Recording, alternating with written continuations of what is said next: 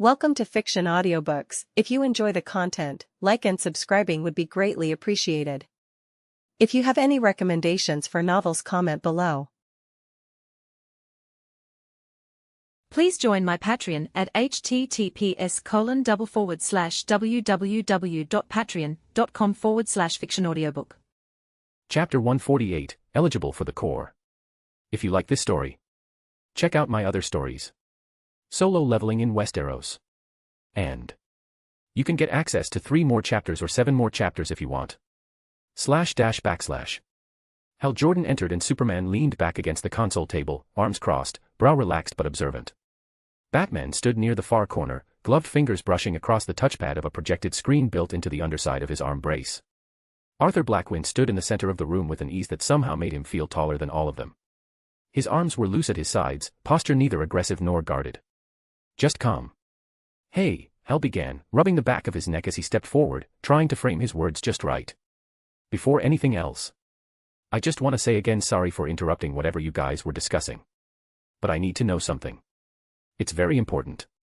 Arthur tilted his head slightly, offering no emotion one way or the other. Which is? The silence that followed wasn't awkward, but it wasn't comfortable either. Hal cleared his throat and shifted on his feet. It concerns you, Arthur, he said. Arthur raised an eyebrow. Ask away already. Hal hesitated, not because he didn't want to say it, but because saying it aloud made it real. He lifted his right hand slightly and tapped a finger against the glowing green ring on his finger. The emerald light pulsed softly in response. Have you seen anyone strange lately? Hal asked, voice lowered a bit. Or, been approached by someone? Arthur narrowed his eyes, posture stiffening ever so slightly. Can you elaborate? He asked, voice quiet but sharp enough to cut glass. Hal sighed, his jaw flexing before he replied. He raised his hand again and gestured more clearly to the ring. This, he said. Have you come across anyone wearing a ring like mine, except yellow? Arthur was silent for a long breath. Then, he laughed. It wasn't mocking or dismissive, but something colder, like someone who already knew where the conversation was heading before it began. You're asking me, Arthur said, taking a step forward, if I've been approached by a yellow lantern. Someone from the Sinestro Corps. Right. Hal froze mid-step, and exchanged a sharp glance with Superman. Even Batman, who rarely allowed his surprise to show, shifted his gaze from his screen. Briefly. That was enough. You didn't expect me to know about them? Arthur said with a faint smirk. You shouldn't underestimate my knowledge, even though it's not that big of an information. You colorful lanterns are scattered everywhere in the universe after all. Hal looked away for half a second, sighing again. No, I didn't. Guess I shouldn't be surprised. Arthur's smirk faded. His expression grew neutral again, unreadable as ever. No, he said. I haven't been approached. Not by yellow. Or red. Or indigo. Or whatever other color spectrum you're worried about. He began to walk toward the door, the room falling into silence behind him. But just before he exited, Arthur paused. He didn't turn his head, his voice carried cleanly behind him. Should I expect something like that to happen? He asked. Calm and direct. Hal stiffened. Superman glanced toward him, letting Hal answer. No, Hal said quickly. No, not at all. It's just a precaution. Arthur nodded. Very well. The door slid open with a faint hiss. And then he was gone. Superman exhaled through his nose, the easy calm of the earlier hall now replaced by an uneasy quiet. Batman's voice broke it at last. He already knew about the Corps, he said. He's either being watched or doing the watching. Honestly, he surprises me every single time. Hal just stared at the now closed door. Let's just hope it stays quiet, he murmured. Because if someone from Sinestro's Corps does reach out to him. He didn't finish the thought. No one needed him to. Arthur walked alone beneath the watchtower's lights, the chatter of the others faded behind him as he turned down a less traveled corridor.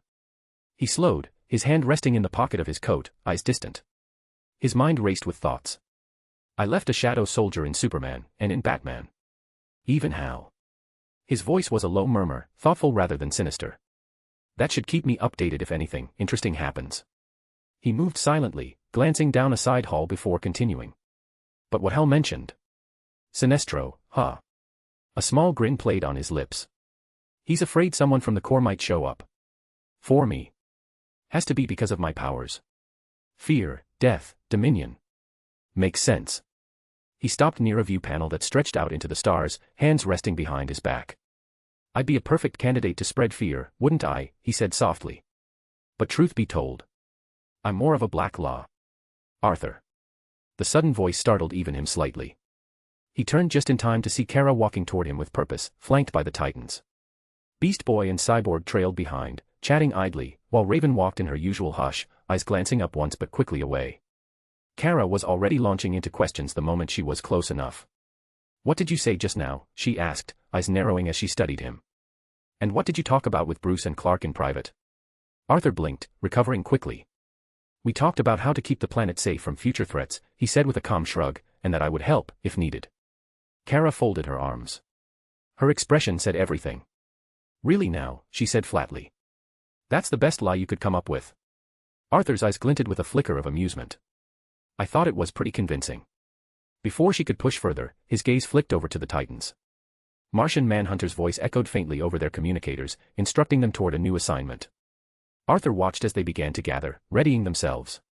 His eyes rested on Raven. He took a step closer and asked quietly, a mission. Raven glanced at him beneath her hood. Yeah, she said softly. Nothing serious.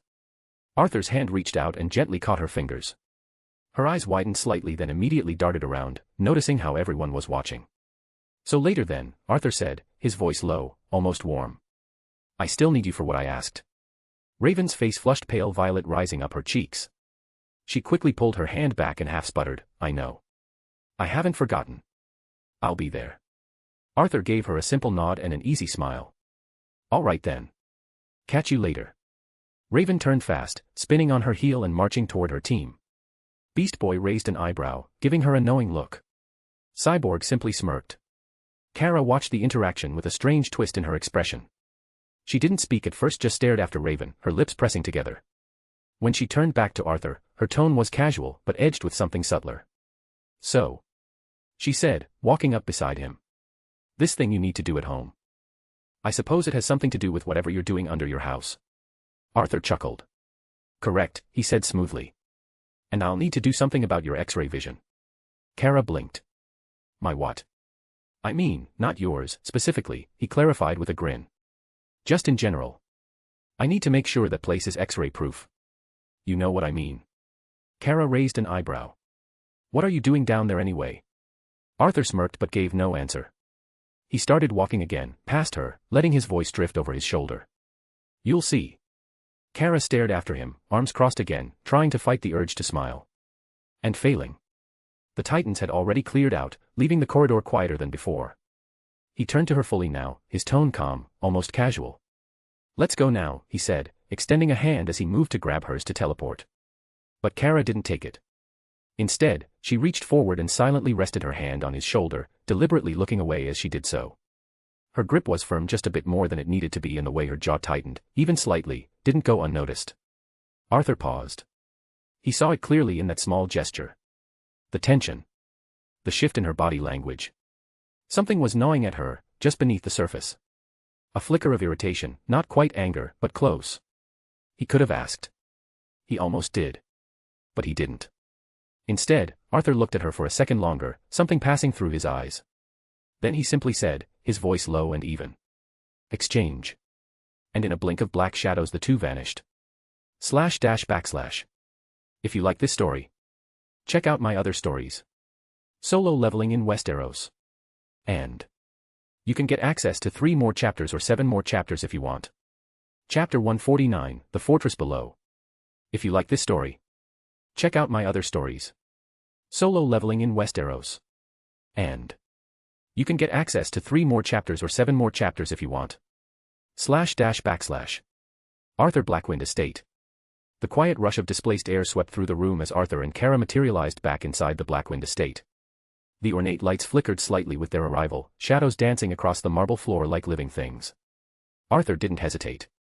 The moment his boots touched the ground, he grabbed Kara's hand firm but not rough and tugged her along. Come on, he said, voice brisk with purpose. Kara, who hadn't expected the sudden contact, stumbled half a step behind him, her cheeks already turning a faint shade of red. She opened her mouth to say something, maybe tease him, maybe not, but the words caught somewhere between her lips and her heartbeat. From the side hall, George, Arthur's ever-loyal but often ignored attendant, waved. Welcome, B.A. But Kara didn't even glance at him, her focus entirely on Arthur's back, his hand still around hers. George blinked, then gave a small chuckle to himself and kept walking, muttering something about, "Dear me." Arthur reached the far end of the corridor, where a seemingly ordinary corner met two walls of dark oak paneling. He stopped, glanced once over his shoulder to make sure Kara was still with him, then raised his other hand. The wall shimmered briefly before shifting, a ripple of shadow-like magic parting the wooden surface like a curtain. There stood a man, or rather, something like a man. With the precise face of Lex Luthor, but this was a shadow. His eyes glowed, and when he bowed, it was without a word. The Shadow Lex. Arthur inclined his head. "Is it ready?" Shadow Lex gave a silent nod, then turned, pressing his hand against the wall. A panel slid aside with a mechanical hum, revealing an elevator unlike any ordinary lift. Its interior was matte black metal, laced with glowing circuitry and deep runic lines. Kara raised her brows, intrigued. "Looks like a villain lair already," she muttered playfully. As they stepped in, she glanced downward, her eyes starting to glow faintly. "I can see where it goes." Arthur didn't look at her, he looked at Shadow Lex instead, who stood quietly behind them. "Do something about supervision later," Arthur said. "Make this place truly hidden. I want it sealed from every spectrum." Kara scoffed, the light fading from her eyes. "I wasn't gonna ruin the surprise. I just like knowing what I'm in for." He gave her a sidelong glance. "Excited, are we?" She didn't answer. Not verbally. But the faintest grin tugged at the corner of her lips. The elevator rumbled once and then descended smooth, quiet, and far deeper than she expected. When the doors finally opened, Kara blinked in surprise and stepped out instinctively. Wow. They entered a vast underground space that stretched far wider than the estate above.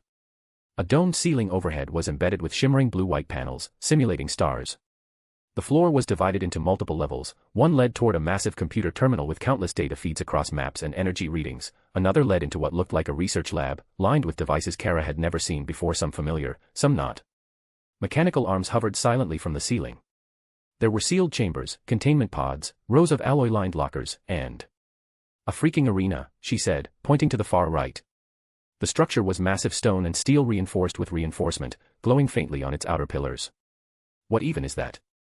Arthur walked a few paces forward, his boots echoing slightly on the polished floor. "A place to test myself, and my soldiers," he said. I asked him to make it as strong as possible. Strong enough to withstand even me. Kara whistled. "This place is huge. I mean, why go through all this? This is pretty much Bruce's Batcave but bigger, and I don't know what to make of it."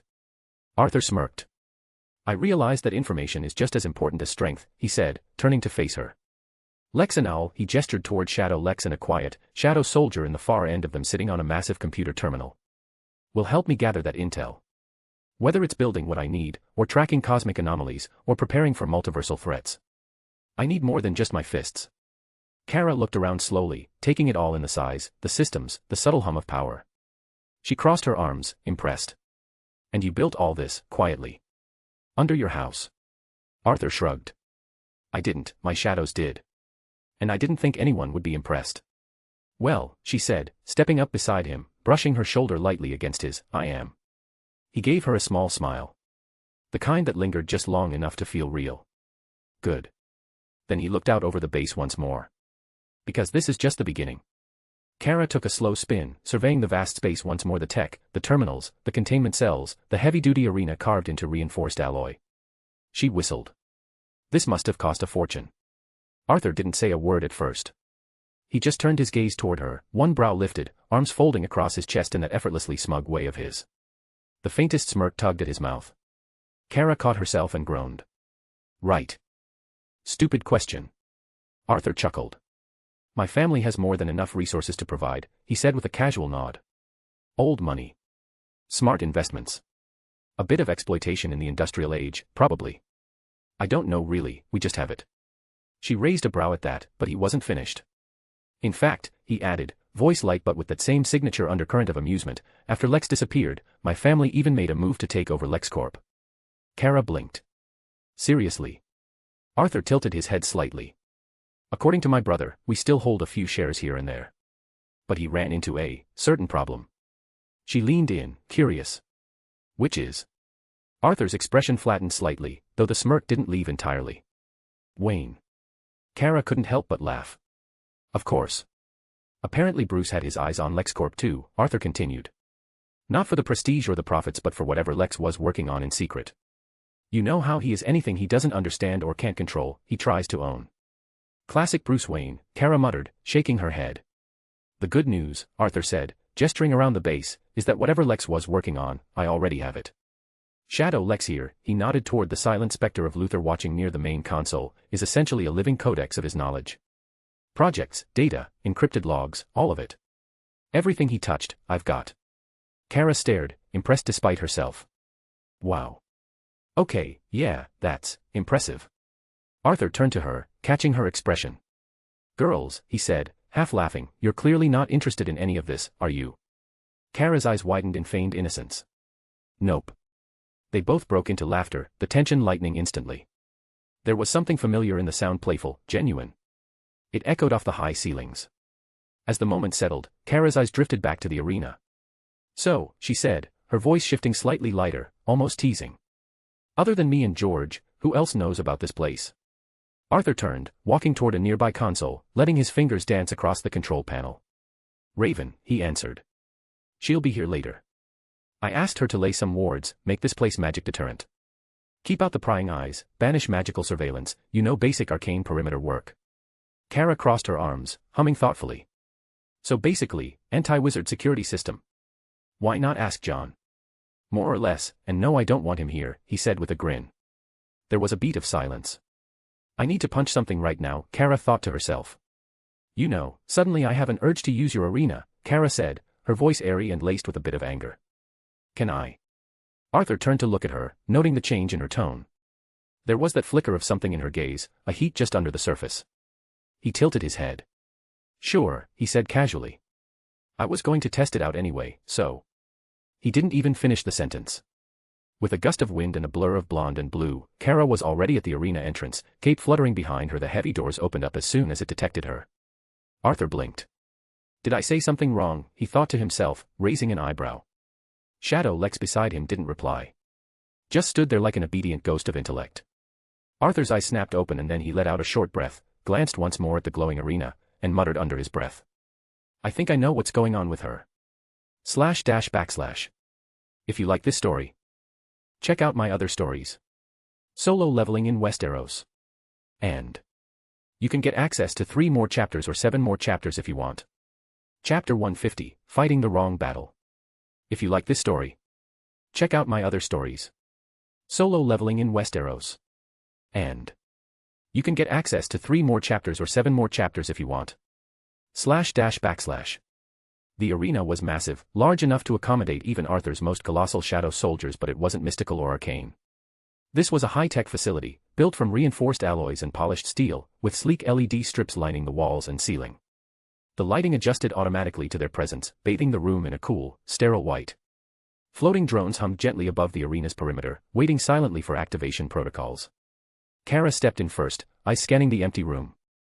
Her cape swayed lightly behind her as she turned a full circle. So where are the punching bags, she asked, tone clipped. It's empty. Arthur followed behind at a calm pace, hands in his pockets, his expression casual but sharp. Yeah.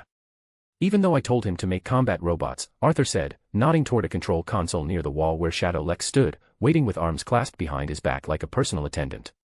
Strong ones. Something that can take a hit from someone like Superman. He turned slightly. Status. Shadow Lex gave the slightest shake of his head, ever composed. Arthur sighed. Apparently, they're not ready. Kara scoffed, jaw tight. Her fists were still clenched, and her foot tapped once against the metal beneath her boots with enough force to leave a dent. She hadn't softened since they'd entered. Her expression still held the same faint scowl he'd noticed upstairs. Something was clearly still bugging her. Arthur's eyes lingered on her for a second longer before he said, almost carefully, I might have an alternative. With a sharp gesture, he snapped his fingers. 2 silhouettes appeared and stepped forward, moving in perfect sync. Ultra and Empress, 2 of his most powerful shadow generals. Violet energy pulsed from their eyes, and their presence shifted the mood in the room at once. The air grew colder, heavier, charged. Ultra, a looming figure in a black and violet, hovered inches above the ground, his arms crossed. Empress, Superwoman's shadow, held a blade forged from shadows itself. Arthur gestured toward them both. Fight my shadow soldiers. These 2 are among the strongest I have. Kara turned slightly, eyes narrowing as she took in the 2 figures. She didn't even blink. "Bring out Doomsday," she said flatly, voice almost venomous. "I don't want to fight trash." Ultra's eyes narrowed ever so slightly. Empress tilted her head in silent amusement. Neither spoke, but the air crackled faintly with restrained power. They weren't used to being dismissed so casually. Arthur blinked, then laughed. Loud, honest laughter. But it was short-lived. When it faded, his face sobered almost immediately. His voice dropped, firm and unyielding. "No." Kara's head snapped toward him, her expression shifting from irritation to something dangerously close to offense. "You think I can't handle him?" Arthur didn't flinch. "Yes." The silence that followed was a tightrope ready to snap. Kara's eyes burned not with heat vision, but pride. She took one sharp step forward, shoulders square, lips pressed tight. She was on the verge of losing it, and Arthur knew it. But before she could speak, he raised a single hand, calm, quiet, confident. His gaze didn't falter. "Defeat them first," he said simply, "and then I'll consider it." Kara didn't respond. Not with words. She stood there, frozen, the muscles in her jaw twitching. Her fingers curled slowly, but she said nothing. Then Arthur reached into his system inventory and pulled out something wrapped in old crimson silk. He tossed it gently to Empress, who caught it with one hand. The silk unfurled as it fell, revealing a gleaming golden cord coiled like a serpent. It shimmered unnaturally, the kind of gold that didn't reflect light, but absorbed it. Kara's eyes widened. "Is that the lasso of truth?" Arthur shook his head, a half-smirk curving at his lips. "No," he said. "Not quite." He turned to Empress and nodded. "Use it. It was yours anyway." Kara tilted her head, still staring. "Then what is it?" Arthur's smile deepened as he looked back at her. "This," he said, his voice low and amused, "is the lasso of submission." The silence that followed was brief, broken only by Kara's stunned blink, and Empress's faint smirk as she uncoiled the lasso and wrapped it around her wrist like it was a familiar weapon returned at last. Kara's lips parted, caught between confusion, embarrassment, and rising challenge. Her cheeks turned the faintest shade of pink. Arthur actually caught himself smiling as he leaned forward and whispered in her ear. "Not that kind of submission." His teasing paused just long enough for his own voice to drop. "On second thought, it is kind of like that as well." He scratched the back of his hair, eyes flicking sideways at her. "Never mind, it's a weapon. Deal with it." He stepped away from the arena and into the cool of the control alcove, where Shadow Lex stood at a sleek console. Arthur leaned in toward him, speaking quietly but precisely. "Lex, this." He gestured toward the arena floor, where Kara lingered, fire coiling around her gloved fist, "is an opportunity. Collect data. Analyze. Track performance output.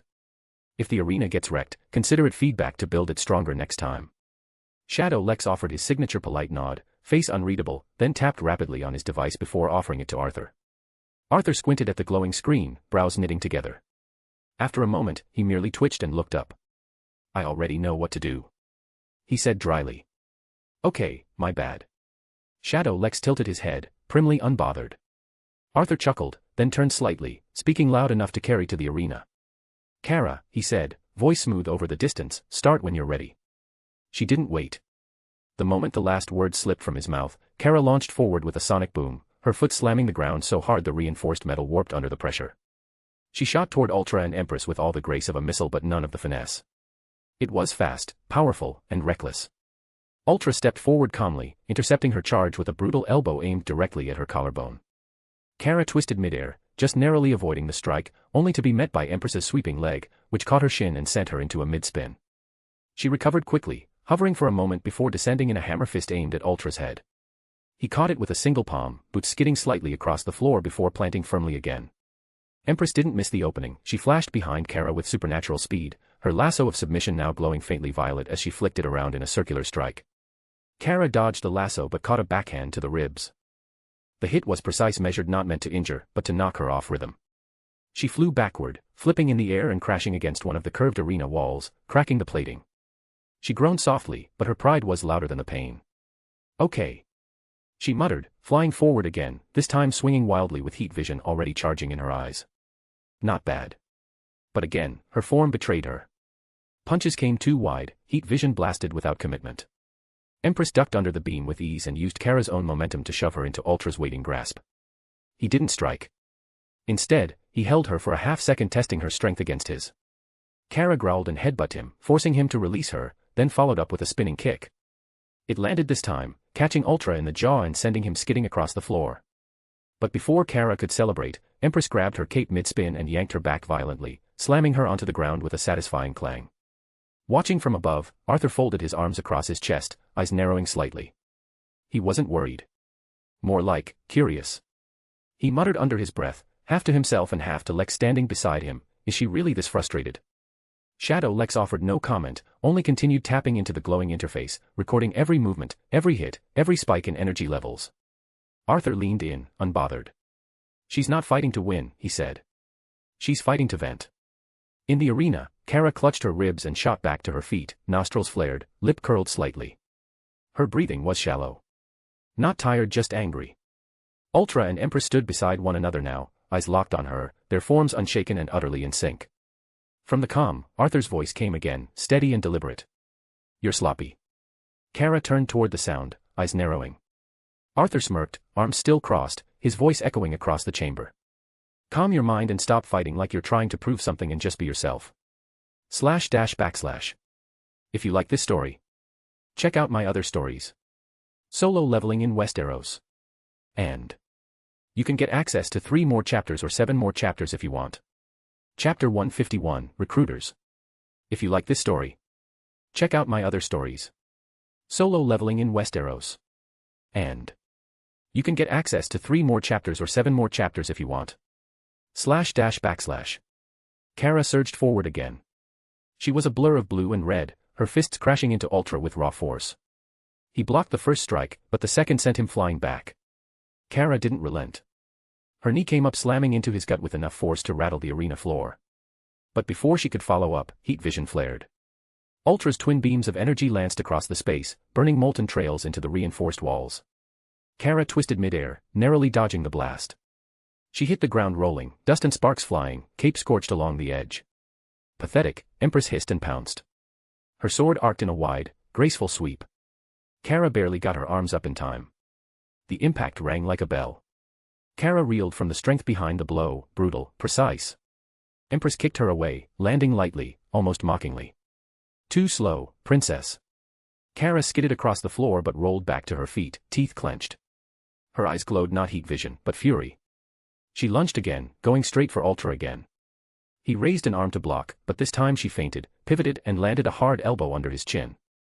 His head snapped back, and before he could recover, Kara caught his wrist and spun him into Empress just as she charged.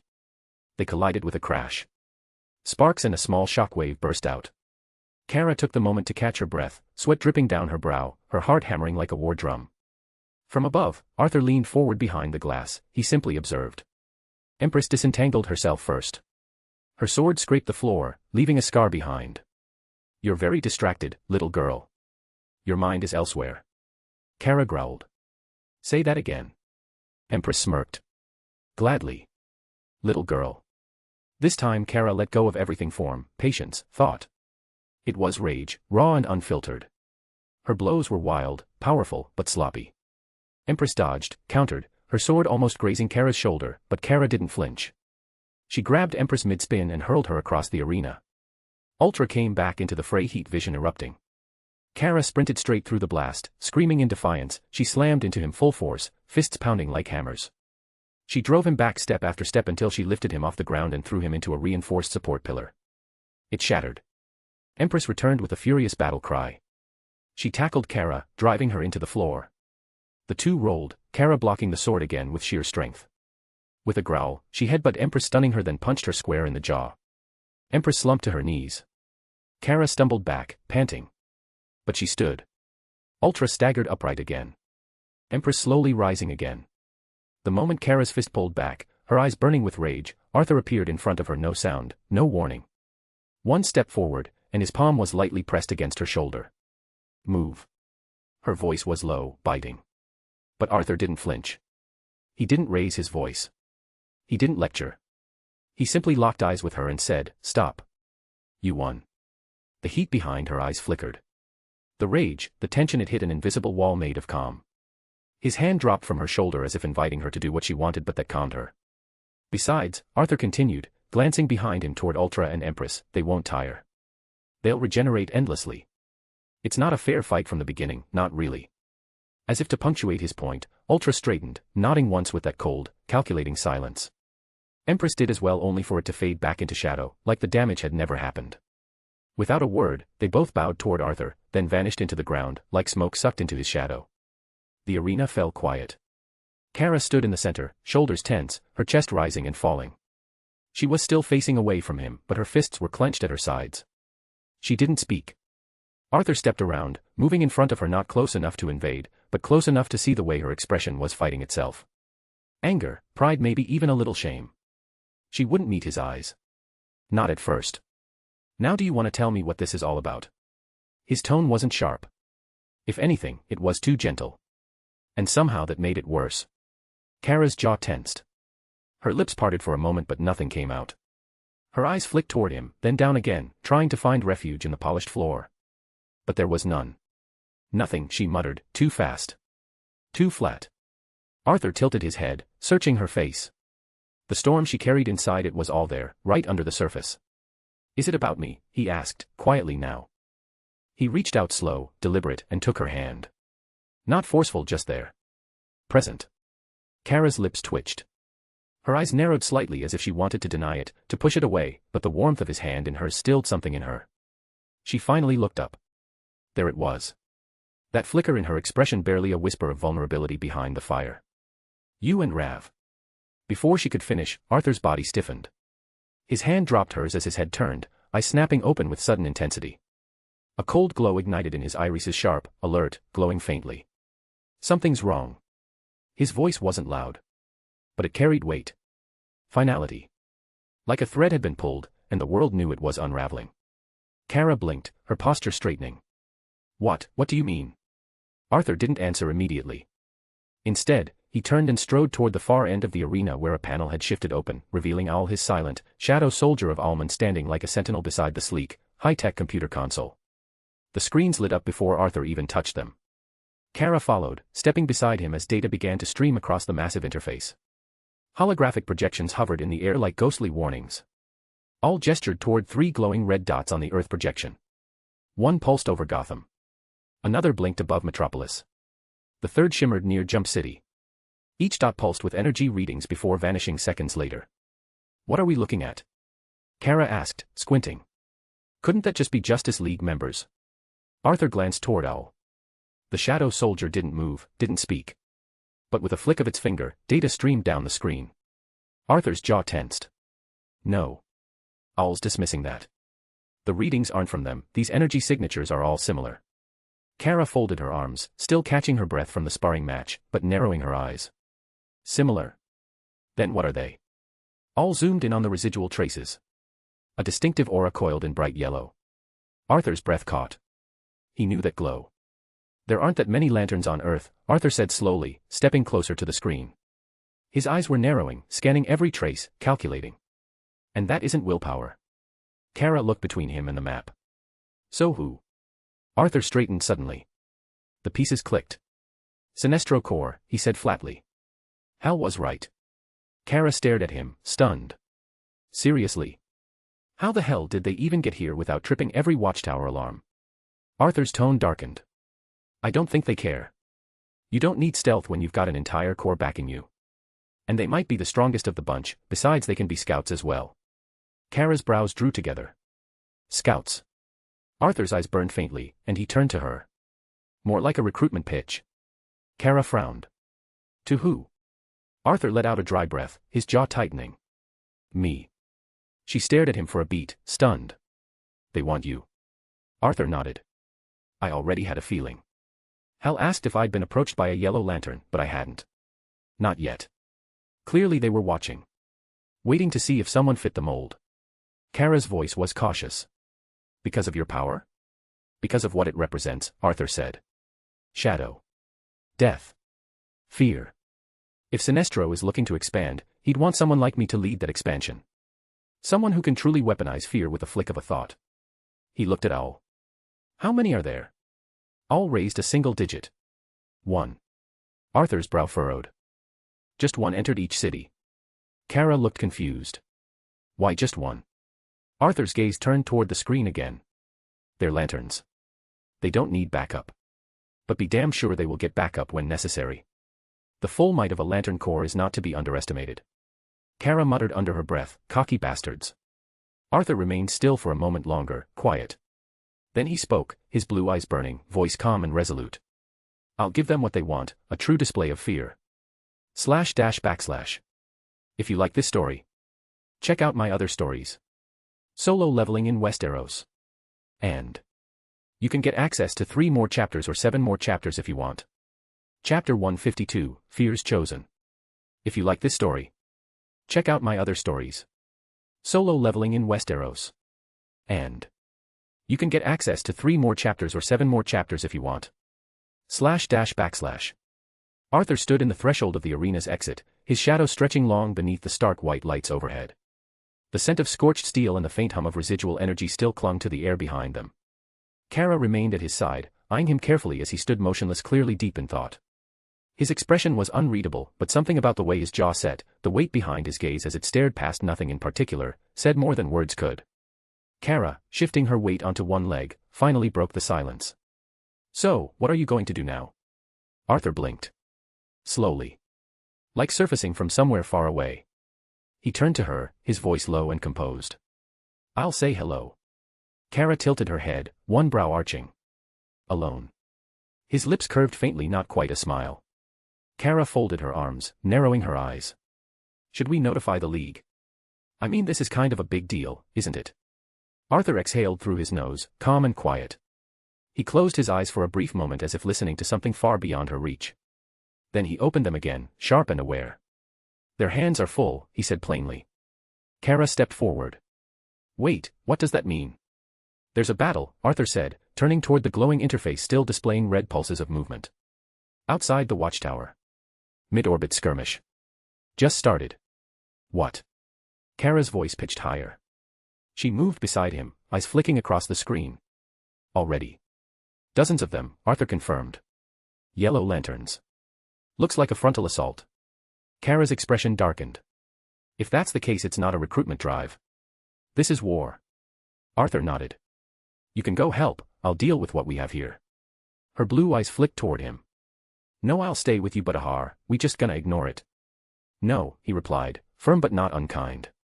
"We trust them. The League can hold the line. That's what they're built for and the least they can do. Besides, if this was meant for me, then this whole thing's a distraction." He turned to face her fully now, his posture relaxed, but his tone anything but. "We check here in Gotham first. That's where one of them landed. That's where I say hello."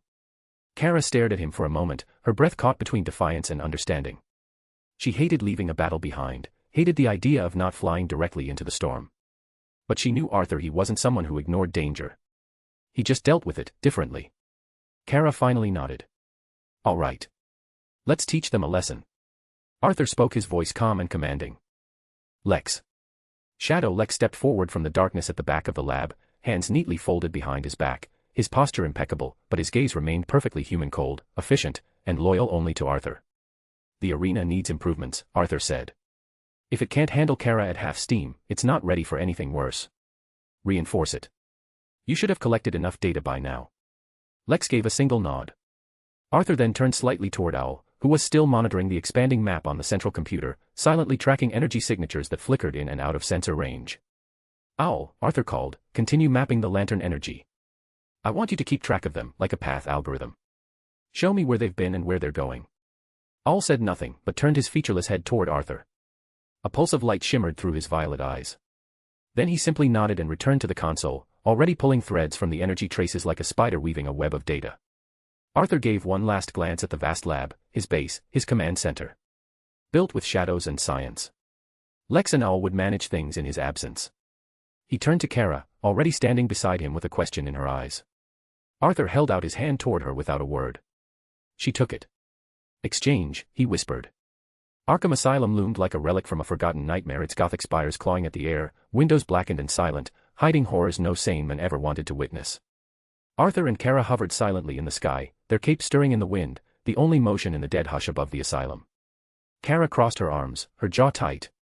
"I hate this place, you know," she muttered, glancing down with a scowl. "I can't stand it." Arthur's eyes never left the building.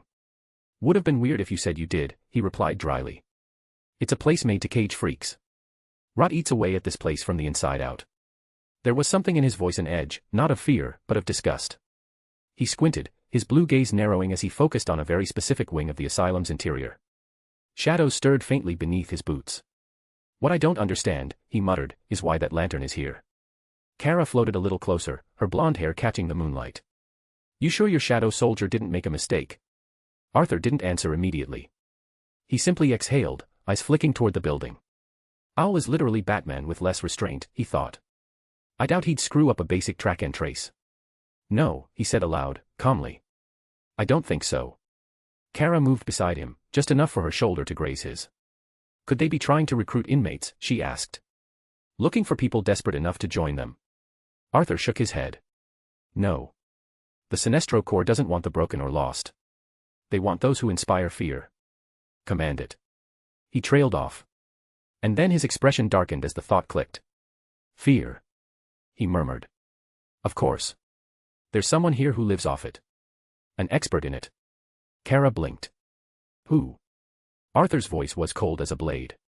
Scarecrow. A gust of wind passed over them. Arthur turned, let's go inside. Kara gave a tight nod, her expression focused. No quips this time. No hesitation. They both angled downward, Arthur descending like a streak of living dusk, Kara right behind him, her flight more a meteor's fall than a glide. The watchtower, orbit. The black canvas of space was torn open by war. Amid a backdrop of stars, the battlefield above Earth burned with streaks of emerald and malicious gold. Dozens of Sinestro Corps lanterns moved in tight, predatory formations, each one trailing constructs of spears, serpents, and jagged fear-forged machines, all pulsating with sickly yellow light. But they weren't alone. The Justice League had answered. Superman surged through the void like a crimson comet, cape trailing behind him like a war banner. His fists glowed with residual solar energy as he rammed through constructs and shields alike, sending yellow lanterns scattering with explosive force. With heat vision carving arcs through space, he was relentless, precise, and deadly. In the center of it all, two beams clashed.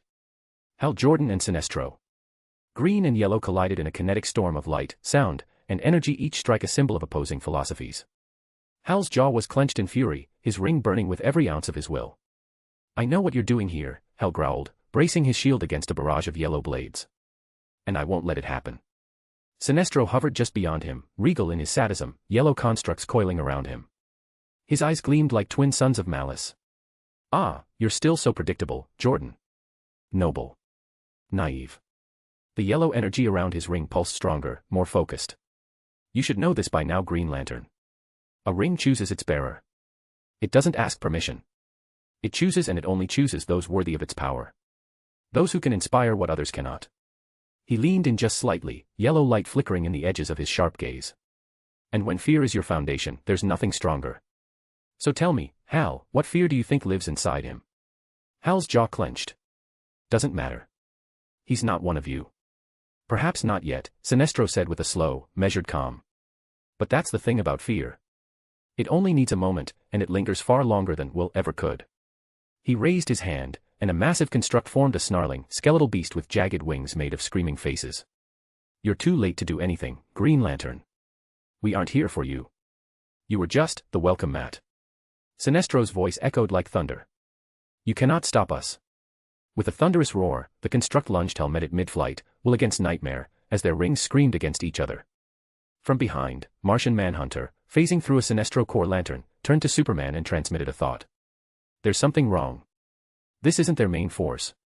This is too contained. They're keeping us occupied. Superman's eyes narrowed, glowing brighter. A diversion. // If you like this story, check out my other stories. Solo Leveling in Westeros. And you can get access to 3 more chapters or 7 more chapters if you want. Chapter 153, Arkillo. If you like this story, check out my other stories. Solo Leveling in Westeros. And you can get access to 3 more chapters or 7 more chapters if you want, // Gotham, Arkham. Arthur pushed open the metal doors of Arkham, the emergency lights flickering overhead. A faint hum of electricity buzzed through broken intercoms. Smoke lingered in the air like an old ghost refusing to leave. Arkham smelled of iron, sweat, and fresh blood. Kara hovered behind him, her boots lightly tapping the cracked floor tiles as she landed. Her nose wrinkled at the stench, and her eyes scanned the ruined hallway guards slumped against the walls, some with twisted expressions frozen in death. Inmates in nearby cells whispered nonsense or laughed into the darkness. One guard lay sprawled against the wall, neck bent at a grotesque angle. Another's visor flickered weakly, his lifeless eyes staring up at nothing. Kara stepped forward, her fists tightening. "This place is worse than I remember," she muttered, voice low with disgust. From within the cells, the mad began to stir. "Are you real?" came one voice, cracked and gurgling with blood. "Can you come over here?" Another cackled. Pretty golden girl, I'll tell you secrets if you smile at me." A man smeared with blood and chalk grinned through broken teeth. "She can fly, oh the pretty one can fly. Maybe she can take us with her somewhere nice." Kara stopped. Her patience snapped. She turned sharply, eyes glowing a burning red, heat vision pulsing at the edge of release. The hall was suddenly awash with crimson light, casting shadows like demons across the walls. Every mad whisper in the block fell silent. The inmates backed away into the dark corners of their cells, trembling, some falling to their knees, others raising their hands in surrender. Sorry," one croaked. "Don't burn me," another whimpered, clutching a ratty teddy bear like a lifeline.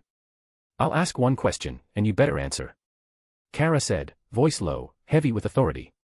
"Where is he? The one who did this?" Her tone left no room for lies.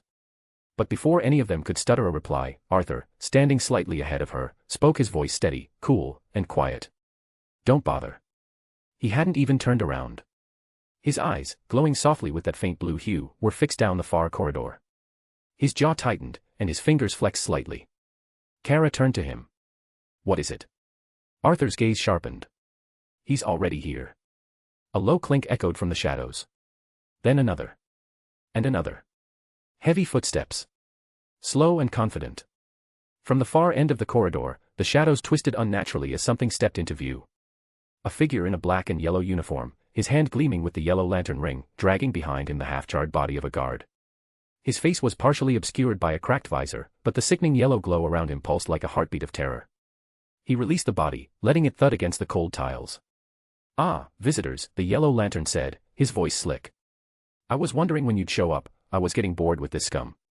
None of them are worthy, you see." The cells around them grew deathly silent. Even the madmen stopped breathing. Arthur took one slow step forward, his eyes glowing brighter now. Kara mirrored him, still hovering slightly, heat shimmering off her skin. The corridor pulsed faintly with the yellow hue emanating from the ring. There Arkillo stood tall, hulking, reptilian, and vile. His jagged teeth were bared in what could barely be called a grin, more akin to a threat.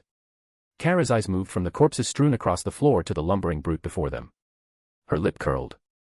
"I don't particularly have a problem with other species, since I'm an alien myself," she said, her voice sharp and utterly unapologetic. "But you're one ugly bastard." Arkillo paused. For a beat, even the ever-creaking Arkham seemed to go still. Then Arthur, standing a few steps ahead, let out a single, quiet chuckle. A smirk tugged at his lips. "I mean," he said, without even glancing at Kara, "I can't argue with that." The yellow lantern's smile fell. His massive jaw clenched, and his glowing yellow eyes narrowed with venomous insult. "You don't know who I am, do you?" Arthur's smile thinned into something colder. He tilted his head slightly, shadows curling faintly around his figure. Without a word, he raised his right arm, and in a flash of violet-black mist, the Kamish twin blade appeared. Its long, curved edges gleamed ominously in the flickering light, pointed now straight at Arkillo. "It doesn't matter who or what you are." The lantern's ring flared, casting an aggressive surge of yellow across the corridor. "I am Arkillo, savage of Vorn, wielder of fear, warhound of Sinestro himself." His voice suddenly stopped. His expression shifted, no longer just offended but puzzled, then intrigued. He squinted toward Arthur, and something inside the glow of his ring pulsed, brighter. Reacting. Then realization. "Oh. I see now," Arkillo growled, voice laced with something near awe. "You're the one. The ring, it's not making a mistake." Kara hovered slightly higher, fists clenched, floating just off the ground now like a coiled strike waiting. "The hell are you talking about, freak?" she snapped. Arkillo didn't respond right away. His ring shone brighter, yellow tendrils beginning to swirl up around him like flame licking from his skin. With one broad arm, he raised his hand high. "Fear," he rumbled. "That's what you'll understand, when you kneel soon." But he wasn't fast enough. Arthur moved. One step. No heads up. A snap of displaced air cracked the silence as he surged forward, his twin blade carving through space with deadly precision. The blow was aimed directly at Archillo's torso, the blade glinting with lethal intent. Kara moved to follow, but Arthur's voice cut through the moment like the edge of his blade. I got it. He didn't look at her. His tone was calm but final. This is my fight. He's not a threat. Archillo snarled in offense, yellow constructs already forming around him, jagged, brutish weapons of war, a massive serrated axe in one hand, a coiling whip of energy in the other. Arrogant, Archillo spat, spreading his arms wide like a gladiator welcoming death. I'll make sure to drill some fear into that skull of yours, once you're wearing yellow. Kara floated back slightly, watching them with narrowed eyes, but her concern was laced with reluctant trust. Arthur wasn't being careless. He knew exactly what he was doing. Earth, orbit. A storm of light and willpower raged above the curvature of the earth. The void was torn apart by brilliant streams of emerald and gold, interweaving and colliding like furious serpents across the dark vacuum. Some green lanterns alongside the Justice League and a big yellow force clashed in the brutal silence of space, their combat echoing only in vibration and violence. Glowing constructs of jets, spears, beasts, and blades crashed into each other mid-flight, exploding into radiant flares that illuminated the endless black. At the heart of it all, Sinestro. Glowing with a sickly yellow. The lines of his face remained still and severe as he deflected 3 green blasts with one elegant, crescent-shaped shield construct. With a flick of his wrist, the shield splintered into razors, darting back at their sources 2 rookie lanterns who barely managed to raise barriers before being flung across the void. Hal Jordan barreled through them in a streak of green, eyes blazing beneath his mask. You're running out of puppets, Sinestro. Hal shouted, construct gauntlets forming over his fists. Just like you're running out of time. Sinestro turned toward him slowly, ring glowing brighter, casting shadows along his angular face. You always were impatient, he murmured. Hal lunged, and the two collided fist against fist, green against yellow, sparks of raw wool bursting from the clash. They spun through the dark like twin comets, trading blows at light speed, each strike shaking the orbit with shockwaves of power. Then, just as Hal got in close, pushing Sinestro backward with a construct battering ram, Sinestro's ring pulsed. A transmission cut through the battlefield, unseen by all but one. Archillo has found him. Stronger than expected. Possible match confirmed. Sinestro's eyes narrowed. So, he said under his breath, glancing past Hal, not at him but through him. Without breaking eye contact, he raised his hand to the side and spoke through his ring. Very well. There's no point looking for someone else. Another pulse of yellow lit up the void around him. Back up, Archillo. You 3 should team up and carry out the task. Together. The words were calm, commanding, and sharp. Remember. Sinestro added, voice dropping an octave as the ring surged with grim authority, we need him alive. He ended the transmission. Hal's fist came again, but this time, Sinestro caught it. His ring flashed brighter than a sun, and a surge of yellow erupted outward in a concussive shockwave that hurled Hal backward, tearing through several constructs behind him. Hal spun wildly through orbit, stabilizing himself with a grunt and a flash of green. Sinestro didn't pursue. He smiled cold, knowing, victorious. Time's up, Green Lantern. // If you like this story, check out my other stories. Solo leveling in Westeros. And you can get access to 3 more chapters or 7 more chapters if you want. Chapter 154, True Fear. If you like this story, check out my other stories. Solo leveling in Westeros. And you can get access to 3 more chapters or 7 more chapters if you want. / Arkham Asylum. What was once a place of madness and containment now echoed with collapsing rubble and screaming steel. The air stank of the power of fear. Kara hovered just above the crumbling floor, her arms crossed, her eyes narrowed, not intervening, not yet. Arthur Blackwynd stood at the center of the ruined corridor, Kamish twin blade in hand. Across from him, Archillo, hulking, monstrous, with skin like scarred armor and eyes glowing beneath his tusked jaw, snarled through yellow, pointed teeth. The Sinestro Corps lieutenant's ring pulsed, glowing with violent light. You think that stick makes you powerful, boy? Archillo growled, forming a massive, glowing construct mace in his right hand and a buzzing energy flail in the left. I've slaughtered warriors who towered over you in both size and fear. Arthur simply smirked. His stance was relaxed, almost bored. You talk a lot for a dead man, or alien, or whatever you are. And then he vanished. Speed step. A crack echoed, followed by a gust of air, and suddenly Archillo jerked back, roaring as a deep gash tore across his chest, molten yellow energy and then followed by blood spraying onto the ground. Arthur was already gone before the construct flail could whip toward him, reappearing above and behind, flipping midair as he spun the twin blade like a hurricane of steel. Archillo blocked with the construct just in time, but the impact shattered it like glass. What? Archillo growled. He didn't have time to finish. Arthur ducked low, his blade scraping sparks from the floor as he skated around Archillo's side. With a twist of his fingers. Ruler's authority. A massive invisible force slammed into Archillo's side like a telekinetic freight train, sending the yellow lantern crashing through a wall and into a holding cell. The inmates inside screamed as debris and dust exploded outward. "You call yourself a herald of fear?" Arthur said, stepping slowly through the smoke, voice low. "Fear shouldn't just talk. It should hunt. Like this." Archillo roared and retaliated. Dozens of glowing yellow constructs bloomed around him, spear-tipped chains, rotating saws, even a malformed construct alien-looking beast coiling down from above. They swirled like a cyclone of death, and this time, they moved fast, too fast. Arthur darted back, dancing between them with hair's-breadth movements, bending gravity with each pulse of speed step. The chain missed by inches. The blade grazed his coat. Then a spike trap caught him. The construct slammed shut around his left leg, glowing yellow as it locked like a bear trap. Archillo grinned. "Got you." But Arthur only looked down. Then up. And smiled. "You really didn't." The trap was crushed and scattered a second later, not by strength, it did with will. The aura of Ruler's authority expanded outward like a pulse, bending and breaking Archillo's constructs mid-form. Archillo stumbled back, shield forming, but Arthur had already moved. He appeared behind Archillo again, the Kamish twin blade resting against the alien's thick neck. Kara's eyes flicked to Arthur, sensing the shift. His expression had changed. "No more play. Let me try something." Arthur locked eyes with Archillo and then he muttered, almost to himself. He took in a single breath. Then exhaled. And then he spoke. No, not spoke. Roared. Dragon fear. The sound was ancient. Primeval.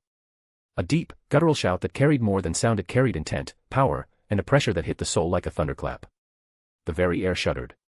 Inmates across the asylum screamed in their cells, some clawing at their heads, others falling to their knees sobbing in madness.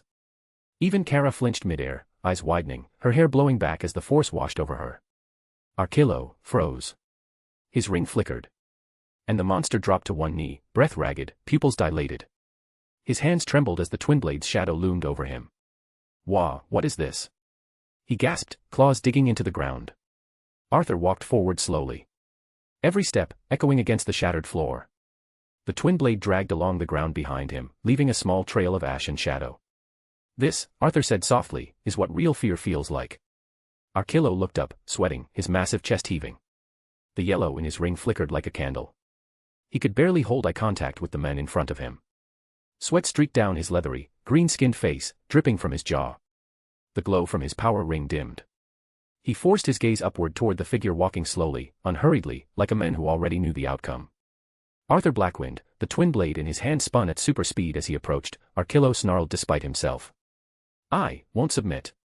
With a trembling arm, he raised his ring-bearing hand, the yellow light pulsing once more in defiance. Arthur didn't flinch. He vanished in a flicker speed step. And in the blink of an eye. A clean, perfect slash. Archillo's breath caught. He looked at his hand only to realize it wasn't there anymore. His wrist ended in a stump, spurting blood in sharp pulses. His severed hand crashed to the cracked tiles with a dull thud, the ring still pulsing with energy, twitching on the severed finger. A scream erupted from Archillo's throat, a guttural wail of agony and disbelief. Arthur was already kneeling. His expression, calm as ever, reached out for the ring. But before his fingers touched it, the ring zipped upward, drawn by its own will, and like a streak of lightning reattached itself to Archillo's other hand with a blinding glow. Arthur's eyes narrowed faintly. "Persistent thing," he muttered, straightening. Then, quietly, to himself. "I guess you really need to die before I can take that." His twin blade rested against his shoulder, crackling faintly in the tension. "After all, I needed to craft this thing." As if in answer, the faint blue holographic shimmer of the system interface blinked before his eyes. Item identified, Power Ring, Sinestro Core. Used as catalyst with Voltham's cracked ring. Resulting in. Arthur tilted his head. "Very well, system." His eyes lit up, the air around him dropping in temperature. Just then, Archillo, clutching his wrist, growling through pain, began to rise again, trembling with rage and defiance. But Arthur's body stiffened. His senses flared. He turned his head slightly. "Kara," he said calmly. "Heads up. We've got some trouble incoming." Hovering a few feet away, her cape stirring in the acrid air, Kara's eyes narrowed. "I know. They're close." Before anything else happened, Arthur returned his gaze to Archilo, who had barely managed to stand again, shoulders trembling, ring pulsing brighter once more. Arthur exhaled slowly. Bloodlust. The moment it surged through him, the air around Arthur darkened. From intent. Killing intent. Archilo's knees buckled again, involuntarily dropping. His breath hitched. Again. What is this? He gasped out, his voice barely holding together. The pressure was suffocating. His ring blinked erratically like a heart under cardiac arrest. Arthur slowly walked forward. Twin blade in hand.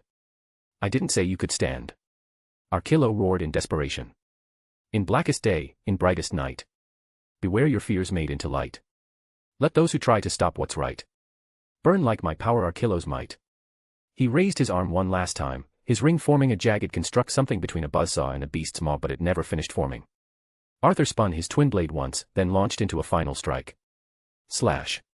A single arc of pure momentum and shadow. Archilo's head separated cleanly from his neck.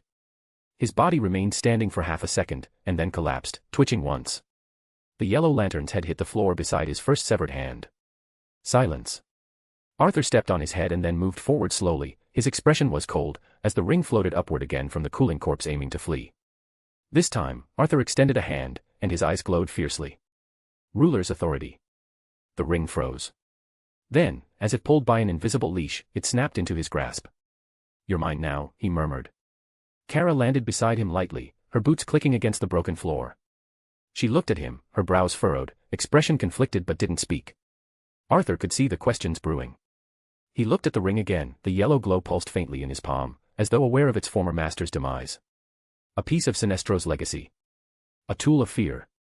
Arthur slowly brought the ring closer to his finger. Arthur. Kara's voice was tense, sharp with unease.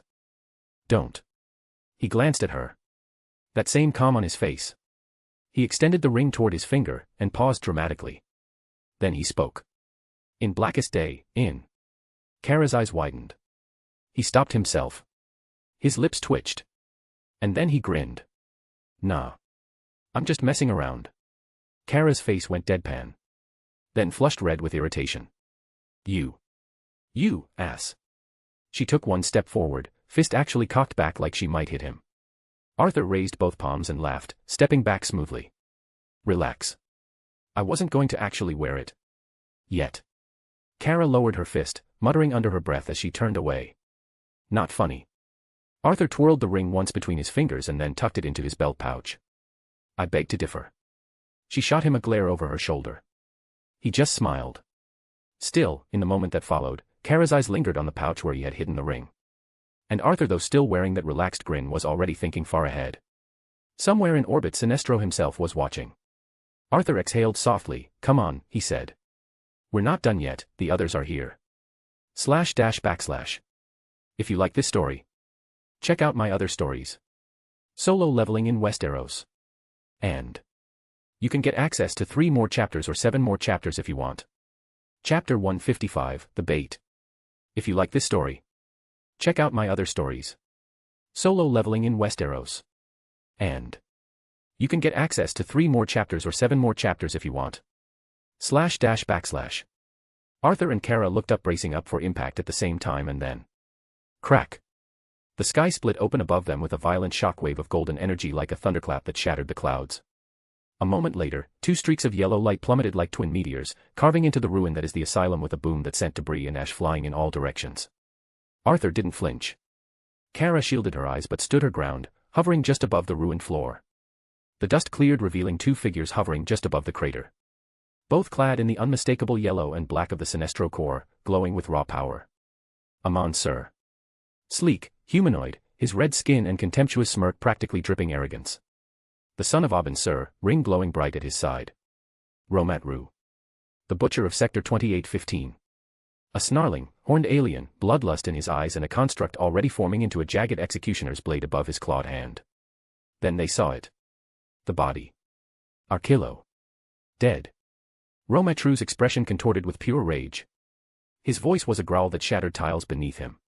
You filthy earthborn worms. That was our general. Amon Sur's face twitched, not with shock but with realization. His eyes locked onto Arthur. And then he smiled. A slow, chilling grin that didn't reach his eyes. Well, he said, voice cool and mocking. Looks like we found him. Arthur exhaled.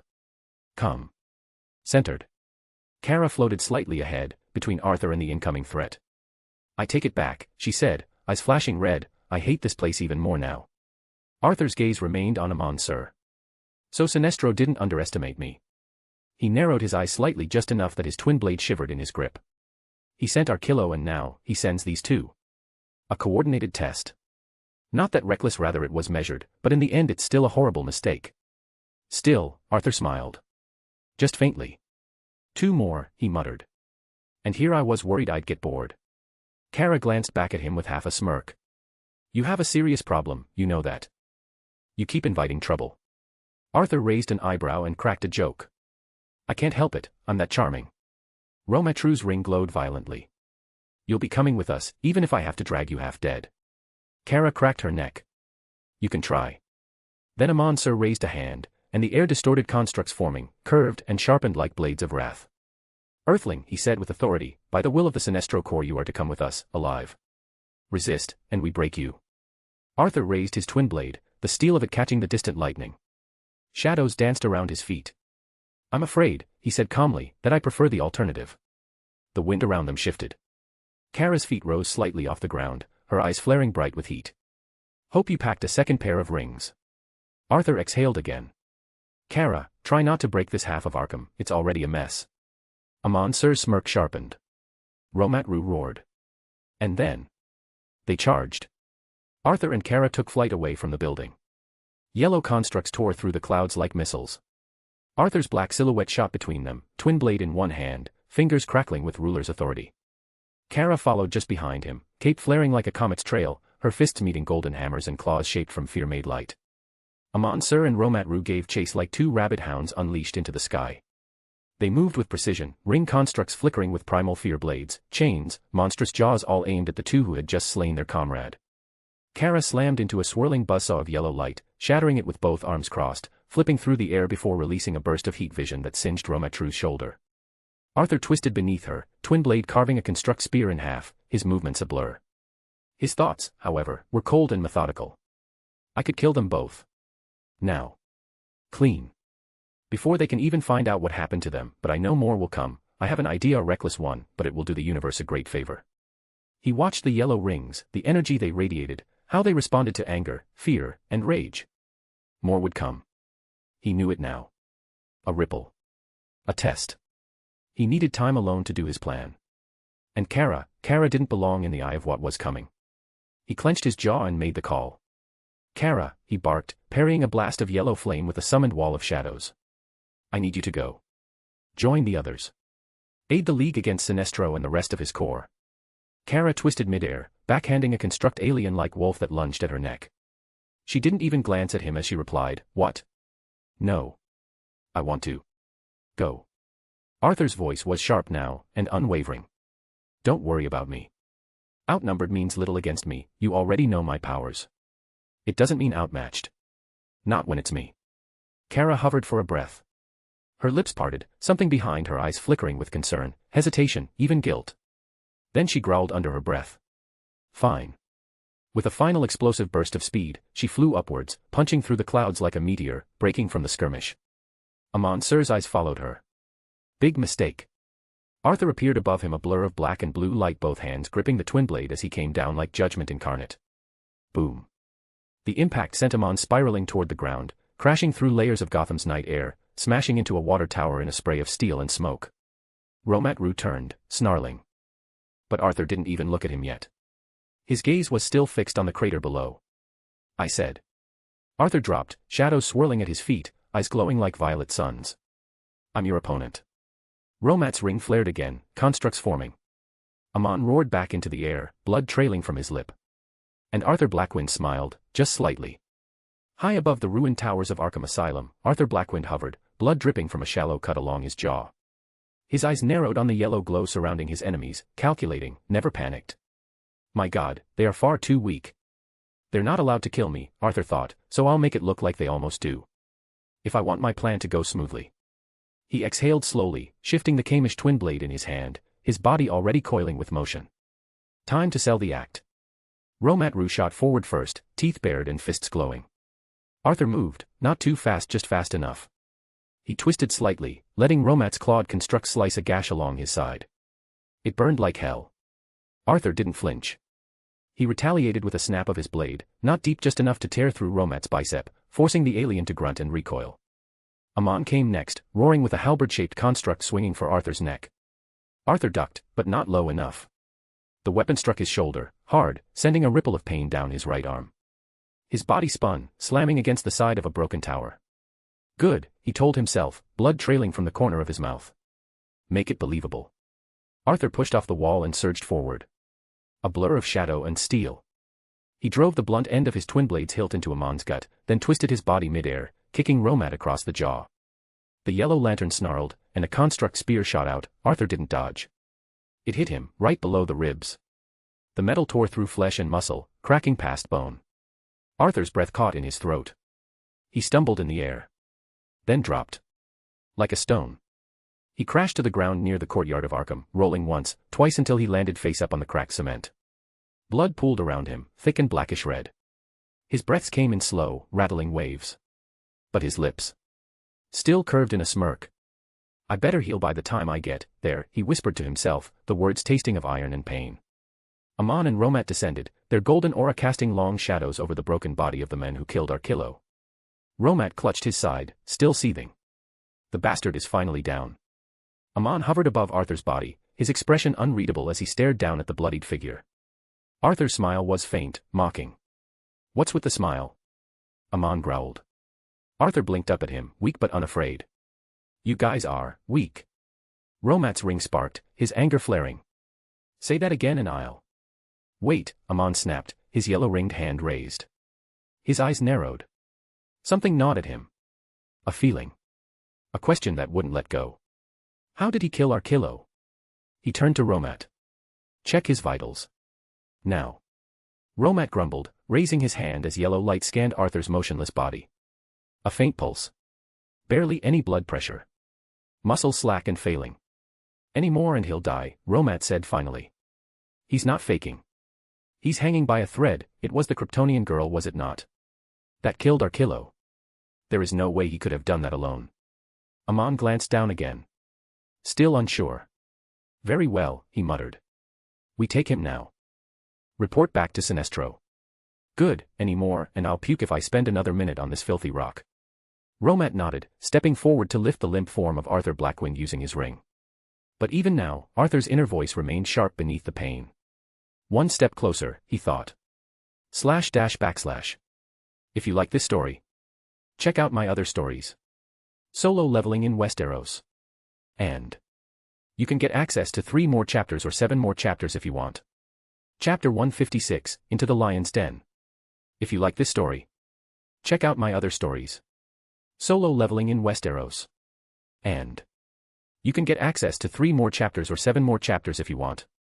// The yellow lanterns were on their way to leave the planet and then. Suddenly the sky above Gotham cracked with the thunder of force as Kara shot downward like a comet, her eyes blazing with fury and panic. She had barely broken atmosphere before the yellow lanterns noticed her. Well, Romatru sneered, clenching his ring hand, the Kryptonian brat came back. Amon Sir narrowed his eyes at the streak of blue and red. I knew she was there watching somewhere. Prepare for. Kara didn't wait. She was already hurling forward, fists clenched, the sonic boom of her descent splitting the clouds. I had a feeling something like this would happen, she muttered through clenched teeth. Her voice rose, strong and sharp. I'm not letting you take him. The yellow lanterns raised their rings in unison, yellow constructs forming a massive shield, claws, chains, jagged spears of energy. Arthur, bleeding and half-conscious between them, cracked one bloodied eye open. His lip curled into the faintest smile, even as blood dripped down his chin. And I knew you'd come back, idiot, thankfully I anticipated this, he thought. Then like a scream from the void a black blur streaked from the sky and slammed into Kara mid-flight. The impact was thunderous, the shockwave rippling through Arkham's broken grounds. Kara was flung sideways, spiraling midair before crashing through a concrete pillar. What the hell was that? Romat growled, scanning the skies. His ring lit up in warning. Amon's eyes widened. Thing. I don't know what it is, but we mustn't tarry. We move. Now. but the figure that now hovered above Kara wasn't just something. It was Galatea. Her black and violet figure shimmered with residual impact energy. Her glowing eyes narrowed on the recovering Kryptonian. Galatea landed hard, the ground cracking beneath her boots. She didn't waste a second, her fists were already flying. A left hook slammed into Kara's side, a right uppercut to the jaw. Kara grunted, parrying the next blow and trying to push back, but Galatea was relentless. Another punch, another jab. "You idiot." Galatea shouted between strikes, her fury barely restrained. "Stay out of it." Kara finally shoved her back with both palms, eyes blazing red. "What the hell are you doing?" "They're taking Arthur." Galatea surged forward again, but this time, instead of striking, she grabbed Kara by the shoulders and pinned her against the broken pillar. "It is my king's will to be taken," she hissed. Kara froze. "What?" she breathed.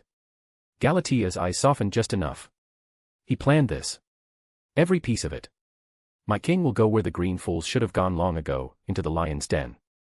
She released Kara and turned her back. "He's going to end this before it begins."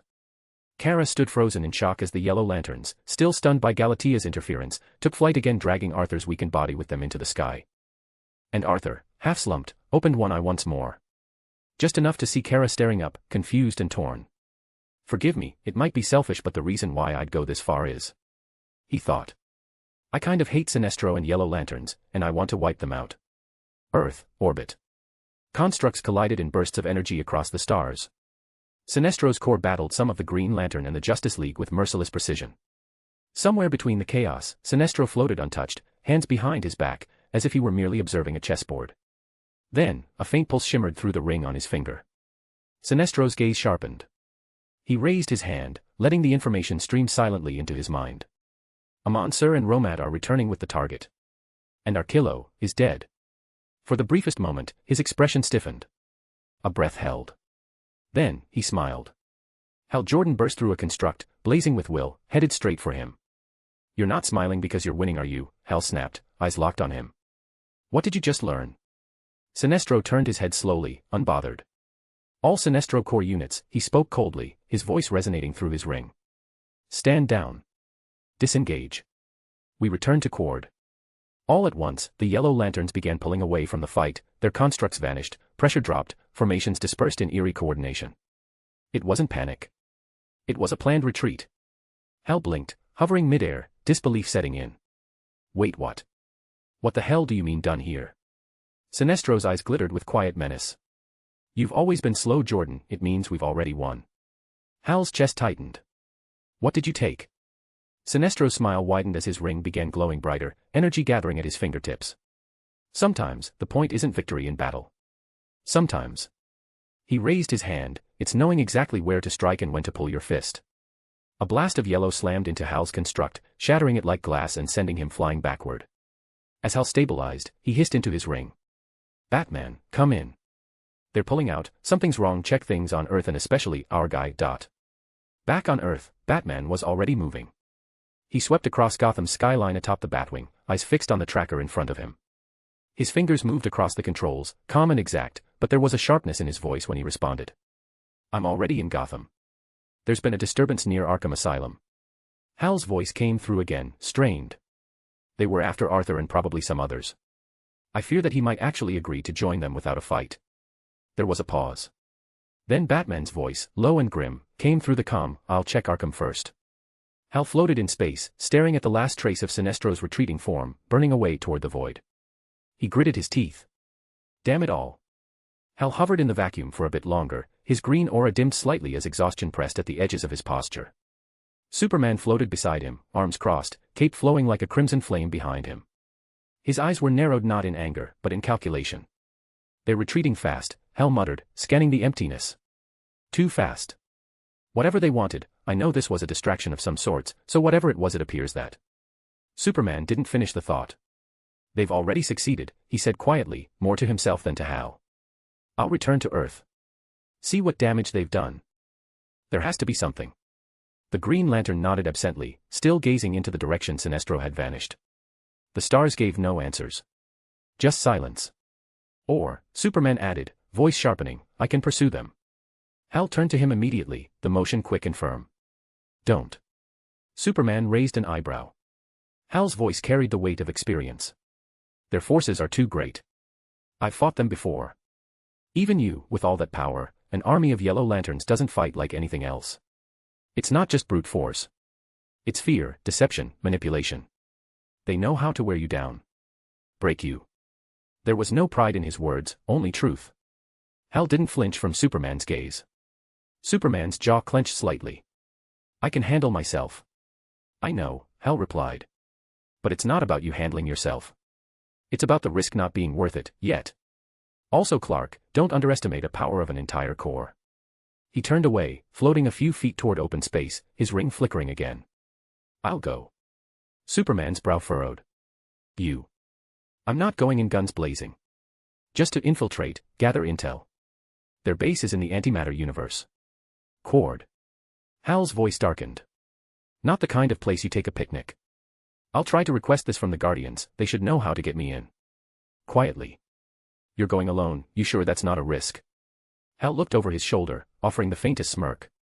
It wouldn't be the first time I do something like this, trust me Clark, I know them very well. Superman was silent for a long moment, then nodded once, the tension in his shoulders easing slightly. I won't stop you, he said. But if you can make contact, do it. Anything. Even just your location. We'll be listening and if possible we'll come. Hal's expression shifted, the humor gone. You'll know if I'm alive. Superman didn't like that answer. With a brief flare of green energy, Hal began to drift away, his silhouette outlined in space. The ring on his finger pulsed with determination, and something quieter underneath it. Will. Superman lingered a moment longer, watching the space Hal had left behind. Then, without a word, he turned and soared back toward the planet below, faster than light, faster than thought. // If you like this story, check out my other stories. Solo leveling in Westeros.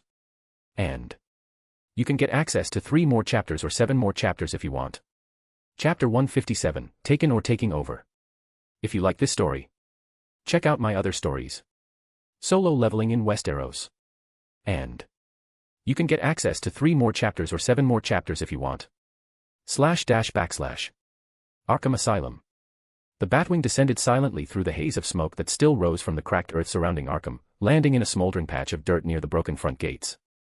Batman emerged, his cape fluttering briefly as it caught the wind. The gloom clung to the air. He moved with silence through the halls of the asylum, the glow of emergency lights flickering.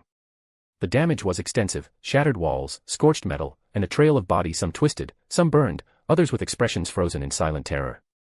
His cowl's HUD scanned every surface, tagging blood splatters, footprints, heat signatures. A trail of chaos winding through Arkham like a scar.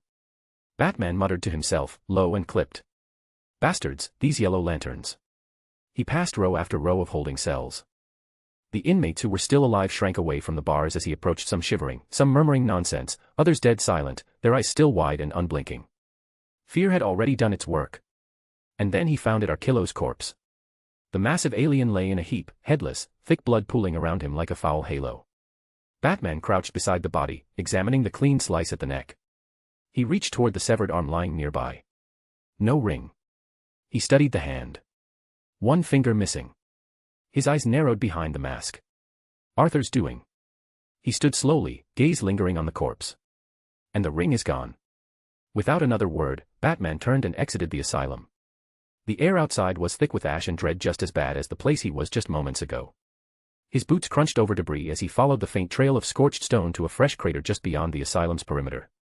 Sitting atop a half-melted slab of concrete was Kara. Her elbows rested on her knees, cape draped loosely behind her. Her gaze was fixed on nothing in particular, lost in thought or frustration. Standing beside her, arms folded across her chest, was Galatea. The Shadow's violet glowing eyes didn't move from Kara for even a second. Batman approached without a sound. Kara looked up as he arrived, eyes weary but still burning beneath. "Where is Arthur?" Batman asked plainly. Kara didn't answer right away.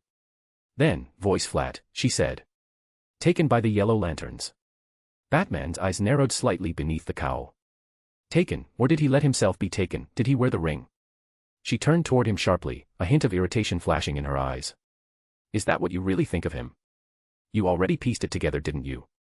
Batman nodded once. "I found the dead lantern. His ring is gone. I assume Arthur took it." Kara stood up, brushing ash off her hands. I don't know, Bruce, she muttered. And I don't care. And with that, she floated up into the sky without waiting for another word. Batman watched her go, cape unmoving in the dead air. Then his gaze shifted to Galatea.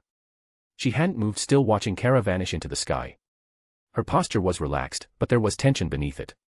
As if she were a wire pulled taut. Batman stepped closer. What about you? He asked. What do you know? What is your master planning? Galatea finally looked at him. Her violet eyes glowed brighter in the gloom. She tilted her head slightly, and laughed. It wasn't mocking. It was simple and dismissive. And then, without a word, she rocketed into the sky after Kara, vanishing with a sonic boom that sent cracks through the nearby wall. Batman stood there, still as stone, dust brushing his cape. I guess that's a no, he murmured. Something far larger was unfolding and Arthur Blackwynd was right at the center of it. Those were his internal thoughts. His cowl buzzed. Incoming transmission. The symbol of the House of L flickered in his HUD. He answered.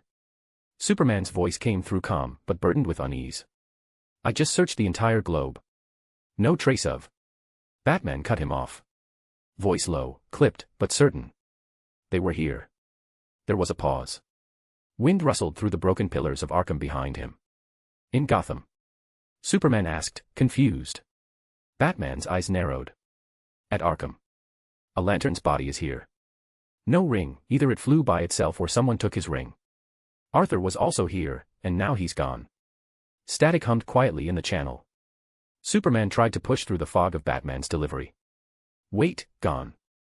You mean captured? Taken where? We'll talk in the Batcave. There was no emotion in Batman's voice. Just finality. Before Clark could respond again, the signal cut out with a click. The comm line went dead. Then he turned, vanished into the dark once more, and made his way back toward the Batwing. The canopy hissed open as he approached. He climbed it smoothly, the cockpit ceiling behind him. Screens lit up in green and white, the city's map scrolling rapidly as coordinates locked in. The Batwing lifted off silently, slicing through the rain. Behind his cowl, Batman's jaw tightened. He replayed the facts in his head. A power ring missing. Arthur choosing to be captured.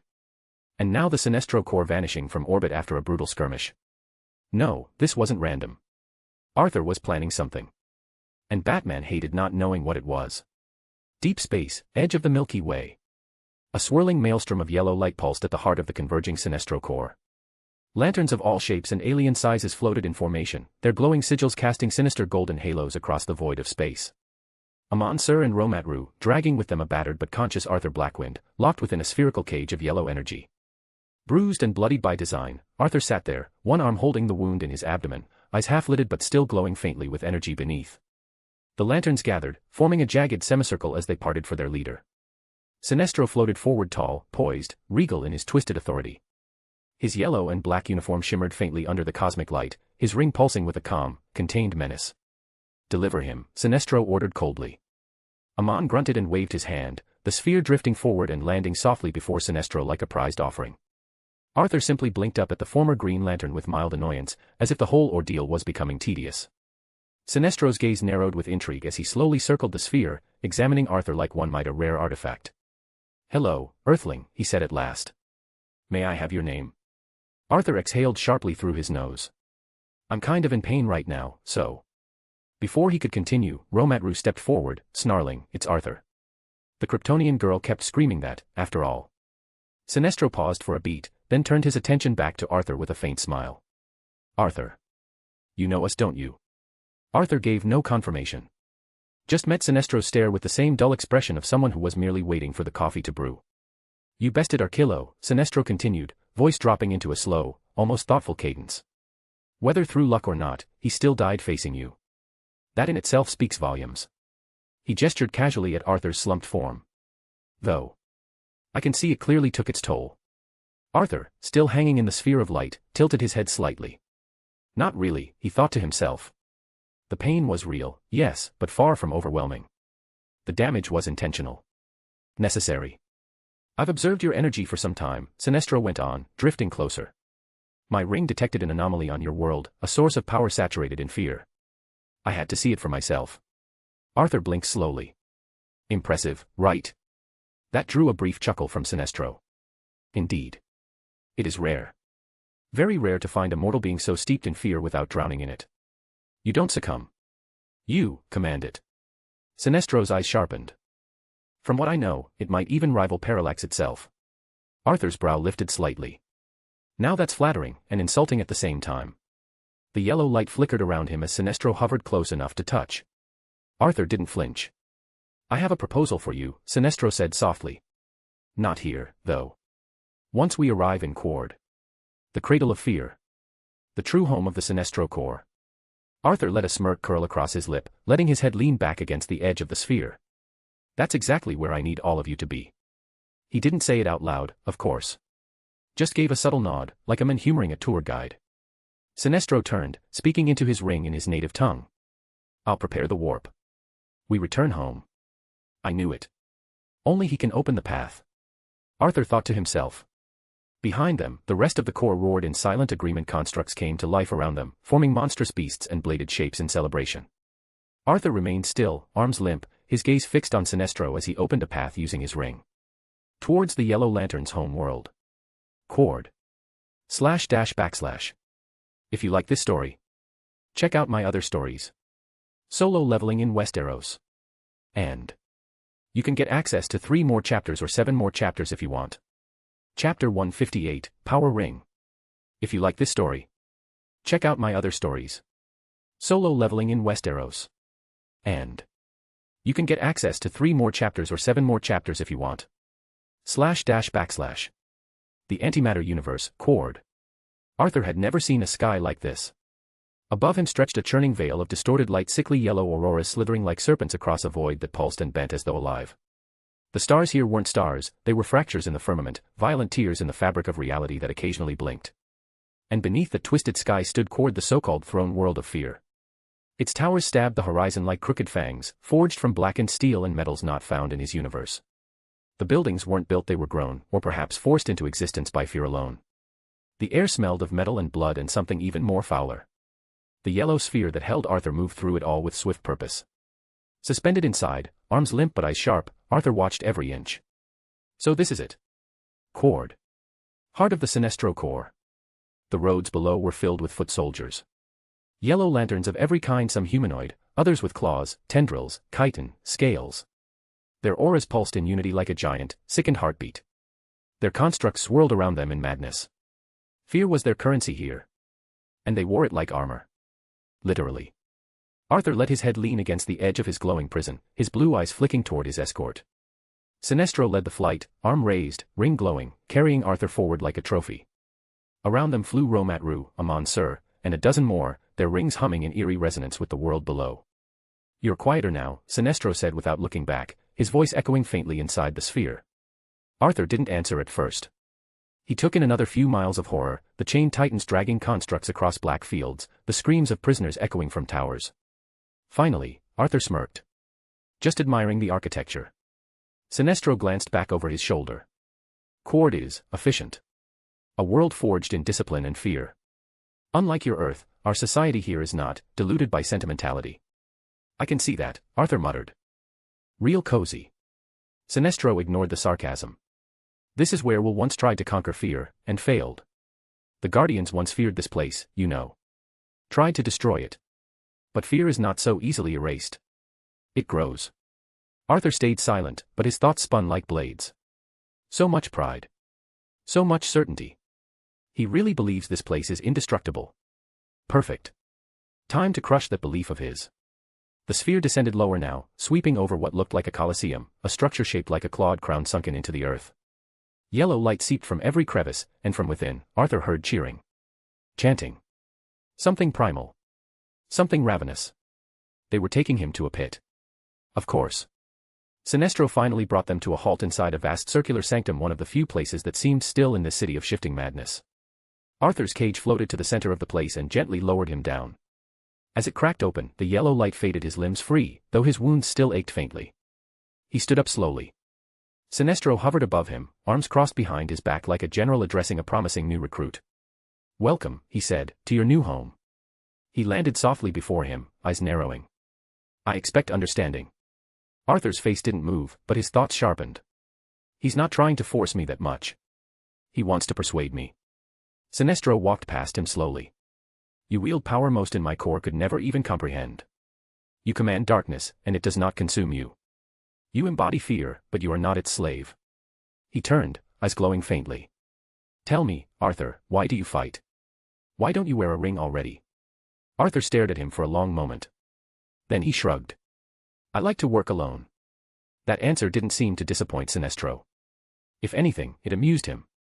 Good, he said. Because soon, you won't be working at all. You might be the one leading. Arthur arched a brow. Sinestro raised a hand. And the sound of thunderous cheers echoed from beyond, then rising into a full roar that shook the foundation of the pit. Arthur could feel the vibration beneath his feet. Yellow lanterns by the hundreds, maybe more, chanting, screaming, howling in brutal, unified celebration. They had found their next monster. Arthur stood in the center of it all, the yellow hue of Sinestro's construct still casting sharp shadows across his face. His blue eyes flicked toward the others, then toward Sinestro, then up into the haze of that nauseating sky that stretched above Cord like a noose of fear. A faint smirk curled the edge of his lips. I can't exchange, not while I'm in another universe. Good thing I did what I did.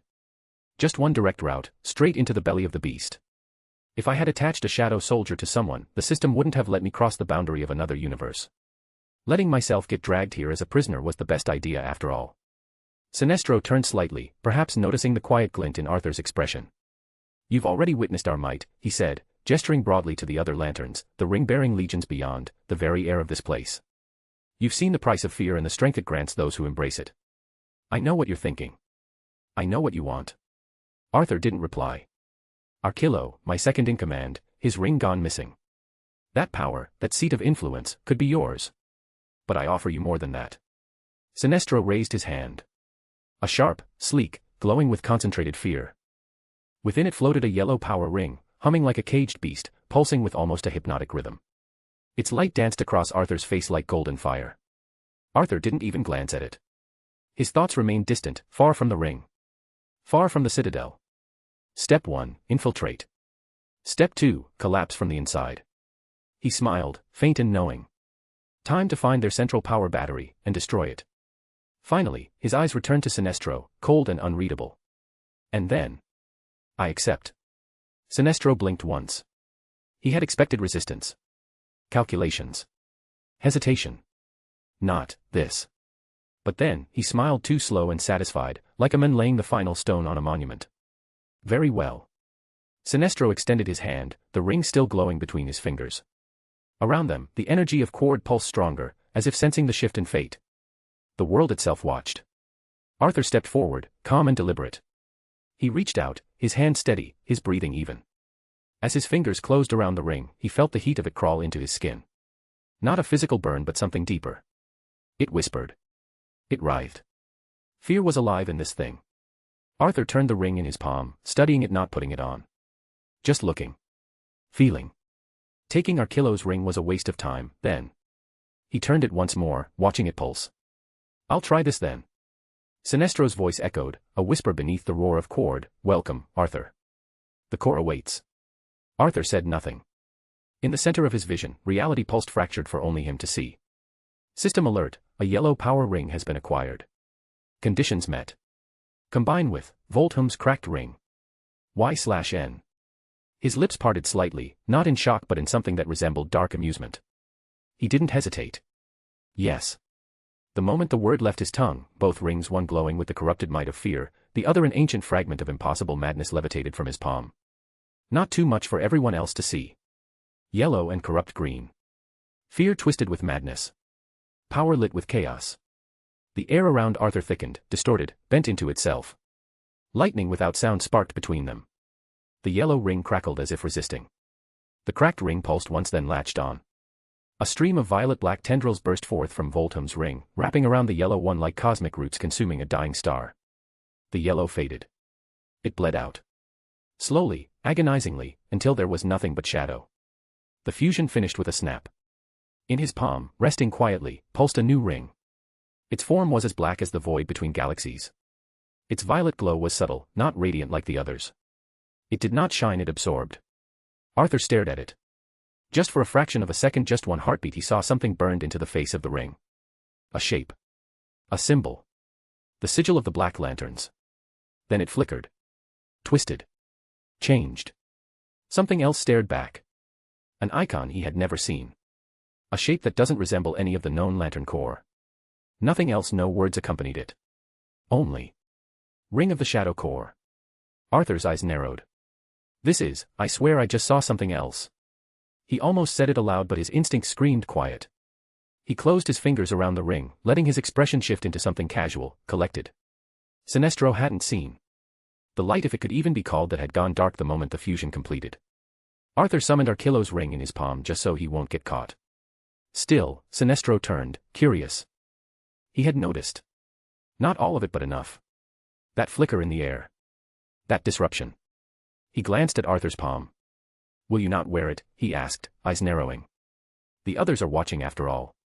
Arthur lifted his gaze slowly. Smiled calmly, cleanly, with just enough performance to sell it. Oh, I will. Arthur turned his back to Sinestro for a moment. Just enough to breathe, just enough to center himself, just enough to think. This is beyond anything I planned. What did I just craft? The ring pulsed in his hand once more, almost as if acknowledging the question. He slid it onto his finger. And the very universe watched. // If you like this story, check out my other stories. Solo leveling in Westeros. And you can get access to 3 more chapters or 7 more chapters if you want. Chapter 159, A Core of One. If you like this story, check out my other stories. Solo leveling in Westeros. And you can get access to 3 more chapters or 7 more chapters if you want. // The ring slid onto Arthur's finger like it had been waiting centuries just to be worn by him. There was no burst of light. No triumphant flare. No chant or oath. Only a sudden stillness that fell across the place. Then came the sound, not an explosion, but a pulse, like the echo of something vast and ancient awakening. The yellow glow that had been gently humming around Arthur's form instantly snuffed out, and in its place, darkness bloomed. It wasn't just black, it was anti-light, the kind of darkness that felt like it can swallow everything, like it was pressing down on the soul itself. The sky of core dimmed. The surrounding lanterns flinched. Even the great towers of the Sinestro core flickered under the oppressive pressure. Shadows surged outward from Arthur's boots, slithering across the metal floor like living veins, crawling up his legs, arms, torso, engulfing him, consuming him, until his form was swallowed by the void. And then he re-emerged. The transformation was silent but stunning. His clothes reshaped itself, like the ring had woven it from the threads of midnight. It was sleek, form-fitting, regal and militaristic in design, but utterly alien. Sharp lines carved across the surface of the black suit, pulsing faintly with violet veins of power, reminiscent of something ancient and forbidden. A long, dark cape flowed from his shoulders like a living shadow, its edges dissolving into black mist. And on his chest, not the symbol of fear, or will, or rage. A symbol unfamiliar to any of the known lantern core. A sigil that shifted, distorted, as if reality couldn't decide what it was meant to be. It pulsed once. Then faded, leaving only a faint glowing brand that refused to be identified. Arthur's eyes glowed dim violet. His hands sparked with restrained power, and around him, shadows coiled and twisted alive, drawn to him like moths to flame. The Sinestro core warriors, hardened by fear, born into chaos, stared in silence. Romatru took an involuntary step back. What the hell is that? Amonsur's ring trembled on his finger. That's not one of us. It's not even close. Even the cocky, sneering ones held their breath. Sinestro, for the first time in years, didn't speak. His eyes narrowed, glowing golden under his brow, watching Arthur not as a master judging an initiate but as someone assessing a threat. Finally, Sinestro broke the silence. That is not the ring I gave you. Arthur glanced down at his hand. The ring now glowed black, tinged faintly with amethyst light. Around it, the shadows hissed like steam escaping a sealed chamber. Arthur lifted his gaze, eyes glowing like twin lanterns in the dark. No shit. Of course it's not. I altered it. Sinestro's lip curled faintly. To what end? Arthur smiled. Not cold. Not cruel. Inevitable. To mine. Suddenly, the ground beneath Arthur's feet cracked, fracturing in the shape of veins that stretched outward. The pressure, his presence as palpable, like gravity, had increased tenfold. Lanterns staggered. Some raised their rings defensively without thinking. Sinestro clenched his fist.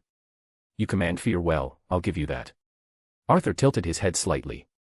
I don't think you fully understand your position here. I don't command fear alone. The shadows surged higher behind him, forming wings, a crown, a presence larger than his body could contain. What is fear, in the presence of death itself? A hush fell over Cord. There was no storm, no wind, but the air itself began to twist.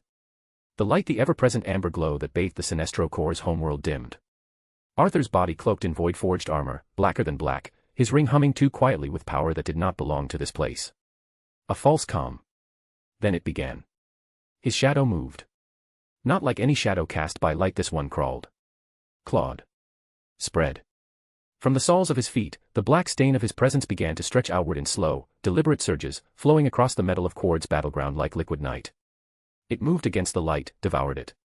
At first, it only coated the floor, then the walls, then the towers, then the sky itself darkened. The Sinestro Core stared in disbelief as his shadow enveloped everything. Then, it broke apart. From within the roiling tides of living darkness, they emerged. First, the wretched, shrieking shadow demons and the demon knights, Baruka and his ice elves, Jima and the rest of the Shadow Legion, all of them, pouring from the black, crawling up the spires, clinging to the edges of reality with jagged limbs. Then, the giants, hulking monstrosities made of bone and smoke, with glowing violet eyes and massive blades forged of nightmarish steel.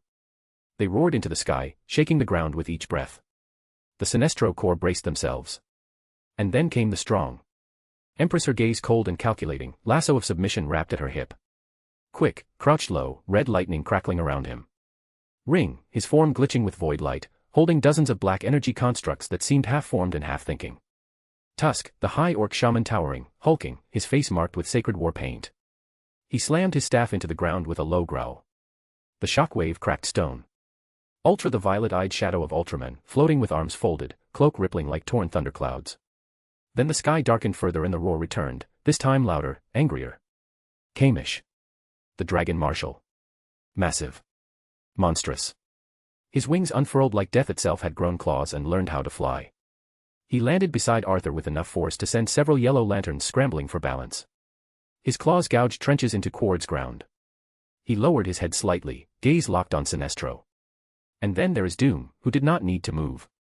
His presence alone shut down courage itself. They all stood, ready. Sinestro himself had to take a step back, not out of fear, he would never admit to that, but out of calculated respect. Around him, some of the lesser lanterns faltered.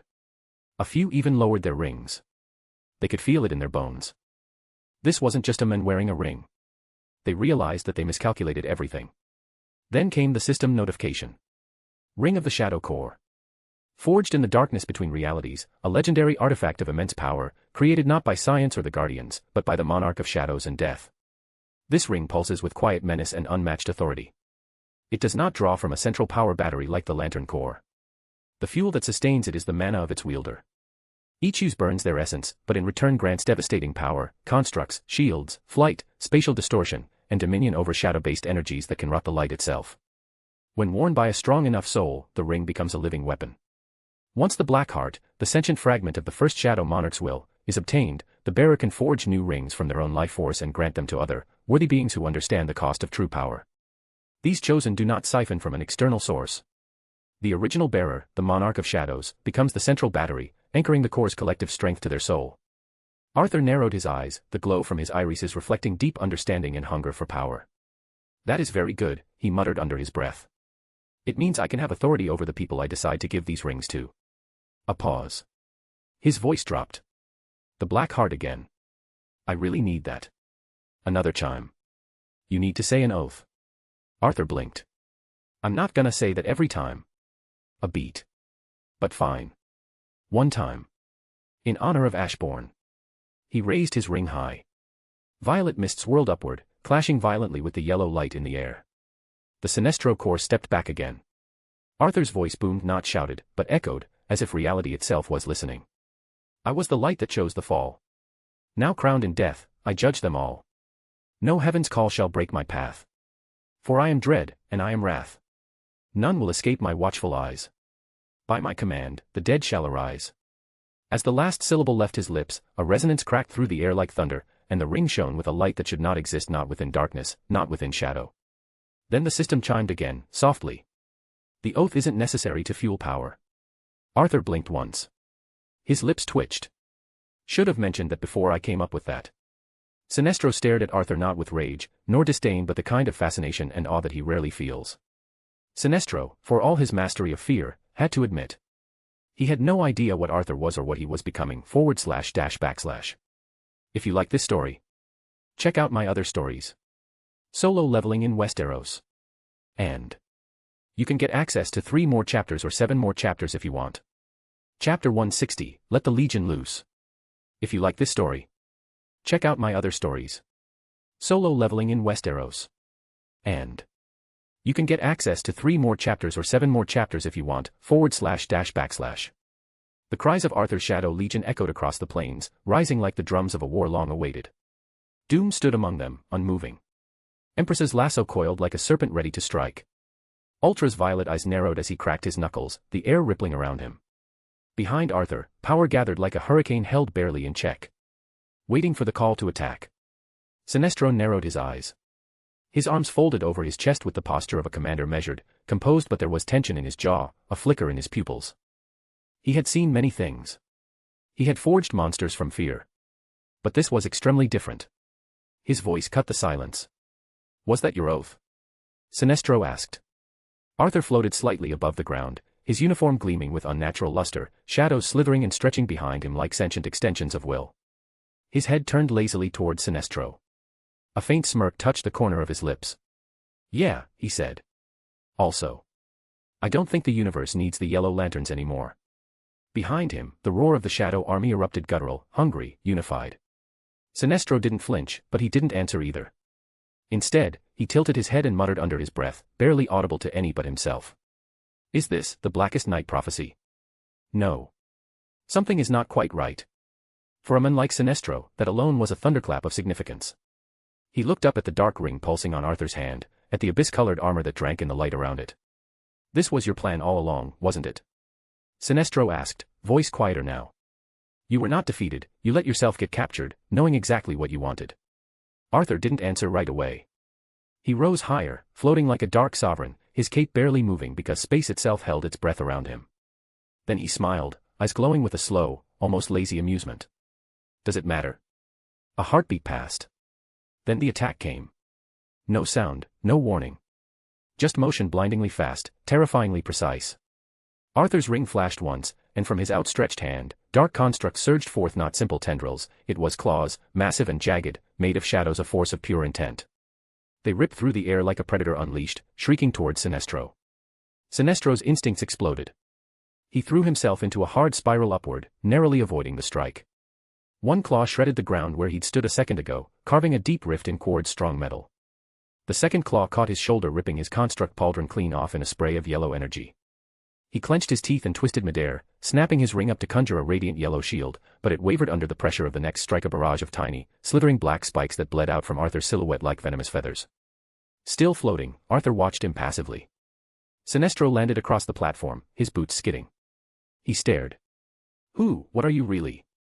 Arthur tilted his head. The Shadow Monarch. And then, the shadows roared. The Shadow Legion surged. Tusk, the high orc shaman, attacked first, fire crackling in his orb of avarice. With one guttural word in a forgotten tongue, spears of fire burst forth beneath the yellow lanterns, impaling several before they could lift their rings in defense. Kamish the monstrous dragon marshal came next, his titanic body shaking the heavens. His wings eclipsed the burning light of Quard's suns as he let out a bellow that cracked the sky. His claws swept lanterns out of the air like flies. His breath, a swirling inferno of violet and void, melted constructs mid-formation. Ultra descended like a meteor, violet eyes aglow, fists sheathed in shadowed plasma. His first strike shattered 3 constructs. The next broke a lantern's arm before they even registered his presence. Empress spun in beside him, wielding her whip knot of domination. It snapped and carved through yellow constructs like silk, wrapping around throats and yanking lanterns out of the air. Quick blurred in and out of the battlefield, dismembering constructs with surgical speed, leaving only screams and streaks of collapsed light behind him. Ring flew above the others, unleashing pinpoint constructs of deadly black javelins that exploded midair into clusters of homing shadow shards. Doom was already amidst the chaos. Silent. Towering above everyone else. Each movement a calculated destruction. Lanterns tried to cage him with walls of energy. Doom stepped through them, adapting to every move. One grabbed him with a hammer construct, and Doom responded by gripping the construct with his bare hands and crushing it into nothing. Arthur floated above all this, his smile held no arrogance, only certainty. He glanced at Sinestro. I've been wanting to test my shadow soldiers in battle, he said. The full might of it. And for that, I thank you. Sinestro's face twisted, the calm, composed maestro of fear now showing the cracks. His yellow ring flared as he shouted, "You dare mock us." He shot forward, a spear of golden energy extending from his fist, brutal, perfect in form. Arthur's own ring pulsed in response, a chilling, soundless beat, and from it erupted a constructive violet and shadow shaped like a clawed beast's hand, colliding with the spear midair. Light and darkness clashed, but neither gave way. The impact was a collision of philosophies. Of worlds. Sinestro sneered, eyes narrowed. "You're a child playing God. A novice," he hissed as their rings clashed again. "You lack control. You don't even understand the will needed to wield such." Arthur vanished in a blur. Speed step. He reappeared directly in front of Sinestro, so fast the yellow construct hadn't even dissolved yet, and drove a gauntlet fist into his jaw. The air detonated around the impact. Sinestro's body snapped back, sent spiraling through the air like a comet before crashing through a rocky spire and embedding into a crater of molten metal. Arthur hovered where he'd struck. "Yeah," he muttered, brushing his hair back with a breath. "It's about concentration. Imagination. I've read the manual." Sinestro stirred, groaning, but Arthur's voice rang out again, calm and collected. "But I'm not here to learn." He lifted one hand, and behind him, his army surged again, a wall of black fury washing over the yellow. "I'm here to kill you all once and for all." Arthur landed with a heavy thud. The surface of cord cracked beneath his boots, warped from the raw clash of constructs moments ago. Screams echoed in the distance, punctuated by the sounds of battle, shadow against light, fear against death. Then, a crackle. A streak of red lightning tore across the battlefield like a jagged scar in reality. It zigzagged past falling bodies and collapsing constructs until it snapped to a stop beside Arthur in a sudden, thunderous flash. Quick. The shadow of the speedster stood tall, his eyes burning with energy. The crimson lightning that constantly sparked across his form hissed as it kissed the Cordian ground. His arrival had kicked up a shockwave that momentarily silenced the nearby combat. For an instant, it was just Arthur and him. Arthur didn't even glance. His gaze was already ahead, toward the chaos. "Quick," he said, voice low, resolute. "Find their central power battery and quick." Quick said nothing. He tilted his head slightly, waiting, his body language that of someone expecting more. A target. A strategy. Backup. But Arthur said nothing further. The silence stretched. Then Arthur blinked once and turned to glance at him. That was the full order. Quick tilted his head the other way. Arthur narrowed his eyes, a twitch in his expression. "I see now. Quickly. I meant go quickly." Quick blinked in mock surprise, scratched the side of his head sheepishly with a finger buzzing with lightning. Then he grinned. "At once, my king." In the blink of an eye, he was gone, a streak of crimson thunder rocketing into the heart of Cord, weaving through the yellow lanterns. The air behind him cracked open in his wake, and lanterns who were mid-flight or mid-attack were spun wildly off course from the sudden gust his speed created. "Damn show off." Arthur muttered to himself, though the smile tugging at the edge of his lips betrayed amusement. Then, more serious again, his eyes narrowed as he stared across the battlefield. Sinestro had vanished from view. Arthur didn't notice the glint behind him, not with his eyes, anyway. He felt it. Two hostile energies approaching him through the air like razors. A monster came from the left, his face twisted in hate, a jagged construct spear spiraling toward Arthur's ribs. On the right, Romatru unleashed a chain of spiked golden hooks, shrieking through the void like banshees, aimed to bind and tear. But Arthur didn't move. His eyes closed slowly, and the world slowed with them. And then he raised one hand lazily. Boom. Both constructs halted midair, frozen in place, inches from his skin, caught, crushed, and shattered under an invisible force that warped the very space around them. A golden explosion flared from the collision, but it did not touch him. Instead, it recoiled like light itself was afraid to burn him. Arthur opened his eyes. They glowed with malice. "You too. I gave you the wrong impression on our first meeting," he said flatly. "Time to correct that. // If you like this story, check out my other stories. Solo leveling in Westeros. And you can get access to 3 more chapters or 7 more chapters if you want. Chapter 161, Central Power Battery. If you like this story, check out my other stories. Solo leveling in Westeros. And you can get access to 3 more chapters or 7 more chapters if you want. // Amon Sur and Romatru. Their eyes burned with fury. Their rings screamed for vengeance. They came at him from both sides, a blitz of yellow rage. Romat struck first, conjuring a jagged war axe the size of a starship engine and swinging with the force to cleave a mountain. Arthur didn't flinch. He vanished in a blur of violet-black lightning. Speed step. Boom. The axe split the ground where he had stood, cracking the terrain into a crater.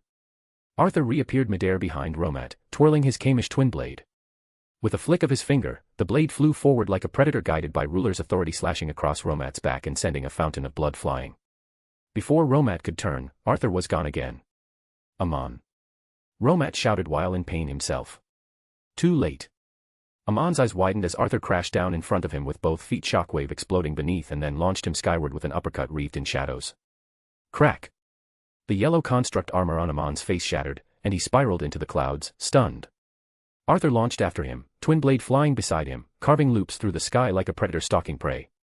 Dark, twisting constructs spun into being razor serpents, jagged wings, spectral hounds, all formed from his shadow ring, each one pulsing with quiet, lethal malice. Romat tried to follow, roaring with fury. Coward! Arthur turned mid-flight, face calm, almost disappointed, and pointed one finger at Romat. You must be joking. Kneel. Ruler's authority exploded down like gravity magnified 100-fold. Romat screamed as he was crushed from above, his construct shield imploding around him. He plummeted back to the surface like a meteor, slamming through broken yellow spires and skidding across shattered earth.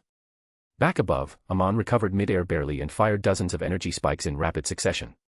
Arthur caught them. With his hands. One by one, the violet glow around his fingers snuffed each out. Then he hurled them back at double speed with a swipe of his hand, ruler's authority redirecting every bolt like a symphony. They struck. Amon roared, raising a massive golden golem to defend, but Arthur wasn't finished. He teleported inside the construct, a black blur blinking through space. One moment above, the next inside Amon's defense, twin blade twirling with wild elegance. Shadows peeled from Arthur's body, forming razor-edged wings and slicing appendages that tore the golem apart from within. As it exploded, Amon was hurled backward, but Arthur was already waiting. He caught him midair by the throat. Still think I was trying last time? Arthur whispered, eyes glowing. Then he dove toward the ground, dragging Amon with him like a meteor. At the last second, Arthur vanished speed step, and Amon slammed into the earth, dust and rock erupting in a massive plume. Romat tried to rise. His breathing was ragged. His ring flickered. I don't understand, how? Arthur didn't bother explain. Instead, his twin blade flew into his hand, and with a smooth motion, he pointed it forward. The blade extended, grew, or rather coated in a giant javelin of shadow and violet flame thanks to his ring. He threw it. Boom. The spear impaled Romat's leg, pinning him to the ground like an insect, his scream echoing across Quord. Arthur descended slowly now. Shadows peeled off his body like a shroud. Doom, Ultra, Empress, and others began converging behind him, tearing through fleeing lanterns like a tidal wave of vengeance. He looked at the broken Romat, then to the twitching form of Amon Sur nearby. I gave you a gift earlier, Arthur said, voice cold. I let you believe you were strong. He raised his palm, his ring glowing. The ground shifted.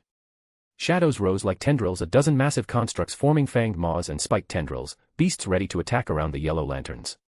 Amon coughed, blood pouring from his mouth. Monster. Arthur smiled. Is that fear I'm sensing from you? And then, with a snap of his fingers, the shadows surged. The last thing Amon and Romat saw was a wave of pure darkness swallowing them whole. Romat's bloodied hands clawed at the ground, yellow ring sputtering. His eyes were wide, wild with fear. No. No. This isn't possible. This isn't how it ends. Amon tried to rise, screaming over the chaos. You think you've won? He'll burn your name from the stars. The shadows, constructs, and soldiers rushed forward like a collapsing void, engulfing the two in one violent, deafening sweep. Amon's last words were drowned by the roar of the dark. No. And then silence took over. Arthur stood there for a moment, the eerie hum of his shadow ring pulsating against his skin. His Kamish twin blade hovered beside him, floating like a sentient predator awaiting its master's command. He exhaled slowly and muttered, voice low and controlled. Sinestro is gone. His gaze drifted upward, sweeping across the sky of Quord where battle still raging, now becoming a bit silent as the number of lanterns grew thinner. The glow of yellow lanterns in the distance, his shadow soldiers pressing the yellow core back, but no sign of their leader. Arthur's eyes narrowed. These guys. He looked to the spot where Amon and Romat had stood moments ago, now scorched and hollow. They were a distraction. They covered his retreat. A pause and a shift in the air. Arthur tilted his head slightly, closing his eyes and listening not with ears, but with something far deeper. The mana in his veins flared, resonating with his shadow soldiers. But I don't think he escaped the planet. Then a pulse. Faint. Distant. But unmistakable, and it came from Quick. Arthur's eyes snapped open, glowing brilliant violet, shadows coiling up his neck like living armor. There you are. Cord, below the surface. Beneath Cord, past the screaming walls of metal and the choice of battle, Quick skidded to a halt. The residual red lightning trailing behind him sizzled against the cold air. He stood on a wide, dark platform, an unnatural chamber that pulsed with a sickly, golden heartbeat. There it was. The central power battery. A towering monolith of glowing terror, the power radiating from it felt alive and sentient. The very atmosphere here crushed the lungs, thick with the weight of years of collected fear. Quick tilted his head, a half-smile spreading across his face as his eyes lit up. I found it. My king, IF. Boom. A monstrous construct of golden energy like the fanged jaws of a void beast slammed into Quick from the side, sending him crashing into the far wall. Stone cracked. Lightning flickered. He hit the ground hard, as a ripple of fear stabbed into his core. From the darkness stepped Sinestro. Hovering inches above the ground, his ring flaring with power, ice cold. Stay away from this, you fool, Sinestro sneered, extending a hand. From his ring, twisting, alien shapes erupted, constructs of nightmares, angular weapons made of pure fear. Quick snarled and dodged, his body flashing red, a blur of motion and lightning. He launched himself forward, a speed-enhanced punch aimed at Sinestro's jaw. It landed. Barely. Sinestro staggered half an inch, and then his construct surged outward like a storm of spectral chains. Quick jumped, twisted, and slipped past them, landing another hit to Sinestro's side, but the blow fizzled against a golden barrier that hardened like a second skin. Strong. Quick clicked his tongue. My king, the target is found, but... Swirling shadows started to form around Quick. Sinestro grinned coldly, eyes narrowing. You dance well, little spark, he said, twisting his hand. But all that speed, and no weight behind it.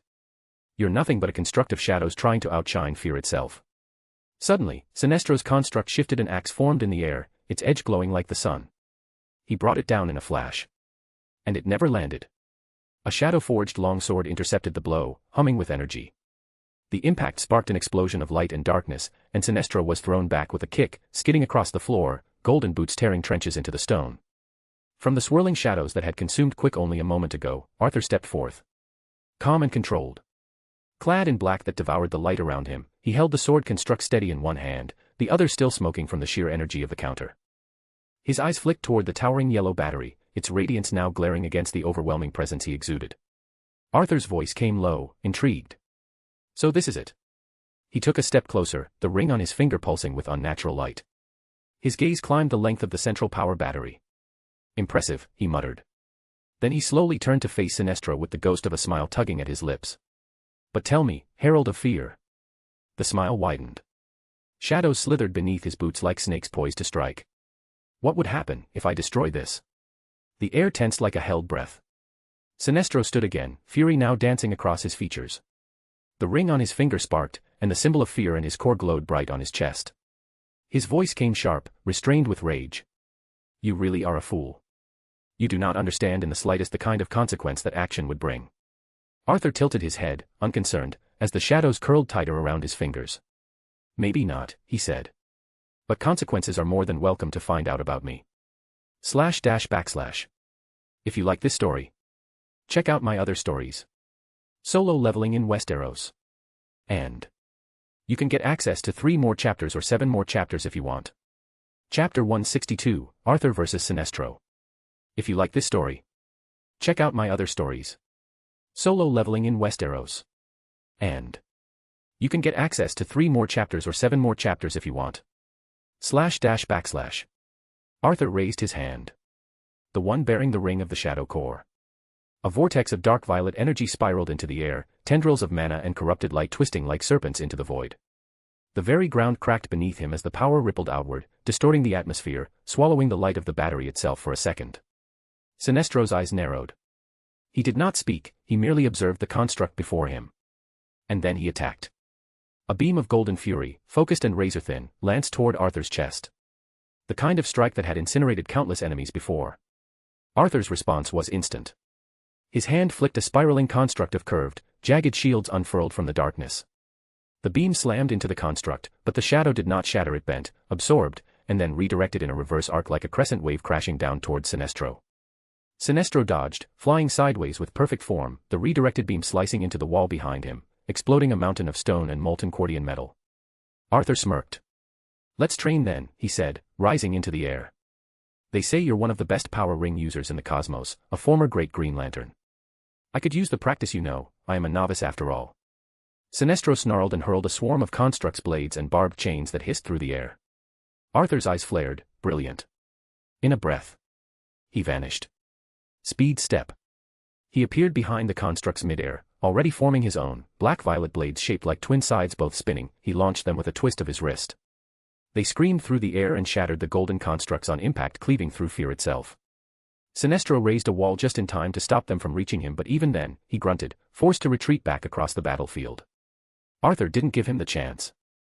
He raised both hands, and a massive humanoid construct formed behind him, 10 stories tall, cloaked in writhing smoke, with 6 arms each wielding a different weapon, a hammer, a sword, a glaive, a lance, a chain whip, and a staff with a howling maw at its tip. It roared without sound and slammed down upon Sinestro. Sinestro formed a serpent of light, coiling around himself in a blink, the serpent's jaws biting into the Titan's chest, but it was too late.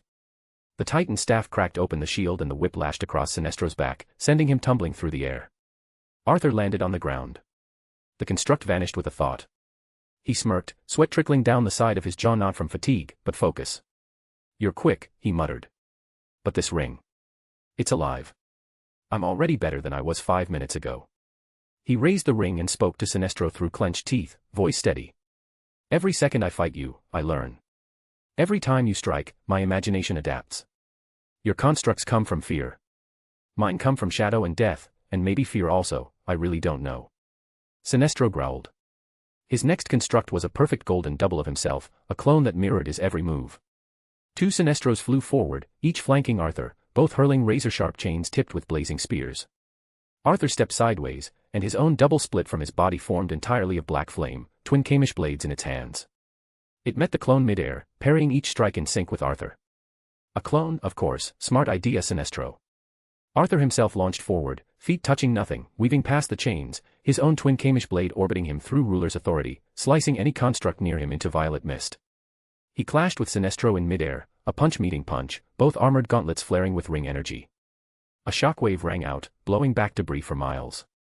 Sinestro snarled in Arthur's face. You lack control. You lack understanding. Your constructs are wild, chaotic. Arthur grinned through the blow. They're mine, I want them chaotic. And then speed step. He vanished again, reappearing above Sinestro and smashing him with a gauntlet elbow to the back of the skull, followed by a violet construct dragon tail whipping across his side. Sinestro grunted, reeling, then formed a spike-riddled dome around himself, breathing hard, watching Arthur float above like a wraith. Arthur raised his hand, summoning an obsidian longbow made from coiled shadow vines. From it, he loosed a volley of arrows, each one shaped like daggers. The arrows hit Sinestro's dome like meteors. A whole barrage of them, the dome held, but it cracked. Arthur lowered his bow, hovering. You can't win, he said calmly. Ring or not. Sinestro emerged from the cratered dome, furious. Then I'll die trying. Arthur's twin blades returned to his hands. His ring pulsed. He smiled. Good, then enough toying around. Sinestro's roar tore through the heavy air like a blade. His armor smoked with cracks of leaking yellow light, his breathing jagged, and his golden ring flickering with raw defiance. The battlefield around them had become a shattered arena, molten rock and broken constructs. And yet, Arthur descended slowly. Controlled. A black silhouette descending through the violet haze like a god in judgment. His boots touched the ground with barely a sound. Then, with a breath, he dismissed his ring constructs. The writhing shadows that had coiled at his back receded. His bow of nightmares vanished. Even the Kamish twin blade evaporated into purple mist. The only thing that remained were his doomsday bone gauntlets. Arthur rolled his shoulders. Sinestro blinked and Arthur vanished. Speed step. A violet crack of lightning, a whisper of smoke, and then Arthur was in front of him, slamming a straight jab into Sinestro's gut. Not a construct. Not magic. Just a fist. Sinestro's body folded inward with a sickening thud, and he was blasted back through a twisted column of yellow crystal. Arthur didn't wait. He chased. Another step. Another flash. He appeared above Sinestro midair, spinning his leg, crashing down with a brutal axe kick to the neck that slammed Sinestro into the ground like a comet. The very crust of cord cracked beneath them, heat and shock waves exploding outward in every direction. Arthur landed next to him. Sinestro struggled to rise, teeth grit, light bleeding from his cracked ring. You're not using your ring anymore. Arthur cracked his neck. I don't really need it, I was only trying to make a point. Sinestro's ring flared desperate, angry. He summoned a bladed beast of fear, a hound of curved spines and snapping maws lunging for Arthur's throat. Arthur raised his arm calmly. Ruler's authority. The beast froze mid-leap. Its form trembled. And then it imploded, like a puppet whose strings had been cut by something deeper than will. Sinestro blinked. No. Arthur blurred again. Speed step. He appeared behind Sinestro this time, grabbed the back of his neck with one hand and slammed his skull forward into the earth. Once. Twice. A third time. The ground shattered. Sinestro roared in defiance, formed a construct spear, and tried to impale Arthur from behind, but Arthur didn't move. He simply raised his left gauntlet. The spear bent around his arm, folding like paper. Arthur grabbed the end of it and ripped it in half. No more constructs, Arthur said, turning to face him. Just fists now. Sinestro screamed in rage and flew at him, golden light flaring from his fists. Arthur met him head-on. The two clashed in a pure brawl, no magic, no ring play. Just raw, brutal combat. Arthur's style was savage, refined through blood and experience. Every strike had weight. Every motion was tight and vicious. He ducked Sinestro's blows, countered with hooks to the ribs, uppercuts that sent him airborne, then snatched his leg mid-spin and hurled him like a rag doll. Sinestro coughed blood, yellow cracks now spiderwebbing across his ring and armor. Still, he came back swinging. Desperate. Furious. Pride wounded deeper than his bones. Arthur took a step forward. His right gauntlet glowed, faint violet veins running across the bone. He stepped into Sinestro's guard and delivered a brutal left cross. Crack. The sound echoed like a thunderclap across the battlefield. Sinestro's jaw snapped sideways. His knees buckled. And then a second punch, right into his solar plexus, delivered with the kind of precision that broke not just bone, but his ego as well. Sinestro dropped to his knees, coughing, gasping, clutching his side. Arthur stepped back. He exhaled slowly, shadows coiling around his ankles. Now I want you to watch this. Sinestro, breathless and broken, looked up in time to see Arthur raise his hand toward the central power battery. No. You fool, wait. // If you like this story, check out my other stories. Solo leveling in Westeros. And you can get access to 3 more chapters or 7 more chapters if you want. Chapter 163, The Spectrum Fractured. If you like this story, check out my other stories. Solo leveling in Westeros. And you can get access to 3 more chapters or 7 more chapters if you want. // Sinestro stirred, barely. The cracked, bleeding edges of his uniform sparked with fading yellow light. He tried to lift himself from the rubble, fingers trembling, jaw clenched. No. But before the word could even finish escaping his lips, something massive slammed Sinestro into the ground with the force of a meteor. Doom. The monstrous jagged foot of the Shadowborn Titan came crashing down onto Sinestro's chest with a bone-shattering impact, pinning him flat against the stone. A roar thundered from Doom's throat, not words, just primal dominion. His clawed hand followed, wrapping around Sinestro's torso like a child might crush a doll. Sinestro's eyes widened with pain, with shock. This thing, where did it come from? But the grip tightened. Flesh, armor, and pride buckled under the weight of it. Doom didn't let go. But he didn't finish him either. Arthur didn't even glance down. He stood, 10 paces away, arm outstretched toward the central power battery, once a beacon of golden wrath, now pulsating and flickering like a dying star. His black-violet ring gleamed violently, shadows pouring out of it in writhing tendrils of pure will. Arthur's voice was low, steady, commanding. Let's see how much actual fear you can endure. From his ring, a beam of violet-black energy erupted, cutting through the air like a divine judgment. It slammed into the battery with a high-pitched shriek, a scream that did not echo from metal, but it felt deeper and sentient. The light of the yellow lanterns flared in rebellion. At first, the battery resisted. Its golden aura surged outward in defiance, pushing back the invasive power. Light warped, twisted, fought back. Arthur narrowed his eyes. His jaw tensed. He took a step forward. And poured more of himself into it. The ring pulsed brighter. Shadows twisted madly around his body, his aura bleeding across the ground like ink through water. The black-violet stream intensified, growing into a torrent of force that scorched the very atmosphere of Cord. Sinestro, beneath Doom's crushing hand, lifted his head barely. What is he doing? His voice rasped out, fragile. He could feel it. Not just in his bones. In his ring. A shudder. A tremble. His ring dimmed its glow, faltering, flickering, dying. Arthur's breath grew heavier. His vision blurred with power. His mana was being sucked dry, yet he kept going. He didn't stop. The shadows pouring from his ring fed into the battery like poison into a heart. The golden core began to crack. Hairline fractures shimmered with black and violet. The yellow glow that once roared like a sun began to flicker. Dim, waver. Then boom. A blast of unimaginable force ripped outward from the battery. A storm of golden and violet light collided and exploded in all directions. Dust and residual energy seared the sky. The ground shattered. The foundations of the chamber buckled. Even Doom staggered back. Arthur shielded himself with ruler's authority. For a moment there was only silence. Smoke curled through the air. The only sound was the crackling of unstable energy. Then Arthur stepped forward, eyes wide in disbelief. He stared at the central power battery as the dust cleared, and saw what remained. It hadn't been destroyed. It had changed. The once golden surface now pulsed with black and violet hues. Like obsidian wrapped in bruised lightning. The corruption had taken root and reformed it. Arthur's mouth opened slightly. That wasn't my original plan, totally not what I expected. His gaze flicked to his ring. Still glowing. Still feeding into the battery, or rather, now being fed by it. System notification: the central power battery has been overridden. Shadow energy now anchors to quartz battery. Your mana is no longer the only source of power to your ring. New ring creation accessible, yet it is still limited without the black heart. The being within the central power battery now submits to the Shadow Monarch. Arthur whispered to himself, stunned. I was going to destroy it, but this is better. Also, this being I'm sensing inside, is it parallax? Behind him, Sinestro stared in horror. His body trembled beneath Doom's hand, not from the pain anymore but from understanding. His ring just died. Its glow had vanished completely.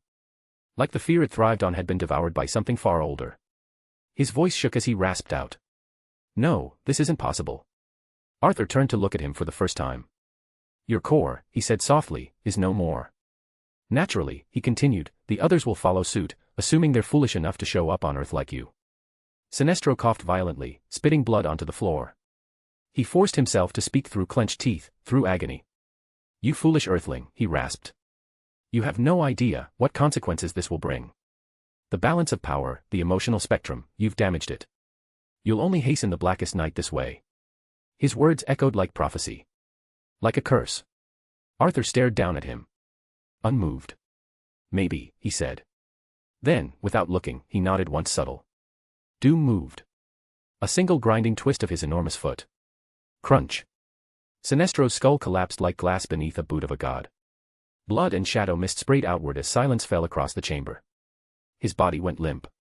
The yellow ring that had long rested on his finger cracked and dissolved into ash. Arthur didn't blink. I'll be ready for that sort of event, he said quietly, turning toward the corrupted battery. If it ever happens. Doom stepped back, steam hissing from his body like a warforged titan cooling after a kill. The chamber pulsed, the very shadows thickening, as Arthur spoke with authority. Arise. The temperature dropped. Darkness surged. From the torn and lifeless remains of Sinestro, shadow peeled like smoke, crawling up. Then it rose.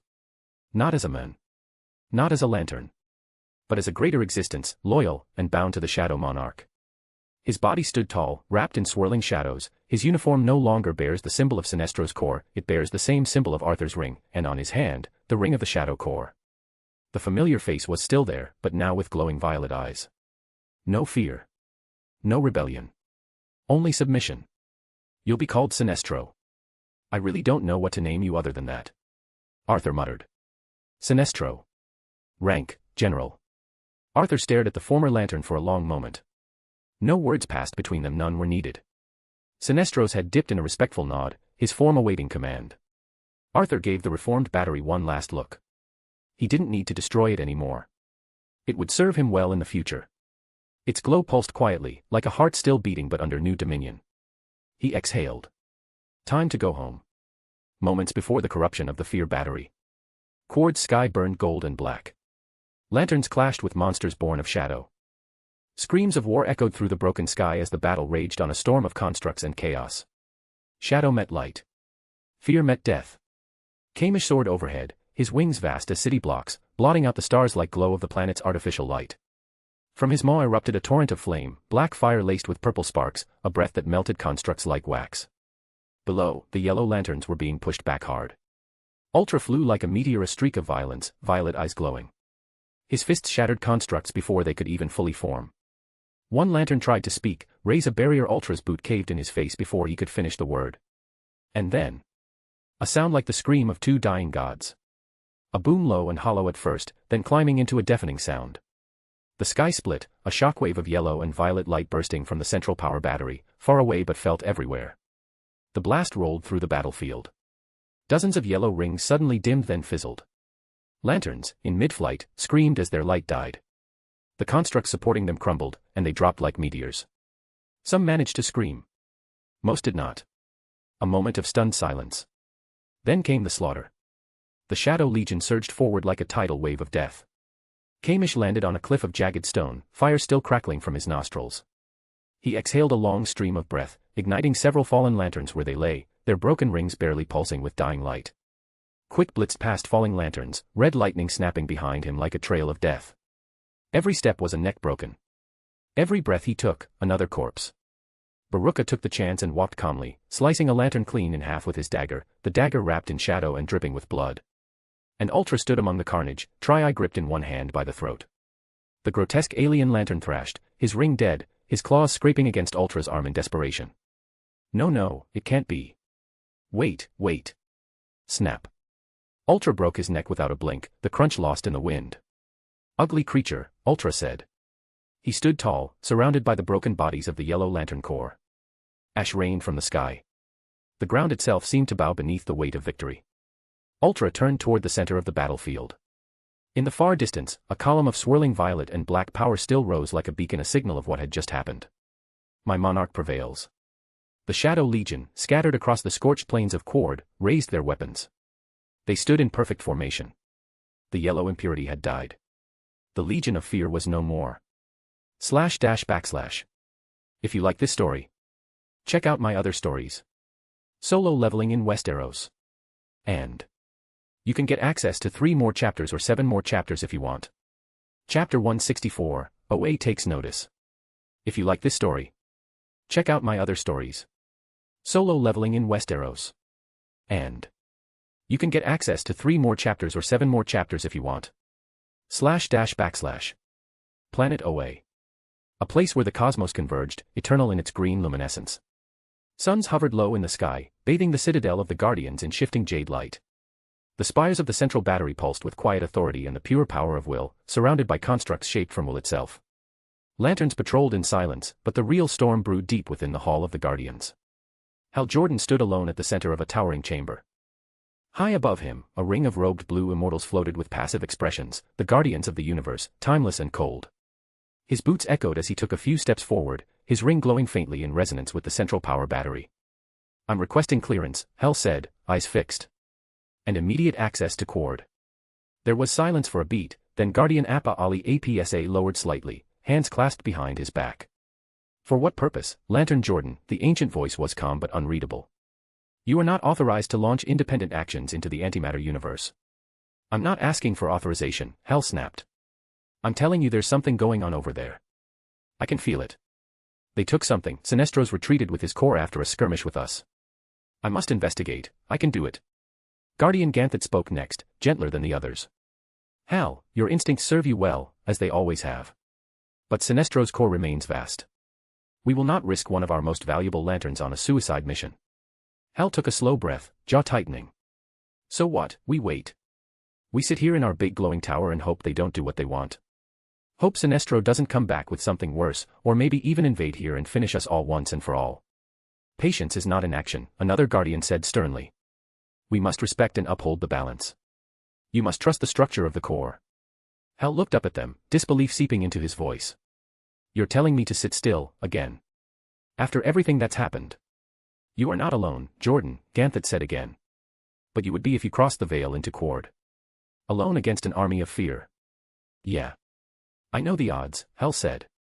I'm not new to this. No, said Appa, but you are still mortal. And not immune to consequence. Hal stepped forward, the light in his ring flaring like a heartbeat.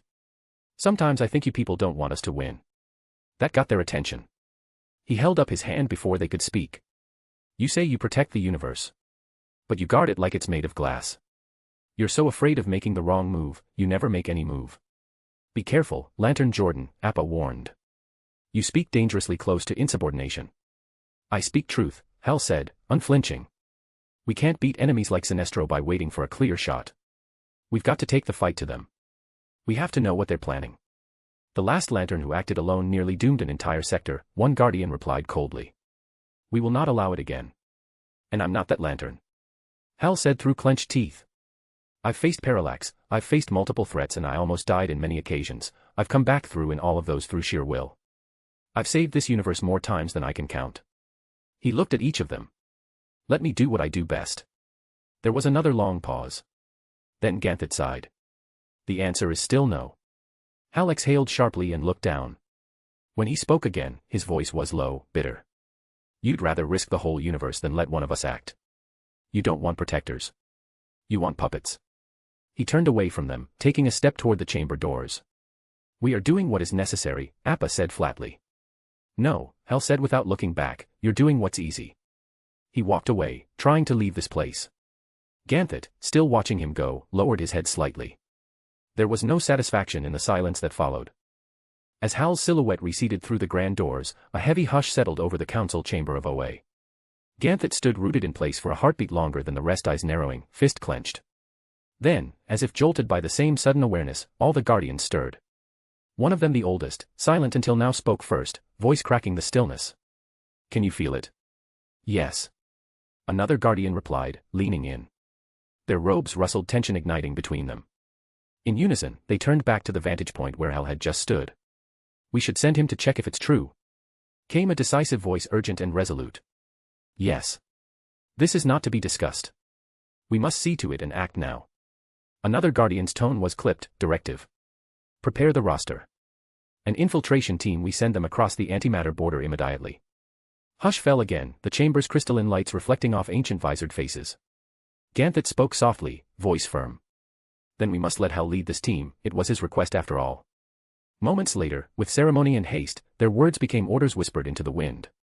Suddenly, boots clicked down marble corridors, constructs hummed into form. Plans that defied protocol unfolded among the silent lamps of the central colonnade. When Hal returned, met once more by the council, he stood tall, expectant, uneasy.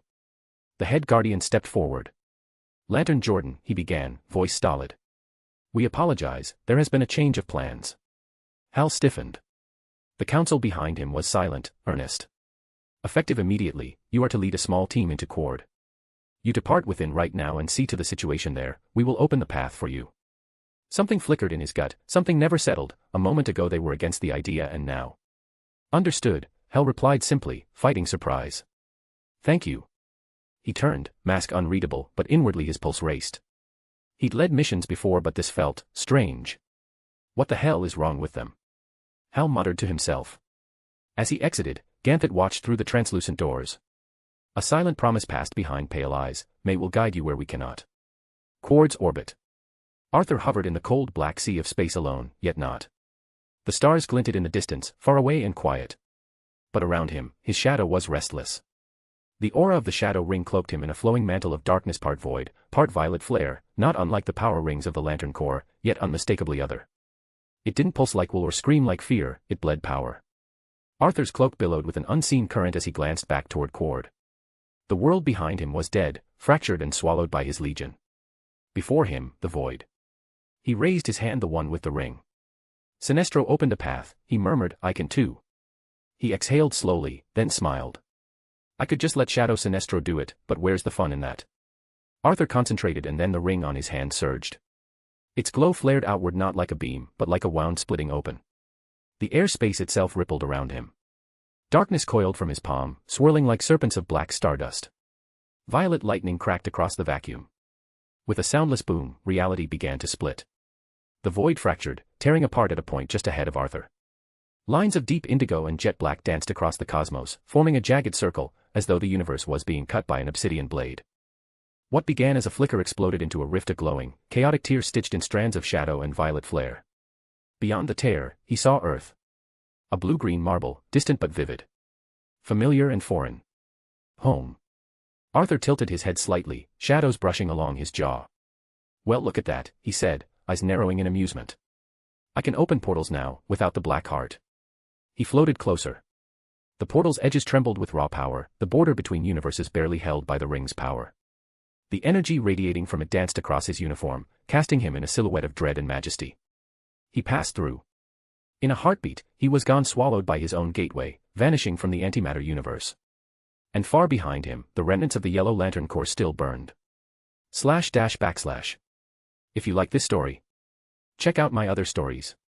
Solo leveling in Westeros.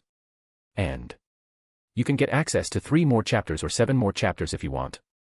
Chapter 165, Beyond Reach. If you like this story, check out my other stories. Solo leveling in Westeros. And you can get access to 3 more chapters or 7 more chapters if you want. // Batcave. The Batcave pulsed with artificial light, the glow of computer screens casting long shadows across the cavernous interior. Rain tapped faintly on the stone above, muffled by layers of bedrock, while the soft hum of machinery whispered in the background. Batman stood before his console, gloved fingers moving in efficient precision across the keys, cycling through streams of encrypted data, satellite footage, and biometric scans. Superman stood nearby, arms folded, cape draped over his shoulder.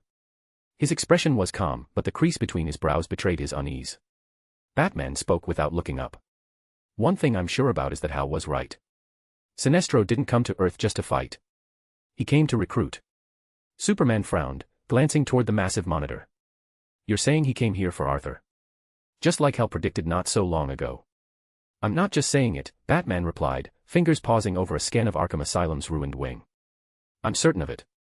Clark narrowed his eyes. And what makes you think Arthur went with them willingly? Batman's gaze flicked toward the screen again, enlarging a series of heat signatures frozen in time over a map of Gotham. His power level alone, he could have slaughtered multiple lanterns from Sinestro Corps if he wanted. The dead lantern was the second in command, and he died inside Arkham. From the scene alone, Arthur had to be the one who killed him, and very swiftly. Superman took a slow step forward. You're sure? Batman nodded once. Too much blood. All of it belonged to the lantern. Not a drop of Arthur's. No DNA trace, no burn signature, not even a fragmented boot print. Everyone leaves something behind, even you. Arthur left nothing. It's like he wasn't there at all. He paused. Kara refused to cooperate, but he was there. And I know for a fact he took the ring, that missing finger alone is enough. You could say that's the only clue he left behind. Superman exhaled, the weight of what he was hearing beginning to settle. So what are we going to do now? He tilted his head. You think he's going to join the Sinestro Corps? Batman's silence stretched for a moment, then he shook his head slowly. No. Not necessarily. I think Arthur's planning something bigger than that. Superman arched a brow, arms still crossed. That's a heavy assumption. Even for you. He doesn't play by normal rules, I've learned that already. Batman said, walking slowly toward the holographic projection of the power spectrum. He doesn't care about allegiances, not the way we do. Arthur's path is carved in shadows. I think he lets people underestimate him so they'll never see what he's truly aiming for until it's too late. Superman glanced at the glowing ring icon spinning slowly above the projector, the green lantern symbol, the yellow, red, indigo, all pulsing with faint light. I'm still not convinced, Clark said. Let's wait for Hal. He might bring back information. Maybe even Arthur. If you're wrong. Batman turned his head slightly, his eyes narrowing behind the cowl. Superman grinned. Come on, Bruce. You can still be wrong sometimes. I think. Batman didn't smile, but his lack of a reply was a reply. He just turned back to his monitor, but in the air, something unspoken hung heavy between them because deep down, they both knew. Arthur Blackwynd was already far beyond their reach. Cord. The swirling green vortex of the wormhole collapsed behind them, leaving only the faint ripple of dimensional residue as Hal Jordan and his team arrived in the dead skies above Cord, the antimatter universe's twisted mirror of OA. They hovered in silence for a moment, surrounded by a thick blackness that clung to the atmosphere. Even from orbit, the planet looked wrong, silent, still, wrong. There were no patrols in the skies. No signature of fear-based constructs. No golden glint from the infamous yellow central battery. Just emptiness. Kilowog floated forward, eyes narrowing. Well, this is creepin' me the hell out. I figured we'd be greeted by a wall of hate and laser teeth. I agree, said Tomari, his voice sharp but reserved. The Guardians gave us this directive without explanation. A sudden infiltration mission. It's unorthodox. Salak's tendrils twitched slightly, scanning data across his forearm. Unorthodox is generous. I'd call it a violation of protocol. Quord is Sinestro's stronghold. Sending only 4 of us with no strategic layout is enough. I was planning to come here alone anyways. Hal finally said. He hadn't spoken the entire way until now. His jaw was tight, his eyes locked on the dead, quiet world below. This planet used to glow with fear, he said. Now it's as cold as space. They descended. Boots touched charred black stone. They split up as planned, stealth first, eyes open, rings low-powered to avoid detection. Yet with every step they took through the twisted spires and jagged ruins of Quord, it became clear that something catastrophic had taken place. Shadows loomed where once yellow constructs had patrolled. The wind howled not with anger, but with the void. And then they regrouped, called by Hal himself. He stood at the edge of what used to be one of Sinestro's command towers. The smell of burnt ozone clung to the air. What remained of the structure had collapsed inward, broken bones of architecture clawing toward the sky. And scattered across the ground were the bodies. Yellow lanterns. Too many of them. Twisted, mangled, slain. Every one of them still wore their rings. Salak stopped in his tracks. This can't be. Kilowog took a step forward, his face grim. No way they went down without a fight. Look at this, Hal. These rings, they're dead. It's not even a charge issue, the rings are truly dead. Tomari knelt beside one of the bodies, his avian face drawn in deep concern. There's no trace of their usual energy emissions. I scanned for the central power battery. Nothing. It's gone. Gone. Salak said. That's impossible. The yellow battery is the anchor of the entire Sinestro core. Not anymore apparently, Hal said, still staring at the carnage. Kilowog looked around, eyes scanning the empty skies. Who or what the hell did this? No one answered. Tomari stood up slowly. I did however pick up something strange. Not a battery, but a surge. A new energy signature. Unfamiliar. A strange energy. Hal asked. Tomar nodded. It is clearly powerful. Not connected to the emotional spectrum as we understand it. And it's pulsing. Hal's voice was low now, more to himself than the others. We need to find Sinestro. Kilowog raised a brow. You're looking for a fight? No, Hal said, turning back to the crater of death. I'm trying to find out if he's still alive. Salak's ring buzzed faintly, still scanning. What would you do if he is? Hal didn't answer right away. But the look in his eyes was more than enough. Let's go, he said, powering up his ring. Towards the source of this energy. Gotham City. In a narrow alleyway, dripping rain from rooftops above. The world reasserted itself in silence. No cosmic winds. No antimatter radiation. No violet or yellow glows bleeding across fractured sky. Just the dim amber light of a flickering street lamp casting its weak gaze over the damp concrete. A half-rotted dumpster to one side, steam rising from a sewer grate. A cat darted across the mouth of the alley, vanishing into shadow. Then, with a ripple in the air, Arthur stepped through. His boots met the ground without sound. The tear in space sealed behind him like it had never existed, leaving nothing but stillness in its wake. He stood there a moment, shoulders rising and falling. The subtle hum of power still clung to him. He lifted his hand slowly and removed the black-violet ring from his finger. The transformation reversed instantly. Gone was the shadow-wrought uniform, the violet's aura. Dissolved into nothingness. He was casual Arthur again. Just Arthur. The ring pulsed faintly in his palm once, like a living heartbeat. He closed his fingers around it and tucked it away. Rain kissed his shoulders. Thunder rumbled distantly. He looked down the alley and took a step, then another, emerging slowly into the buzz of the city. Horns honking, people shouting. Gotham was still Gotham. Chaotic, brutal, alive. Arthur sighed. I think I hate space, he muttered to himself, brushing a bit of grime off his shoulder. Solid ground is better, even as chaotic as it is right now. He stepped into the current of pedestrians' faces brushing past him without care or concern, no one recognizing him, no one even noticing. Just another man in a black coat beneath a flickering streetlight. But in his silence, something churned. His expression was blank. Too blank. Even for someone like him. As he walked down the wet sidewalk, his mind drifted. Why do I feel this way? His eyes flicked to a pair of street performers juggling fire near a cafe. Or rather, lack of feeling. The laughter, the lights, the scent of rain and warm bread from a nearby bakery, it all felt distant. Like a dream he couldn't step into. A girl bumped into him. Sorry, she said casually, walking off without another word. Arthur didn't respond. He barely noticed her. His hand drifted to his coat pocket where the ring lay hidden, warm against his skin. He took a slow breath and whispered, "I need a vacation." His steps slowed. A glint of eerie light shimmered in his eyes, blue this time. // If you like this story, check out my other stories. Solo leveling in Westeros. And you can get access to 3 more chapters or 7 more chapters if you want. Chapter 166, Watched. If you like this story, check out my other stories. Solo leveling in Westeros. And you can get access to 3 more chapters or 7 more chapters if you want. // Gotham City, small corner cafe, evening. The cafe was small, tucked into a quiet Gotham street where the noise of the city seemed like a distant sound. Warm light spilled from the windows, gold against the evening dark, and inside the scent of coffee drifted through the air. Arthur stepped in, the bell above the door giving a faint chime. He looked like any other man in Gotham: dark jacket, worn boots, the kind of tired posture that came with long nights and heavier burdens. But his eyes held something deeper. A man that had stared across galaxies and still made it back in one piece. He spotted her in the corner booth, already seated, her presence as still as ever, like the eye of some internal storm. Raven didn't wear her usual cloak tonight. She had on a black sweater, subtle jewelry, her dark hair loose around her shoulders. She stood as he approached, stepping forward with a look that held more emotion than her usual stoicism ever allowed. She hugged him tight, pulling him in as if to make sure he was real.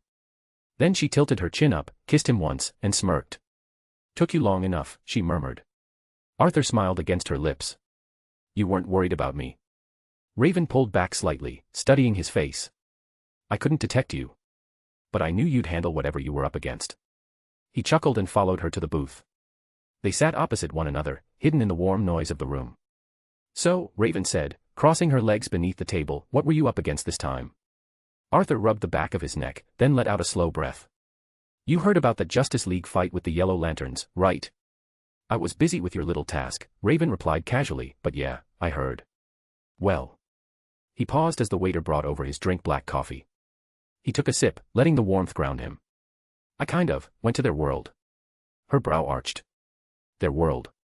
"Cord." He met her gaze. "And I wiped them out." For a second, Raven said nothing. Just blinked at him. "The Sinestro Corps?" she asked quietly, as if checking if she'd heard him wrong. He nodded again. "Gone. And for good." She stared, caught between shock and disbelief. But then Arthur reached out, hand palm up between them, and summoned the ring onto his finger. It pulsed softly, a black band etched with strange symbol, radiating a violet glow that twisted like the void. "I did get something in return," he said. "You're looking at a one-man lantern corps, if it can even be called that." Raven leaned closer. The symbol wasn't like anything she'd seen. Not the green one. Not yellow. Not red, or blue, or even indigo. It was totally unknown to her. "I've never seen this kind of power ring," she said. "And I've studied every corps." "Well," Arthur said with a faint grin, "I may have disrupted the cosmic emotional spectrum a bit. But it shouldn't matter." Raven narrowed her eyes, leaned back, and face-bombed. She didn't even speak, just held the gesture like she'd run out of energy to react properly. Arthur laughed softly. "What, no lecture?" "I'm reserving judgment," she muttered. "You might have just broken something fundamental." "The universe is still standing," he said casually, sipping his coffee. "I guess." He smiled, leaning back in his seat as the tension between them dissolved into something more familiar. The silence stretched for a moment. Then he glanced over. "So, about the task." Raven lifted her cup, blowing on the steam before answering. "Done. Your little base. It is sealed and protected. Off-grid, off-map, magically insulated. Not even I can teleport there unless I break the enchantment." Arthur's eyes lit up with honest surprise. "Seriously? That's great." She nodded. "If someone breaks in, it'll be someone with stronger magical power than me. And I don't say that lightly." He leaned forward with a grin. "I doubt there's anyone like that." Raven's cheeks flushed lightly at the words. She glanced away, trying not to show it, but he'd already seen the smile tug at her lips. Arthur was mid-sip when it hit him. The warmth of the coffee, the hum of the cafe, the soft murmur of conversations, everything dulled at once. Like a thick fog had crawled across his senses. He lowered his cup slowly, eyes narrowing. A faint chill danced along the back of his neck, and he looked up, not in panic, but in sharp, trained awareness. What is this presence? His pulse hadn't quickened, but his body knew something was wrong. That weight, familiar, unbearable, pressed against his shoulders like a god's breath. His ring was in his pocket, inert, and yet the instinct inside him screamed danger. It's the same one from. The bell above the cafe door chimed. A woman walked in. No flash of light, no spectacle. Just the quiet tap of boots across the tile. She looked like any other citizen, poised, dressed in a black top and jeans and a matching black wide-brimmed hat. Her face was mostly shadowed, but her posture said everything, calm and composed. She moved to the counter. Ordered something. Her voice was low and smooth, barely audible over the cafe's ambience. Then she turned. Arthur froze. His eyes widened. She glanced at him casually, just a flick of her gaze, a small curve of her lips, and smiled. It's her again. He'd seen her once before, fleeting, in another world, and even then, she left an imprint that refused to fade. A presence that had no business existing in this reality. He turned to Raven, his voice low. Can you feel anything? Raven blinked, setting her cup down. Feel what? Arthur looked at her, gaze searching, but saw no recognition in her expression. No alarm. No tension. Never mind, he muttered, turning his eyes back to the woman. She was facing away now, waiting for her order. Just another figure among the city. But to Arthur, her very existence was a void made flesh. It felt like his lungs were shrinking. Like every molecule of air in the room bent around her. He stood. Arthur. Raven asked, confused. We should leave. Now. She looked around. What? We just got here. You didn't even finish your. I said we're leaving. His hand closed around hers, firm but not harsh. Raven was too surprised to resist, stumbling up from her seat. Whoa. Okay, wait. She held onto his wrist as he pulled her past tables, their unfinished drinks left behind. What's going on? Arthur. I just remembered something important, he said quickly, keeping his eyes fixed on the door. Oh, Kay, she muttered, following him with furrowed brows, but sensing the seriousness in his tone. He wasn't the type to panic. And this wasn't panic. This was calculation, urgency sharpened by pure instinct. As they exited onto the street, Arthur cast one last look over his shoulder. The woman remained at the counter, her back to them. But he knew she was aware. And as he led Raven through the alley, heart steady but thoughts racing, he spoke only to himself, his eyes faintly glowing blue beneath the hood of twilight. I don't know what to expect from her, or why she showed up here of all places. But I'm not waiting to find out. The cafe had settled again after Arthur's swift departure. Chairs creaked. A spoon clinked in a ceramic mug. Life moved on, at least, for everyone else. The woman in black stood still by the counter, her posture calm and her breath steady. She stared toward the now vacant table across the room, where 2 untouched cups of coffee still steamed faintly in the warm cafe air. Her gloved fingers tapped once against the counter, then slowly curled into a loose fist. You didn't have to leave like that. She murmured under her breath, voice barely above a whisper. There was no anger in it. No resentment. Just a faint sigh at the end, disappointment. The barista returned with a smile and a warm paper cup. Here you go, miss, he said, friendly and oblivious. Just like you asked. Hope it brightens your afternoon. She tilted her head and looked at the man. Her expression softened, just slightly. Thank you, she said. Her voice was like velvet, low, smooth, and somehow hollow beneath its grace. He nodded and moved on, already greeting the next customer. She didn't drink. She just held the cup with both hands and walked slowly toward the window. The light outside caught the curve of her jaw, the edge of her cheekbone, but her eyes were downcast, half hidden beneath the brim of her hat. She looked into the reflection on the glass, not at herself, but through it. Through the city. The faintest smile played at the corner of her lips, one touched with something ancient. I'm only here for a drink, she whispered to herself. // If you like this story, check out my other stories. Solo leveling in Westeros.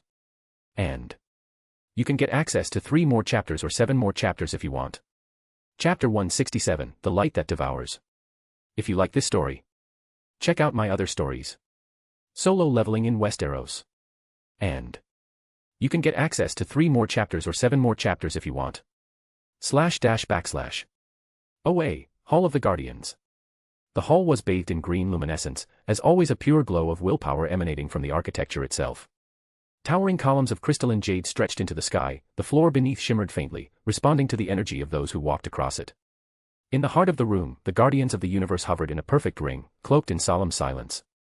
Hal Jordan stood before them, arms folded, his jaw set. Beside him were Kilowog, Salak, and Tomari, each of them scarred by what they'd just witnessed on Cord, though none spoke of it yet. Ganthet was the first to break the silence. Report, he said, his voice calm, but edged with a gravity none of them could ignore. What did you find on Quord? Tomari stepped forward slightly, his hand clenched behind his back. Death, he said plainly.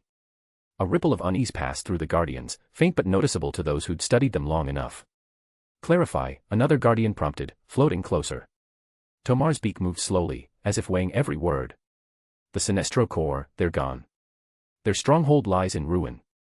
The presence of the yellow energy of fear itself is absent. It's as if the very light that sustained that world has been snuffed out. Kilowog growled low under his breath. Never seen anything like it. Wasn't a battle more like an execution? It was a mess. Hal said nothing. He just stared straight ahead, his thoughts miles away, jaw tense. One of the Guardians floated forward.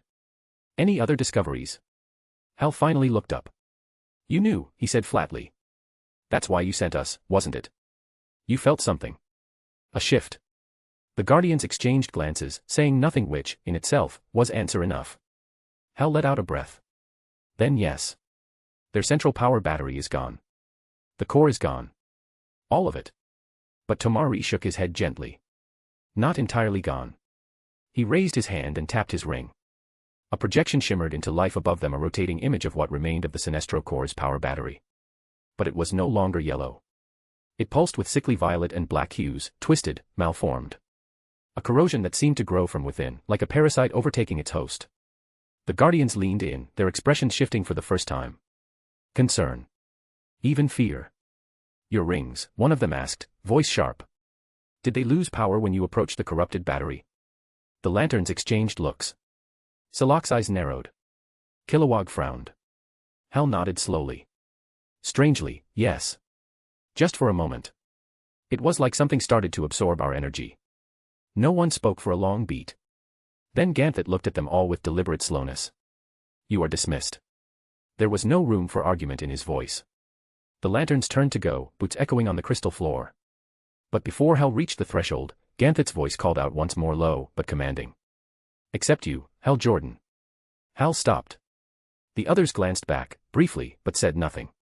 They left the chamber in silence, leaving Hal alone in the glow of the Guardian's circle. He turned slowly to face them, eyes steady. Ganthet floated closer, his expression solemn.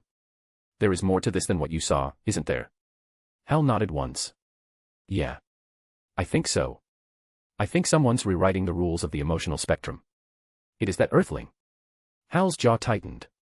I don't fully understand if he is capable of that, but he was gone, he was taken by the Sinestro Corps and now they are dead. You do the math. The Guardians murmured quietly among themselves, and for once, even they seemed unsure. Then Ganthet spoke again. There is something you need to know, Hal Jordan. Hal narrowed his eyes. And that is? Your frustration is understandable, another Guardian replied, but this corruption may affect more than just Quord.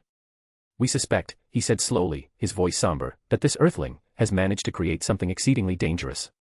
Hal's brow furrowed. The corrupted battery on Quord, Ganthet continued, it began draining your ring's power from a distance. That alone confirms a dreadful hypothesis. Another Guardian floated forward, smaller, wizened and blue-skinned like the rest. It means one thing. Hal's eyes widened, piecing it together. Is it powered by will? No, the Guardian answered. Worse. It is not limited to will. The temperature in the room seemed to drop, even though Hal knew that was impossible. Another spoke, more bluntly, it absorbs or rather, devours the emotional spectrum. Hal blinked. Devours it. Its presence dulls nearby lanterns' powers, Ganthet confirmed, a null field of sorts, but more than that. It is not simply nullification. It is erosion. It's like a black hole then, Hal said slowly, the words clicking in his head. You're saying it doesn't channel emotion. It eats it. Yes, came the cold response. It is a void. One that consumes will, rage, fear, love, even death. It is not part of the emotional spectrum, it is its antithesis. Hal took a step back, shaking his head slightly. Is it that bad? Ganthet met his gaze evenly. Beyond anything. The Guardian continued, his voice a quiet echo that somehow rang louder than shouting. This corruption of a central battery, and of the emotional spectrum itself, has tipped the cosmic balance. The act of destroying the Sinestro Corps and replacing it with this thing is not just a power shift. It is a destabilization of the universe's most primal forces. Hal let the words hang in the air for a moment. Then scoffed softly. Fear have been your enemy since before I was born. Parallax had all of you trembling for centuries. Isn't the fact that they're gone supposed to be good for the universe? Silence. He pressed further. Are you asking me to? Another guardian floated forward, his tone harsher, eyes narrow. Do not question our judgment, Hal Jordan. You have always walked the line between loyalty and defiance. It is not becoming of a Green Lantern. Hal's hands clenched into fists at his side, but he said nothing. A different voice cut through the air, calmer. We do not seek the Earthling's death. The oldest of the Guardians finally spoke, voice rough with age. You are to bring him here. He must hand over his creation. Another added, all of it. Must be destroyed. For the greater good of the universe. A heavy pause followed. Hal stared at them all, searching for any sliver of uncertainty, anything behind those emotionless eyes. He found nothing. That is all, the final Guardian said, voice cold as judgment. Hal didn't respond. He turned and walked out without another word. Gotham, Arthur's base. Arthur sat on the edge of the elevated command platform, his black coat folded on the armrest beside him. The Shadow Core ring, for now, rested beside an untouched cup of coffee. He leaned forward, elbows on his knees, watching all work across a curved set of holographic screens.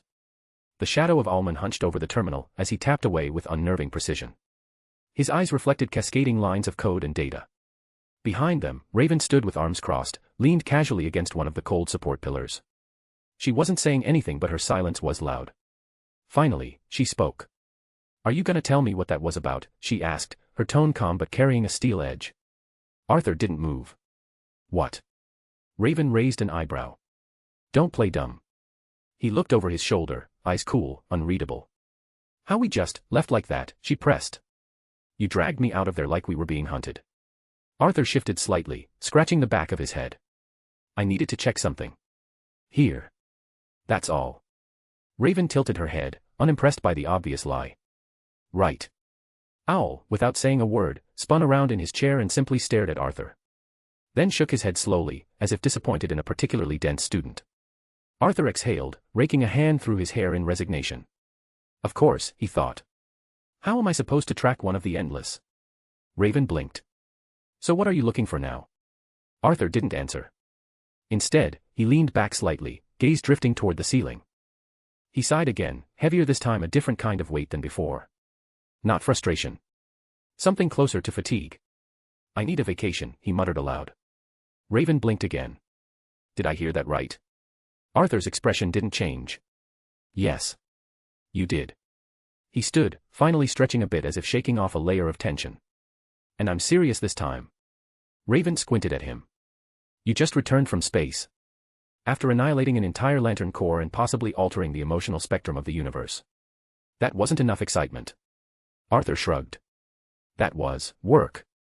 // If you like this story, check out my other stories. Solo Leveling in Westeros. And you can get access to 3 more chapters or 7 more chapters if you want. Chapter 168, Vacation. If you like this story, check out my other stories. Solo Leveling in Westeros. And you can get access to 3 more chapters or 7 more chapters if you want. // Raven sat across from Arthur, a book resting in her lap. Her hood was down, her dark hair loose, a rare softness on her face that came only when they were alone. Her amethyst eyes lingered on him longer than usual, a slight tension to her brow as though she'd been waiting for the right moment. Then, almost shyly, her eyes brightened. I wanted to tell you, she began, her voice quieter than usual, hesitant even, but I thought you'd never agree to it. Arthur glanced sideways, brow raised. Agree to what? She hesitated, then gave a tiny shrug. About a trip. A vacation.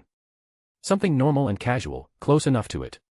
Where we and the team can be ourselves. You know. Like regular people. I know it sounds unnecessary, given everything. And I'm not the type to care about vacations. I'd rather stay in my room, read, meditate, pretend people don't exist. A trip, you say? Arthur echoed, arching an eyebrow like it was the most foreign word he'd heard all week. Raven nodded, brushing a strand of hair behind her ear. Bruce gave the Titans full access to one of Wayne Tekka's private islands. Some kind of reward for defeating Trigon. Robin and the others are going. We just didn't have the time before. I wasn't planning to join them, I mean, son and all that. She gave him a deadpan look. Not exactly my aesthetic. Arthur smirked at that. But, she continued, if you want to go. I'd go. Arthur tilted his head, as if testing whether she was joking. Bruce did that. Yeah. A whole island. Private, secure, overpriced. Apparently, billionaires call it decompression. For a second, Arthur was quiet. And then, slowly, that smile crept across his face. The kind that always meant trouble for someone. Oh, he said, stretching the word with deliberate satisfaction. Now I want to go. Raven blinked. You do. He stood, the dark glow of his presence sharpening as he casually rolled his shoulders. Absolutely. She gave him a side glance, suspicious. Why does that sound less like a vacation and more like a declaration of war? Arthur turned toward the exit, already moving with purpose. Because I'm bringing others with me. Raven narrowed her eyes. What do you mean, others? But Arthur didn't answer. He just looked back over his shoulder, a mischief in his expression that made her both sigh and smile at once. Raven watched him go, exhaling softly. This is going to be such a disaster, right? Don't do anything stupid, Arthur. You know, he said over his shoulder, I think even Doom could use a tan. Titan's Tower. Sunlight streamed through the massive floor-to-ceiling windows of Titan's Tower, casting golden rays across the polished floors. Outside, the waves of Jump City's bay lapped lazily against the island's shores, the reflection of clouds glinting off the tower's gleaming glass panels.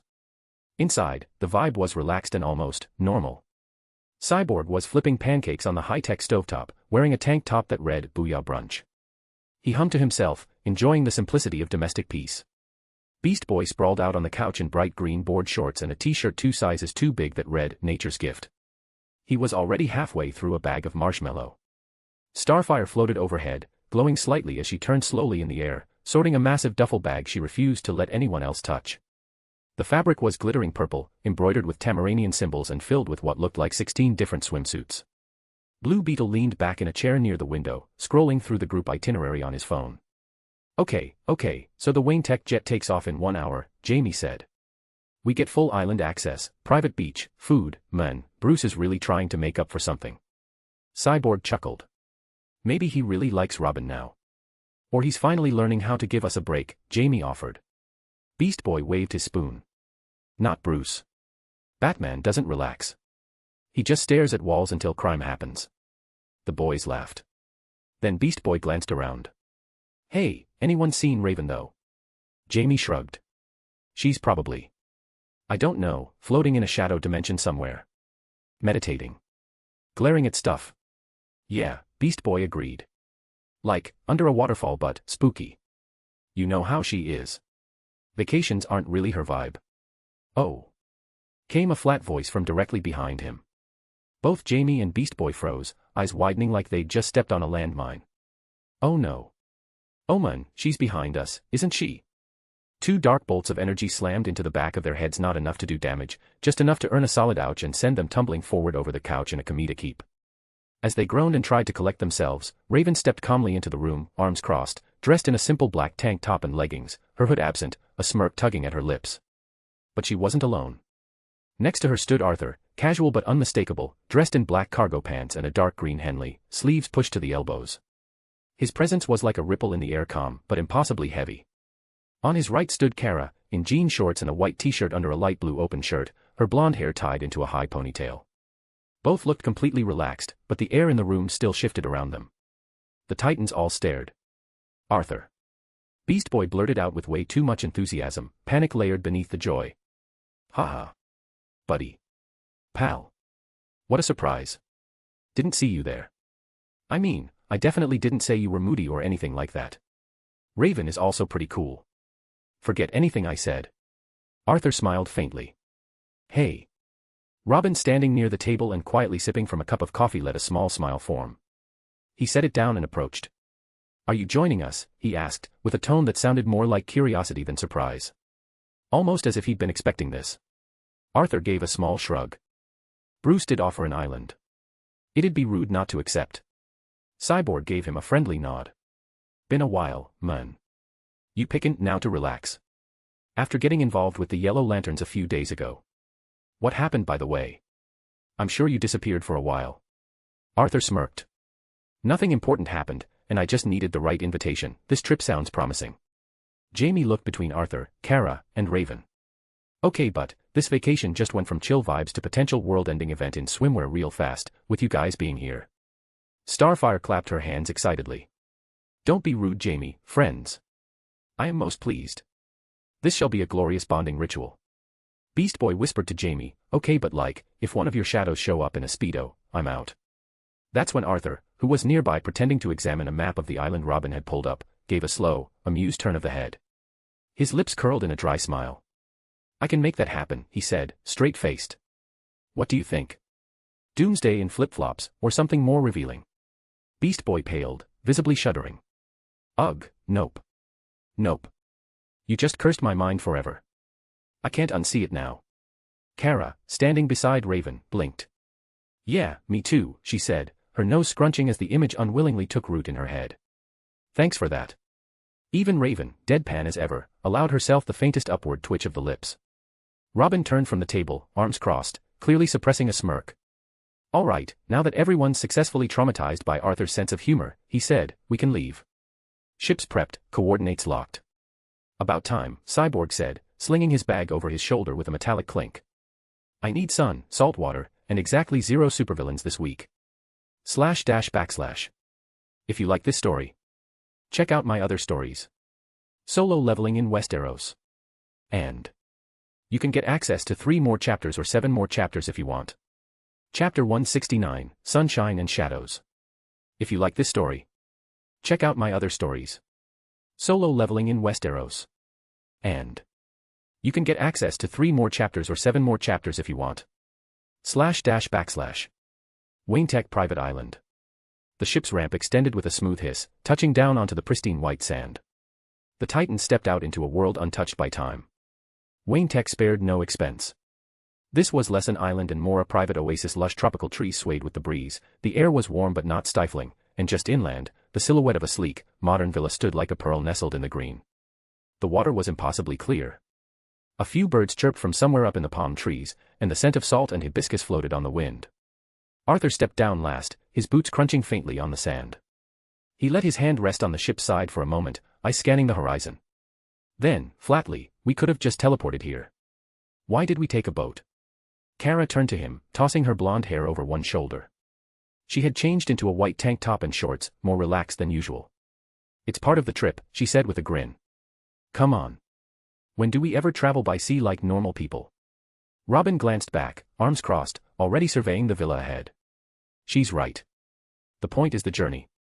Slowing down. Breathing. You know, being normal. Arthur raised an eyebrow and thought, you're already normal, but said aloud, it's just that, Raven stepped in from behind, her tone knowing. You don't like boats, do you? Arthur looked at her, a little caught off guard. I never said that. She shrugged. You didn't have to. You were alert the whole ride here. Barely blinked.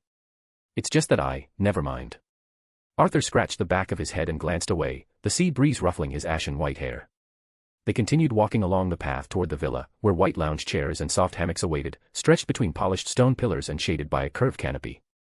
Everything was spotless, serene. Cyborg had already dumped his bag down near the entrance and was examining the outdoor grill setup like it was a new piece of tech. Beast Boy, naturally, ran toward the shoreline with Jamie, already talking about who could catch the biggest fish. Robin dropped his pack just inside the villa's entrance and looked around. All right. Let's claim rooms, then figure out what we're doing today. I'll take a walk, Arthur said, his voice casual but distant. His eyes wandered along the tree line to the winding path that cut into the denser part of the island. Raven opened her mouth, but before she could speak, Kara stepped forward, brushing a strand of hair behind her ear. I'll join you, she said. Raven closed her mouth slowly. She didn't say anything. Her gaze lingered on Arthur for a moment, but her face gave nothing away. Arthur nodded. Sure. Robin, ever watchful, said nothing but noted the exchange. His expression remained unreadable as he moved to the balcony, glancing at his communicator briefly before tucking it away. I'll be back shortly, he said to no one in particular. Gotta check something. As he stepped off the deck and disappeared down the opposite path from Arthur and Kara, the others continued unpacking, laughing, and settling in completely unaware of the currents moving quietly beneath the surface of this vacation.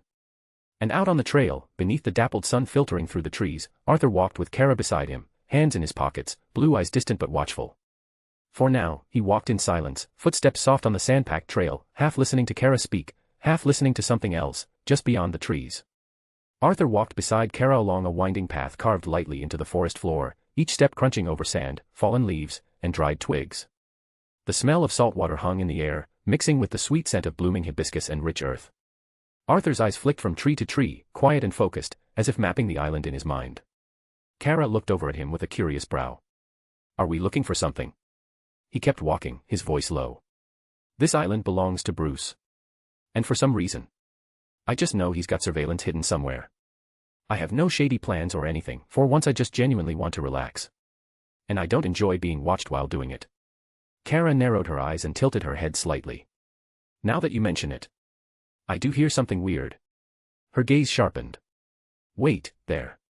Before Arthur could react, she shoved him to the side with a sudden burst of Kryptonian enthusiasm and dove into the brush. Wait, Kara, what the he? Crash.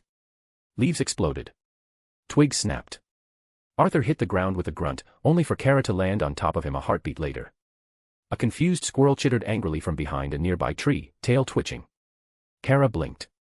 Oh, it's just a squirrel. She looked down and froze. Arthur's brow was arched, eyes narrowed at her like a predator clocking a trickster. You did that on purpose, he said flatly. Kara bit her lip, her voice barely audible. No. You can see through pretty much everything, including mere trees. A pause. She stared him dead in the eye. Okay, maybe I did do it on purpose. Arthur huffed and shook his head, a ghost of a smirk on his lips. Figures. They got up slowly, brushing off leaves and loose sand. For a moment, Kara fidgeted awkwardly, her hands moving without purpose, fingers pulling at the edge of her sleeve. Arthur studied her more closely now, his voice soft but edged with something firm. You've been acting strange lately. Especially around me. He tilted his head. Is there anything you want to say? Kara's eyes darted everywhere, the treetops, the path behind them, the ground at her feet, anywhere but at him. Well, I mean you're not exactly the easiest person to talk to, and I thought maybe this wasn't a good time, but I've been thinking, and maybe it's stupid, but I figured if I don't say it now, I might not say it at all, and I'm not usually the one to just blurt things out, but I... She stopped. Inhaled. I really like you, Arthur. She leaned in, her voice suddenly calm, quieter than a whisper. Arthur sighed. I already knew that, idiot. Her eyes widened. Arthur chuckled and stepped closer, brushing a strand of blonde hair away from her face. Why do you think I keep you around so much? Kara blinked, still processing his words. Why? She asked, barely audible. He didn't answer with words. Instead, he pulled her gently toward him and kissed her slow, grounded, and warm. No magic, no cosmic power, no shadows flickering behind him. Just the two of them beneath the trees. When they pulled apart, Kara's cheeks were flushed. She blinked once, then smirked. Was that your idea of being romantic? Arthur smirked back. Well, it worked, and I know that's what you wanted. Kara leaned in again, her breath soft against his skin, lips finding his once more. The kiss deepened, lingering in a silence that felt untouched by time. Arthur didn't move, not at first. He let her wait, her warmth, the taste of something normal anchor him. It was a moment worth holding on to. But something tugged at the edge of his awareness, a faint hum, artificial, mechanical, very distant but distinct. A flicker in the rhythm of nature. The trees weren't moving the way they should. The air didn't carry just wind anymore. Still kissing her, his eyes opened slightly, glowing faint blue. He raised one hand slowly, fluidly, like swatting a gnat he didn't need to see. Ruler's authority erupted silently from his fingers and shot through the trees. No sound. No disruption. Very far from them, a tiny drone, no larger than a bird, burst apart midair in a quiet flare of static and ash. Kara didn't notice a thing. Her hands curled gently into his jacket as the kiss lingered, lost in the gravity of that closeness. Arthur finally eased back, eyes calm again, the subtle flicker fading from his gaze. She opened her eyes, breathless, dazed for half a second. Wow, she whispered. Arthur smiled, thumb brushing her cheek. No trace of tension. No sign of the quiet surveillance he'd just erased from existence. Not even Kara, with all her super senses, had felt it. He didn't want her to. // If you like this story, check out my other stories. Solo leveling in Westeros. And you can get access to 3 more chapters or 7 more chapters if you want. Chapter 170, Hollow. If you like this story, check out my other stories. Solo leveling in Westeros. And you can get access to 3 more chapters or 7 more chapters if you want. // A private room in the villa. The sound of the ocean waves was distant here, muffled behind reinforced walls and tinted glass.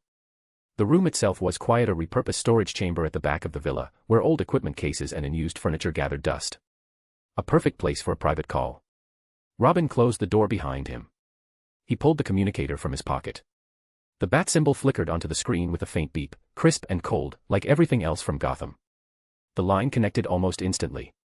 Just like you predicted, Robin said quietly, eyes narrowing. Arthur did end up coming with us. There was a pause on the other end. Then Batman's voice came through, low and even.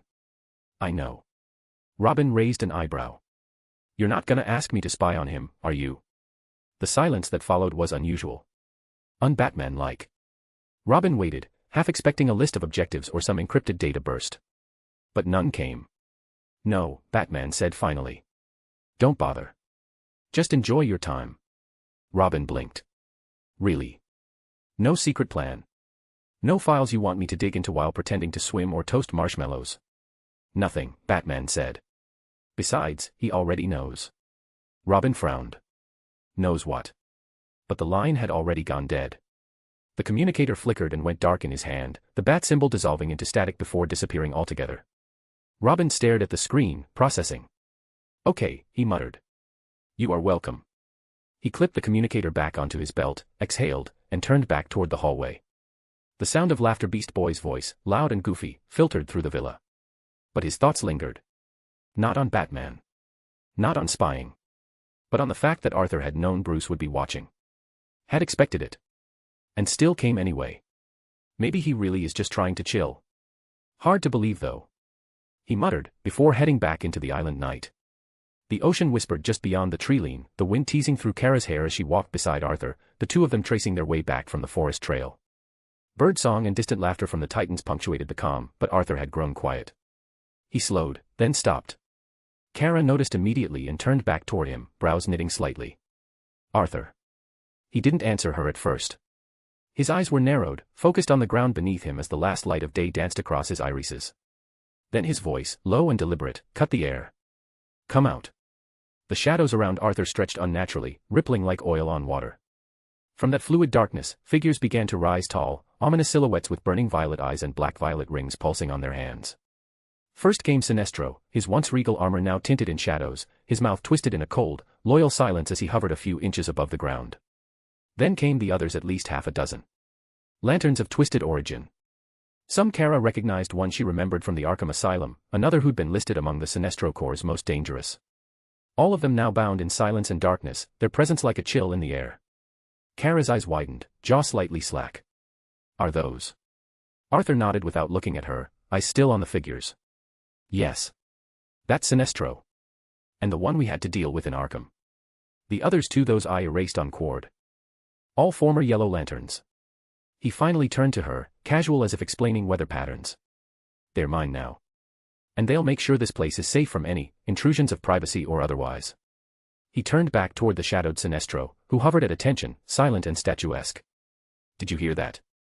Arthur asked. Sinestro bowed his head deeply, his voice carrying a weight of obedience, laced with the remnants of pride. Understood, my king. Then without another word, they all took off into the sky, each of them vanishing in different directions, soaring across the island like dark comets. Their rings burned with violet-black energy, trailing eerie glows that shimmered against the clouds. Kara stood still, arms crossed loosely, watching them disappear. Honestly. She said after a moment, voice quiet. Sometimes your powers scare me. Arthur shrugged with the hint of a smirk. That's the point. Kara shot him a sharp look. He looked at her, completely serious for a second, then looked away, saying nothing. They walked the rest of the way back in silence. The sun had dipped just low enough to set the sky ablaze in warm shades of amber and rose. The private villa buzzed with the rare but welcome sound of carefree laughter. Titans scattered across the sprawling deck and poolside, basking in the tropical air. Cyborg stood near a high-tech grill embedded into an outdoor kitchen setup, flipping skewers like a seasoned pitmaster. Smoke curled into the breeze, carrying the scent of sizzling ribs and spiced vegetables. With an exaggerated flick of the wrist, he flipped a steak and grinned. Booyah, he shouted. Grill's hot, food's hotter. It'll be ready in a minute. Just off the patio, Beast Boy and Blue Beetle were locked in a ridiculously intense dance-off, surrounded by impromptu music blasting from a speaker, and the amused stares of Starfire, Raven, and Robin. Okay, but how is he doing that with his back? Jamie yelled mid-spin, gesturing at Beast Boy who had twisted into some inhuman angle with his transformation mid-move. Beast Boy pointed at him mid-moonwalk. Adapt, bro, evolve. You can't compete with me, so just give up. Kara and Arthur finally arrived, stepping out from the forest path that led from the island's interior back to the villa. Kara's hair was slightly wind-tousled, cheeks still a faint blush, and Arthur was predictably calm, hands in his pockets, boots crunching against the wooden deck. Robin, ever watchful, was the first to spot them. "Where have you two been?" he asked with a raised brow, eyes darting between them. Kara rubbed the back of her head and looked anywhere but at anyone. "Ah, you know. Exploring." Arthur answered smoothly, "Just checking out the island."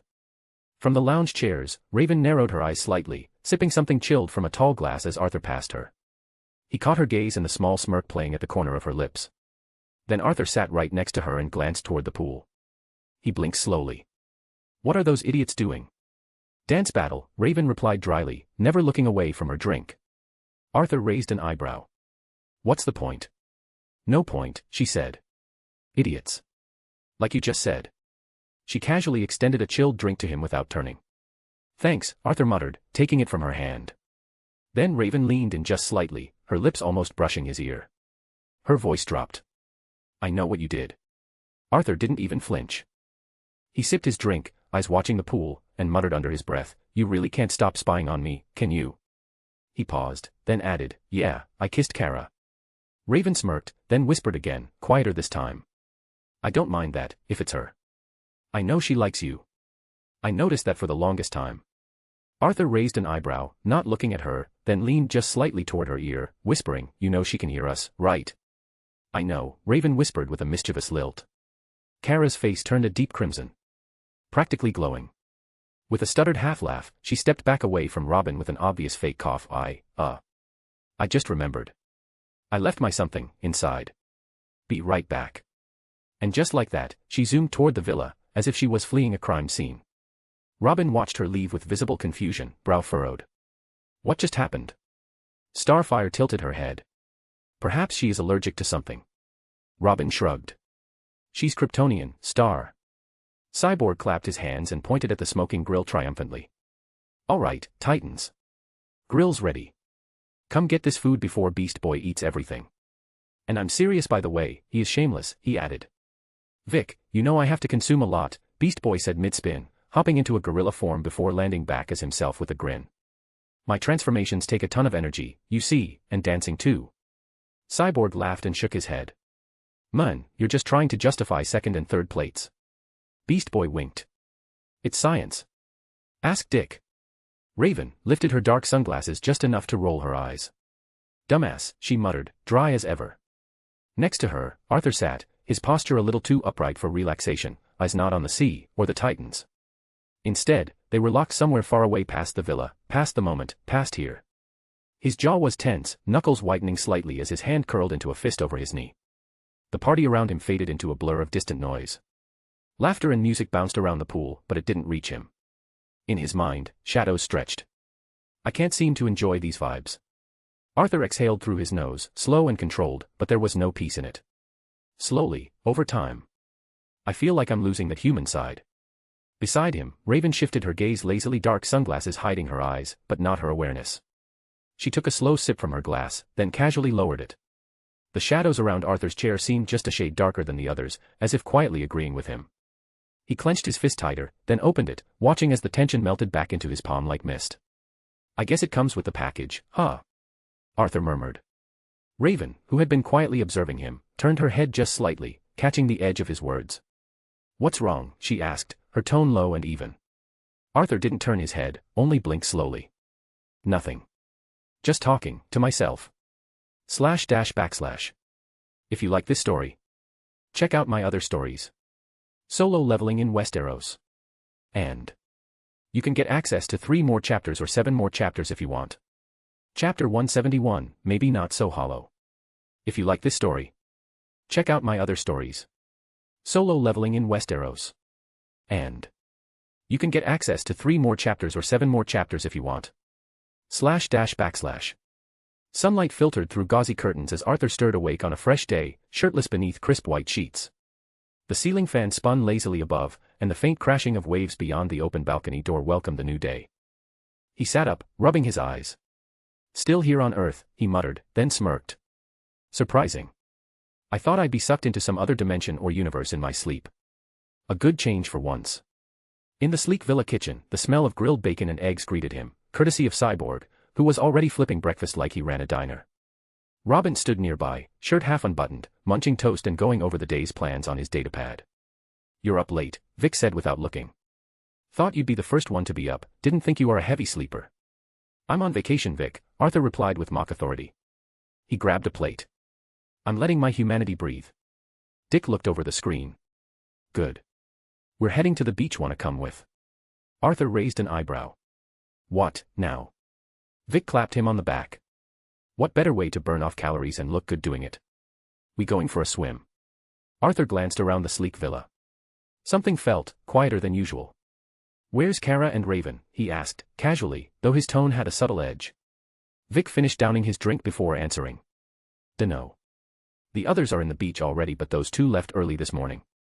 Said something about going for a walk. Arthur's eyes narrowed just slightly, but his posture stayed relaxed. Just the two of them? Yeah. Vic shrugged. Dick chimed in, adjusting his sunglasses. They'll join us later. Come on, let's not waste the sun. Arthur didn't say anything for a beat. But then he tossed his shirt over his shoulder, grabbed his own towel, and nodded. Sure. The sun bore down from the sky. The private cove, shielded by palm trees, was almost unnaturally pristine. Crystal clear waters kissed the white sand gently, reflecting a horizon so perfect it looked painted. Arthur stood near the shoreline with Dick and Vic, ocean wind tossing his hair, beneath a blazing sun. He was shirtless, lean but powerful. Not just trained, but forged in battle, a single scar you could only see if you looked closely. Feels good to actually breathe, Dick said, glancing around. No alarms. No villains. No emergencies. Vic chuckled. Speak for yourself. Jamie and Gar are an emergency on their own. Further down, Beast Boy was already halfway into the water, half dolphin, half idiot, while Blue Beetle tried and failed to keep up, laughter echoing between waves. Arthur wasn't listening. Because his eyes and his entire senses were now focused on something else entirely. Footsteps in the sand. The air shifted. And then they appeared. First came Kara. She walked like she owned the sunlight. Her sky-blue swimsuit hugged her in all the right places, an elegant one-piece with an open back, dipping low enough to provoke second glances, and maybe a third. Her golden hair was tied back in a loose braid, windswept but perfect. Her posture casual and confident. Then came Raven. Arthur's eyes narrowed. A minimalist black bikini, tied high at the hips, paired with a sun hat as if it made her feel less exposed. But it didn't help. Her pale skin contrasted so sharply against the black that she looked like midnight personified under a beach sun. Eyes shaded, head tilted low, but Arthur caught it. Her blush. The smallest hint of hesitation in her step. And for the first time since arriving on this island, Arthur felt a bit human. His voice, low and half a whisper, slipped from his lips. There's still some human in me after all. Vic and Dick followed his gaze and both of them just froze. Vic blinked. Oh. Damn. Dick, ever the tactician, tried to avert his gaze like a gentleman, but even he failed to hide the awe in his expression. I thought Raven said she didn't do swimwear. Apparently, someone changed her mind. Arthur said without turning, has to be Kara's idea. He said to himself. Starfire, a few steps behind, immediately noticed the attention. Her eyes flared just a little with competitive pride and she whirled in the air dramatically, her own suit a glowing orange-gold ensemble as dazzling as a second sun. Raven finally caught all the stares and stopped walking, frozen mid-step. Her hair fluttered across her cheek. This was a mistake, Kara, she muttered. You picked it, Kara whispered with a smirk. I was hexed by you, you said he'll like it, not all of them. Raven hissed back. Arthur, still staring, narrowed his eyes and turned slightly to Dick and Vic, eyes off. The tone in his voice wasn't a request. It was a decree. Cold. Final. Vic immediately turned to leave after that warning. Okay. Yep, I just remembered that I had to do something. Be right back. Dick looked away with the guilt of a man who just peeked into the abyss and was reminded why some shadows stare back. Kara finally reached the edge of the water, tossing her towel aside and stepping into the sea like a goddess born of blue skies. She looked over her shoulder. I'm going for a swim so you can stop staring now. Hard not to, Arthur replied honestly. Raven was still paralyzed near the chairs until Arthur walked over and handed her a cold drink. She took it with her usual measured grace, though her fingers trembled just slightly as they brushed against his. That single touch lit a spark beneath her skin, like her magic responding instinctively to his presence. "Thanks," she mumbled, eyes cast downward. Arthur leaned in just enough that only she could hear. His breath was warm against her ear, voice low and smooth like a whisper cutting through the noise of the waves. "You both look amazing." Raven blinked. Her breath hitched. She turned her face slightly toward him in disbelief, a rare flush creeping up her cheeks, climbing fast. "Don't say stuff like that, while the others are around," she muttered in a sharp breath, but there was no bite in her tone. As if trying to disappear from reality itself, Raven shoved her head into his chest.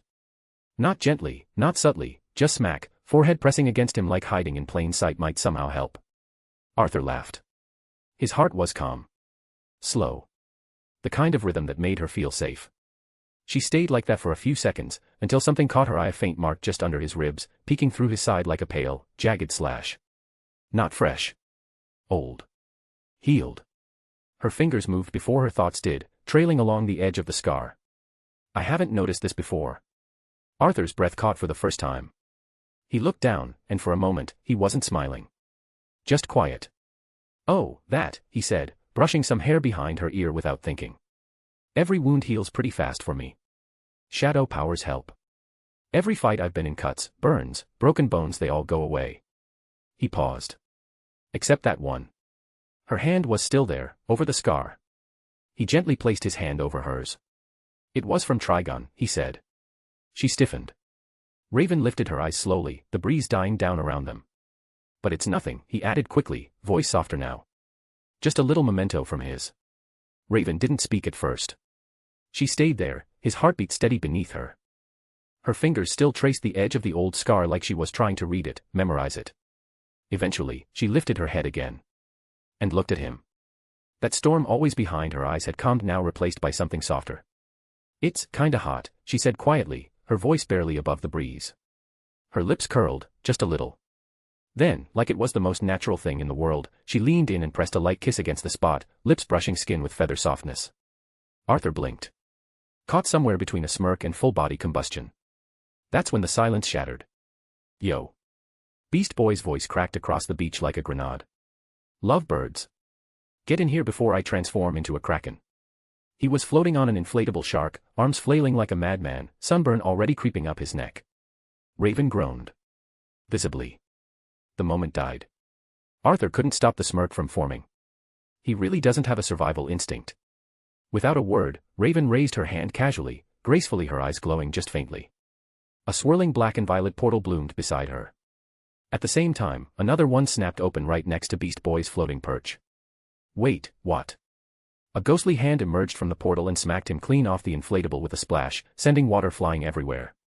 Seconds later, another portal opened midair above the shore and deposited him face first into the sand with a muffled thud. Sorry," he coughed, spitting out sand and seaweed as the others burst into laughter nearby. Arthur turned to Raven, raising an impressed brow. She shrugged, sipping her drink. "He asked for it." "Fair," Arthur said, still smiling. He stepped toward the water, running a hand through his hair. He looked back at her over his shoulder. "I'm going for a swim. I might even catch up with Kara if she didn't cross the ocean by now." He took off at a light jog, kicked off his sandals, and dove into the ocean in one smooth arc, his body slicing through the crystal-clear water like it welcomed him. A faint shimmer of shadow energy followed him, dissipating as he moved through the waves. // If you like this story, check out my other stories. Solo leveling in Westeros. And you can get access to 3 more chapters or 7 more chapters if you want. Chapter 172, Salt, Sun, and Surveillance. If you like this story, check out my other stories. Solo leveling in Westeros. And you can get access to 3 more chapters or 7 more chapters if you want. // The ocean stretched endlessly around them, sapphire waves gleaming under the late morning sun. Kara floated easily on the surface, arms folded behind her head, her blonde hair all wet now, eyes half-lidded with amusement. A sharp wave cut through the water from the shore fast. Monstrously fast. Arthur. In seconds, he breached the surface beside her in a surge of white foam and sea spray. His arrival disrupted the calm so violently that Kara was nearly knocked off her balance. "You've been getting slow, Arthur," Kara teased, brushing salt water off her cheek. "What took you so long?" Arthur narrowed his eyes, hair soaked and wild. "That was me trying to be slow. Human-like." She swam around him slowly, circling like a shark sizing up prey. Her eyes sparkled with mischief and something wilder beneath. "So, wanna do something fun?"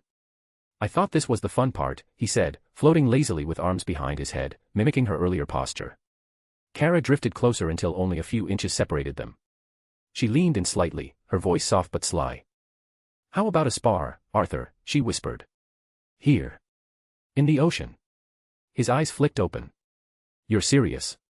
"Dead serious." Her grin widened. "Unless you're scared of losing to a girl in salt water." Arthur stretched, letting his body drift toward hers with casual confidence. "Middle of the sea, fine. But I won't hold back because I know you can take it." Kara's eyes glowed just faintly, lips curling. "Oh, I sure can." She struck first. A sudden blur of motion, her fist came toward his jaw, fast and precise. Arthur ducked, the water parting around them as he twisted beneath her and swept her legs out from under. Kara spun mid-air above the waves and retaliated with a downward kick that cracked the surface like thunder. Arthur caught her leg mid-strike. Their bodies collided briefly, chests pressed as the momentum drove them both under the waves in a swirl. Underwater, the fight changed. The ocean muffled everything but not their movements. Arthur wrapped his arms around her waist, twisting to pin her against the rocky seabed. "Too easy," he mouthed, bubbles escaping his lips. Kara smirked and suddenly headbutted him, hard. Arthur reeled back, dazed. She kicked off the seafloor, spinning upward, fists aiming for the sky. She exploded from the water like a missile. Arthur followed, bursting out behind her, water trailing from his shoulders like a shroud. High above the surface, their bodies collided midair. Kara landed a clean hit across his cheek. Arthur returned it with a strike to her ribs that sent them spiraling. Her laughter echoed through the sky. "This is the most fun I've had all trip. It's so hard to just act normal," she shouted. "Same here," Arthur grunted, shadow energy curling around his arms. "Though this might ruin the beach for everyone else."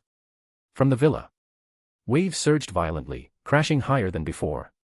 Spray reached the edge of the pool. Starfire shielded her eyes with her hand, looking toward the ocean. They seemed to be attempting to kill each other. Robin leaned forward, squinting. "No. I don't think they are Star." Cyborg stepped out saying, "Do they realize that they can send a tidal wave through here?" Beast Boy, now a seagull, flapped away from the shoreline. "I'll stay away from shore for now." Jamie pointed at the rising swells. "I'm getting Justice League training flashbacks. This is above our pay grade, I'm not going to stop them." And Raven. She lay reclined on a lounge chair, black sunglasses over her eyes, long legs stretched out. She sipped her drink without looking up. "Is this Kara's way of flirting?" "Arthur does seem to enjoy it," she muttered to herself. A tremendous splash answered her words like a geyser ripping from the sea, followed by a sonic boom of Kara chasing Arthur across the sky again. "Really violent," Jamie muttered. Back over the water. Kara caught Arthur's wrist mid-swing and spun, locking his arm behind his back. "Give up yet?" "Give up what?" he answered. With a surge of ruler's authority, he reversed the hold, pulling her flush against his chest. Kara flushed, breath short. This wasn't part of the spar. Arthur smirked. "There is no rules." Then they both crashed into the sea together in a flurry of waves, limbs tangled. Gotham, Batcave. The glow of the Bat computer cast an eerie light across the cave, cold and mechanical against the natural darkness that filled the cavernous depths. Endless data streams rolled across multiple screens, heat signatures, biometric data, satellite feeds. Seated at the main console, Bruce Wayne leaned forward slightly, cowl off, eyes hard and unwavering. On one monitor, a live feed played in muted clarity, the private Wayne Tech Island. There was Arthur, moving like a torpedo through the water, Kara trailing behind him in mid-flight before plunging in again with a wave-crashing impact. In the background, the others lounged under sun umbrellas, Dick laughing with Victor and Jamie, Beast Boy transformed into a pelican before squawking at a startled cyborg. Moments like this so rare. So human even if not entirely so. Alfred stood beside Bruce, arms folded behind his back, a steaming cup of tea, probably drugged one, in one hand. His gaze followed the screen, then flicked to Bruce's face. He waited. Bruce broke the silence first, voice low and contemplative. "Sometimes, when I watch them like this, I forget." Alfred tilted his head slightly. "Forget, sir." Bruce's jaw tightened, but his eyes remained on the screen. "That they're not exactly normal humans. That none of them are." He gestured faintly to the image of Arthur and Kara creating whirlpools in the sea. "They laugh. They fight. They tease each other. You could almost mistake them for ordinary youngsters on a break from college. Arthur, even now, the way he carries himself you'd think he was just another young man trying to enjoy his summer. He paused. Minus the flying, the ocean sparring, and the power to crush continents. Alfred exhaled lightly. Sir. Bruce leaned back slowly in the chair, eyes finally leaving the screen. But that illusion doesn't last long. It never does. Because deep down, I know what they're capable of. I've seen it. We all have. One wrong day and... He turned toward Alfred now, voice quieter. I want to believe it's safe to trust them completely and blindly. But something always keeps me on edge. Especially with that person recently. Alfred studied Bruce with a mixture of concern and weariness. Master Arthur is dangerous, yes. That much is undeniable. But if I may, monitoring his and the Titans' beach day like a hawk from a cave in Gotham is perhaps overreaching. Bruce's brow twitched faintly. He destroyed a drone there. I imagine he would, Alfred replied dryly. You did send it without telling them. Bruce returned his eyes to the feed. It was a precaution. I've placed a few more surveillance cameras along the palm trees. Alfred raised an eyebrow, the cup of tea pausing near his lips. You've hidden cameras in the trees, sir? Only the trees, Bruce said. Not in the villa. I have limits. Some might argue that hiding drones in foliage while your former ward tries to sunbathe stretches those limits, Master Wayne. Bruce didn't answer right away. The screen flickered for a moment as Kara and Arthur burst out of the water again, laughing this time, before submerging once more in a geyser of foam. Alfred sighed and placed the cup down on a nearby tray. He looked at Bruce more directly now, a rare edge in his voice. Even gods deserve a moment of peace. And you need to learn that you can't always be the one watching the gate. One day, you'll look up from these monitors and find that the world moved on without you, sir. Bruce stood slowly, the chair rolling back with a faint metallic creak. And when that day comes, he said softly, someone has to be ready when peace ends. Alfred didn't answer. Because he'd heard this before. The words change, the images shift, but the men beneath the armor stays the same. Always watching. Always preparing for the war that might come even when surrounded by proof that, maybe, just maybe, there's more to life than preparing for war. The Batcave dimmed slightly, screens going into idle mode, but Bruce remained standing there half in shadow, half in light. A silent sentinel, even while the rest of the world danced in the sun.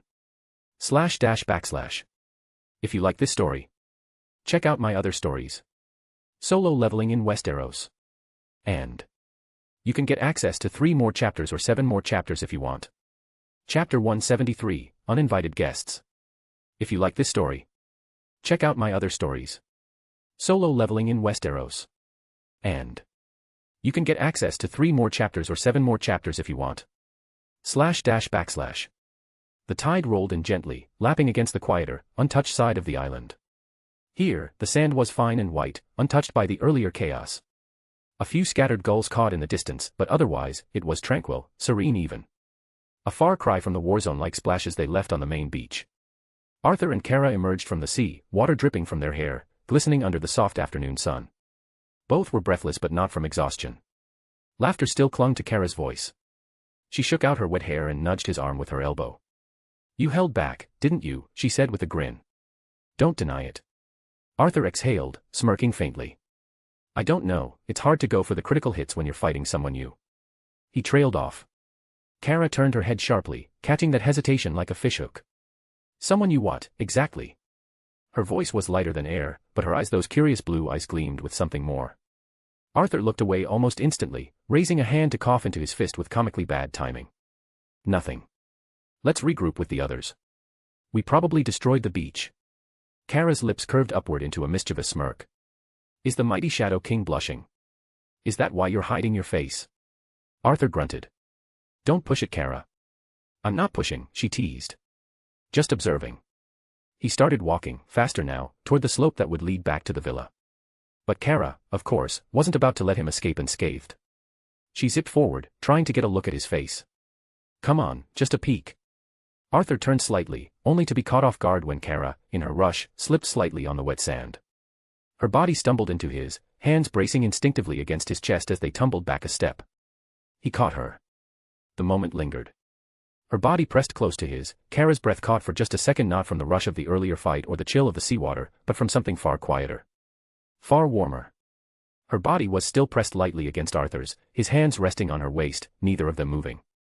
She looked up. He looked down. Their eyes met. There was a flicker of something in Kara's expression. Surprise, maybe vulnerability, something rare in a Kryptonian whatever it was. Arthur didn't break his gaze. Her cheeks slowly turned pink. "All right," she muttered, eyes flicking away, her voice low but teasing. "You can stop looking now." Arthur raised a brow, amused. But before he could say anything, a voice silken and sharp rang clearly in his mind, dripping with confidence. "My king," Galatea spoke into his thoughts with cool certainty. "She is clearly faking it. She wants you to keep looking. Always has. She is remarkably weak-willed when it comes to everything. And I mean everything." Arthur's jaw tensed slightly. He didn't so much as blink outwardly, but mentally, he muttered back with a sigh. "Shut up, Galatea." Galatea said no more after that command. Arthur let the moment hang just a second longer. Then, finally, he stepped back slightly. He extended a hand to her, his lopsided smile tugging at the corner of his lips. "All right," he said, brushing wet strands of hair away from his brow. "Let's head back before the others think we got eaten by a sea monster or worse." Kara didn't take his hand right away. Her gaze lingered on his face. There was something in her eyes now, a searching kind of calm, as if she were trying to read something deeper behind his usual walls. She tilted her head just slightly, lips parted like she might ask a question, and then decided not to. Instead, she reached up and took his hand. Her fingers curled around his with surprising gentleness, almost reluctant to let go.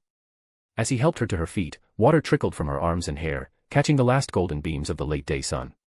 She cracked a grin as they started walking. "Right, we should. You're also in a hurry to get back to your shadow brooding in no time." Arthur huffed. "You like me that way." She smirked and didn't deny it. Then something caught her eyes. Kara stopped and her body stilled, posture sharpening. She tilted her head slightly, her eyes squinting into the distant tree line near the edge of the hill that curved above the back shore. Sunlight lanced through gaps in the canopy, dappled and soft, but there, just far enough away to be unclear, was a figure dressed in black swimwear. Sitting and watching the sea. "Wait," Kara muttered, her brows knitting. "Who is that over there?" Arthur's head turned immediately, following her gaze. Kara leaned forward just slightly, narrowing her eyes. That's Raven?" she asked, voice uncertain. "No, wait. That's not her." Arthur's chest tightened. His jaw locked. And then his eyes began to glow, soft at first, then sharper, brighter azure light flaring with that all-too-familiar pressure that surged in his chest like warning bells. His voice was a low curse, hissed under his breath. "Shit." Kara looked over at him, instantly reading the change in his posture, his tension, the sudden crackle of restrained power behind his glowing eyes. "Arthur," she asked carefully. "Do you know who that is?" But Arthur didn't respond right away. But he said inwardly, "That's it, this confirms it, she is following me." The sky above Earth was quiet. Peaceful. But not for Hal Jordan. Emerald streaks tore through the atmosphere as 3 green lanterns descended toward the planet below, their auras burning bright against the clouds. Hal Jordan led the trio, arms crossed, jaw tight, expression locked somewhere between annoyed and exhausted. "Was it really necessary for you two to come with me?" Hal muttered, eyes forward but voice cutting through the wind. Behind him, Kilowog let out a gruff snort. "Believe me, I didn't want to be here. If it were up to me, I'd be training the new recruits, not playing escort for you. No offense." Tomartu's voice came next, calm and dry. "It was the Guardian's directive, Hal. They know how you can be reasonable." Hal replied, barely hiding his irritation. Tomar didn't miss a beat. Defiant. Hal rolled his eyes and mumbled, "Same thing." They passed over the sea and a small island loomed ahead, lush, serene, pristine white beaches curling like a crescent beneath a clear sky. It looked like paradise. Kilowog narrowed his eyes. "There. That's the island." Just as they banked lower, something shifted in the air. The sunlight dimmed not from clouds or weather, but from figures that emerged. Dozens.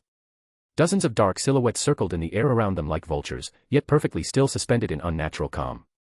Each one pulsed with a strange, violet-black light. Their bodies were humanoid, armored, cloaked in shadow. But the unmistakable gleam of glowing power rings around their fingers is what caught the eyes of the green lanterns. Hal slowed.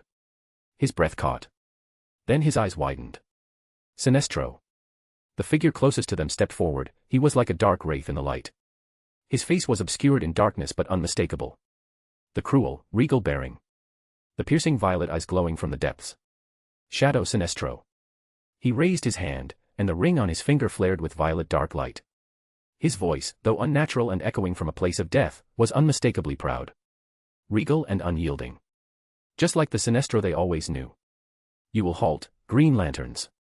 The king rests. This land is under the protection of the Shadow Monarch. You will not trespass. Walk away. Lest you wake a power you cannot contain. The air turned colder. The king. Kilowog muttered. The sea below responded to the power pulsing through the air, waves crashing harder against the sand. From the trees of the island, even birds took flight, disturbed by the rising pressure. Sinestro. Arquillo. The others as well. I can't believe this, he really got the yellow lanterns under his command now, just like Doomsday before. Hal gritted his teeth, floating forward only slightly. We're not here to fight. We're here to talk to Arthur. He's a citizen of Earth. The Guardians want. Sinestro didn't even blink. His ring pulsed once more, and behind him, the other shadows formed tighter ranks, each one a former yellow lantern. All recognizable. He is no one's subject but his own. The king's will does not bend to councils of robed relics. Kilowog growled, flexing his ring hand. You want to try that again, freak?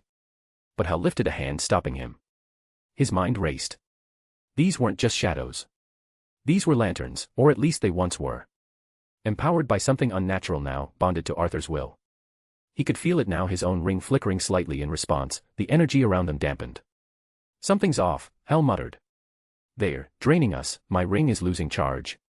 Tomar too was frowning. I feel it too. It's the rings. Just like the central power battery in Cord, it's draining our energy. We will not warn you again. Sinestro's voice cut through the tension like a blade. Turn back. // If you like this story, check out my other stories. Solo leveling in Westeros. And you can get access to 3 more chapters or 7 more chapters if you want. Chapter 174, Didi. If you like this story, check out my other stories. Solo leveling in Westeros. And you can get access to 3 more chapters or 7 more chapters if you want. // Arthur and Kara approached the solitary figure standing beneath a twisted palm tree, her back turned to them. She was dressed in black swimwear, not extravagant, just simple, and a sun hat that barely moved in the breeze, casting delicate shadows across her pale features. She looked almost like she belonged in a dream, or something just slightly outside of reality.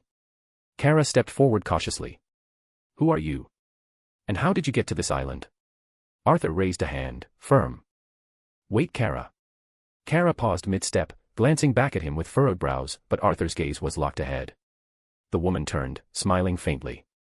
Her voice, when it came, was like a whisper, soft, clear, gentle beyond reason. Oh. Arthur forgot to introduce me. The moment her words touched the air, something in Kara's posture shifted. Her muscles relaxed before she realized it, her breath slowed. Her irritation faded into something far more ambiguous, reverence, curiosity, even peace. What is this feeling, she thought, unbidden, like a child being gently hushed. She turned to Arthur, confused but somehow respectful. So, you do know her? Arthur said nothing for a moment. His blue eyes were sharp, narrow, studying the woman with a guarded wariness. She smiled back at him with warmth that only unsettled him more. She wasn't radiating malice, not even the faintest trace of ill will.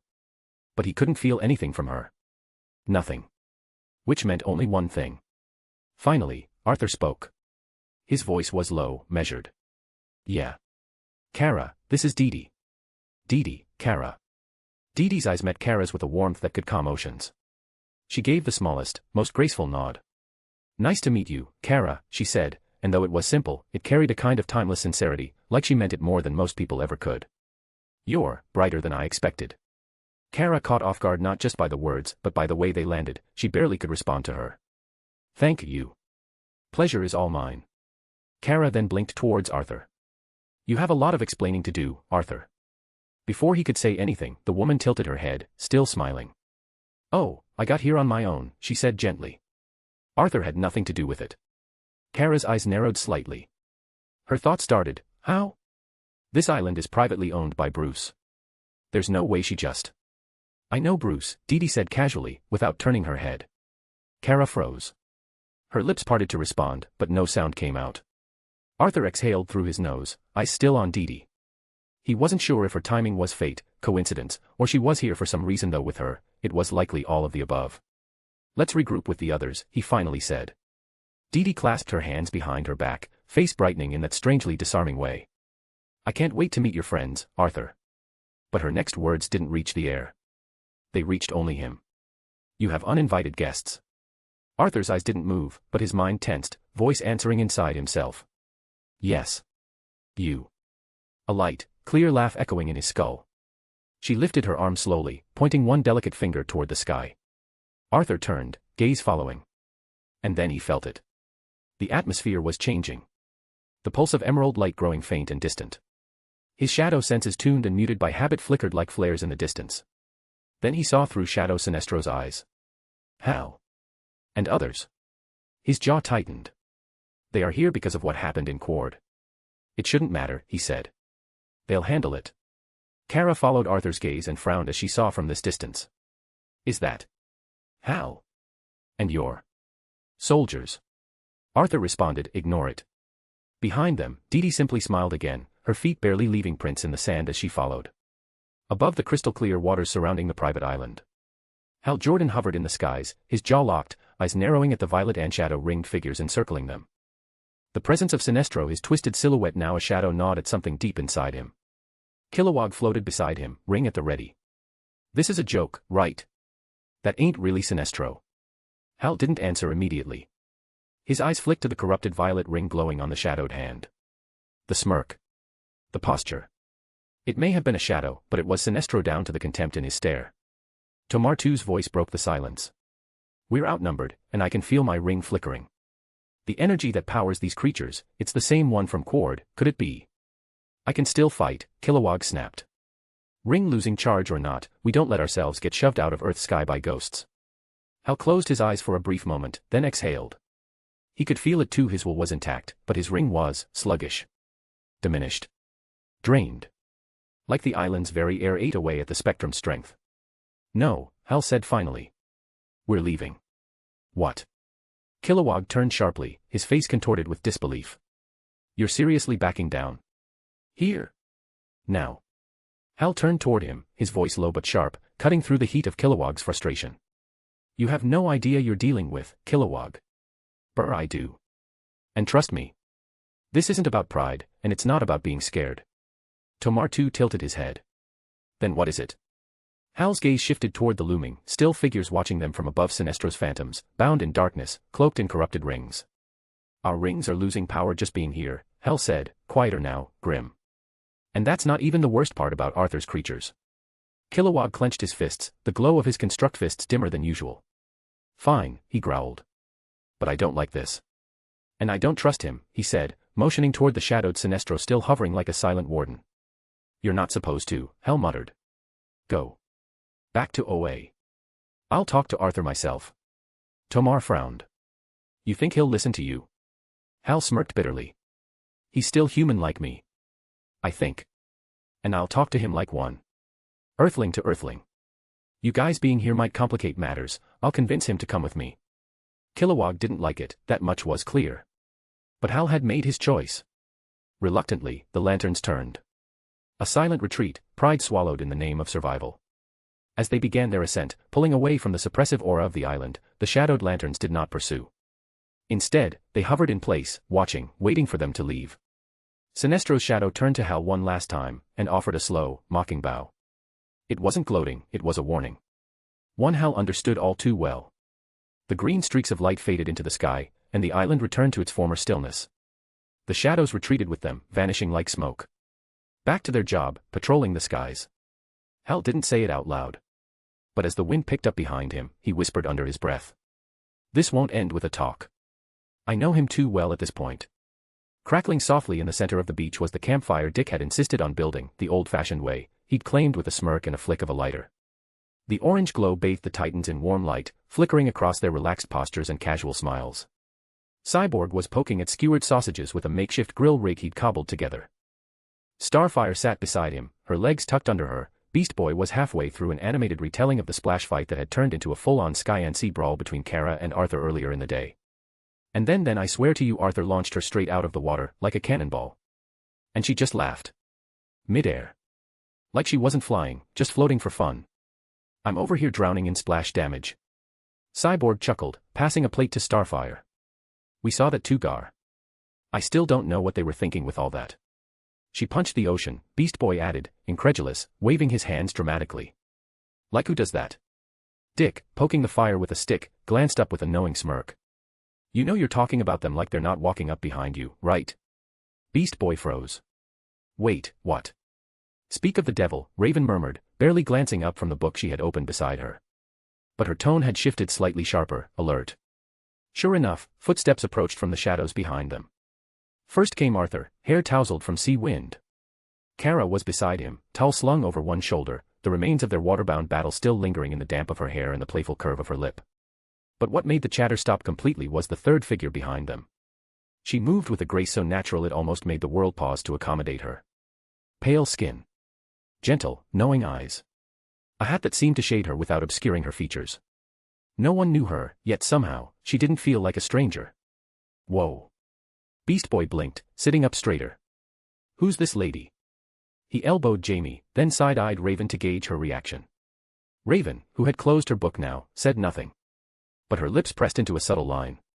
Not jealousy, just recognition. Isn't that the girl from that cafe?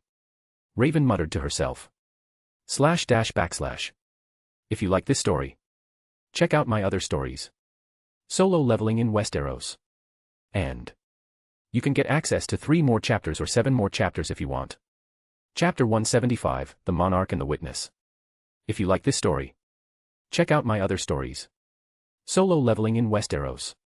And you can get access to 3 more chapters or 7 more chapters if you want. // This, Arthur said simply, is Dee Dee. Dee Dee smiled gently at the group, stepping to Arthur's side without hesitation. Hello, she said, voice soft and clear. I hope I'm not intruding. Arthur invited me, though he didn't know it yet. The words made the air shift. Beast Boy's brows furrowed, Jamie blinked, and even Dick straightened slightly at the odd phrasing. Arthur remained standing, silent beside Dee Dee. His expression was unreadable but shadowed with something, cautious. Not fear but not comfort either. His hands were in his pockets, the corners of his mouth tight, like he was holding something back. Dee Dee stood beside him, then she spoke again. A voice like cool wind, gentle. And though the words were simple, the effect was immediate. Everyone felt it. A tension they hadn't noticed uncoiling from their shoulders. Beast Boy stopped fidgeting. Jamie's grin faded into curiosity. Even Starfire's radiant warmth mellowed into serenity. It's a beautiful fire, Dee Dee said, gazing into the flames. Fires are honest. They burn until there's nothing left to give, and then they go out. But while they last, they make even the darkest night feel a little less lonely. No one replied right away. Then Cyborg chuckled faintly, scratching behind his head. Okay. Not gonna lie. That's the most poetic thing I've ever heard someone say about a campfire. Not that I heard many. Dee Dee turned to him, smiling softly. Sometimes the smallest things carry the most warmth, Victor. Cyborg and the Titans were a bit surprised hearing her say his actual name. She said his name like she'd known him for years. Arthur finally moved, stepping forward and lowering himself down beside Raven. Kara followed without needing a word, sitting next to him with the casual ease of someone used to being by his side.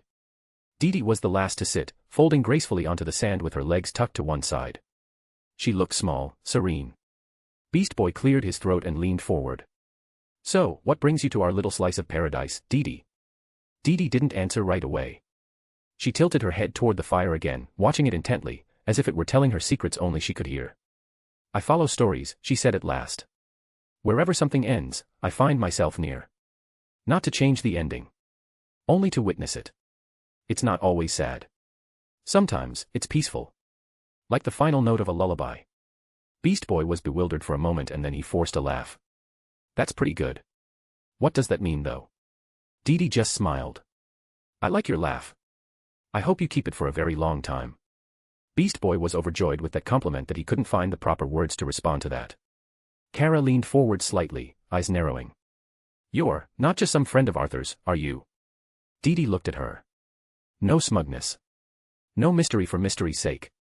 Just kindness. I am, always has been. Starfire's voice broke the tension with her usual warmth. You are most welcome here, Dee Dee. Any friend of Arthur's is a friend of ours. Dee Dee turned her serene gaze toward her, the smile widening just slightly. You have a kind soul. I like that. The soft crackle of the fire filled the silence between small bursts of chatter and laughter, but Raven wasn't laughing. She hadn't said a word since Dee Dee sat down. From her place near the edge of the group, her violet gaze was fixed, unwavering on the girl. Dee, everything about her screamed off, but not in the usual demonic or cosmic energy kind of way. No, this was more subtle, older, quieter. One you couldn't unhear once you noticed it. Her eyes slowly shifted. To Arthur. He sat straight-backed beside her, one hand resting against the sand, the other, clenching and unclenching absently. That was rare. His body language spoke volumes. To anyone else, he seemed simply contemplative. But to Raven, who had memorized the way his shadows moved like breathing, he was on edge. Raven leaned closer to him, her lips barely parting as she whispered, her tone deceptively light. She knew Cyborg's name. First try. No hesitation. Either you told her or... Arthur didn't react. Raven's hand gently found his under the blanket she'd pulled over herself earlier. Cool fingers slid into his grasp, and her whisper came again lower now. Are you two hiding something? Her words came in soft rapid fire. Is there anything you want to say? Is she your ex?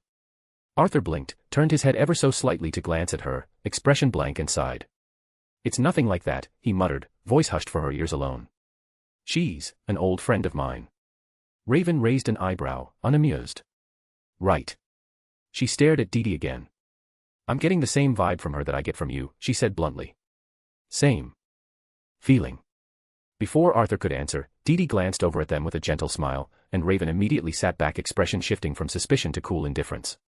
But Kara leaned in, resting her arm on Arthur's shoulder as if it weighed nothing. Yet to him, it might as well have been a boulder with the way her grip was tightening.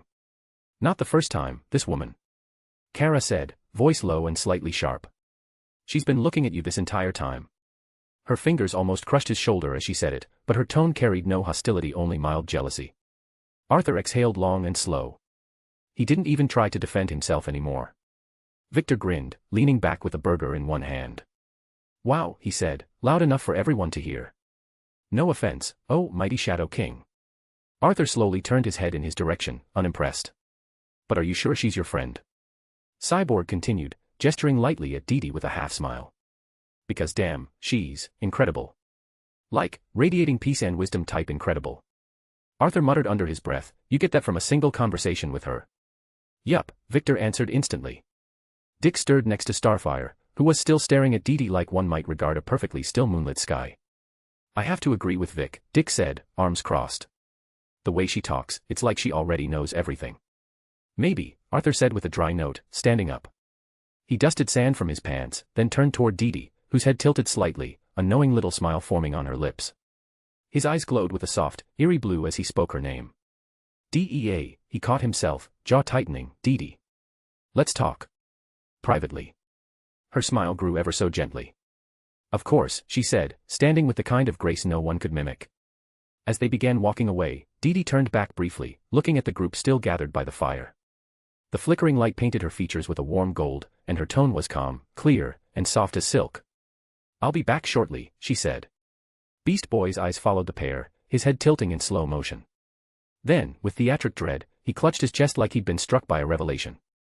Uh-oh, he declared, dragging the syllables with wide-eyed dramatic flair. Everyone turned toward him, some confused, some expecting nonsense. He didn't disappoint. He leaned toward Raven and, in a conspiratorial whisper that was anything but subtle, said, You sure that's not his secret girlfriend? 'Cause that whole, I'll be back shortly, line. That's the kind of stuff a cool, mysterious ex says before. Whack. A beach sandal smacked the back of his head with precision force. Ow. What the? Beast Boy turned and saw Kara standing there, arms crossed, a second sandal already in hand and eyes narrowed. Her expression said, Say another word. Just trying to lighten the mood. He grumbled, rubbing his head and muttering, I expected that from Raven though. The others who had clearly been about to chime in went completely silent after that. Jamie had opened his mouth halfway, but closed it like someone had hit the mute button. Victor looked away and casually sipped from his drink. Only Dick dared to speak up, voice measured. She seems like a cool person, he said, I still on the path. Arthur and Dee had vanished down. But I'll still have to investigate her after this. Oh, please do, Raven muttered, her arms folded across her chest. Because something is definitely off about her. The sea murmured softly at the edge of the shore, distant from the crackling campfire and laughter echoing faintly. Arthur stood there, his posture was tense, arms crossed as if shielding himself from something far colder than the ocean breeze. Behind him, Dee approached, her bare steps making no sound. Arthur opened his mouth, then cursed under his breath. Shit. I forgot that ka. You don't need to worry, Dee said, her voice cutting gently through. No one can hear us here. There is only me, and you, in this space. Arthur blinked, his glowing blue eyes narrowing slightly. He glanced around not just with his eyes, but with his senses. A pocket of silence. An unnatural calm. A bubble of stillness in a world that never stopped moving. Okay. He said slowly. Then I'll be direct. He turned toward her fully now, his face unreadable but his gaze sharp. Death of the Endless, why are you here? What's your purpose with me? Why do you follow me? Dee didn't answer right away. She took a single step forward, then another closer than he expected. Close enough for her presence to feel less like a concept and more like a reality that pressed on the edges of his soul. She tilted her head, smiling with a grace that was both childlike and eternal. Is that what you think, Monarch of Shadows? The title sent a quiet ripple through the air between them. // If you like this story, check out my other stories. Solo leveling in Westeros. And you can get access to 3 more chapters or 7 more chapters if you want. Chapter 176, A Story Without Ending. If you like this story, check out my other stories. Solo leveling in Westeros. And you can get access to 3 more chapters or 7 more chapters if you want. // Arthur spoke again, voice low and honest. My problem is that I don't know what you're thinking, he said. You've been around me often, more than most. But I have no idea why. Dee tilted her head, her sun hat casting a crescent-shaped shadow across her face. Her black eyes were endless, they held a softness that made them no less vast. Arthur's gaze shifted away for a heartbeat before meeting hers again. No offense, he added, but seeing the literal personification of death hovering around you, it's not always a good sign. That made her smile. A small, almost playful thing. I'm flattered, she said gently. But it's not a surprise that you knew who I was the first time we met. She trailed off then. Something tugged at her thoughts. Then, as if a realization bloomed mid-sentence, she stepped forward. Slowly. Barefoot on the warm sand. She stopped when only a breath separated them. Her voice was soft when it came again, yet it reached into his bones. Wait a minute. She said, looking into him more than at him. You don't even realize what you're becoming, do you? Arthur didn't blink. He straightened a little. Whatever unease had brushed against him evaporated in the heat of his own certainty. I'm well aware of what I'm becoming. A breeze stirred between them, but she didn't move. She watched him for a long moment, then finally stepped back, crossing her arms over the dark fabric of her swimwear like the moment required formality. No, she said, shaking her head softly. I don't think you fully understand. The way she said it felt like it was the absolute truth with no room for a second option. You see, Arthur. There aren't that many beings who do not fall under my jurisdiction. She looked toward the ocean now, not in distraction, but with the gaze of someone who had seen all things end. Planets. Gods. Suns. My task is to witness the last breath, she said. To be the final presence. The one no one escapes. She turned back toward him slowly. And I mean it, Arthur. There are not many who stand apart from that, it's a very short list. Her eyes met his again. This time there was no smile. You. She stopped. Something shifted in her then. A ripple of emotion, not fear or reverence, but constraint. As though the truth itself pressed against her lips but could not pass. I cannot tell you this. Arthur took a step forward now, his expression tightening. What is it that you can't tell me? He asked. The silence lingered between them like a stone dropped into still water. And then, softly, she asked. Do you still feel emotions, Arthur? The question threw him off. Not because it didn't make sense or that she was dodging his actual questions, but because it felt personal. Like it reached somewhere deeper than anything they'd spoken about. His brow furrowed. I think I do, he said slowly. To some extent. Her voice lowered, turned mysterious, not cryptic. Good, she said, her eyes softening again. Then in that case, we are more alike than you think. Dee's voice was a whisper within a whisper, soft enough to get lost in the ocean breeze. She stepped forward again, closing the gap between them. Her hand, cool and impossibly gentle, lifted to Arthur's face. Fingers brushed the side of his cheek, she looked into his eyes, not searching, but revealing. I'll answer your real question now, she said. Farther down the beach, standing near the campfire that Robin made, Raven was frozen in place, arms crossed tightly, her gaze locked on the distant pair. Arthur and Dee stood like statues in a painting, too close, too still, and far too quiet. Raven's jaw tightened. I still can't hear anything, she muttered, narrowing her eyes. Kara, standing just beside her with her arms slightly outstretched as if feeling the air, shook her head in disbelief. Same. I've been trying this whole time. Kara said, frustrated. It's like there's nothing. I should literally be able to hear plants grow, I don't know what's going on. This doesn't make sense. The fucking earthworms under the sand are easier to listen to compared to that. She pointed dramatically toward Arthur and Dee Dee. But them. Nothing. Nada. It's like they're in a soundproof god bubble. Raven's gaze hadn't moved. Arthur must have done something, she muttered. But even as she said it, doubt crept into her voice. Except he can't. Not on that level. He asked me for help last time, a spell request. His magic is quite different, he is not capable of such spells. Kara scowled, brushing back her damp hair and looking again. But this time, her expression changed. She saw Dee Dee's hand still resting on Arthur's face, fingers against his skin like they'd known him forever. Saw the way his posture shifted, not guarded. Open. And something flickered behind Kara's eyes. Jealousy. Why is she touching him like that? Kara muttered in annoyance. Raven heard it, saw it, and hated that the same thought had already wormed its way into her mind. She stayed silent for a beat too long. Kara looked at her, trying to play it off with a dry scoff. Maybe it's just me, but doesn't that seem too familiar? Like, she's not even hesitating. It's not just you, Raven said, her voice flat. She folded her arms tighter across her chest.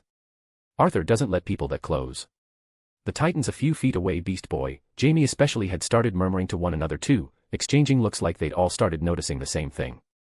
Raven narrowed her eyes. Then her breath caught. It has to be that girl, she said aloud. Kara blinked.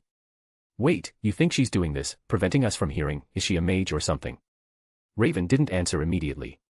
Her expression had shifted into a serious one, the kind that came with dangerous intuition. She's not that simple, I'm sure of this. Raven said, slowly. Arthur didn't move, not when she touched him, not when her words slid into his mind. And Dee Dee, she simply looked at him. Then, slowly, she turned her head. Her gaze lowered not toward the ground, but to the dark figure stretching out behind him.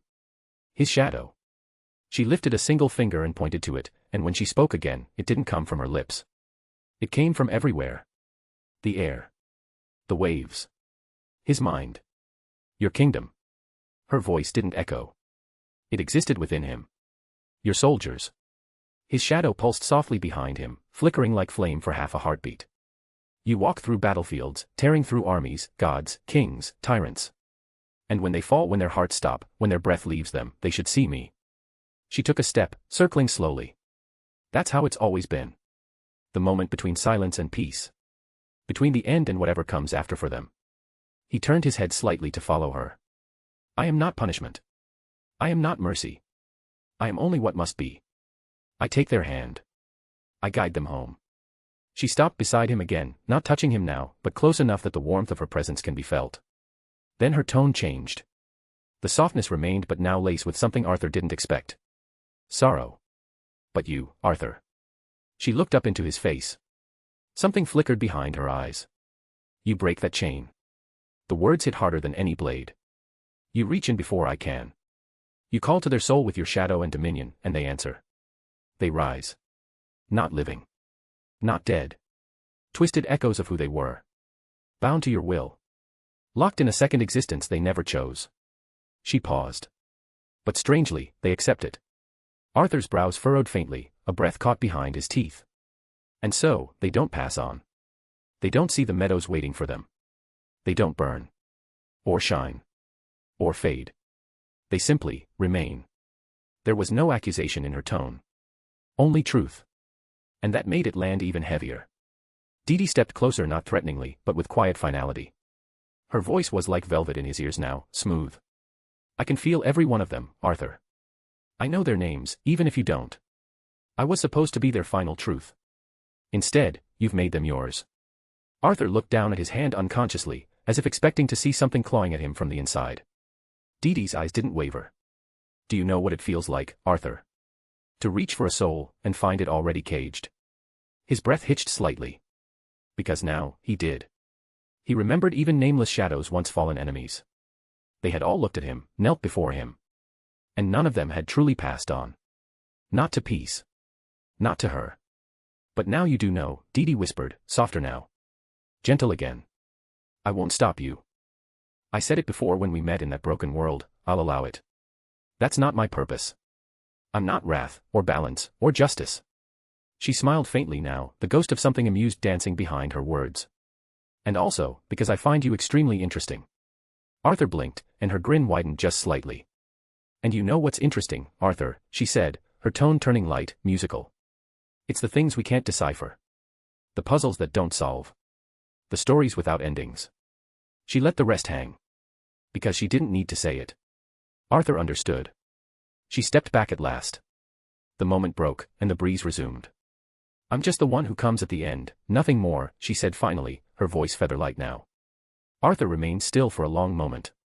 Processing. And then, with a steady voice with a smile. I understand now. Dee Dee's smile returned. Not the cryptic one. A genuine one. Good. She turned toward the others on the beach, her tone suddenly playful, like a sister catching siblings eavesdropping behind a door. Let's go back to the others now, she said. Then she tilted her head towards where Kara and Raven were still watching, their jealousy practically glowing like a lighthouse. The girls are already thinking of how to get rid of me. // If you like this story, check out my other stories. Solo leveling in Westeros. And you can get access to 3 more chapters or 7 more chapters if you want. Chapter 177, Unwritten Fate. If you like this story, check out my other stories. Solo leveling in Westeros. And you can get access to 3 more chapters or 7 more chapters if you want. // The beach got calm again, the campfire crackles, and everyone is trying to act normal but emotions are barely hidden, and everyone notices something unspoken passing between Arthur and his unusual friend. Arthur and Dee Dee walked back across the sand in silence. He walked like a man deep in thought, slow steps, his eyes told everything. Dee Dee, on the other hand, moved with the same effortless calm as before, barefoot and graceful, like she was returning from a rather pleasant stroll. The others turned toward them as they approached. Raven's eyes flicked from Dee Dee's face then to Arthur's. To Raven, their conversation wasn't that simple. That much was obvious. Kara stood near her, arms folded, expression serious until it wasn't. Her gaze lingered on Arthur a second too long before drifting to Dee Dee, and when it did, her brow furrowed slightly. Raven broke the silence first. She didn't pry, her voice remained neutral, but the question gave away her true intentions anyway. So, she began slowly, tilting her head. You two finish your talk. Arthur opened his mouth to answer, but Dee Dee, smiling politely, beat him to it. Yes, she said gently. We did. Raven didn't say anything in response. Her expression barely changed, but her eyes did. A subtle tightening. A brief flash of something, maybe irritation, maybe unease, maybe something she hadn't figured out herself. Then she just looked away. Kara didn't speak either, but her silence said plenty. Her gaze shifted from Dee Dee to Arthur, then to the horizon, then back again. Dick Ever the mediator stepped in with his signature timing, walking up a few steps from where he'd been leaning on a driftwood log. Okay. He said casually, clapping his hands once. So. Dee Dee, still not sure how you got here, but if you're sticking around, you're welcome to stay at the villa with us. It's pretty big. And kinda empty. He smiled, friendly and easy. Dee Dee tilted her head in appreciation. That's very kind of you, she said with that soft, disarming tone of hers. I'd like that. She said it like someone accepting tea at a quiet cafe, not casually inviting herself into a home full of powered individuals, most of whom were now glaring at her like she'd taken something they couldn't name. Arthur exhaled suddenly, as if snapping out of a thought. I think I'll go rest now, I'm tired you see, he said, voice flat, a bit too rehearsed. That sparring match with Kara wiped me out. He turned before anyone could respond and started walking toward the villa, the wind tugging at his sleeves. Kara blinked. Wait, what? You said earlier that was just warm-up, she said, but then almost without thinking started walking after him. Raven's eyes narrowed. She hesitated for only a breath before she too turned, wordlessly following them. And just like that, the 3 of them disappeared up the sand path, heading back to the house. That left the rest of the team standing around the campfire, a flickering orange light dancing across their faces. Jamie scratched the back of his neck. So, that was weird, right? Beast Boy nodded slowly. Weird, he echoed. Like, love triangle, weird. Dick just sighed and sat back down. It's not our business. Dee Dee, still standing, looked out over the ocean again, then back at them. Her expression was relaxed. Like she wasn't bothered at all. Which made it worse, somehow. She took a seat by the fire, folding her legs neatly beneath her. The flames cast dancing shadows across her pale features. A few seconds passed. Then Beast Boy, bless him, did what Beast Boy always did. So, he said, breaking the silence, are you actually a model, or just have model energy? I mean you look like one. Oh, I get it now. You gotta be one of Bruce's models. Of course now it makes sense that's how you're here. Everyone turned to stare. They couldn't believe what they just heard him say. Gar held up his hands. What? Look at her. Dee blinked. Then smiled warmly and laughed. It was soft, melodic, but a real laugh. I've never modeled, she said. Do you think I should, Beast Boy stared. Honestly. Yes. Sadly, I don't have the time for that, my job takes all the time I have, she added, the corner of her mouth curling. The group chuckled. Even Dick cracked a small grin. The awkwardness faded, just a little, as the fire crackled between them. But even as they laughed, Dee's gaze briefly lifted toward the villa where Arthur, Kara, and Raven had vanished. Arthur followed the path toward the villa. Walked in silence, his eyes forward but unfocused. He wasn't present, not entirely. His body moved, but his thoughts drifted. What Dee implied. His brows furrowed. Is that I'm someone she can't see the end of? That I'm outside of her reach? Beyond the dominion of one of the endless? A pause in his steps, then a quick adjustment, as if catching himself mid-thought. And I don't know how to feel about that. It doesn't feel like victory. It feels like someone familiar. He exhaled quietly, narrowing his eyes. All of this. It feels dangerously close to Lucifer's case. A being unbound. Hey, Raven said gently, her voice soft but cutting through the silence like a bell. He blinked and turned slightly. You all right? She asked, watching him closely. Then, before he could answer, she added, I knew it. She said something serious to you, didn't she? You've got that look. What look? He muttered, attempting a weak smile. Raven arched a brow. I just got told the universe isn't what I thought it was look. I know it. I invented it practically. Arthur didn't respond right away, but he didn't deny it either. Kara, meanwhile, had her arms crossed tightly, glancing back toward the campfire with a skeptical frown. Is she dangerous? She asked. Like, powerful enemy dangerous? Should I go, Anne?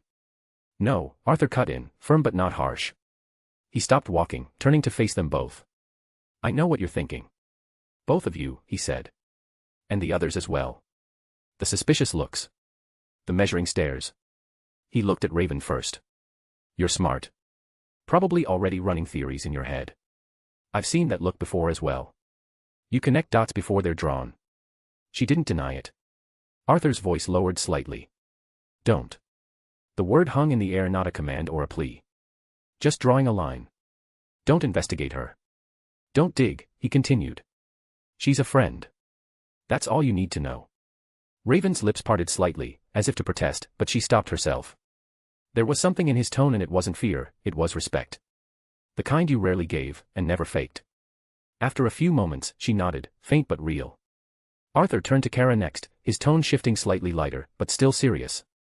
I lied, no, I'm not tired. That was just an excuse to head back. He gestured ahead with a slight motion of his hand, his gaze narrowing toward the villa now barely visible at the top of the hill. There's someone waiting for me. Kara tilted her head, frowning. Someone. He didn't answer right away. Kara sighed and narrowed her eyes, the soft glow of her irises igniting for a brief second. She scanned the villa's perimeter, peering through walls like parchment. Then her eyes widened. Is that Hal again? Arthur gave a single, tired nod. Yep, he said. Brought to the villa by one of my shadow soldiers. The other lanterns, they didn't follow. My shadows were discouraging. Raven smirked faintly. That's one way to describe a wall of immortal death knights. Kara still looked annoyed. And what, he just wants to talk. Apparently, Arthur said, voice flat. He came alone. He is not even wearing his ring. No backup in the sky. He requested a meeting. Just me and him. Kara's hands were on her hips now. I don't like this. I mean, first her, now him. They really interrupted our fun. Arthur cracked a dry smile. Welcome to my vacation. The doors of the villa creaked open with a heavy groan. Arthur stepped inside first, flanked by Kara and Raven in tense silence. But the moment they crossed the threshold, all three slowed. The air was different. The inside was in black and violet light. Shadows stretched unnaturally across walls and furniture, pulsing gently like they were breathing. A power was alive inside. A very dark energy. Arthur knew the sensation well. It was the pressure of a general's presence. His general. They turned the corner into the central chamber and there he was. Shadow Sinestro. He stood like a spectre draped in royalty. His figure was tall, sharp, regal even as an undead. A symbol of absolute order under the Shadow Monarch. The emblem on his chest, the mark of the Shadow Core. And before him hovered a construct cage not made of emerald light, but forged from curved spires of midnight and amethyst. Blackened energy webbed across the bars like pulsing veins. Within, Hal Jordan stood arms folded, brow raised in irritation. He was in casual clothes, no emerald ring in sight. He looked up as they entered. Well, Hal muttered, dryly. This is one hell of a welcome. And you took your damn time. Arthur didn't reply at first. He walked forward slowly, his eyes passing over the violet-black construct, and then settling briefly on Sinestro. The general gave a stiff nod, violet eyes gleaming. My king, he said, voice low and composed. The intruder was intercepted mid-approach. He insisted that he only here to have an audience with you. I took initiative in securing him. Arthur stopped just a few paces from the cage, hands loosely at his sides. His expression was neutral, but a faint smirk tugged at the corner of his lips. My soldiers, he said coolly, can be very overprotective, you see. Hal huffed, glancing around the shadow-crafted cell. Yeah, well, maybe teach them some hospitality next time. Arthur didn't flinch. Your lucky Doom and Galatea weren't the ones who found you. This would have been quieter for me and unpleasant for you. Hal muttered, how comforting. // If you like this story, check out my other stories. Solo leveling in Westeros. And you can get access to 3 more chapters or 7 more chapters if you want. Chapter 178, Devourer of the Spectrum. If you like this story, check out my other stories. Solo leveling in Westeros. And you can get access to 3 more chapters or 7 more chapters if you want. // Hal Jordan, clearly annoyed, said, so, can we talk now? Without further delay, Arthur gave a slight nod to the looming figure behind him. Sinestro, he said simply. The Shadow General moved with perfect precision. With a silent gesture, he lowered his glowing ring hand. The remaining tendrils of the cage unraveled instantly, dissolving into trails of violet mist. The air lightened, but only just. Freed from the construct, Hal staggered for a moment, dropping to one knee, the strain of resisting shadow-forged pressure finally catching up to him. He caught his breath and stood, brushing grit from his pants. Thanks for that, he said flatly, nodding toward Arthur. Before Arthur could reply, Kara stepped forward, arms still crossed, expression more annoyed than curious. What are you doing here, Hal? Her tone wasn't welcoming. Hal held up a hand, still catching his breath. Relax. I'm not here to fight. I just need to talk to Arthur. It's important. His eyes flicked from Kara to Raven, then to Arthur. And that's when he noticed the obvious. The swimsuits. The scent of ocean salt still clinging to their skin. Arthur's half-unbuttoned shirt, sand on his boots. Raven's hair still slightly damp. Kara barefoot. Hal tilted his head. Wait, am I interrupting something? Kara raised a brow. Ah, yeah, our vacation, duh. She said it with that dry sarcasm she'd learned from Earth teens. Hal blinked. Right. I mean, were you guys, never mind. Arthur exhaled sharply, rubbing his temple. You're not the first one to interrupt, believe me. Raven stepped in, voice flat as always, though her eyes glimmered coldly. If this is Justice League business, she said, we're not interested. Hal's brow lifted. His tone came with that signature sass, a smirk tugging at his lips as he looked between her and Arthur. Well, he said with mock politeness, I'm sure it feels like league business when it involves your boyfriend, but this one's between me and him. He barely finished the sentence before Sinestro moved. The temperature in the room dipped. A sudden, dark pressure bled into the air as Sinestro raised his right hand. The shadow core ring, black with curling veins of violet, pulsed with menace. A swirling sigil lit up behind him, casting long shadows across Hal's face. You dare speak to my king's mate in such a tone, he said, voice like a falling guillotine. Tread carefully, Green Lantern. The way he said mate made Kara blink. Raven's expression didn't shift, but there was the faintest twitch at the corner of her mouth. Hal's smug expression faltered only slightly. Arthur lifted a hand lazily, though his smile now had the sharpness of a dagger's edge. Wait, Sinestro. No need for that, he said. Hal didn't mean it that way. Then Arthur's eyes lit icy blue, deep and endless. He looked directly at Hal, still smiling. Right, Hal. The shadows behind him stirred.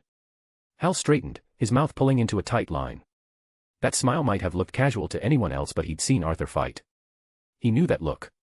The smile that said, one wrong word and the darkness will move. All I'm saying, Hal replied carefully, is that we need to talk. Privately. Just the two of us. Arthur held his gaze for another beat, then exhaled and nodded once. He turned to Kara and Raven. Give us a minute. Neither of them argued.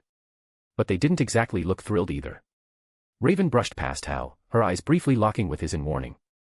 Kara walked slower, deliberately brushing her shoulder against Hal as she passed. As she did, she muttered to Raven under her breath, smirking. I can hear them from any distance.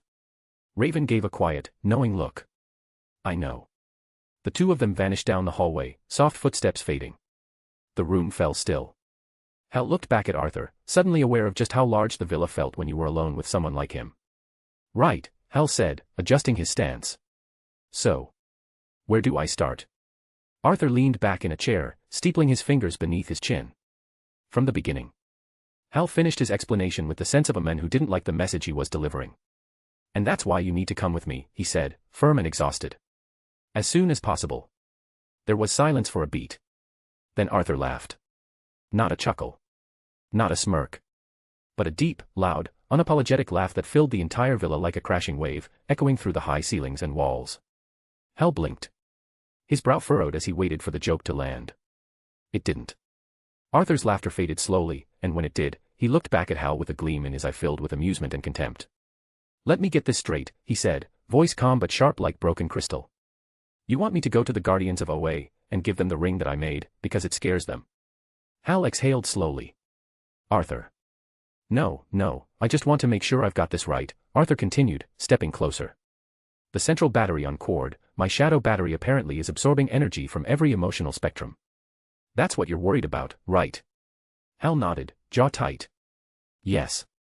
That's part of it. This ring, Arthur said, lifting his hand slightly to show the pitch-black band on his finger, humming softly with violet-black pulses. This ring that's devouring fear, rage, will, hope, love, compassion, all of it. Hal's tone tightened. That ring doesn't belong in the emotional spectrum. Arthur's eyes flared blue for a moment. And who decided what belongs, Hal? The Guardians. They've protected the balance of the universe for millennia, Hal replied. And your battery? That's tipping everything. If it keeps pulling from all sides, it won't just be OA you'll answer to. You'll have every core against you. And what you did in Quard is known to all of them by now. Arthur's jaw shifted slightly, but his voice remained steady. What I did to the Yellow Lanterns, he said, his tone cooling like ice over steel, was necessary. They slaughtered millions in the name of fear. I gave them a new purpose. You turned them into shadows, Arthur. I gave them a second chance, he said without hesitation. Better than what they deserved. Hal's voice dropped. That's not your call. Arthur took a step forward. It is now. The room grew still. For a moment, only the low hum of the distant sea waves remained. Then Arthur exhaled through his nose, his expression softening but only slightly. But, he said slowly, this doesn't mean I'm saying no. Hal blinked. So, you'll accompany me? Arthur nodded once. Yes, he said. Tomorrow. I'll spend the night here, one last time with the people I cherish. Then I'll come with you to OA and speak with your precious guardians. Hal stared at him a moment longer, eyes narrowing slightly in suspicion. You're not planning to pull something there, are you? Arthur tilted his head, almost like he was offended by the question. I'm not a monster, he said. I understand what the Green Lanterns stand for. Order. Will. That's more than I can say for the Sinestro Corps. He turned then, casting elongated shadows as he walked away. But just before he disappeared through the arched doorway, he paused. You should go now, he said over his shoulder. We'll meet in Gotham tomorrow. Hal hesitated. Then he nodded slowly, placing a hand over his chest and whispering something to the ring. A flare of green wrapped around him, lifting his body off the ground. He hovered for a second, watching Arthur's silhouette vanish down the hall. All right, Arthur, Hal said under his breath. Arthur stepped back out into the gentle twilight. Kara and Raven were just outside leaning against one of the low outer walls near the garden. The stars were beginning to appear above them in slow pulses. And both of them looked extremely awkward. Kara stood with her arms folded, kicking a loose pebble with her bare foot. She glanced at the horizon like it owed her an answer, jaw tight, lips pursed, her blue eyes flicking toward Raven every few seconds. Raven, on the other hand, stood unnaturally still. Her arms were crossed too, but her cheeks were visibly pink. She kept brushing a strand of hair behind her ear that didn't need fixing, and refused to look at either of them. Arthur paused mid-step. And then, with that signature low smirk curling his lip, he said, "I know you heard us." Kara groaned and dragged a hand down her face, muttering under her breath, "I'm not Cal, all right. I still haven't mastered the whole precision hearing thing." Her voice was dry, sarcastic, and just a little flustered. Arthur chuckled. "Liar." Kara opened her mouth as if to argue, but nothing came out. She just looked away again, then gave a small shrug, visibly defeated. "Fine. Maybe I heard most of it." Raven, still not facing him, mumbled something that sounded suspiciously like wasn't eavesdropping. Just proximity awareness. Arthur didn't press further. A brief silence passed. Not uncomfortable. Just full of unsaid thoughts. Then Kara spoke again, glancing at him sideways. "So," she said, more carefully now, "you said you wanted to spend one more night with the people you cherish. Arthur's expression softened. "I did." "And?" she asked, cocking a brow. He looked at them both, the stars reflecting faintly in his blue eyes. "I have an idea." Kara tilted her head. Raven turned toward him slightly, curious. Arthur extended his hand forward and said calmly, "But first, I need to make sure we're not interrupted." A ripple of cold shadow unfurled. And then, he summoned him. With a roar of displaced air and a warping pull of gravity, a monstrous figure emerged from the darkness, his towering frame crouched low at first, then rising. Doom. Doom stepped forward from the rift, the familiar mass of spikes, obsidian bone, and rippling muscle towering above them. His eyes glowed with deep, primal violet. Both girls instinctively took half a step back. Kara's mouth opened slightly. "Whoa." Arthur turned slightly and said with a grin, "This guy will keep the others, well, busy." // If you like this story, check out my other stories. Solo leveling in Westeros. And you can get access to 3 more chapters or 7 more chapters if you want. Chapter 179, The Sun and Moon. If you like this story, check out my other stories. Solo leveling in Westeros. And you can get access to 3 more chapters or 7 more chapters if you want. // The beach had settled into a brief moment of serenity. The Titans were having fun talking to Didi around the fire and against the shore. Then came the sound. A shadow tore through the sky above, a falling black comet that screamed through the air, and then it landed with a boom. Doom. The ground quaked beneath the monstrous impact. Sand exploded outward in a swirling geyser of ash and dust. The campfire was obliterated, towels and drinks scattered everywhere. Doom rose slowly, shoulders heaving, violet eyes burning with force. His spiked arms flexed once, sending a pulse of silent dread across the group. Cyborg coughed, brushing sand off his shoulder, the glow of his arm cannon igniting reflexively. What the hell? Did Arthur send him, or did he finally lose control of this thing? We were literally about to walk back to the villa all clean, and now. Dick muttered, narrowing his eyes. Hold on. This thing is blocking the path. Doom didn't move. He simply stood there, square in their path, shoulders broad enough to blot out the moonlight behind him. His eyes flicked between them like a judge sizing up unworthy challengers. Beast Boy pointed a shaky finger. "Okay, can we talk about the fact that he's just standing there glaring at us like we insulted his mother?" Jamie started forward, cautiously. "Other than ruining half the beach. He doesn't look hostile, maybe he'll step away if we just ask." He took a tentative step. Doom flexed his right hand. Just a gesture. But Jamie froze like he'd been slapped with a memory. "Okay. Definitely not a good idea," he said, backing away. "Let's just wait for Arthur to put this thing on a leash." Cyborg frowned. "Didn't he say he was going to bed? What's the meaning of this?" Unseen by most, Robin subtly signaled Starfire, who was a bit far from the rest, away from Doom's eyes. A glance. A nod. She got the message. Something was wrong to Robin. Arthur said he was going to sleep but summoned Doom. That wasn't normal. Starfire rose into the air without a word, her body trailing golden light as she silently flew past them, unnoticed in the shadows of Doom's towering presence. He didn't notice her. She flew low, quick, like a scout. Past the trees, toward the villa. A single window glowed faintly. She hovered. And then she looked inside. Her face turned beet red. Eyes wide. Lips parted slightly in shock. Her hand instinctively raised to her mouth. She turned and flew back fast, so fast that the breeze trailed behind her like a miniature sonic boom. When she landed back at the beach, it was with a hard stomp just beside Doom. Without saying a word, she walked past him like a woman who had just seen a demon and wasn't ready to talk about it. Even Doom was confused. Robin blinked as she approached and he whispered to her. That was quick. So what's wrong? Starfire opened her mouth, then closed it. She fidgeted, her hands clutched together in front of her like she was holding back a scream. They. Arthur is. She trailed off, cheeks still flaming. Robin tilted his head. Wait, they. She nodded, face buried in her hands now. Oh. His eyes widened slightly. So there. Starfire nodded again, this time furiously. But before they could spiral further into an awkward talk. Another footsteps, calm and precise, approached from the darkened edge of the beach. The one who was watching this entire thing without saying anything. Dee, she walked barefoot across the sand, not a grain clinging to her skin. Doom turned his head toward her. A moment of tension. Then he stepped aside. Silently. The others exchanged wide-eyed glances. Wait, what? Cyborg muttered. He moved for her. Dee approached Doom with no fear, just the soft sway of someone who had already seen way too much and experienced lifetimes. She looked up at him, smiling gently, and placed a hand against his massive chest. There's no need to guard. I'll ensure your master's privacy is respected. Doom said nothing but his body language shifted subtly. The tension bled from his stance alone. Beast Boy took a cautious step closer to Dee. Okay, but how did you, why did he, how are you? Dee tilted her head. Wouldn't you like to know? She turned and sat gracefully on a smooth rock by the shore, folding her hands on her lap. Her eyes, those bottomless, dark eyes, looked toward the villa, as if she could see straight through walls, through time, through all illusions. Cyborg finally broke the silence. I need a damn manual for this group of people, and I mean Arthur's people. Beast Boy groaned. So we sleeping here tonight? In the sand, dot.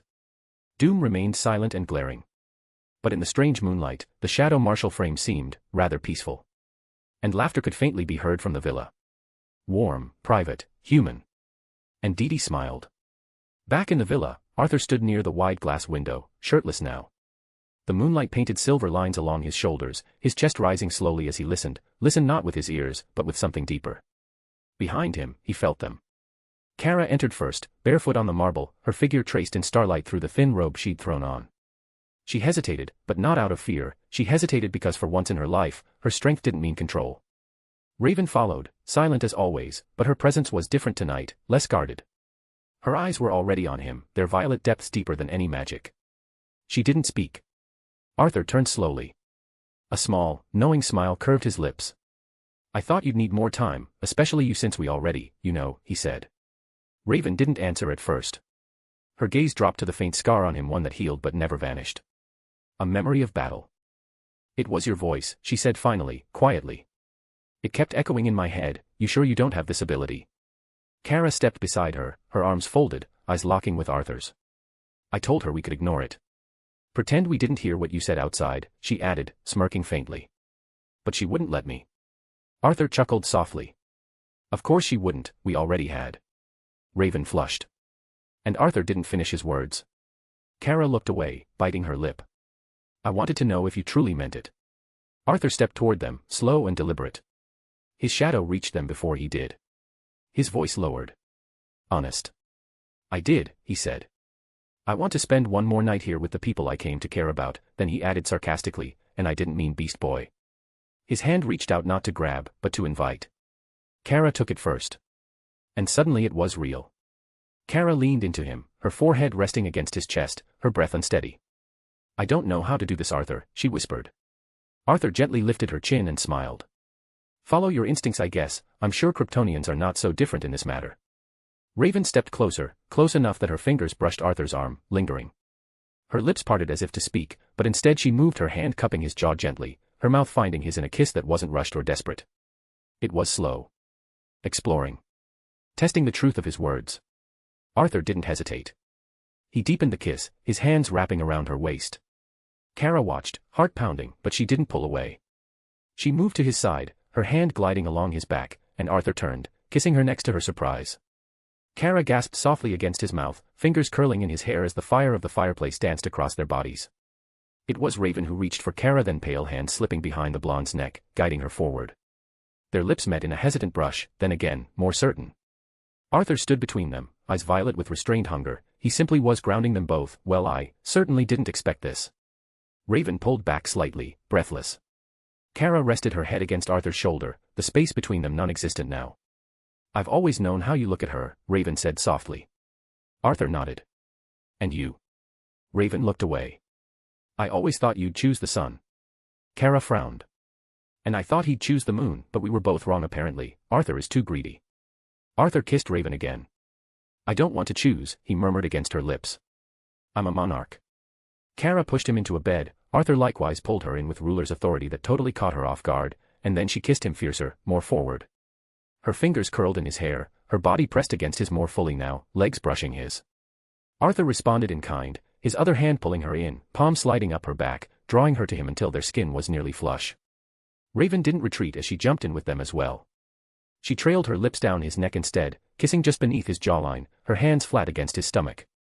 Arthur exhaled a slow breath, the sensation of both of them overwhelming and too great even to the monarch of shadows, Raven's dark intensity, Kara's bright fire, both pressing in, claiming, sharing. // If you like this story, check out my other stories. Solo leveling in Westeros. And you can get access to 3 more chapters or 7 more chapters if you want. Chapter 180, Morning After. If you like this story, check out my other stories. Solo leveling in Westeros. And you can get access to 3 more chapters or 7 more chapters if you want. // Morning light crept through the half-drawn curtains. Golden rays filtered into the villa main bedroom, soft and warm, stretching across tangled sheets and bare skin. The ocean breeze rustled lightly in the distance. Arthur Blackwynd opened his eyes. For a moment, he didn't move. The stillness was rare, almost alien to him. He lay there in the center of the wide bed, staring at the ceiling in quiet thought. Warmth pressed into him from both sides, comforting, alive, and undeniably real. To his right, Raven lay curled across his chest, her body rising and falling with a slow, steady rhythm. The strands of her hair splayed across his skin, and her face usually shrouded in distant calm now looked completely at peace. One of her hands still rested gently over his heart, as if afraid he might disappear if she let go. To his left, Kara was sprawled like she'd fought a war in her sleep, one leg hooked over Arthur's, the other tossed somewhere across the bed. Her blonde hair was a mess, falling over her eyes and into her mouth, and the corner of her lip twitched occasionally like she was dreaming about punching someone or flying through stars. Her head was pressed into the pillow, her breathing light and untroubled.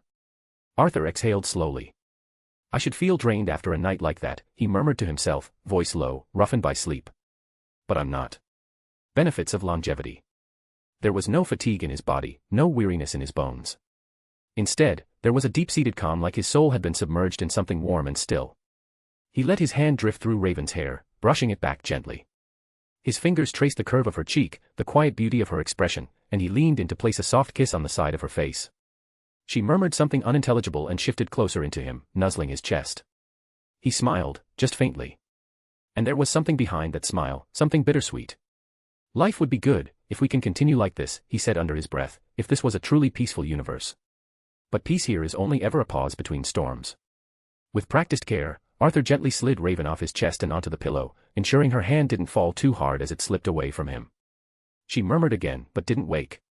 Kara grunted in her sleep, one arm flailing over to claim the space he vacated, only to flop lazily over Raven instead.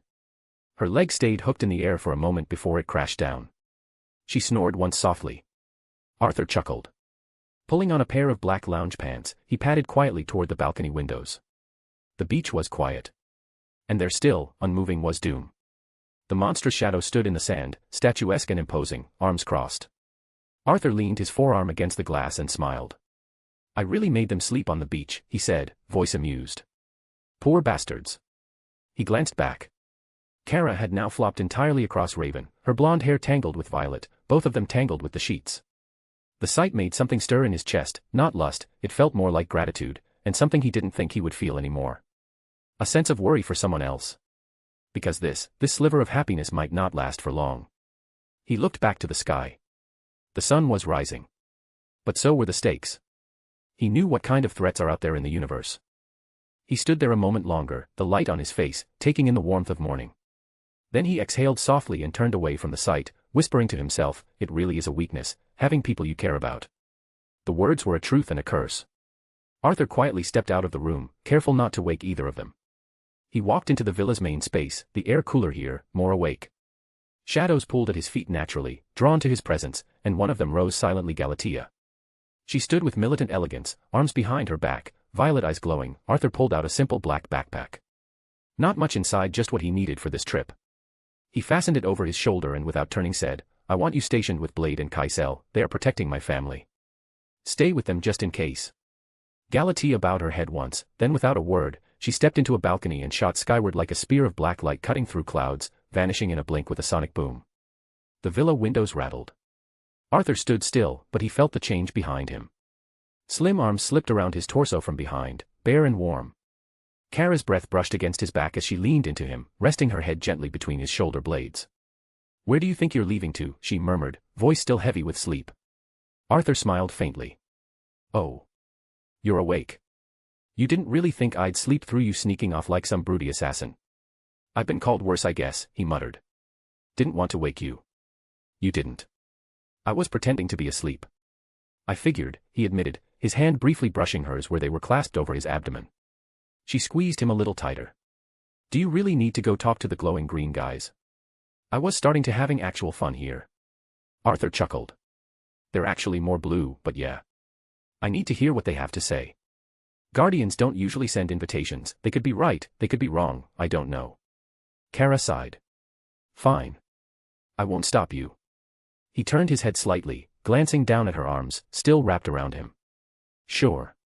But, are you really okay walking around naked like this? You do realize the others could show up at any second.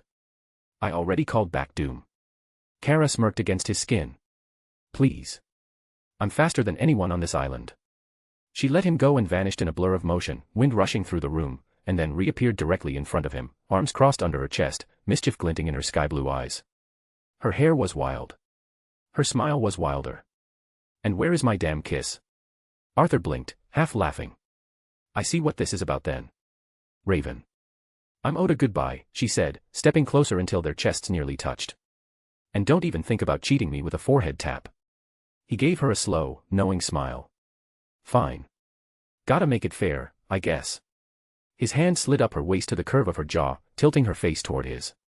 Their lips met, not a chaste parting, but heat and hunger bottled into a kiss.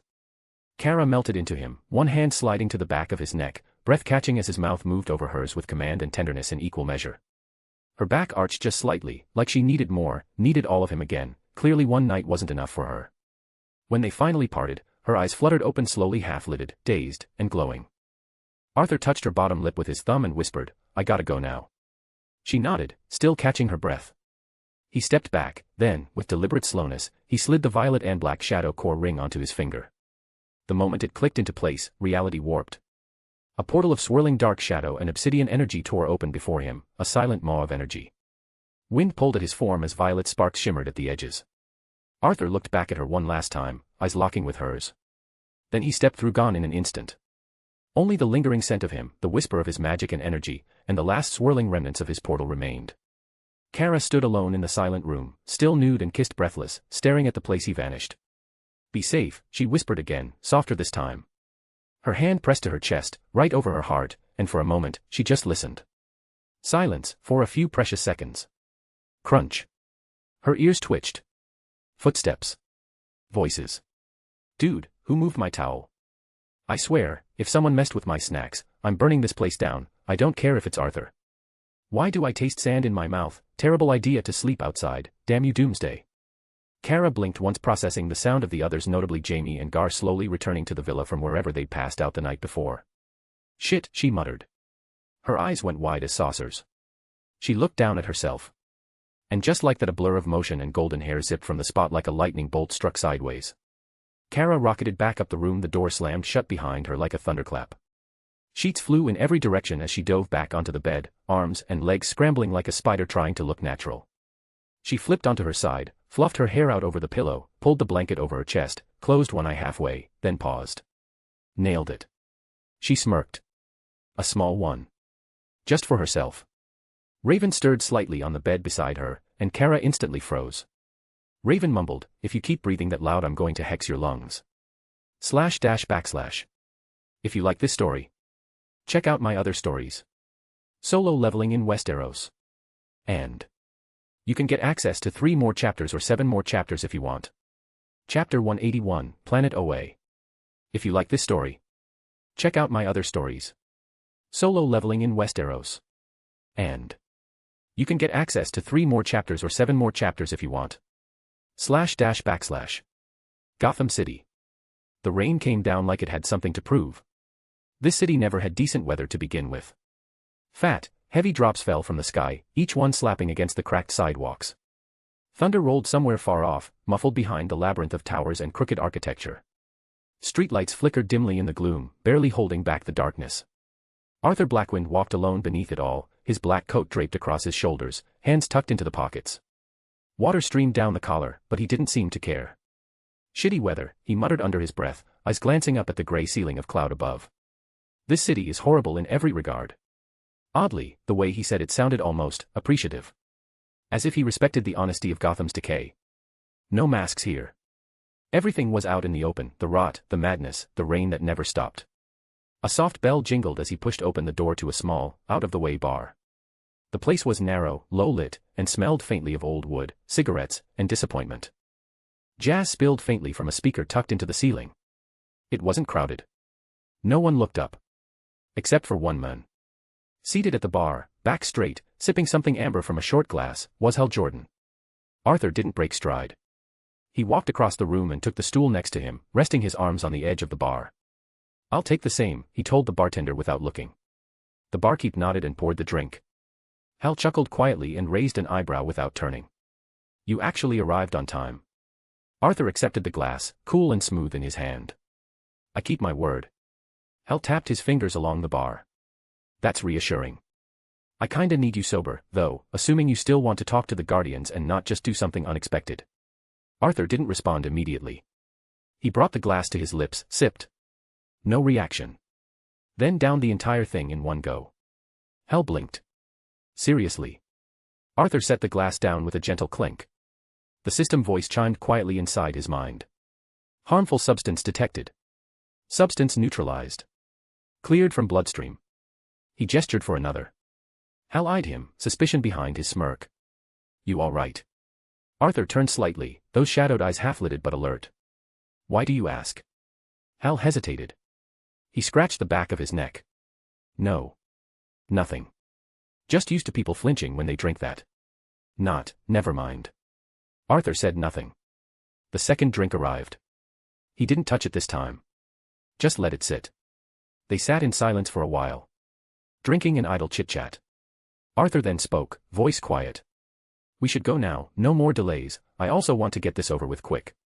Hal looked at him for a long second, then nodded.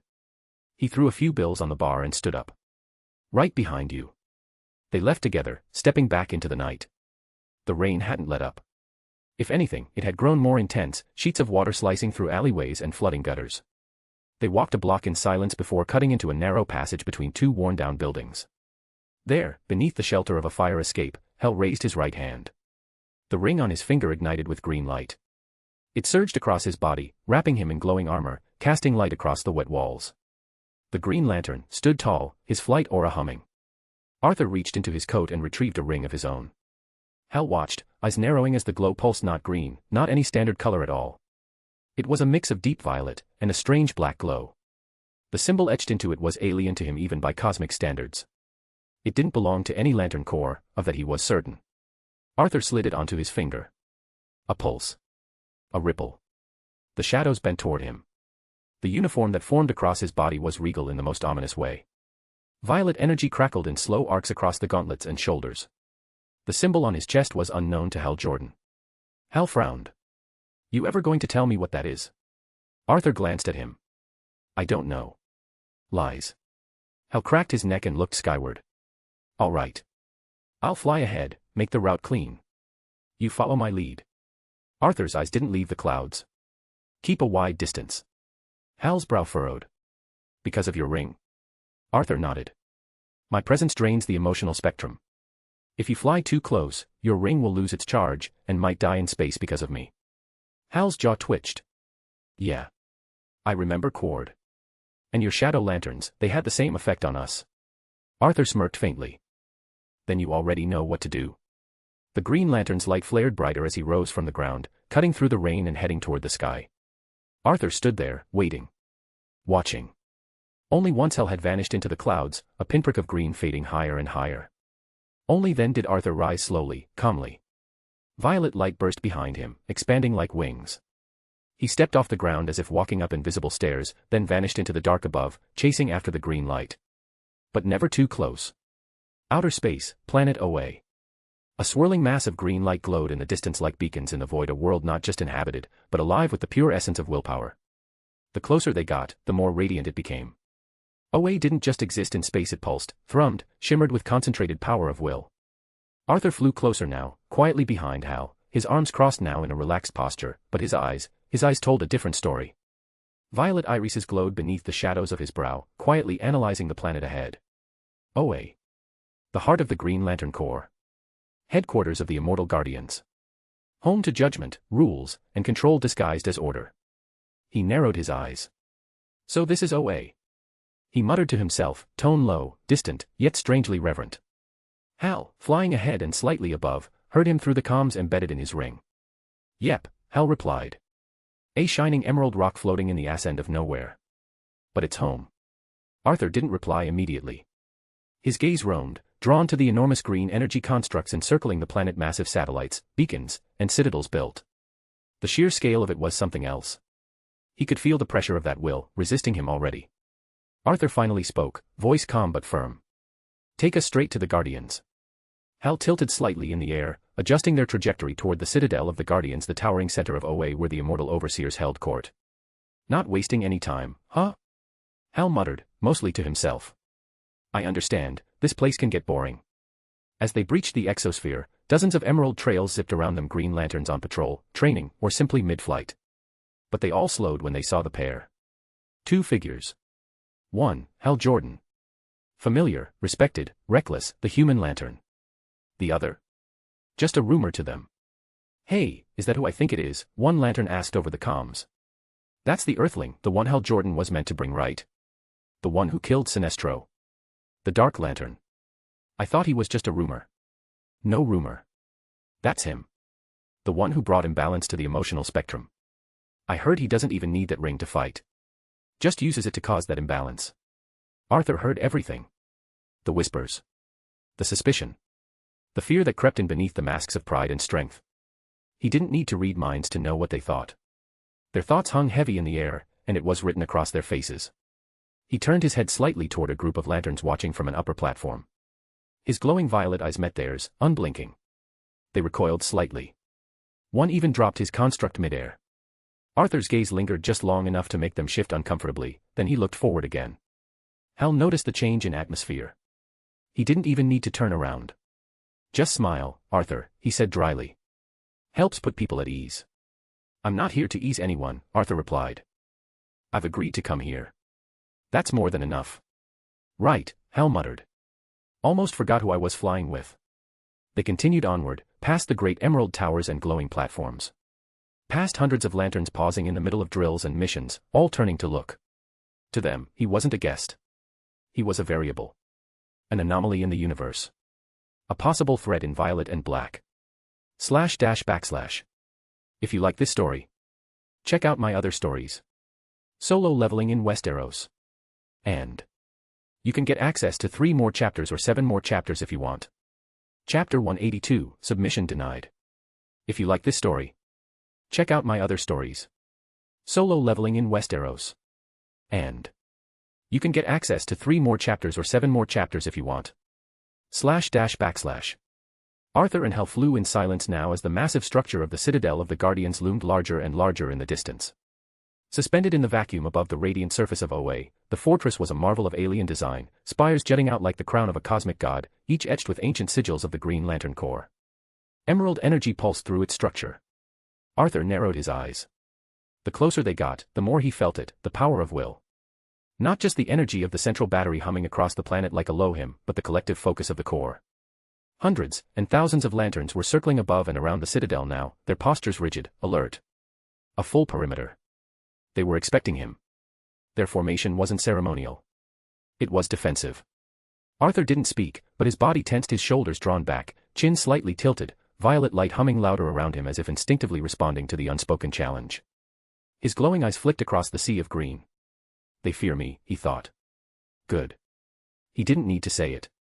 He could feel the words leaking from their minds, taste the accusation hanging in the air. The Earthling. The one who killed Sinestro. The one who defies the balance. The Shadow Lantern, the Dark Lantern. When they landed at the Citadel, Arthur landed first. There, waiting at the arched entrance to the inner sanctum, stood Tomari, Salak, and the towering presence of Kilowog himself, arms crossed over his chest, a living wall of alien muscle and distrust. Kilowog's small eyes settled on Arthur. So, he rumbled, his voice like distant thunder, this is him. Arthur didn't answer. He didn't even look at Kilowog. He simply walked past, each footstep calm as ever. We shouldn't waste time here, Hal, he said to Hal without turning his head. Hal gave a small, tight shrug. Right. Just walk ahead. The Guardians are expecting the audience. Behind them, Kilowog leaned slightly toward Hal and muttered under his breath, I don't like him. Hal replied without hesitation, voice dry. Trust me, he doesn't like you either. Kilowog snorted. They passed through the gates. The interior of the Citadel was nothing short of majestic. It was as if the universe itself had folded inward to pay homage. The hall was massive, circular, and impossibly tall, its ceiling lost in a dome of shimmering stars, like a glimpse into the fabric of space itself. Green light cascaded from floating pylons above, the floor was a ringed mosaic, the symbol of the Green Lantern Corps stretched across it like a holy crest. And there, above everyone, stood the Guardians of the Universe. Small in stature, yet titanic in presence, their ageless eyes watched Arthur approach from atop a hovering platform of pulsating energy.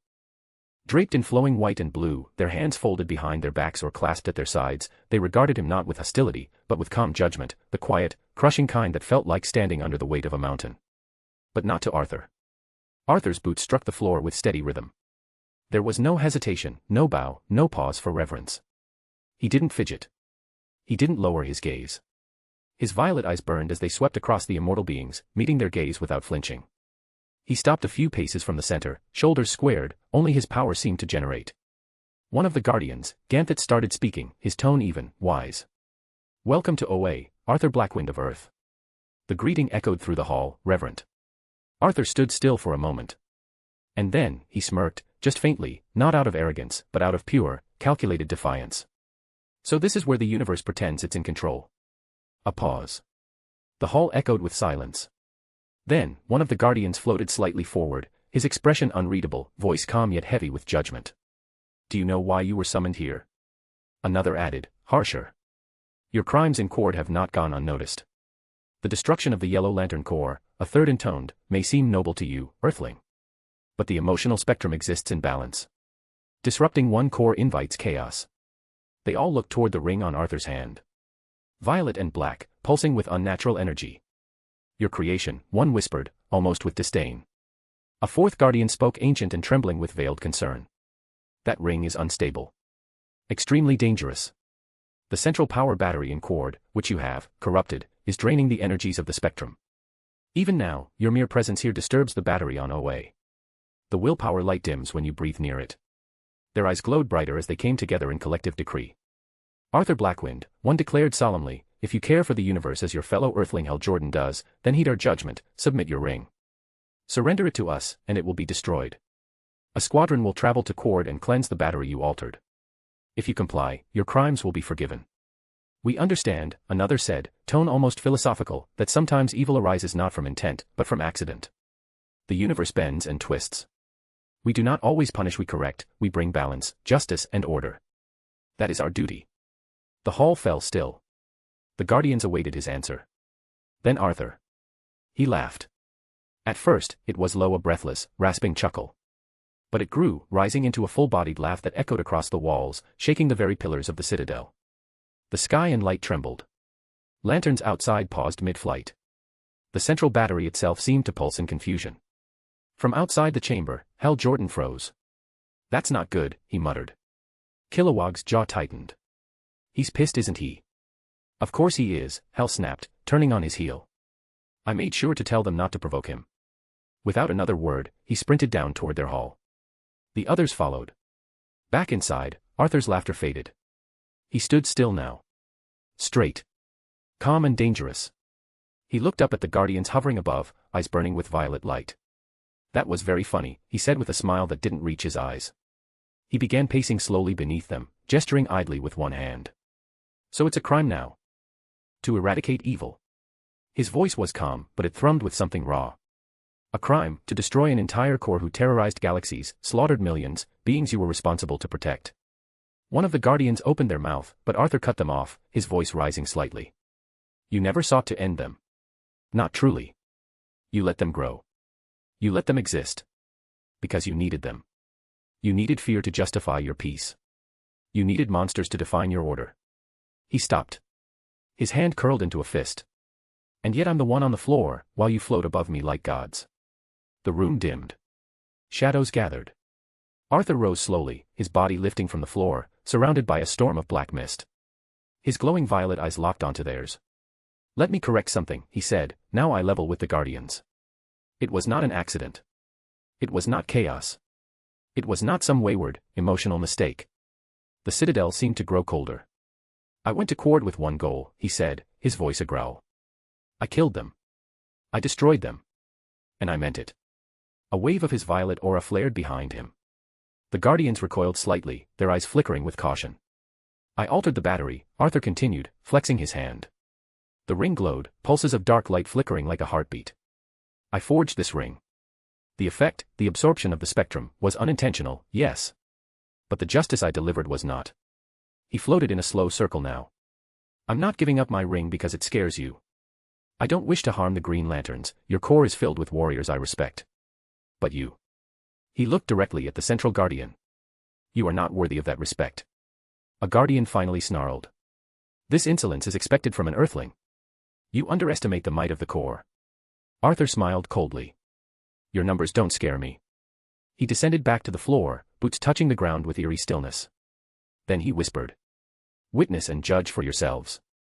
He raised his ringed hand. The ring glowed darker now, almost black. And then the shadows stirred. From the floor beneath his feet, violet-black tendrils of darkness slithered outward, stretching like living veins of ink. The air pulsed. The Guardian stared, wide-eyed, as shapes began to rise one after another. // If you like this story, check out my other stories. Solo leveling in Westeros. And you can get access to 3 more chapters or 7 more chapters if you want. Chapter 183, Shadow vs Will. If you like this story, check out my other stories. Solo leveling in Westeros. And you can get access to 3 more chapters or 7 more chapters if you want. // The air inside the great hall of the Guardians thickened. Where once there was only Arthur Blackwynd, now the hall was filled with shadows. They emerged like wraiths, drawn out by will and dominance, figures cloaked in darkness, lined behind him with perfect military precision. Their forms towered or loomed, some humanoid some monstrous, and not one drew breath or blinked. Doom stood ahead of them, the walking cataclysm, arms folded, silent, eyes glowing with cruel sentience. Beside him, Ultra, his violet form radiant with dark majesty, hovered off the ground, cape billowing as if stirred by a storm only he could feel. Other shadows followed, the generals, the elite knights, silent enforcers of Arthur's sovereignty. But it wasn't Doom or Ultra that caught the Guardians' eyes. It was the Shadow Lanterns. Quite a number of them, no longer living, yet unmistakably shaped in the image of their former selves. They wore the ring. The very same one on Arthur's. Each shadow bore the unmistakable symbol of the Shadow Core. The light of fear was now wrapped in darkness, and though these were not the true lanterns, the energy they emitted was undeniable. They were lanterns in death. Now they answered only to the Shadow Monarch. From above, the Guardians stiffened. One of them, scar-faced, eyes narrowed in cold fury, spoke first. This, desecration, is not a mere display. Arthur tilted his head, unbothered, voice calm and clear. I can call out many more, he said, his tone matter-of-fact, as though he were discussing a minor inconvenience. But these are more than enough to take care of, well, you know.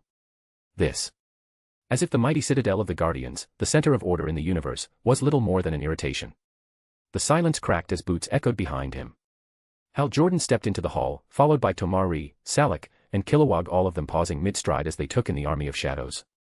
Hal's eyes locked on the ghostly lanterns and then back to Arthur. Arthur, what the hell are you doing? This wasn't what we agreed on. Arthur didn't look at him. His gaze stayed on the Guardians, cold and unreadable. I didn't like the way they carried themselves, commanding me like some tool. That false sense of superiority. His jaw tightened. I serve no one. Kilowog grunted. Told you I didn't like this runt.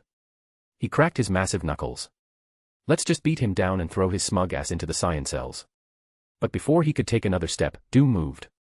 A blur. One heartbeat he was still. The next, he stood in front of Kilowog, arm already cocked. The punch landed with a sound like a thunderclap.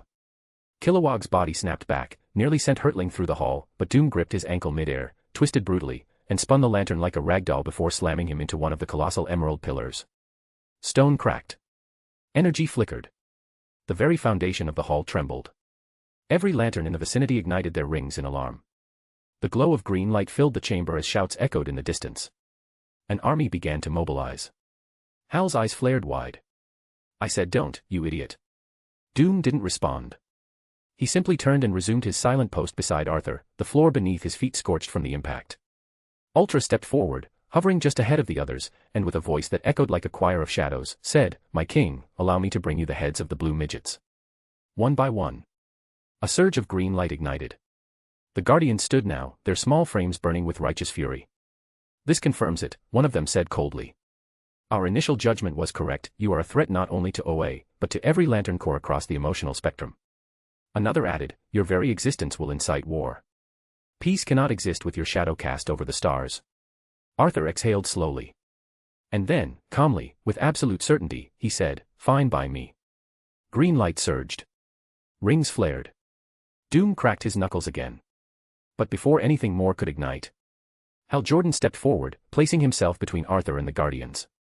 His expression wasn't just stern, it was desperate. And furious. "Enough," he shouted. "You think this is going to end well for anyone? You're making enemies of everyone in the universe right now." Arthur's gaze didn't falter. "They made themselves enemies the moment they tried to chain me." Hal pointed toward the shadows. "Then maybe look around. You're already becoming the thing we fight against." For a moment, no one moved. The shadows waited. The lanterns hovered, rings glowing, energy crackling like static before a storm. The Guardians watched from their sacred perch, weighing the situation. Arthur stood motionless at the center of it all. Arms at his side. His eyes fixed on the small, robed figures on their throne. Then, without warning, he moved. A blur. He shot into the air like a launched arrow, coat and shadows streaking behind him. Lanterns gasped. Hal shouted something lost in the storm of sudden movement. From midair, Arthur spread his arms like a dark messiah descending. And the world cracked. With a roar of pure will and contempt, he unleashed Ruler's authority, a blast of pressure not made of sound, but force and fury, a telekinetic wave that crashed down like a tsunami from a god's judgment. The very air warped and howled. The Guardians, who had begun to charge their own defense, raised in a rare act of direct engagement, were caught in the blast and hurled backwards. They slammed into the high wall behind them, their pillars shattered to rubble, ancient stone splintered like brittle glass, columns toppled, sacred own architecture cracked like eggshells. Alarm klaxons blared across the citadel. More lanterns surged into the room in emerald streaks, voices shouting orders, rings screaming warnings. Dozens became 100. They charged. But so did the shadows.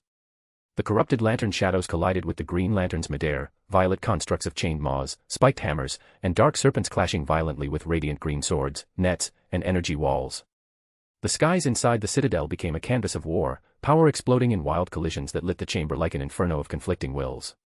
Ultra, glowing bright with violet energy, descended like a meteor toward one of the fallen Guardians, his heat vision charging, eyes glowing ready to finish him off.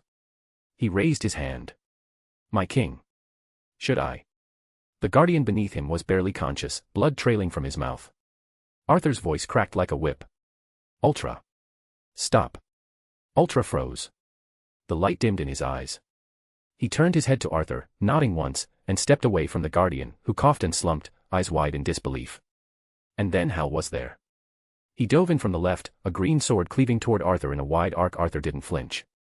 A black tendril, his dark construct burst from the floor, coiling up and grabbing the blade mid-swing, holding it in a tight grip like a serpent around prey.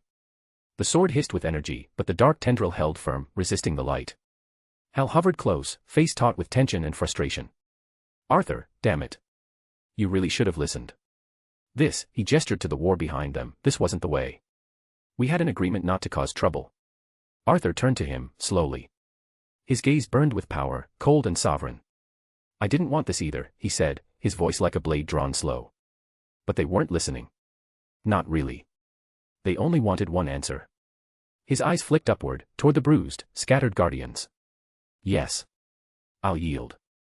He stepped forward, the tendril melting away as he stared Hal down.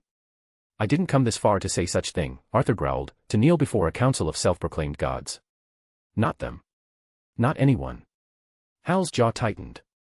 His grip on the sword trembled slightly. From above, lanterns were still falling in battle. The shadows pressed hard, relentless.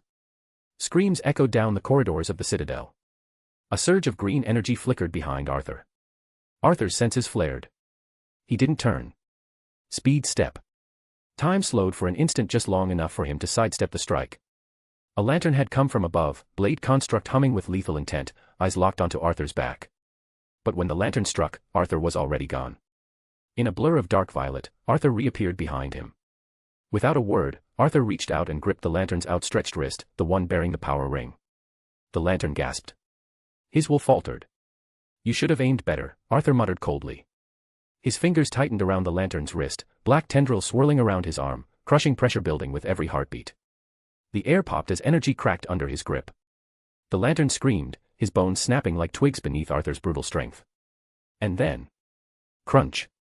The ring itself shattered, splintering into fragments of emerald light that flickered out. The lantern collapsed.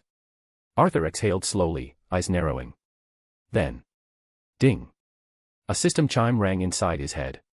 Arthur's pupils flared violet. A new level can be accessed in the Legacy Shadow Legion dungeon. He blinked once. The noise around him faded for a second. It seems you guys just got lucky. Arthur whispered. // If you like this story, check out my other stories. Solo leveling in Westeros. And you can get access to 3 more chapters or 7 more chapters if you want. Chapter 184, Shadow Lantern Ultimatum. If you like this story, check out my other stories. Solo leveling in Westeros.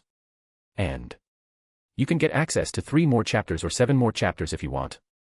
// Arthur stood there for a second, lost in thought. 5 lanterns shot down from above like comets, green contrails streaking behind them, each wielding a variety of weapon constructs, glowing with burning emerald fury.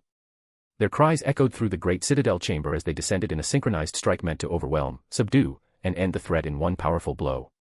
Arthur looked at them. And he merely raised a single hand. From his palm, a circular shield burst forth, swirling, jagged, and violet-black in hue, shaped like a cracked and ancient sigil etched into a cosmic stone. The construct glowed with dense, coiling shadows, repelling the attack like it was a simple inconvenience. The impact reverberated through the hall, rattling the shattered columns and knocking loose dust from the vaulted ceiling.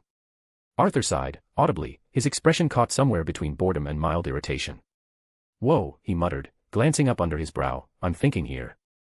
Then, with a smooth twist of his heel and a sudden burst of shadow energy, Arthur pivoted. A monstrous hand dark as midnight and large enough to swat a spaceship manifested from his side in a split second. With brutal grace, it swung outward in a wide arc, the slap so fast and violent it left a streak in the air. Crack! All 5 lanterns were launched like broken dolls, their constructs shattered, ribs likely crushed, breath ripped from lungs as they were sent crashing into the far walls of the citadel. One struck a column so hard it fractured, another vanished through a luminous green rock, the others lay groaning in piles of shattered stone and flickering light. The hall fell silent. Arthur took casual steps remained as he turned slowly toward the guardians, his violet eyes glowing, and he raised his head toward Ganthet, the one who dared meet his gaze since the beginning. "Stay out of my way," Arthur said, his voice low but seething with warning, each word sharp as a blade drawn across a throat. "This is your only warning. Next time, if you send lanterns after me..." His gaze darkened further. "Only their rings will return to OA. A beat. If the rings survive, that is." The guardians, for the first time, looked uneasy. Then, without a word, Arthur extended his hand. From every corner, his summoned shadows stirred, Doom's hulking form, Ultra's hovering menace, and the countless shadows who were engaged with the lanterns.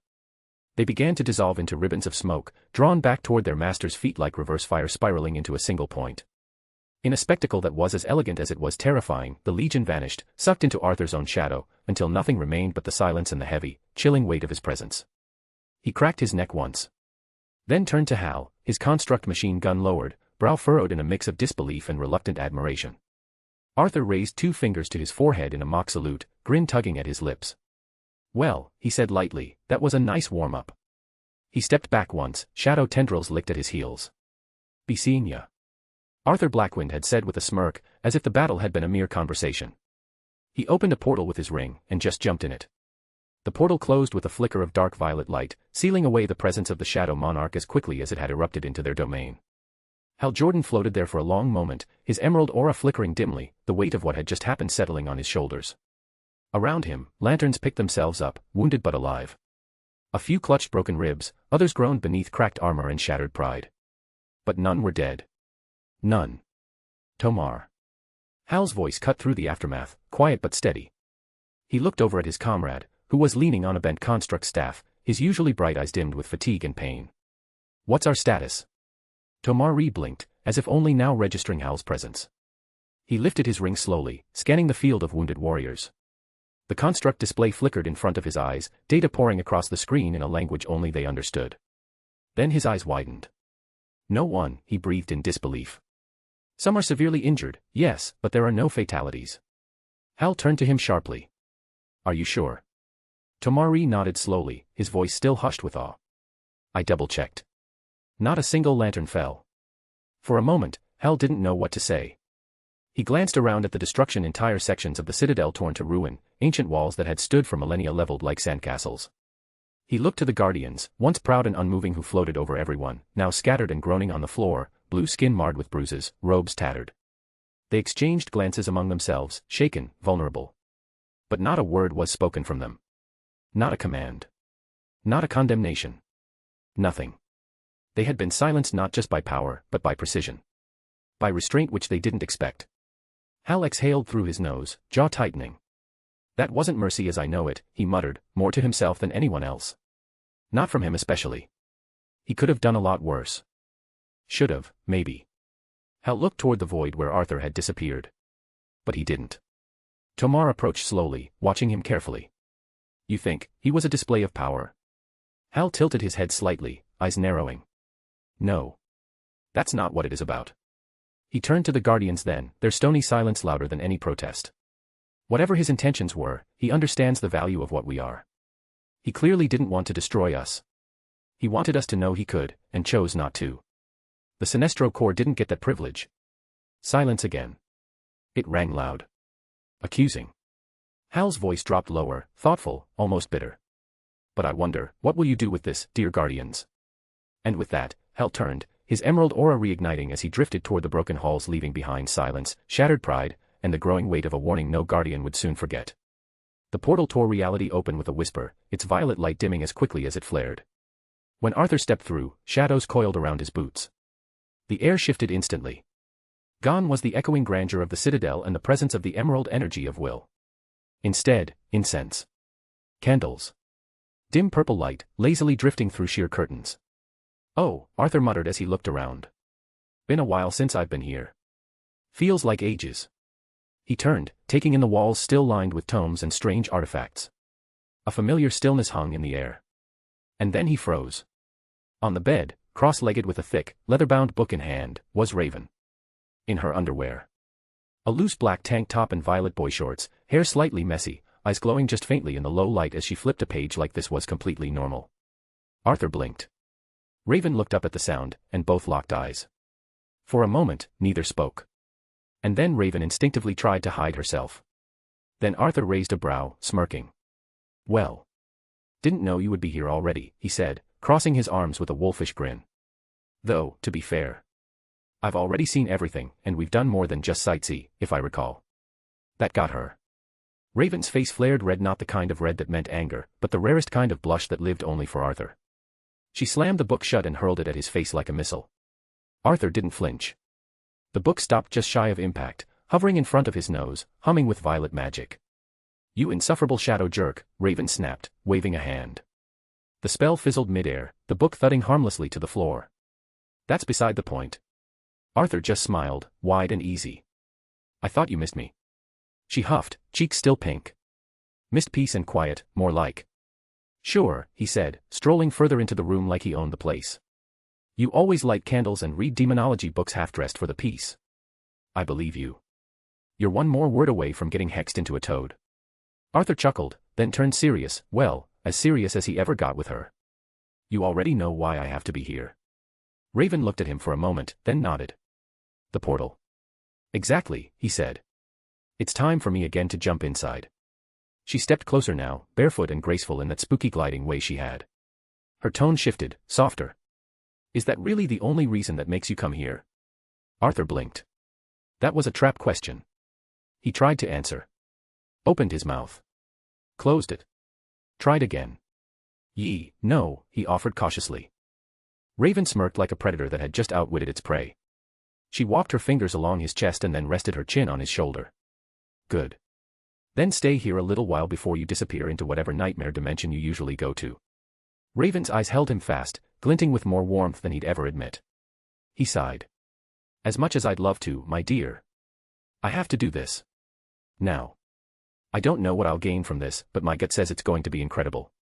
Power, and something important. Her smile faded, but not completely. You always talking about strength and power. He reached out, cupped her cheek gently. I have to get stronger to protect the ones I love. She leaned into his touch for a moment, then stepped back. You better come back here the moment you finish whatever you are about to do inside that dimension. I will. Arthur said, his voice low, then added with a wink, and next time, I expect you to at least wear a robe. Or don't. I won't complain. The book on the floor twitched again. Arthur took that as his cue. He turned, shadows rising behind him, and then he used the Legacy Shadow Legion key and a portal appeared. A swirling vortex opened with a deep hum, revealing nothing but an endless black spiral. He paused, looking over his shoulder one last time. Raven stood there, arms crossed, lips twitching toward a smile she was trying very hard to suppress. Wish me luck, moody lady, he said, stepping through the portal. It closed with a whisper. And the room was silent once more. Until Raven sighed and muttered, he's lucky I love him. // If you like this story, check out my other stories. Solo leveling in Westeros. And you can get access to 3 more chapters or 7 more chapters if you want. Chapter 185, Legacy Shadow Legion Dungeon Level. If you like this story, check out my other stories. Solo leveling in Westeros. And you can get access to 3 more chapters or 7 more chapters if you want. // The portal behind Arthur collapsed in a quiet flicker of dark energy, the last shimmer fading into the dark. Arthur stepped forward, his boots touching down on ancient stone as a gust of wind stirred the dust in the massive chamber before him. A soft ding echoed in the air, followed by a familiar sound. Welcome to the Legacy Shadow Legion Dungeon, Level 7. Another line faded into view, the letters etched in silver and deep crimson against the air. Where blade meets silence, truth is revealed. Let steel speak, and shadows judge. Only the worthy shall dance in blood of the Red Knight, earn the loyal sword of the monarch. Arthur tilted his head, intrigued. A soft grin tugged at the corner of his lips. Blood of the Red Knight. This is a test of swordsmanship, he murmured. Now that's more like it. He took a breath, eyes scanning his surroundings. The chamber stretched impossibly wide, a grand hall forged in the old style of war and ritual. Jagged spires pierced the ceilings above. Black stone columns rose like sentinels, their surfaces etched with unknown names. Tattered banners hung from the rafters, emblems of unknown orders and legions. Along the walls, suits of armor stood in rigid formation, each one holding rusted blades or battered shields, as if waiting for the command to rise again. The silence was oppressive. Not dead, watchful. Arthur walked forward, slowly. Despite the weight of his boots, not a single step made a sound. It was as if the hall itself swallowed noise, unwilling to betray whatever ancient presence still slumbered here. Knights as enemies now, he muttered, eyes tracing the statuesque armor. Or is this just for show? He paused mid-step. Something shifted. His head turned sharply toward a corner beneath a ruined archway. His gaze narrowed. One hand rose, fingers curling. Ruler's authority. With a flick of his wrist, the very air groaned. A crunch rang out and a form was ripped from the shadows. A figure twisted midair, limbs flailing, before its neck snapped with a wet crack, and the body dropped like a sack of meat. A shimmer of vanishing magic peeled off the corpse, revealing a cloaked figure in robes laced with arcane glyphs. The lifeless eyes still glowed faintly with mana. A mage, Arthur said, coolly, examining the dead figure. Trying to play assassin in a knight's trial. Poor form. No sooner had the words left his mouth than a pair of heat signatures flared to life behind 2 columns. Twin orbs of fire flew toward him, trailing smoke and molten air. Arthur anticipated it. His body moved like liquid shadow, weaving to the side, each motion elegant and effortless. The flames tore past him, one bursting against a pillar, the other missing entirely and smashing into a decorative crest on the wall. His Kamish twin blades was already in hand, gleaming faintly in the light. He turned and in a single, artful step, danced. The blade hissed through the air, trailing darkness behind it. Two heads flew, spinning in tandem, their bodies dropping before they even realized they'd been touched. The stroke carried through to the wall behind them, leaving a long, deep diagonal gash in the stone. The wall shuddered, cracked, and then collapsed with a thunderous crash, burying the bodies in rubble and flame. Arthur stood at the center of it all, blade now dripping with the faint glisten of blood and smoke. He tilted his head back and exhaled, like a man savoring the first sip of wine. "Now this," he said with a grin, "this is getting exciting." He looked at the far end of the chamber where massive double doors stood, flanked by statues of knights with swords plunged into the earth. "If this is what I think it is," Arthur continued, voice low with anticipation, "then the reward's going to be the best I've had yet." He flicked the blood off his blade with a sharp twist and began walking forward again, deeper into this strange castle. Jump City, rebuilt Blackwynd estate. The sun hung low in the sky, casting long golden shadows across the newly rebuilt Blackwynd estate. Nestled just outside the city's noise and chaos, the estate stood tall and serene, its clean stone walls lined with creeping ivy and shadowy figures that didn't belong to this world. Raven stood by the front entrance in casual black jeans and a sleeveless deep purple top, her hood down for once, violet hair catching the breeze. She took in the estate quietly, eyes scanning the sigils that pulsed faintly that she had embedded in the walls to protect the place. All of it was her idea and not Arthur's. "Raven," a warm voice called from the wide-open doors. Adam Blackwynd stood with a welcoming grin, his long coat swaying behind him as he walked forward to greet her. Behind him, Arthur's mother followed, smiling gently. "It's good to see you again," Adam said, clasping her hand briefly. "We don't get many visitors here that aren't made of shadow." Raven chuckled. "Well, I figured it was time." They moved inside, the polished floors echoing softly beneath their steps. The main hall was bright, touched by natural light through high arching windows. The atmosphere felt warmer than Raven expected. "We see Kara every now and then," Arthur's mother said, gently placing a tray of tea on the table in the sitting room. "Even George does. Who is held as a prisoner by Arthur in Gotham at the moment." She smiled fondly. "But not Arthur. He didn't set foot here in ages." Raven's eyes softened. She took a seat across from them, tucking a strand of hair behind her ear. "You need to understand the kind of responsibilities he's carrying." Arthur's mother sipped her tea and exhaled. "Self-inflicted responsibilities." That made Raven smile faintly. "Can't argue with that. But..." She leaned forward slightly. "But Arthur wields immense power. Power that touches forces most people don't even know exist. It's no wonder he stays distant. Even from us. He rather fights solo. And he acts like we're dead weight sometimes, but..." She looked toward the window, where the faint shadow of a wyvern passed across the distant glass like a cloud. "He's not a solo fighter. Not really with that kind of power." A subtle sound of metal shifting came from the far end of the room. Blade stood silently near the doorway, posture straight, like a statue of death in shadow armor. The shadow of Slade Wilson, Deathstroke, but colder, sharper, and more devoted than the alive one ever was. Raven smirked and nodded toward him. "Just look at Deathstroke here. Probably one of Arthur's most powerful shadow soldiers. And he's here. Guarding you." Before either Adam or his mother could respond, a deliberate cough sounded from a high-backed chair in the corner.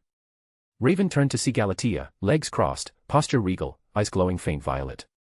Her voice was dry and edged with playful menace. "Strongest, you say?" Raven arched a brow. "Oh. I didn't see you there." "You weren't meant to," Galatea said, her voice like cool steel. "But please, continue flattering the assassin. He needs it." A roar split the air from above the estate, guttural, draconic. The sky briefly darkened as a massive silhouette crossed overhead, a wyvern it circled once, then disappeared behind the western wing of the estate. Adam laughed. "That's the wyvern. He patrols during the night. He scares away people sometimes, many think this place is haunted already." Arthur's mother waved her hand dismissively. "I know what you're trying to say, dear. That Arthur cares. That this is his way of showing it. But he's still my son. He should visit. Not send shadows." She leaned toward Blade, patting his armored arm lightly. "Though I have to admit, I got used to them. Blade's such a humble, polite creature." Raven nearly choked on her tea, laughing. "Humble and polite? Him?" Blade didn't move. He simply turned his head slightly toward her. Adam grinned. "Honestly, I don't mind that he's not around all the time. If anything, I'm proud of what he's doing."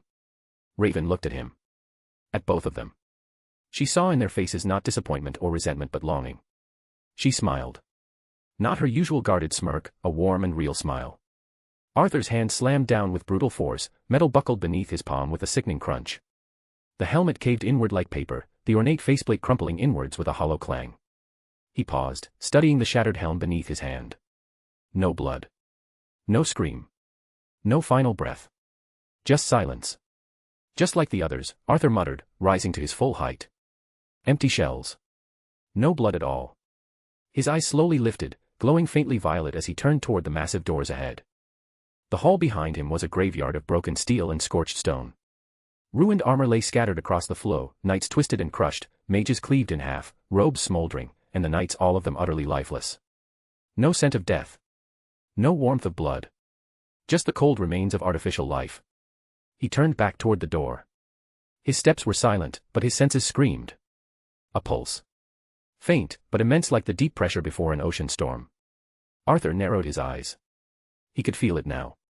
Strong mana, ancient, dense, leaking through the cracks of the grand gate. Whatever's behind this door, he whispered, voice edged with anticipation, Kamish's mana is nothing compared to this. This has to be the boss. // If you like this story, check out my other stories. Solo leveling in Westeros. And you can get access to 3 more chapters or 7 more chapters if you want. Chapter 186, The Knights. If you like this story, check out my other stories. Solo leveling in Westeros. And you can get access to 3 more chapters or 7 more chapters if you want. // The doors groaned open with a heavy, metallic rumble, revealing a throne room swallowed in darkness and violet light. Arthur stepped inside slowly, his boots pressing into a long, worn carpet that stretched like a faded river of black velvet. Pillars towered on either side, cracked and clawed by time. The ceiling rose high above in Gothic arches lost to shadows, and silver torchlight flickered in patterns too ancient to recognize. Banners, tattered, abyssal things hung like ghosts from iron hooks, bearing a symbol he almost recognized, but distorted. His eyes drifted toward the center. There it was. The throne. Tall. Cold. Black stone wrapped in runes that shimmered faintly with deep violet hue. It rose on cracked steps, untouched by dust. Not a single soul sat upon it. Arthur stopped before it, narrowing his eyes. Feels familiar, he muttered to himself. Like something I've seen in a vision. Or maybe. He didn't finish. His thoughts trailed off as the temperature in the room dropped, the air thickening with pressure. The shadows behind him rippled unnaturally. And then, like specters summoned from the bones of the castle itself, they stepped forward. 3 knights. Clad in armor so dark it drank the light around them, their eyes glowing a deep, unnatural violet. They weren't like the other hollow suits of armor he'd faced. These ones breathed. Watched and felt more alive than anything else. Arthur slowly turned, shoulders tensing. Weird, he muttered, summoning the Kamish twin blade into his hand with a glint of violet light. They almost look like my shadows. He studied them, analyzing. The one on the left held a long sword, slim, elegant, and cruelly serrated. The knight in the center wielded a massive greatsword, resting it on his shoulder like it weighed nothing. The third had no blade at all, only a pair of spiked gauntlets glowing with cursed sigils. Arthur raised an eyebrow. I thought this was a test of pure swordsmanship, he said aloud, blade twirling once in his hand. So what's with the brawler? None of them answered. They charged. The knight with the gauntlet surged forward like a cannonball, closing the distance in an instant. Arthur met him head-on, blade slashing across the gauntlet only to be shocked by the sheer force behind the parry. The knight punched, and the air shattered around the blow like breaking glass. Arthur blinked, speed step activating as he ducked the strike, blade spinning upward in a graceful counter, but the longsword knight was already upon him, slashing from the side.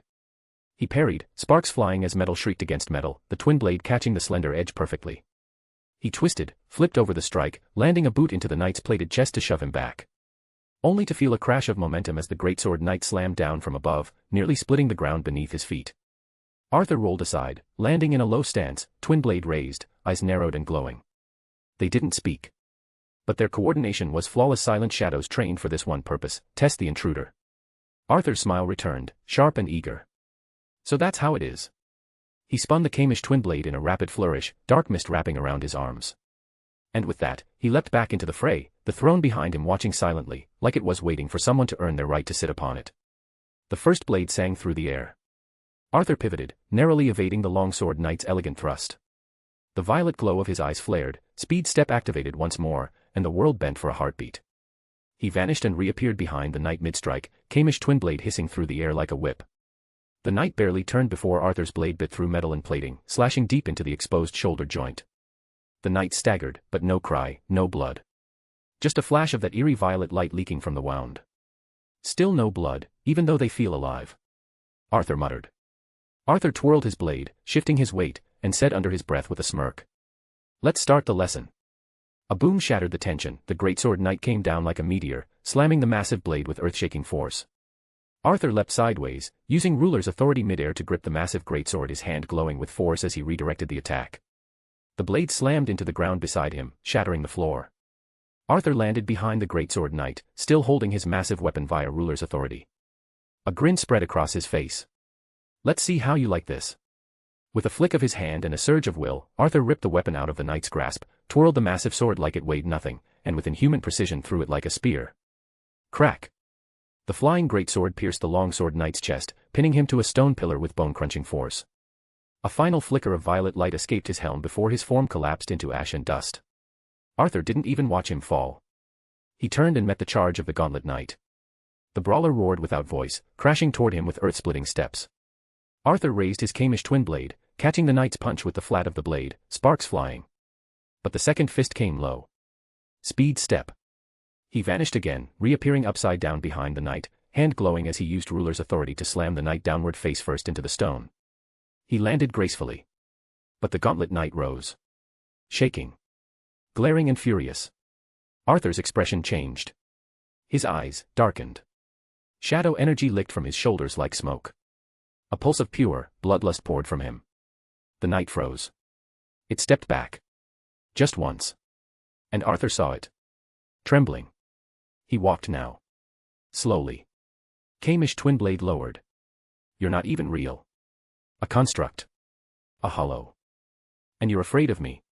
Arthur raised his hand. Ruler's authority activated. Its pull was surgical. Precise. The knight couldn't move. He flexed his fingers and whispered coldly. Kneel. The knight slammed to the ground as if gravity had tripled. Its gauntlets scraped the stone, arms outstretched in resistance. Arthur didn't blink. He clenched. And the knight's head was ripped clean off, torn upward with a violent, telekinetic wrench. The head flew straight at Arthur, spinning. Arthur tilted his head once. Kamish twin blade snapped upward in a smooth, practiced arc. He didn't even look. The knight's helmeted head split into two in midair, one half spinning left, the other right, missing him completely. He stood there, still as stone, blade resting at his side. Around him, the hall was silent, a massacre of shattered armor and ash. Behind him, the throne still waited. Arthur exhaled slowly. Class dismissed. His voice lingered like a verdict in a courtroom of the dead. But his steps didn't move. His glowing eyes narrowed, turning toward a tall pillar at the far end of the throne room, the only structure still untouched by battle. A pressure. Arthur's senses flared. He spoke low, but the weight of it filled the hall. Well, except for you. From behind the crumbled column, a presence emerged, slowly walking and utterly fearless. The figure stepped forward, the air thickening with heat and power as he did. He was tall, taller than any of the knights before. His armor was forged in deep crimson metal, burnished like blood under firelight. From behind his helmet, eyes burned like smoldering embers. Silent and menacing, as if he was calculating how to hunt his prey. The red longsword in his hand was held low, but not relaxed. It was waiting for the right moment to strike. Arthur took a single step forward, his expression sharpening into something between admiration and excitement. His Kamish twin blade shimmered out in a hiss of dark light, and in its place, with a crackle of blue lightning and shadow energy, the Demon King longsword materialized in his hand. The metal gleamed with lightning. Arthur tilted his head, smirking faintly.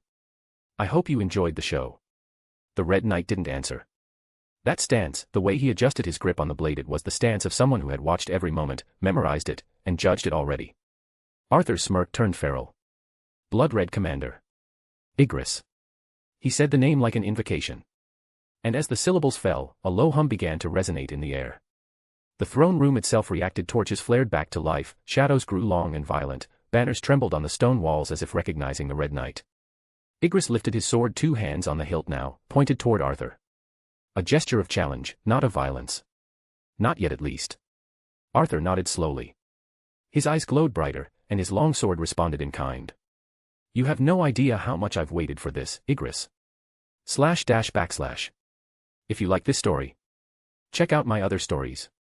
Solo leveling in Westeros. And You can get access to 3 more chapters or 7 more chapters if you want. Chapter 187, Blood Red Commander Igris. If you like this story, check out my other stories.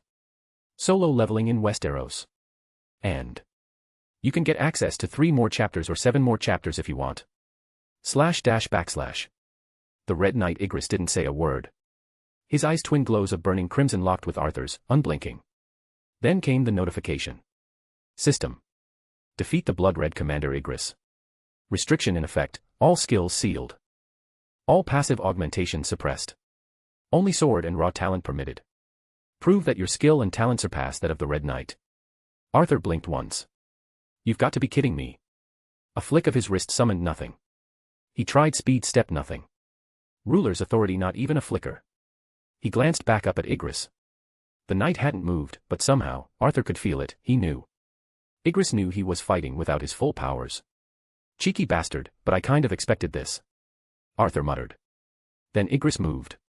Fast.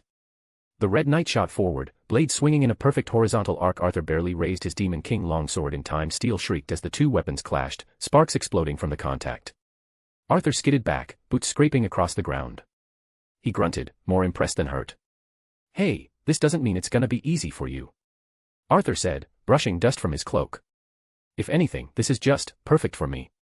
Igris charged again.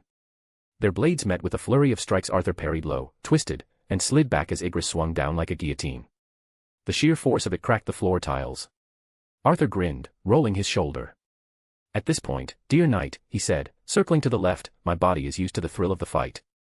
I don't need my full powers. My swordsmanship alone will best yours. No answer. Just the hiss of metal, and the sharp exhale of a fighter ready to kill. They collided again. Arthur ducked under a diagonal slash and countered with a swift reverse cut aimed at Igris's exposed flank. The Red Knight pivoted mid-swing and deflected it with the flat of his blade, his reaction sharp, clinical. Arthur followed through with a feint, left foot forward, sword rising high, then slashing low at the last second. Clang. Igris met him head-on. The impact forced them apart again, both combatants landing on opposite ends of the room. Their swords shimmered, blades catching the ambient red and violet glow like fire under glass. Arthur exhaled slowly. This was no ordinary test. The system had made this fight against a professional, not a monster or a demon, but a true skilled swordsman. And that made this fight personal for Arthur. How would he fare with just his swordsmanship? A question he asked himself now. The throne room's silence shattered again. Steel sang, boots thundered, and 2 warriors carved lines of swords through the stone, fire, and dust. It was a duel of raw skill. Stone cracked beneath their feet from the last exchange, tiles fractured like glass spiderwebs. Neither of them moved at first. 2 warriors, swords still humming with the aftershock of impact. Smoke drifted from Arthur's shoulder, his cloak sliced in places. Across from him, Igris stood tall, unmoving, his blood-red armor scratched faintly.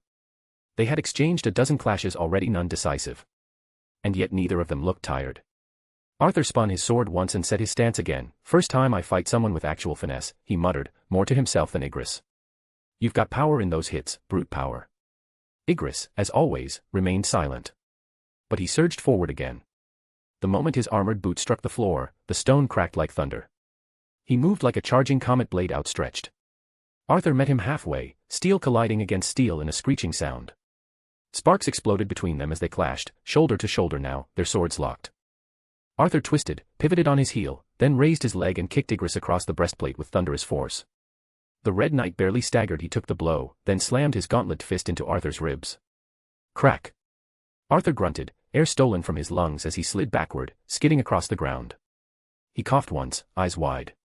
He might hit like doom. He muttered. Maybe harder. Igris didn't waste time. He came in again, this time low, feinting a horizontal swing before suddenly flipping the blade in a reverse grip and slamming the pommel toward Arthur's face. Arthur ducked just in time. His hand reached up and gripped Igris's forearm mid-strike. Gotcha. He twisted. The armor creaked, but Igris shifted with him, adapting mid-motion, bringing a knee up into Arthur's side. Wham. Arthur caught the leg under his arm. Okay, fine, he exhaled through grit teeth. You want it this way. He threw Igris off balance with a roll, kicking up and flipping the knight off him. The knight landed in a heavy crouch but didn't rise immediately. Arthur rose slowly to his full height, Demon King longsword pulsing faintly in his grip. Lightning traced the blade's edges in crackling blue arcs. He tilted his head, smiling. Sword skills aren't restricted, it seems. With a sudden spark, the blade roared to life, lightning coiling up and down the steel like a summoned storm. Igris rushed forward. So did Arthur. Their blades met again, but this time it was different. Arthur struck high then low then spun mid-swing and brought the lightning-imbued blade in a brutal arc aimed at Igris's side. Igris blocked barely. But the jolt of electricity surged through the knight's armor, staggering him for half a second. That was all Arthur needed. He swept the leg low and sharp. Igris jumped. But Arthur anticipated it. He threw himself into the air after him, fists clenched, blade forgotten for a heartbeat as he punched Igris mid-air with a lightning-cloaked left hand, sending the knight crashing through one of the pillars like a meteor. Stone rained down. Dust choked the throne room. Arthur landed, rolled once, and immediately raised his sword in defense. Igris was already coming out of the rubble. Damn, Arthur muttered, wiping blood from his chin. I could have killed quite a number of strong enemies with just that. They clashed again, not just with blades this time. Arthur weaved under a great horizontal swing, then headbutted Igris with a clang that echoed like a bell toll. Igris reeled, only for Arthur to twist his body and deliver a spinning roundhouse kick that actually knocked the Red Knight down. But he didn't stay down. Igris launched himself up like a revenant, grabbing Arthur by the throat in a rare grapple. Arthur's eyes flashed blue. He raised his sword and stabbed it down into Igris's leg with vicious precision. The room went still. A crack of energy surged through the Red Knight's body as he staggered, clutching his wounded leg. He didn't fall, but he bent slightly, chest rising and falling. Arthur stepped back. Told you. He growled between breaths. My swordsmanship, alone, would best yours.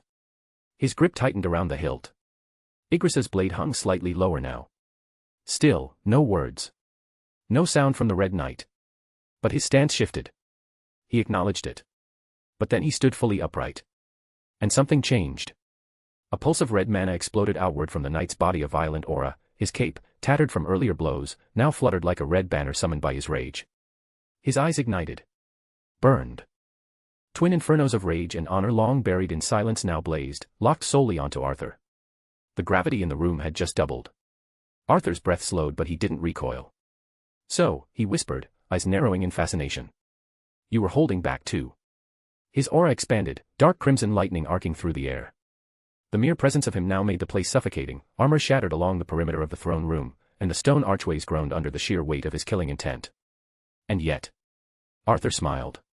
Truly impressive mana, he murmured, adjusting his stance, sword still crackling with lightning, his grip firm. You've finally shown your fangs, Red Knight. I knew you were much stronger than that.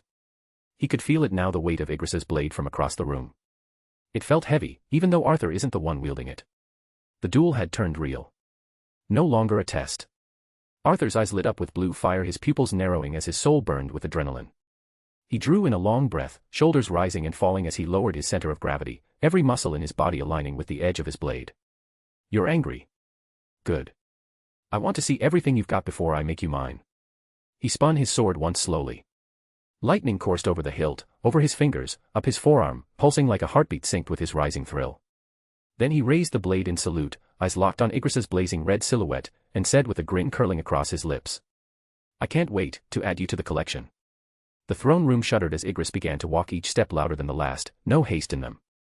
Just controlled fury and knightly grace. And Arthur laughed joyously. This is what I live for. // If you like this story, check out my other stories. Solo leveling in Westeros. And you can get access to 3 more chapters or 7 more chapters if you want. Chapter 188, Blood Red Commander Igris. If you like this story, check out my other stories. Solo leveling in Westeros. And you can get access to 3 more chapters or 7 more chapters if you want. // The powered-up Igris launched forward, not like a knight, but like a beast untethered, his great red cloak snapping through the air like a crimson flame. His longsword came down at frightening speed, and Arthur caught it, barely, his Demon King longsword erupting in blue lightning as steel met steel. The shockwave of the clash tore through the throne room, shattering the stone beneath their feet, and ripping ancient banners from the walls. Arthur gritted his teeth. So you're faster now. Igris didn't answer. He didn't utter a word since he appeared. He pressed, sword blurring into a flurry of slashes, power behind every one. Arthur blocked, ducked, parried, but the force of Igris was relentless. One blow slammed into his side, sending him skidding across the floor, boots grinding stone, shoulder slamming into a pillar that cracked like thunder. He exhaled hard. Blood. A gash across his ribs. Arthur looked down at it, then laughed softly. All right. Been a while since this happened. Igris was already upon him again. Arthur ducked under the next swing, his own sword crashing into the knight's side. Sparks flew. Violet lightning arced. But Igris tanked the blow, pivoted midair, and kicked Arthur square in the chest. It felt like getting hit by a falling building.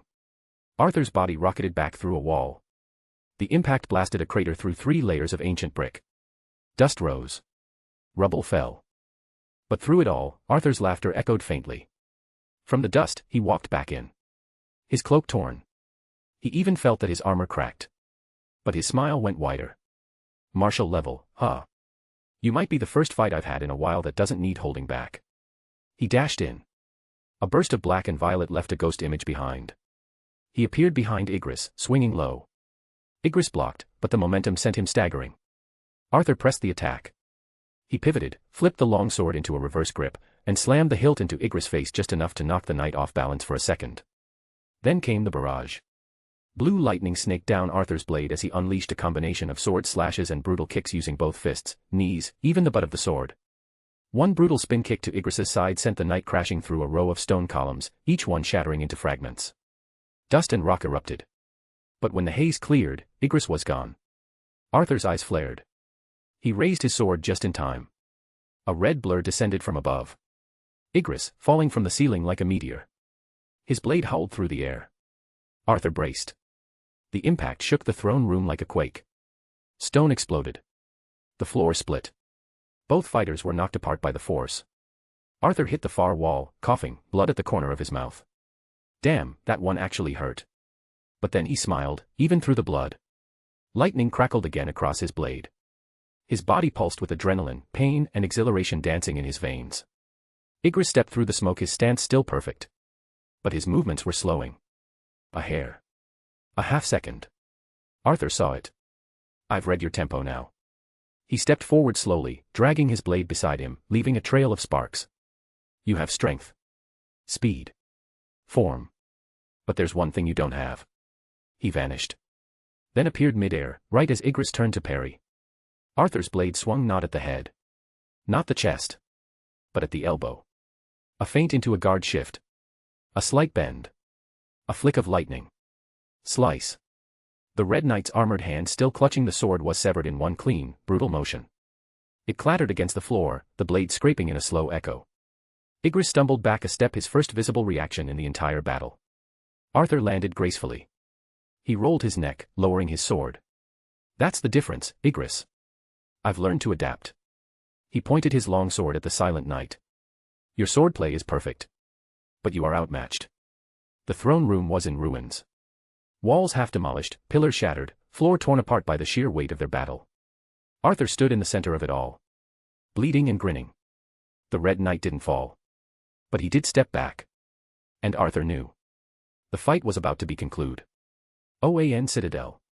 The grand hall of the Citadel was quiet again, but the silence wasn't peace, it was the eerie aftermath of something monumental. Faint cracks still marred the polished emerald stone from the earlier confrontation.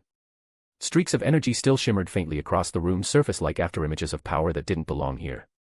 Hal Jordan stood before the Guardians, arms crossed, jaw set tight, boots planted like a soldier refusing to flinch. He'd come alone. You saw it, Hal said at last, his voice carrying into the chamber. You all saw it. No one died. Ganthet's eyes glowed dimly beneath his hood. Yes. And we acknowledge that. Another Guardian floated forward, clasping their tiny hands. But that does not erase what occurred here. He defied the guardians of the universe within our own sanctum, summoned constructs of immense danger, and corrupted the emotional spectrum's balance. It was an act of aggression. Hal's fists tightened. You don't know him like I do. He glanced over his shoulder toward the ruined entrance of the hall. His voice lowered slightly, but the edge in it didn't fade. Arthur Blackwynd isn't innocent. He's dangerous. Hell, he scares me sometimes. But he fights evil. Not for power. Not for glory, otherwise he would be worshipped on Earth. He had every chance to kill us lanterns and he didn't. That means something. He created a ring that absorbs the emotional spectrum, another Guardian said flatly. That is not something we can overlook. None in the universe will. I'm not saying trust him, Hell shot back. I'm saying maybe, just maybe, he's not the threat you think he is. The Guardians exchanged glances in their silent, telepathic way. Then one of them finally spoke. We will no longer pursue him. Hell blinked. What? It was a mistake to engage with an absorber of emotional energy this close to our home. His very presence weakens our light, said, her tone distant, as though mourning something greater. But it is not us he must worry about now. Hal's eyes narrowed. What do you mean by that? The eldest guardian floated forward. His voice echoed. There are other core, Hal Jordan. Others who do not tolerate imbalance same as us. If they have not already noticed him, they soon will. A long pause followed. The air felt colder. Hal stepped forward. Are you saying another core might act against him? A nod. Then another voice sharper, colder broke in. You, Hal Jordan, are forbidden from interfering. If he falls alone. You will not aid him. Hal stared, eyes hard and unreadable. You're asking me to watch an ally of Earth die and not do anything about it. We are asking you to uphold your oath, the Guardian replied. You serve the will of the Green Lantern Corps, not the will of one man. Hal turned without a word. His boots echoed as he walked away from them. Not another glance. Not another argument. Just the long march of a soldier wrestling with something inside. The clashing of steel echoed like thunder across the shattered throne room. Each swing of Arthur's Demon King longsword cracked the air with lightning. Sparks danced with every parry. Igris's sword spoke for him, swift, precise, unyielding. Even with one arm severed, bloodless yet defiant, the blood-red commander met every blow with terrifying strength. His glowing crimson eyes. It was will pure, relentless will not survival instinct that kept him upright. Arthur, on the other hand, was like a storm made flesh. His movements flowed with unnatural grace, like a dancer tracing death in the air. He pivoted mid-swing, used his free hand to redirect Igris's blade, then caught it again in time to meet the next strike. Then a flash of violet light. Arthur spun. Steel met steel. Sparks ignited between their blades. But Arthur was faster now. Sharper. More hungry. He twisted his wrist, sliding his blade along Igris's in a perfect angle that disarmed him not by knocking the sword away, but by guiding it into the floor with a brutal crash. The tip embedded in stone. Arthur didn't stop moving. He rotated on one heel, dragged his blade behind him like a comet tail, and struck. Clang. Igris barely raised his arm in time to block the slash, but the force sent him skidding across the cracked tiles, landing hard on one knee. His great armor groaned with strain. His sword remained embedded where Arthur had trapped it. Still silent. Still defiant. Head bowed. Arthur approached, his step slow, the electric growl of his sword reverberating. His eyes glowed beneath the shadow of his brow, locked on Igris's unmoving form. He stopped beside him. The knight's head hung low, red energy flickering in his eyes. Arthur raised his blade. Not to strike but to mark the moment. His voice was quiet. It's time. Igris's chest rose. He still had the pride of a warrior. But his sword was lost. His body broken. And Arthur stood like judgment itself. And he looked down at the knight with recognition and respect. You were impressive, he murmured. But this battle was mine the moment you drew your sword. The silence stretched. Then. A quiet metallic clang. Igris's remaining arm, the one still raised in defiance, slowly lowered, and nodded his head towards Arthur. Not a surrender. A salute. Arthur, surprised at the gesture, narrowed his eyes, something flickering across his expression, respect. Then with a single move, he spun the sword, reversed the grip, and raised it skyward. Lightning coiled, thunder cracked across the room and struck the final attack. //. If you like this story, check out my other stories. Solo leveling in Westeros. And you can get access to 3 more chapters or 7 more chapters if you want. Chapter 189, Arise Igris. If you like this story, check out my other stories. Solo leveling in Westeros. And you can get access to 3 more chapters or 7 more chapters if you want. //. Silence ruled the throne room now, etched into the shattered ground beneath Arthur's boots.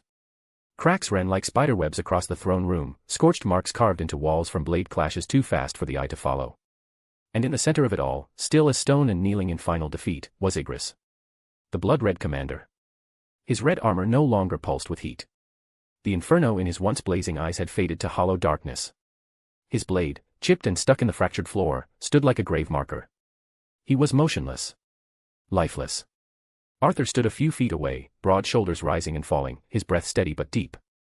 His Demon King longsword hummed with residual energy, lightning crackling along the blade like it hadn't yet realized the fight was over. He flexed his arms slowly, rolling the tension from his shoulders, his jaw clenched tight. He actually pushed me this far, Arthur muttered under his breath. There was no arrogance in his tone. Only quiet respect. His gaze fell on the Red Knight, head bowed in death like a warrior honoring his own fall. Arthur exhaled. I know I said my sword skill was better than yours, he admitted softly, but the truth is, I was just physically stronger. The weight of those words lingered.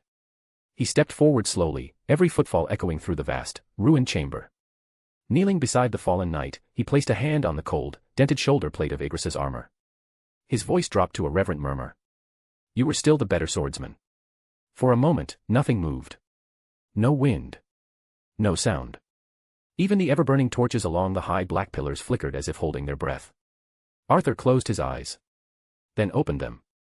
And they glowed like twin violet stars. It is time for you to walk in shadow once more, loyal knight. Arise. The world shifted. A crack thundered through the air as his hand pulsed with energy, and the room darkened. The throne behind them groaned as tendrils of pure shadow, thick as chains and alive with power, erupted from the ground, spiraling upward in a vortex. Darkness swelled from Igris's body like a storm breaking loose. The floor beneath him trembled. The walls shuddered. That silence. It was gone. In its place was a violent, rising hum of raw, unfiltered mana oppressive and ancient. A blinding surge of violet light burst from Igris's corpse, splitting into fragments of power that curved through the air like dancing flames of darkness. A roar one not from a beast, but from something being reborn tore through the throne room. From the corpse, a new figure rose. Same armor. Same posture. But refined. More regal. More terrifying. Shadow Igris stood tall, his entire body exuding that deep violet aura that only a creation of the Shadow Monarch could possess. Where once his eyes had burned with red fury, now they glowed with unwavering violet command. He fell to one knee before Arthur.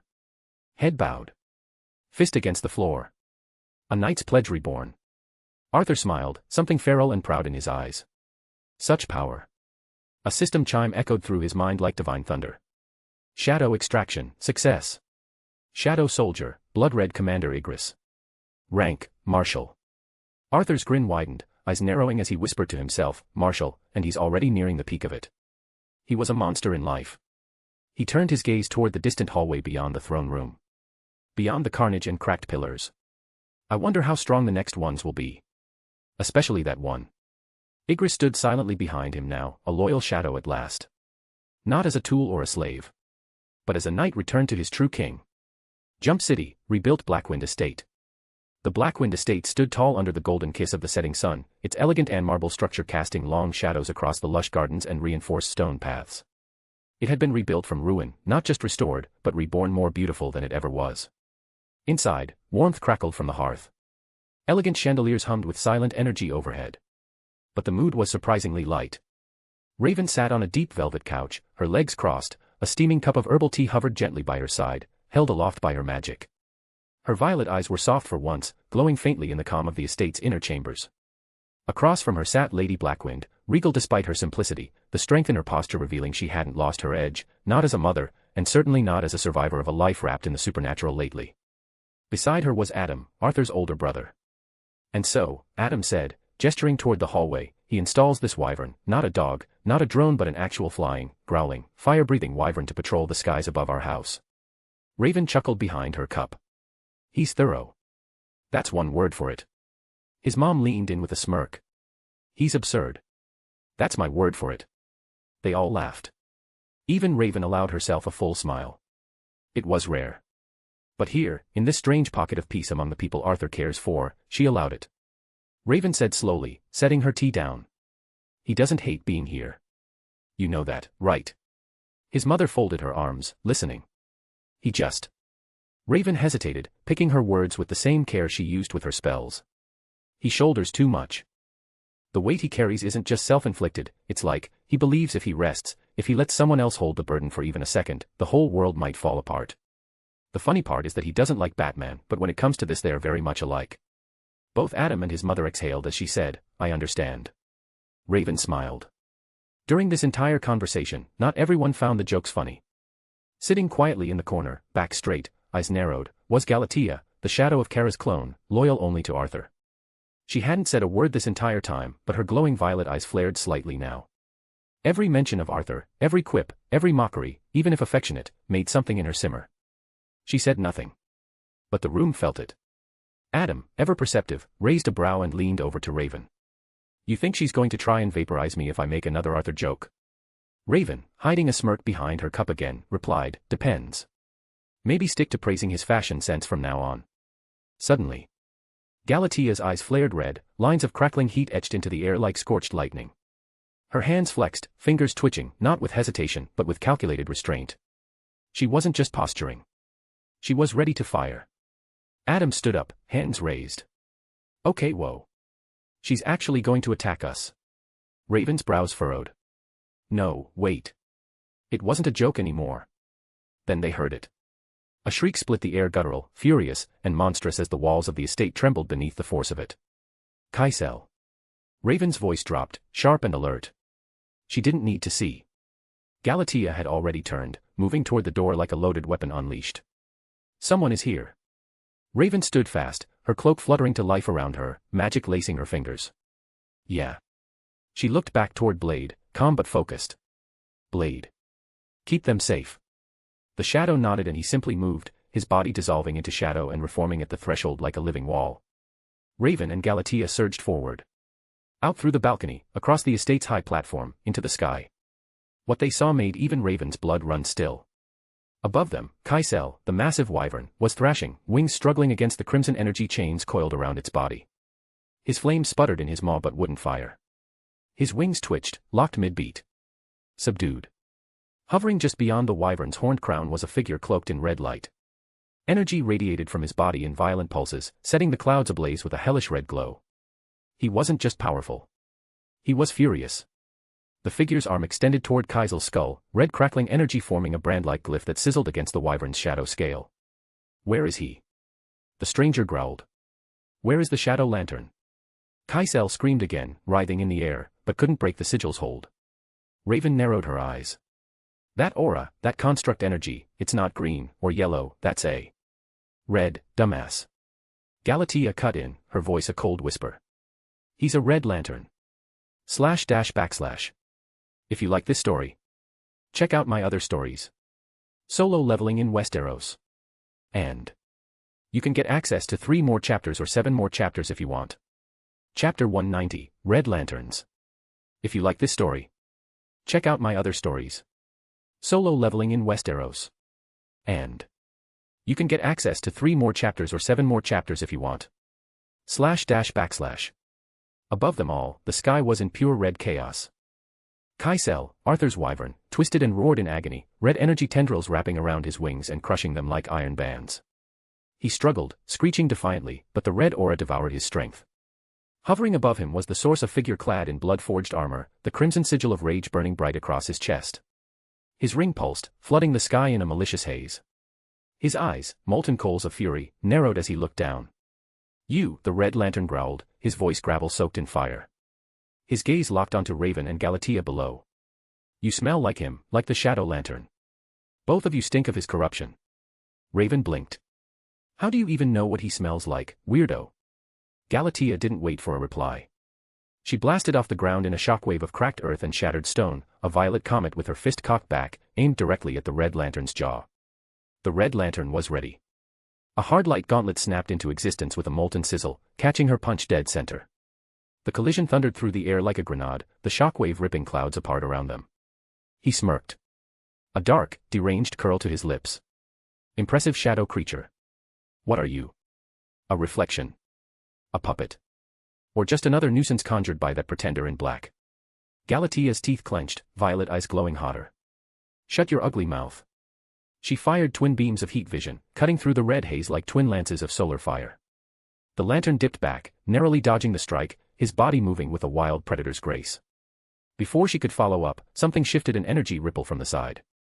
Another construct shot through the air like a whip of barbed rage, aimed straight for Galatea's side. But before it struck, a black barrier of arcane sigils intercepted it midair. The construct shattered in a brilliant red burst. Hovering inches away from Galatea's flank, cloak billowing with arcane winds, was Raven. Her expression was calm, but her eyes were burning. There's 2 of them, she said quietly, her voice laced with tension. Galatea didn't even look.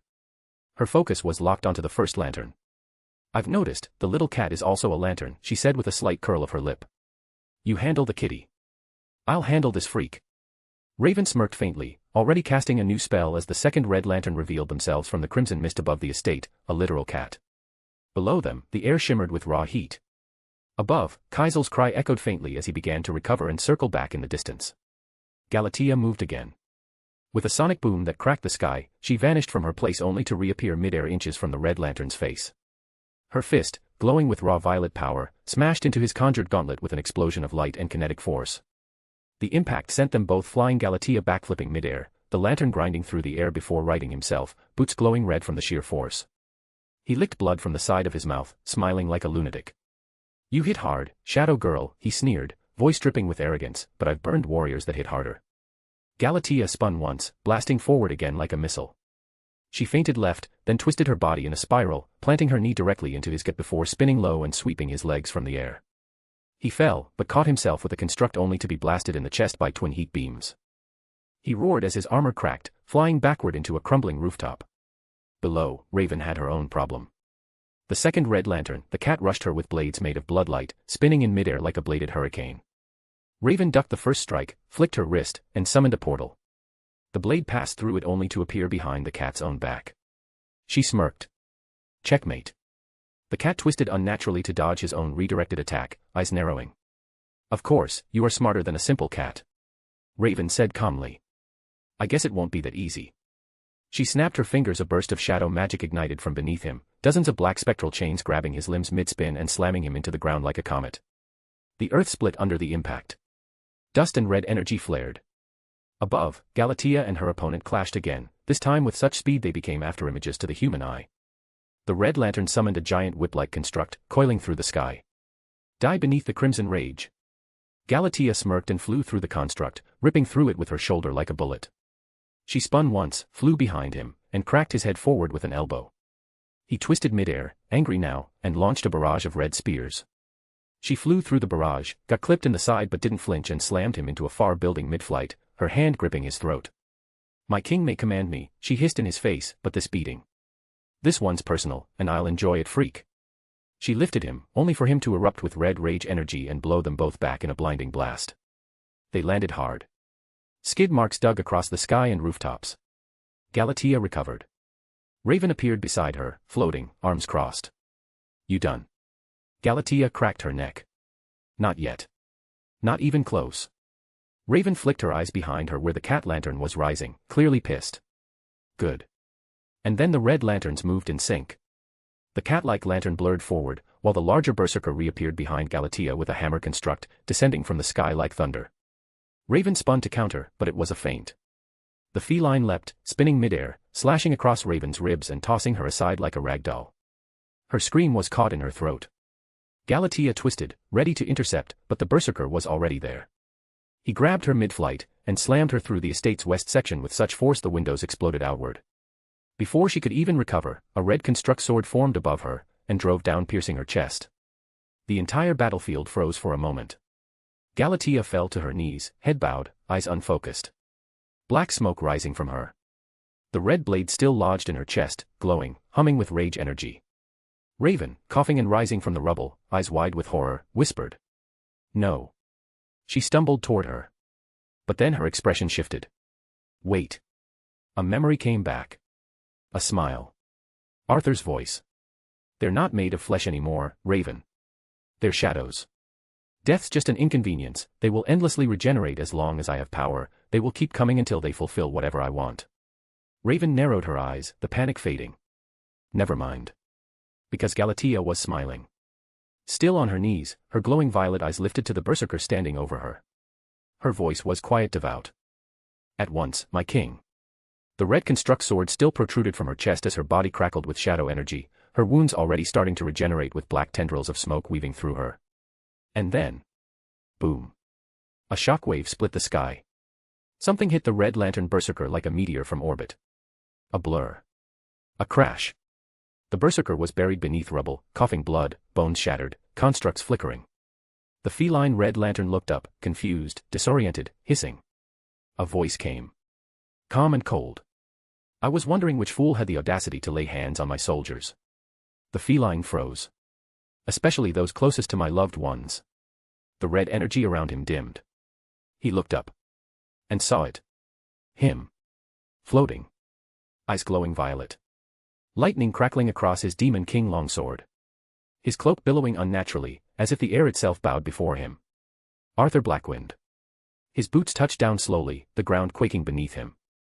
The sky darkened, clouds spiraling overhead, and Kaisel let out a shriek in the distance. The feline lantern turned pale. And then the larger red lantern, the berserker, rose again, bloodied, shaking, and tried to lift a construct. Arthur didn't even blink. Atrocitus and his little pet. // If you like this story, check out my other stories. Solo leveling in Westeros.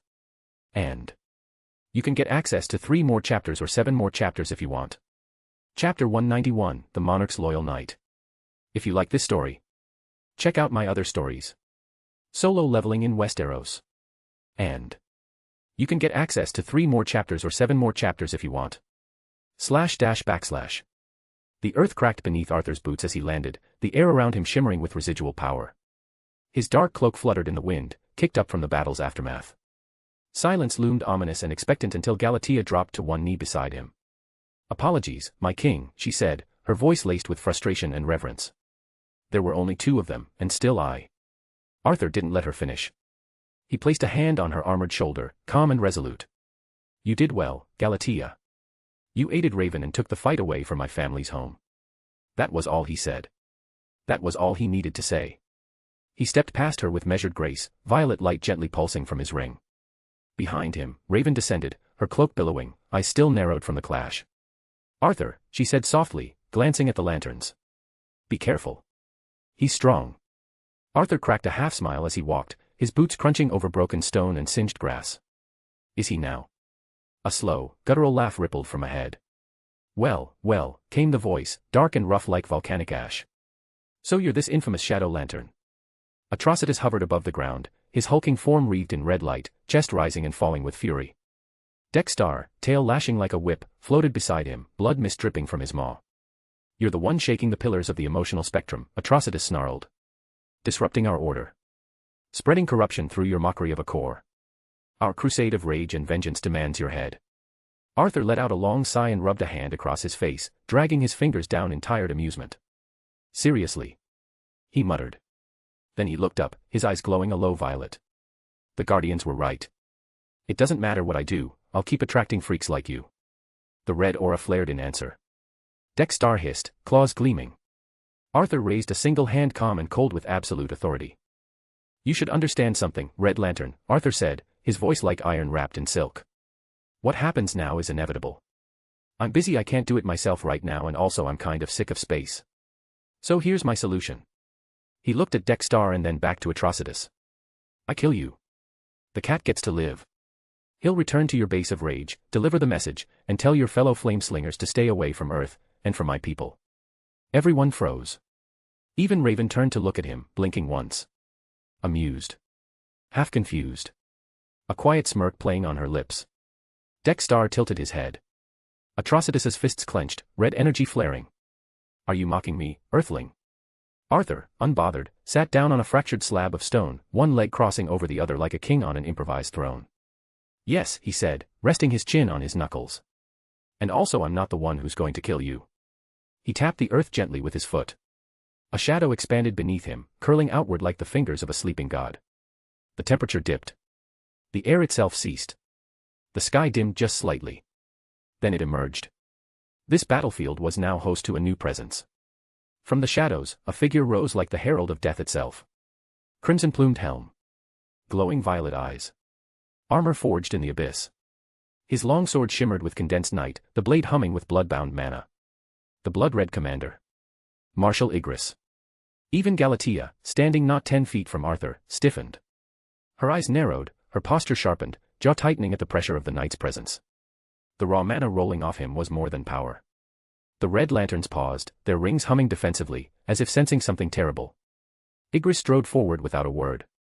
Each step was heavy, a war-born knight without need of voice, forged in pain, now answering to his liege.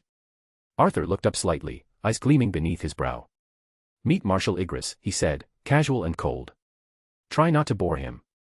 Atrocitus hovered just above the ground, crimson energy curling off his armor like living flame. His ring pulsed, alive with rage. He tilted his head, eyeing the black-armored knight who now approached him with steady, heavy steps. This is it. Atrocitus scoffed. A lowly shadow puppet. A shadow construct in rusted armor. No reaction from Igris. Only the low hum of magic thrumming in the knight's sword and the cold gleam of violet light radiating from beneath his helm. He moved like a storm gathering behind a mountain, silent but undeniably deadly. From behind, Raven hovered down next to Arthur, her cloak billowing gently in the warm breeze of battle-wrecked air. A new shadow, she asked softly, watching Igris's approach with curiosity. There was something different about this one. Arthur's eyes remained locked on Atrocitus, his posture relaxed, one leg slung casually over the other as he perched on a chunk of ruined stone like it was a throne. Come, he said to her, gesturing lightly. Sit with me. Enjoy the show. Raven narrowed her eyes. Still, she complied. She landed next to him, arms crossed, shadows in her eyes. Her tone was cautious. You sure only one is enough? Arthur's smile widened slowly, almost wickedly. His eyes glowed a deep, ominous violet. More than enough, he said. And as if on command, the air trembled. With a sound like thunder snapping through a cathedral, Igris moved a blur of black and violet steel, his long sword slicing through the air with terrifying grace. Atrocitus didn't even have time to speak. He barely raised a red construct shield in time as the blow landed with the force of a meteor, shattering the edge of his defense and sending tremors down his arms. The impact pushed him back midair, his boots scraping against the invisible pressure as he held his ground. What? Atrocitus growled. But Igris was relentless. Like a predator forged from battle, the knight spun into a second strike, this time lower, aimed to cleave through his opponent's side. Atrocitus twisted just in time, his own construct blade forming, clashing violently with the long sword. Sparks flew. The impact cracked the air. Impressive strength, for a puppet, Atrocitus gritted, his ring burning hotter now. But Igris still said nothing. Only his movements spoke, and they spoke of skill honed in endless war, of discipline sharper than steel, and of fury far colder than rage. Arthur leaned slightly forward, watching with intrigue. Raven glanced at him sideways. That sword style, it's brutal but elegant. Arthur smiled faintly. He's built to kill gods, not foot soldiers. His tone was dry. Atrocitus is sad existence really. He just stepped into the wrong story at the wrong time. Above them, Dexstar hissed and circled, claws unsheathed, eyes glowing. Below, Atrocitus was starting to sweat, his pride wounded more than his body as he blocked and dodged, barely keeping up with the sheer precision and power Igris unleashed. The knight's latest swing cracked the sky with lightning, the very force shaking the clouds. Then came the final exchange. Igris feinted, baited a counter, and twisted low, his boots slamming into Atrocitus's gut with the force of a cannon, sending him tumbling through a line of scorched trees and landing hard in a crater of his own making. A silence. Then Arthur stood from his makeshift seat and dusted off his clothes. Act 1, he said to Raven with a smirk, complete. She raised a brow. There's more. Arthur's eyes flared again. Always. With a sharp flick of his wrist, the Demon King longsword crackling with veins of blue lightning emerged in his hands. Arthur gripped it for only a second, just long enough to feel its pulse before he hurled it with a force that split the air. The blade became a streak of crackling destruction, a comet of lightning blue energy. And just before it could strike the ground. Clang. Igris raised one hand, catching the weapon mid-flight without so much as turning around. The moment his fingers curled around the hilt, the lightning surged down his arm like a living thing. It didn't burn him, it obeyed. His eyes, glowing violet, flared brighter. The crimson plume on his helm lifted in the wind as silence fell once more. Arthur brushing dust from his shoulder with casual grace. Now, he said, voice rich with command, show him the power of a marshal in the Shadow Legion. // If you like this story, check out my other stories.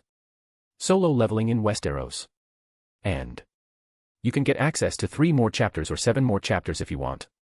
Chapter 192, Igris vs the Red Lanterns. If you like this story, check out my other stories. Solo leveling in Westeros. And you can get access to 3 more chapters or 7 more chapters if you want. // Igris tilted the sword slightly, testing the weight. Then, with no further warning, he launched forward. Atrocitus reacted instantly, a geyser of molten rage bursting from his ring to intercept. Igris twisted midair, blade spinning in his grip before it cleaved through the fire like paper. The moment he landed, the Demon King longsword came down in a vertical arc that sent a shockwave. Atrocitus caught the edge with a conjured battle axe of raw rage energy. Sparks exploded as the weapons clashed, black steel against crimson plasma. Not bad, for a shadow, Atrocitus sneered, pushing back, his strength monstrous. Igris slid slightly, boots gouging trenches in the stone. But he didn't budge further. Then came Dexstar.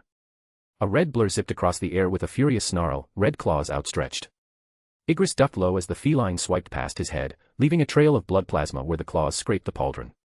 Dexstar spun midair, vomited a stream of burning liquid rage. Igris raised his sword, spinning it in a rapid arc. The lightning-infused blade dispersed the attack in a violent explosion, a fire briefly ignited behind Igris, before he extinguished it with a twirl of shadow. The knight now faced two foes.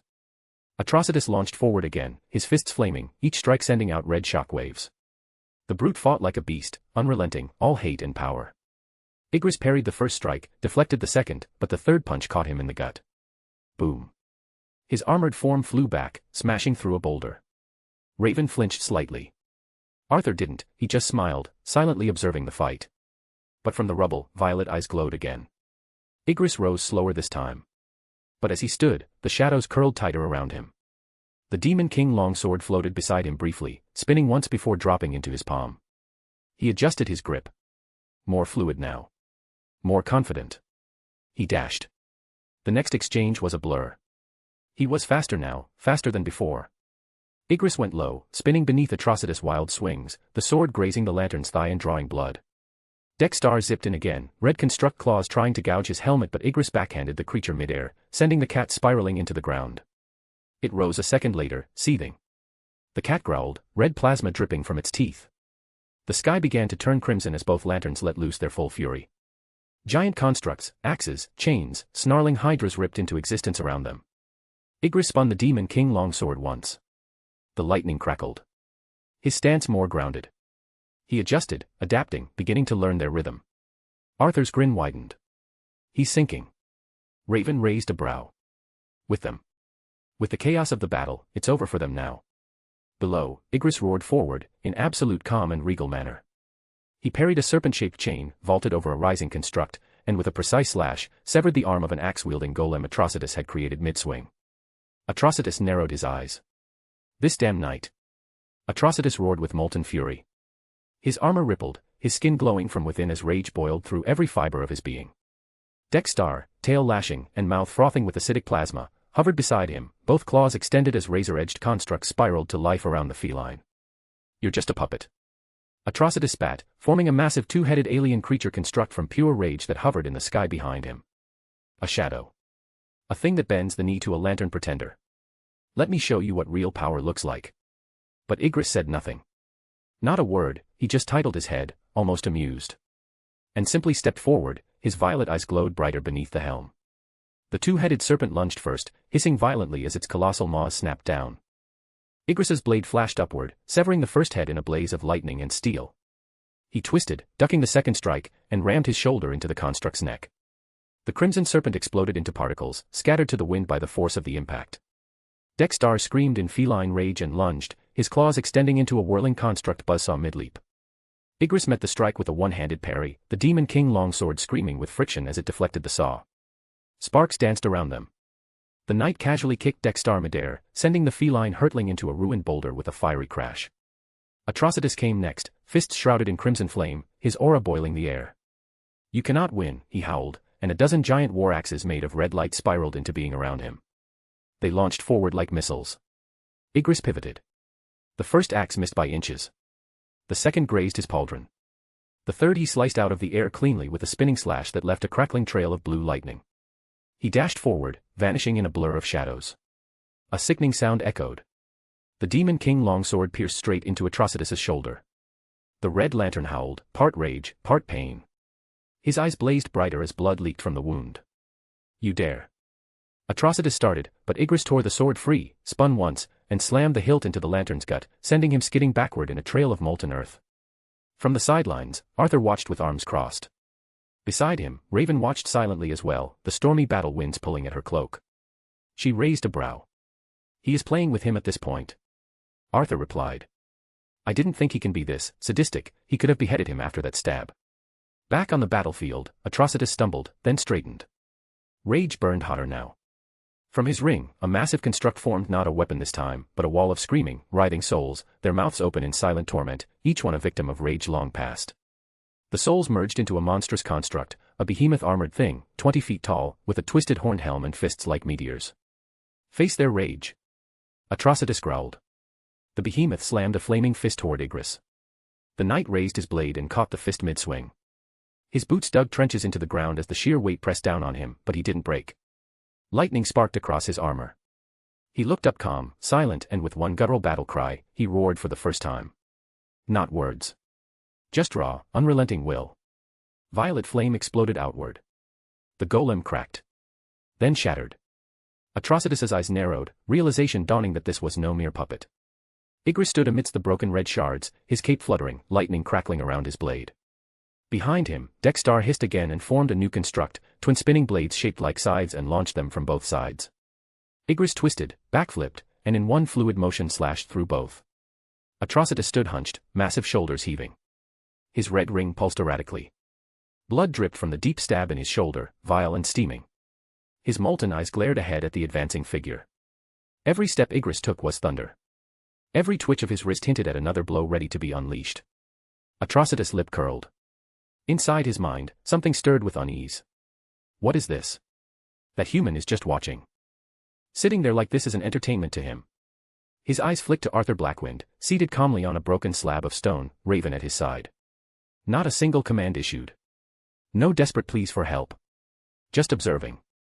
And that damn confident gleam in his violet eyes. And this thing, this construct of his is this powerful. The rage within the Red Lantern Lord churned with doubt, an alien sensation, unwelcome and repulsive. Arthur's whispered to Raven. He's about to retreat. Raven's eyes narrowed.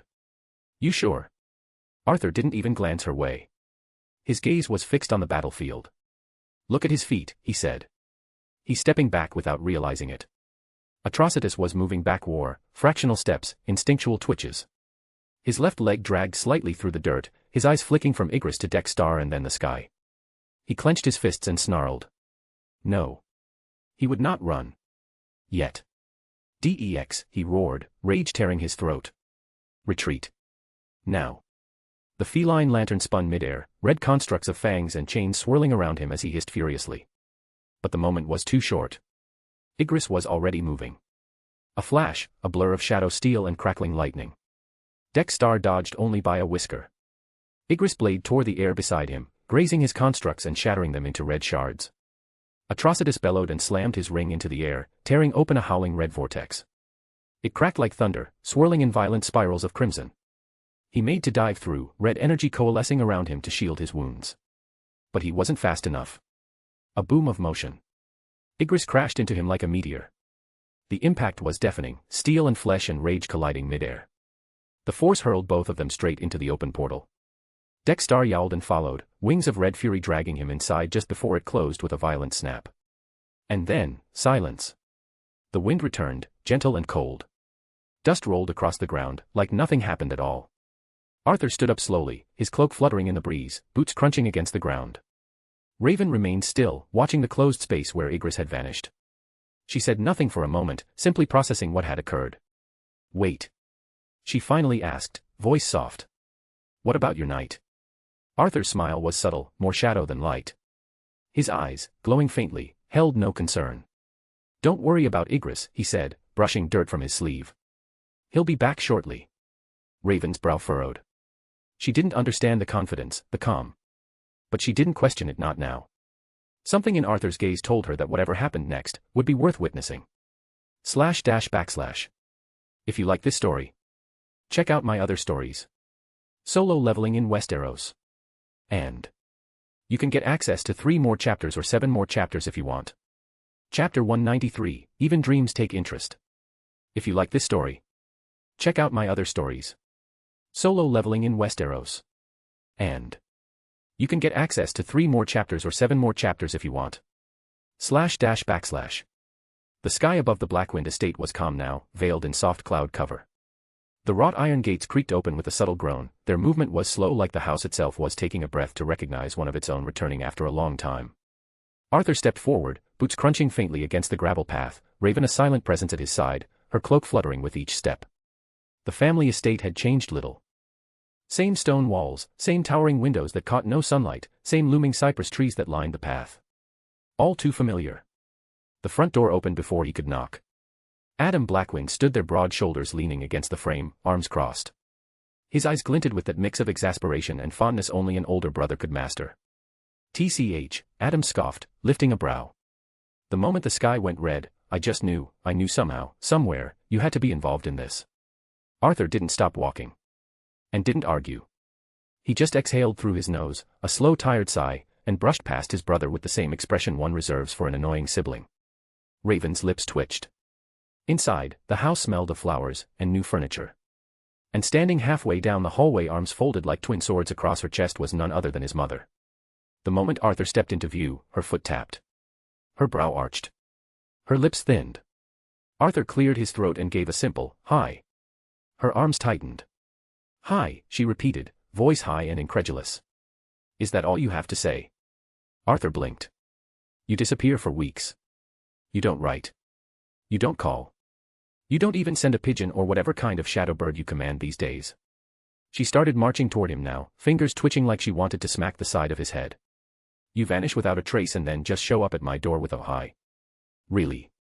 Arthur raised both hands in surrender, a crooked smile creeping onto his lips. "I'm sorry, but..." "I understand," she interrupted, her voice softening. She reached out and pulled him into a tight hug, grounding, warm. "I just want to see my son, that's all." Arthur hesitated. For a second, his arms hovered in the air, unsure, foreign in their gesture. His eyes blinked with a rare flicker of vulnerability before slowly his hands folded around her, holding her back. "I really neglected them," he thought, feeling the weight of her affection. "Maybe I should drop by more." Behind them, Raven stood with her arms loosely at her sides, watching in silence. Her expression unreadable, though something passed through her eyes, a memory, perhaps. Of a mother she could never return to. Of a home that never truly existed for her. And yet, standing here in this hallway of shadows and warmth, she couldn't help but feel nostalgic, like she was seeing herself at a distant past. Her communicator buzzed. She turned slightly and brought it to her ear. Arthur glanced at her sidelong, already knowing. "It's Robin, isn't it?" Raven nodded and answered. "Raven," came Robin's voice, brisk and direct. There was a massive surge of power registered over Jump City. It must be a powerful enemy. The signature was right on top of Blackwynd Estate too. "Is Arthur, are you?" Raven cut him off gently. "Don't worry. We handled it." There was a pause. "You did?" "Yes. Me and Arthur." Another silence. Then Robin's voice came back, tinged with both confusion and disbelief. "He's in Jump City." "Oh boy. Trouble's gonna fall. Wait, he's next to you, right?" "Yep." Robin exhaled audibly. His tone shifted immediately. "All right. Then. Glad you got that covered." And he hung up before any more questions could spiral. Raven pocketed the communicator and looked at Arthur. He just smiled, something amused and unbothered in his expression. Arthur stood in the center of the living room, shadowed by his long coat. The air around him felt faintly charged. Adam leaned against the doorframe of the room, arms crossed, a smirk tugging at his lips. "Well, what was it this time?" Adam said dryly, "Some demon from outer space or another dimension." Arthur exhaled slowly, his gaze slipping to the side.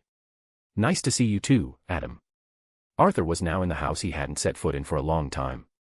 His mother sat on the worn couch, elbows on her knees, staring at the floor as though it held all the questions she was too tired to ask. Raven leaned against the far wall, arms crossed, gaze distant but subtly trained on Arthur. And Adam? Adam stood with that same old smirk on his face, trying to pretend this was just another family meeting gone awkward. Arthur cleared his throat. His voice just low and heavy with thought. "I kind of knew something like that would happen." All eyes turned to him. "That's why I sent Galatea here. Not just to keep an eye on things, but to protect you." He took a few steps forward, his boots tapping softly on the floor. "As I grow stronger, that power doesn't just elevate me. It draws attention. From things that don't belong on this earth. From enemies that see my rise as a challenge or something beyond our understanding. They're watching. Waiting and planning." His voice hardened. "I don't come often. Not because I don't care. Not because I forget. But because every visit is a risk for you." His gaze lingered on his mother. Then Adam. "You think it's coincidence I don't have a superhero name? That I don't wear a mask? There's no persona. No double life. It's just me. He let that truth hang in the air. Adam exhaled slowly and gave a light shrug. Don't worry about it, he said, casual as ever. You've got a lot on your plate. At least I get it. Arthur gave a small nod of gratitude. But his mother said nothing. Just sat there, staring. Nodding once. The kind of nod that said I hear you, but not necessarily I accept it. The silence crept in again. Arthur reached for his cloak, adjusting it around his shoulders. I'll be leaving now. His mother's voice snapped like a whip. No, you are not. It wasn't a plea. It was a command. Arthur froze. His fingers halted at the clasp of his cloak. He turned slowly. Even blade twitched in the corner, just barely a shiver running through the disciplined Shadow Knight that hadn't flinched in a long time. Raven straightened a little, her eyebrows raised, surprise breaking through her calm face. Even Arthur himself blinked, taken off guard. Adam burst out laughing. Damn, he grinned. Haven't seen you that look in your face in a long time. You look almost scared. Arthur exhaled, and a reluctant smile tugged at the corner of his mouth. His shoulders relaxed a little. He looked back at his mother. She was standing now. Not angry or crying. Just done with being left behind. He didn't try to argue. Maybe, Arthur said quietly, I'll stay for dinner then. Quite sky near the estate.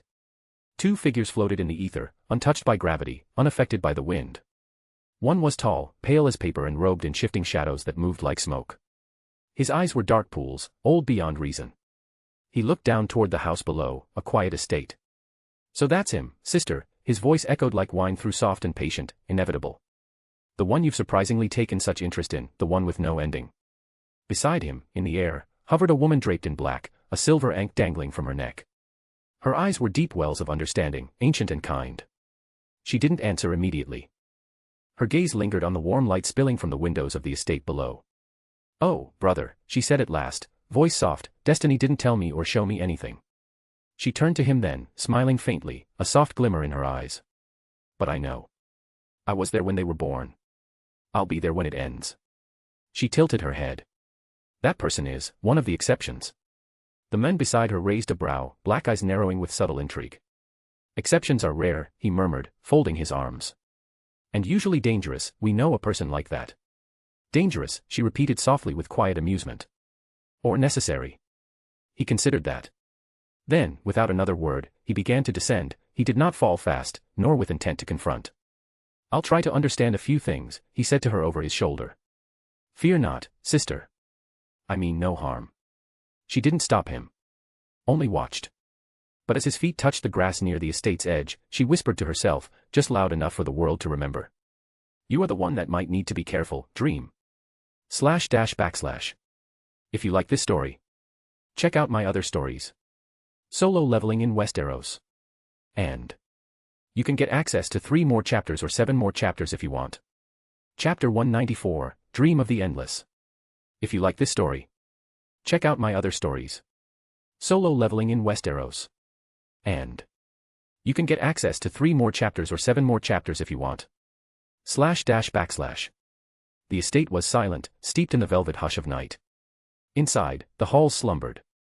No footsteps echoed, no voices. Within one of the upper rooms, Arthur Blackwynd lay still. The sheets twisted around his waist, his chest rising and falling slowly, evenly. His eyes were shut. But sleep was different for him. In the shadows of the room, near the tall, arched window, a presence formed, graceful, quiet, inevitable. He did not step into the room. He simply was there. His cloak moved like fog. His eyes held galaxies. His face, carved of quiet thought and solemnity, regarded the sleeper with the patience of eons. He was neither man nor shadow, neither god nor myth. He was dream of the endless. He stared.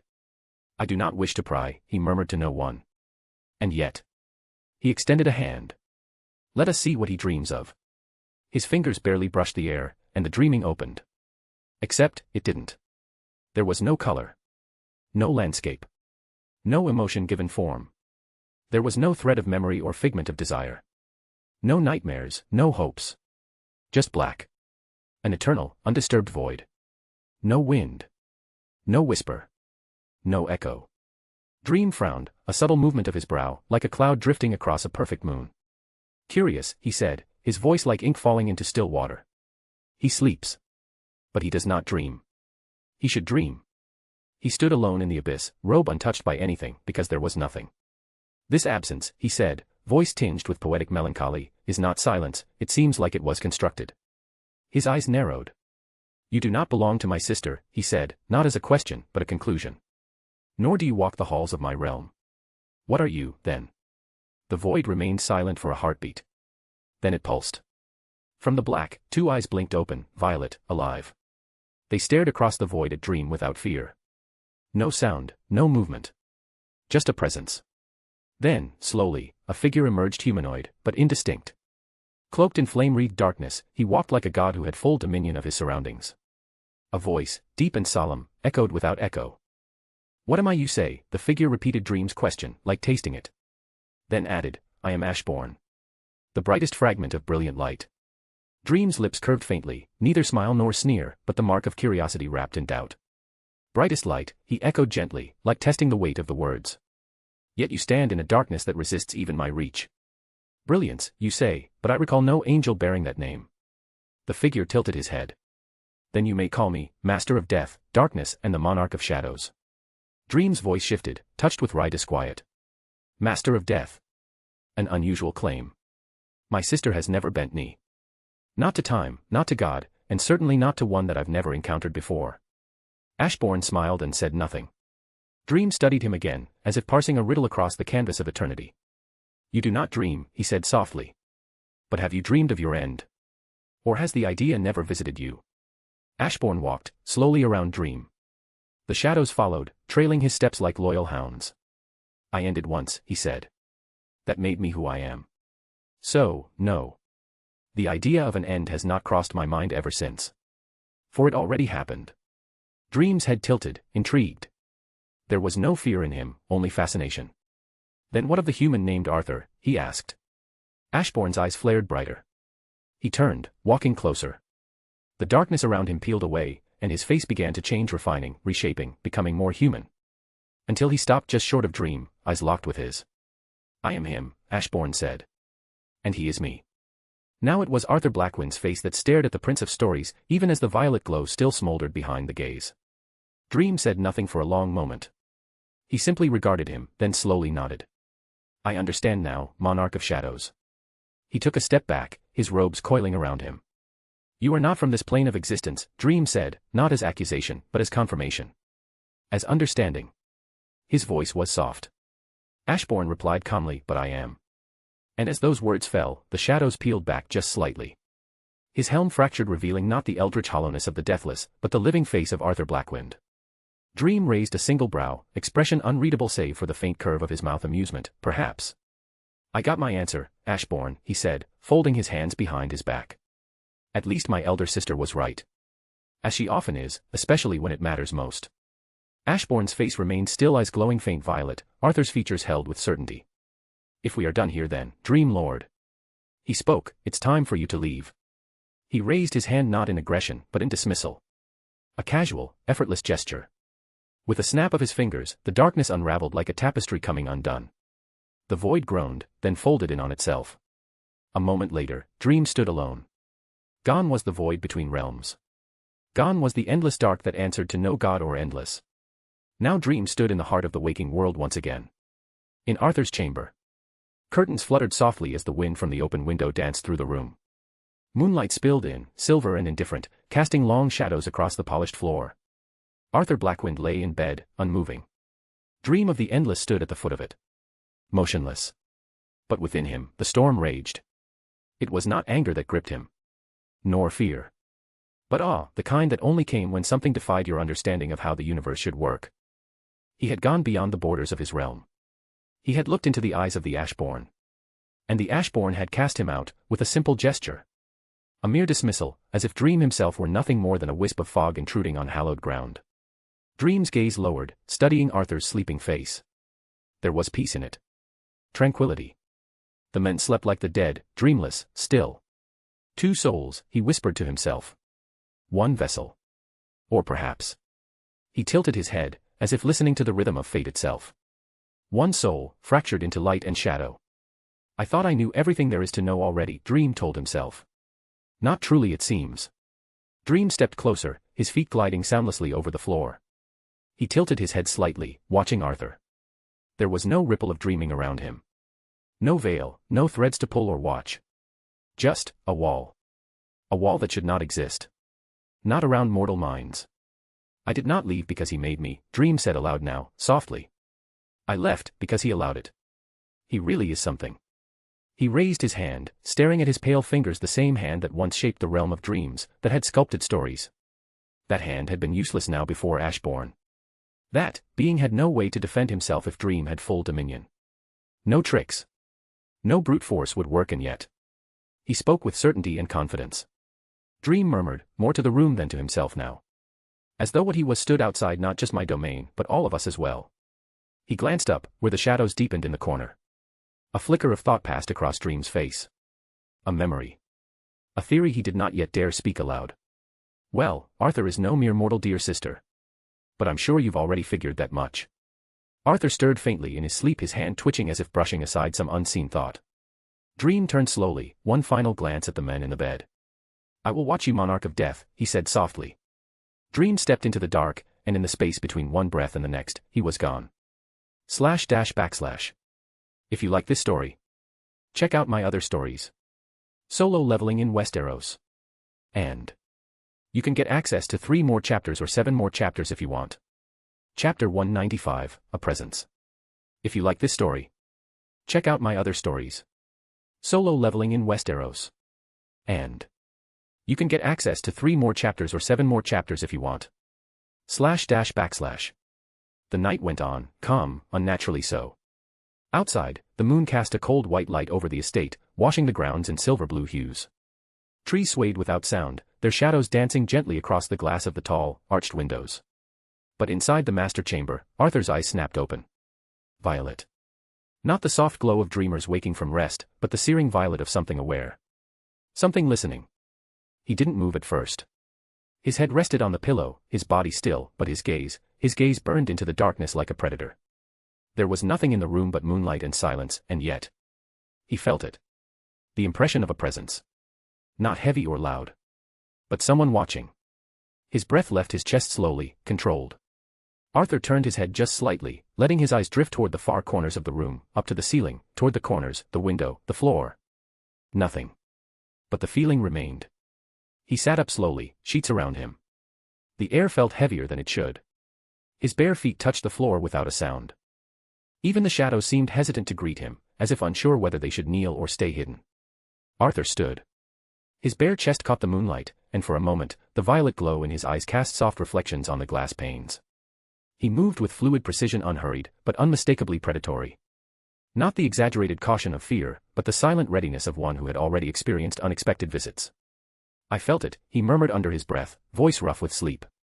Someone. He stepped toward the tall window, one hand brushing aside the curtain. His eyes swept across the lawn, the trees, the distant iron gate. He could see it all clearly. Too clearly. Not even the shadows could hide from him anymore. But there was no one. Only the still, indifferent world outside. Arthur lingered at the window, jaw tight, eyes narrowing as if trying to catch a glimpse of something slipping just beyond the veil of reality. His breath fogged the glass for a moment, then vanished. Strange. He muttered, more to himself than to the night. I swear I felt the presence of someone. Something even, I can't be sure like this. His gaze didn't waver. But slowly, the tension in his shoulders began to bleed away. His senses told him nothing was there. No threat. No magic. Not even a trace of residual power. And still. His fingers tapped absently against the window frame before he turned away with a low sigh, moving back toward the bed. His voice, when it came again, was quieter now. Resigned. Maybe it's the damn house, he muttered. Been a while since I slept here, so I'm imagining things. Arthur sat on the edge of the bed for a moment, elbows on his knees, hands hanging loose between them. His head tilted down slightly. Those glowing violet eyes dimmed but never quite went out. He glanced at the far corner of the room again. Still nothing. But his instincts never lied. He lay back down, body sinking into the mattress like a man returning to a battlefield instead of a bed. One arm draped across his chest. The other slid beneath the pillow where a sword is resting just in case. His eyes lingered on the ceiling as he whispered into the stillness, voice touched by bitterness. I can't even sleep properly no more. And with that, Arthur closed his eyes again. But his senses and discomfort did not truly settle. The morning sun filtered through the tall windows of the estate, pouring golden light across the floors. Footsteps, soft and certain, ascended toward the upper floor. There was no need to knock. No need to announce herself. She had done this too many times to count in the past. Dressed in a deep blue robe, her ashen white hair pulled back in a loose braid, Arthur's mother pushed open the door to his old room. The hinges gave a quiet groan, as if even they remembered who once slept there. She smiled before even stepping in. "Arthur," she called, her voice bright, hopeful, tinged with the warmth only a mother's heart could shape. "It's breakfast. You should come down. I even made the thing you like with the—" Her voice trailed off. The bed was empty. The sheets were tousled, proof that he had slept here, at least for a while. The pillows still bore the faintest impression of his form. And yet the room was empty now, save for the scent of something faintly metallic in the air, power and magic.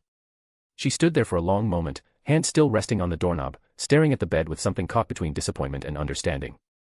Her shoulders rose with a sigh, long, drawn from a place deep in her chest, and then she let it go with a weary smile. "At least he stayed for the night," she murmured softly, her voice more tender now. "That's something." Her fingers brushed the edge of the doorframe as if to anchor herself, and she turned to leave, the faint echo of her steps retreating down the hallway. From farther down the stairs, a voice called out, familiar, amused, impossible to mistake. "Let me guess," Adam said, a teasing edge curling into his words. "He's gone." She didn't answer right away. Just the faint smile lingered on her face as she reached the landing. Adam's laughter rang out through the house, then light, almost boyish. He was standing by the kitchen doorway, leaning on the frame with a mug of coffee in his hand. "I mean," he said after a moment, quieter now, "at least he came back to visit. That's progress, right?" She nodded, though the smile on her lips was lined with ache. "Yes." Gotham, Arthur's estate. The black iron gates of the Blackwynd estate creaked open with a hiss, the morning fog parting before Arthur's presence. Gotham's sky was its usual shade of bruised gray, the kind that spoke of rain but never delivered it, an ever-present gloom that clung to the old bones of the city, depressing as ever.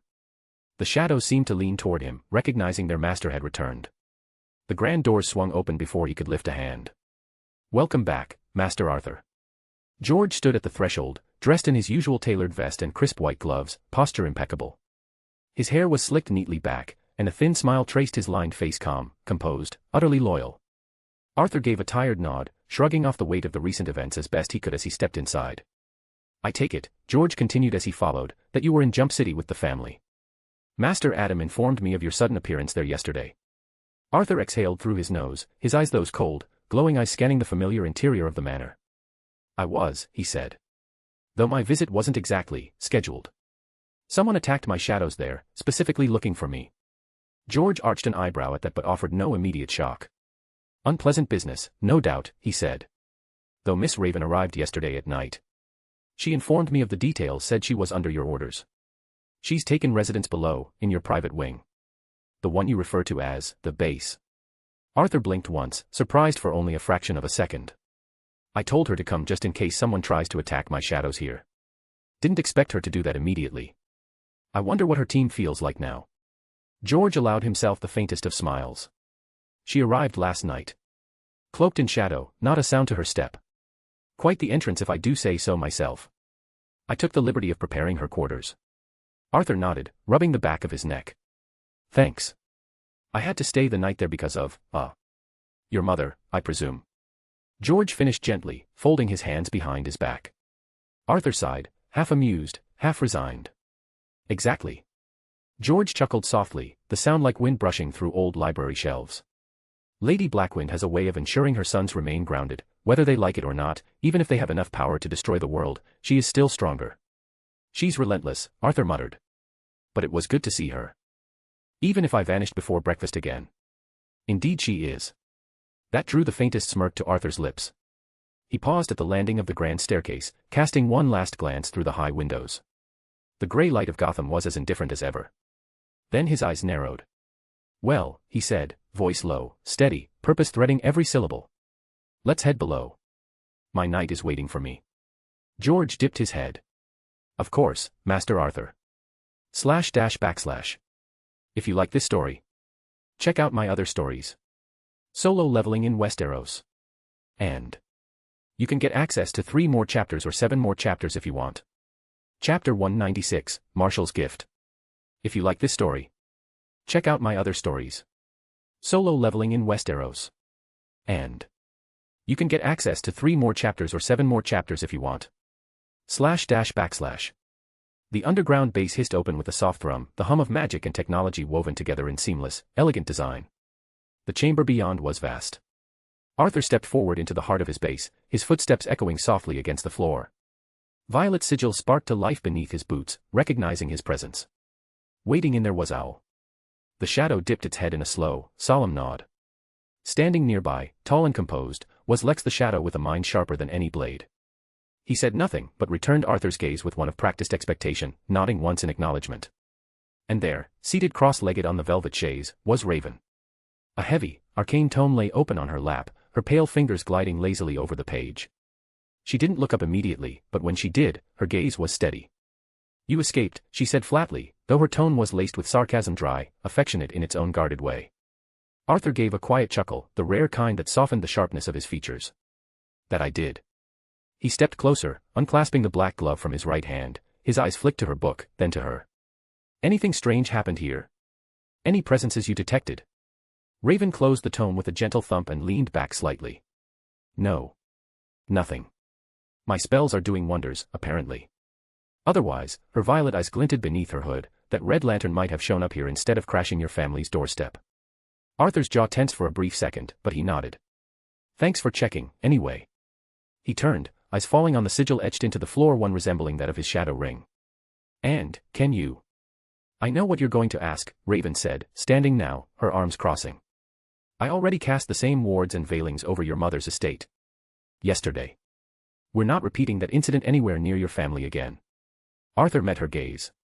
Steady. Sincere. "Thank you." He took a breath then, deeper than before, as if preparing to do something. "Speaking of the red lantern." His voice dropped an octave, becoming something closer to command. "My dear Marshal has been waiting for me." He raised his hand, the shadow ring pulsing against his finger. A faint ripple distorted the air. With a sudden twist of violet light, the air cracked open into a swirling vortex deep and luminous. From within, he stepped through. A gauntlet foot struck the stone floor first, heavy and calm. The figure emerged slowly from the portal, violet light licking the air around him, cloak trailing behind like the smoke of a burning battlefield. Armor forged in nightmare clung to him, glinting with violet steel and shadow. In his right hand, he held the Demon King's longsword, the blade humming with barely contained lightning and wrath. His other hand gripped a bloodied sack, dark stains dripping faintly from the cloth and sizzling against the floor below. Igris. His glowing violet eyes locked with Arthur's the moment he fully stepped into the chamber. There was no sound. No roar of magic. Only that look of unspoken understanding, fealty absolute. A breath caught behind them. Raven's brow arched, arms uncrossing. "Wow," she muttered, equal parts impressed and amused. He actually survived. Behind Arthur, George stood there, silent as ever. His eyes widened slightly, just slightly. His voice was as composed as ever, but there was an undertone of awe in it now. "I see that whatever your shadow was doing, the campaign was successful." Arthur approached his marshal, wordless. The bloodied sack dropped to the floor with a dull, wet thud. "Igris," he said quietly. The knight dropped to one knee, head bowed. "My liege." No further words were needed. A low creak echoed as the sack was pulled open, and out tumbled the truth of Igris Aaron's 6 severed heads, each thudding to the stone in turn. The first, unmistakable even in death, was the horned face of Atrocitus Jaw Slack, eyes still faintly glowing with extinguished rage. Then came the others. Alien. Vicious. Unknown to Arthur, but unmistakable in their twisted features, charred expressions, and the blackened remains of red lantern insignias half melted into their skin. They rolled slightly across the floor before stilling, trailing thin lines of blood in their wake. A moment of stunned silence filled the chamber. Raven's book had long since closed. She rose to her feet slowly, eyes flickering from the heads to Igris, and then to Arthur, with a flat, incredulous stare. "God," she said, "this is..." George, meanwhile, looked distinctly ill. What could only be described as visible discomfort. He cleared his throat, though it did little to hide the distaste in his tone. "Master Arthur," he said with elegant dismay, "I must confess, beholding alien severed heads was not how I imagined beginning the day. Not even in this, unconventional household." Arthur studied the heads for a beat longer, then looked down at Igris, still kneeling. "I didn't expect you to run into other red lanterns," he said. "You took them all yourself." Igris's head dipped lower. "Some escaped, my liege." These are the ones I managed to erase before the others fled. Forgive me for my incompetence.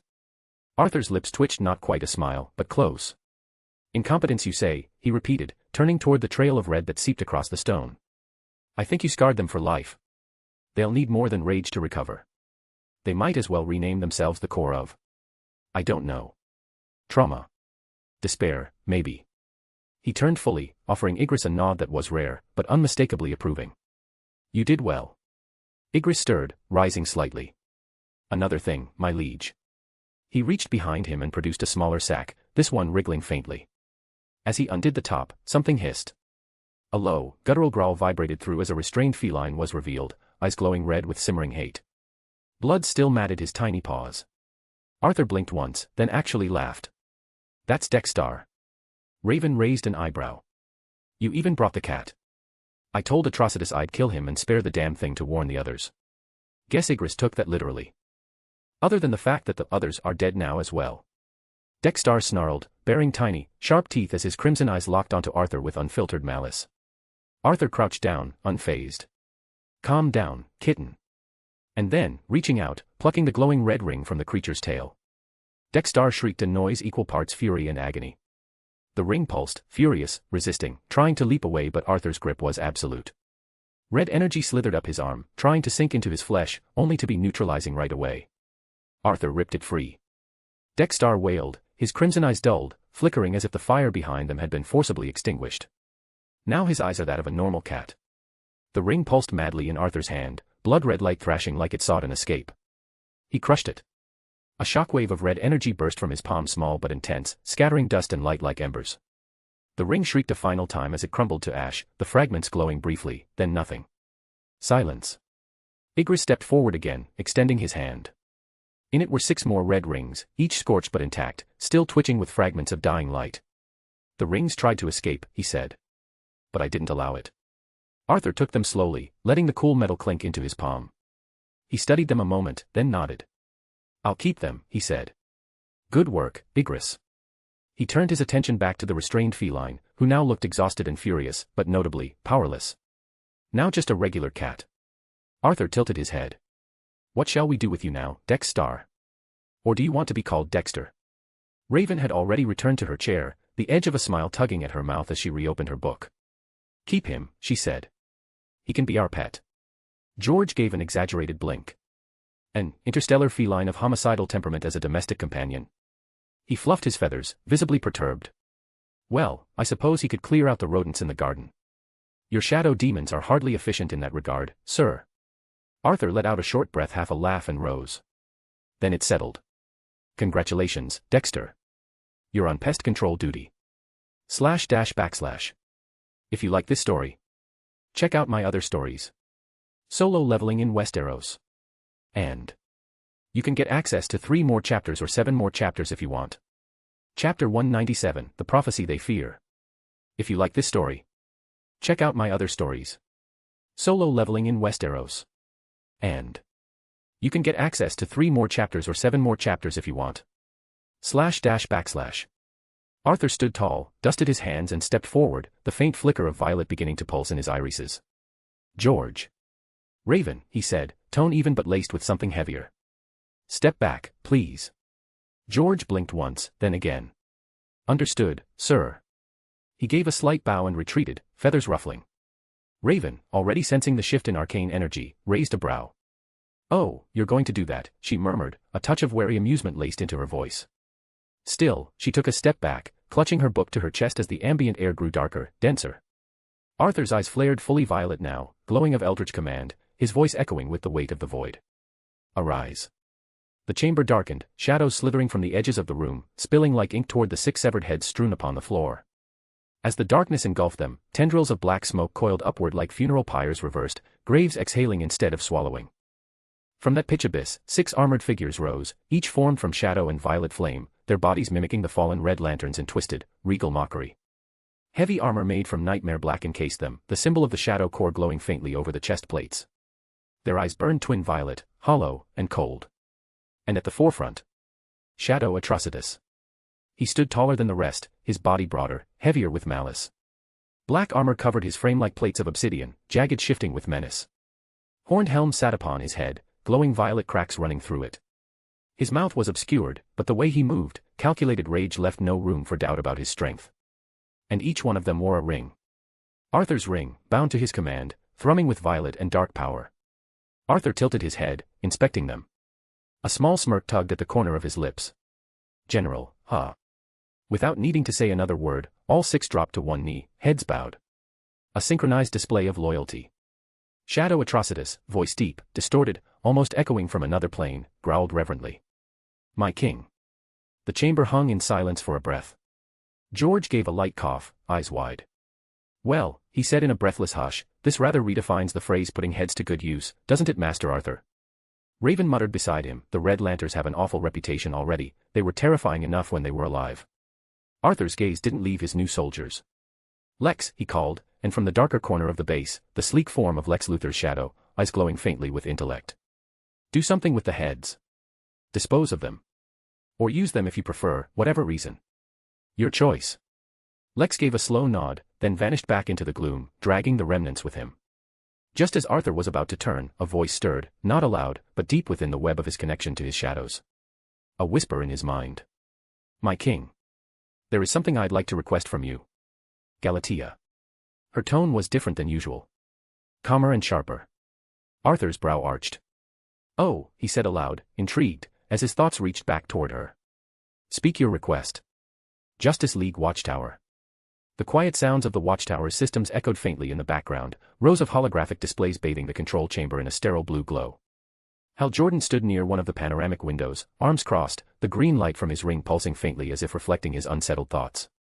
Batman, ever the stoic Dark Knight, sat before the main console, fingers dancing across keys, not looking up. I don't know anymore, Bats, Hal said finally, his voice breaking the silence like a slow exhale. Batman didn't answer. Hal ran a hand through his hair. Sometimes I feel like the old farts are doing everything possible to cause more harm than good to the universe.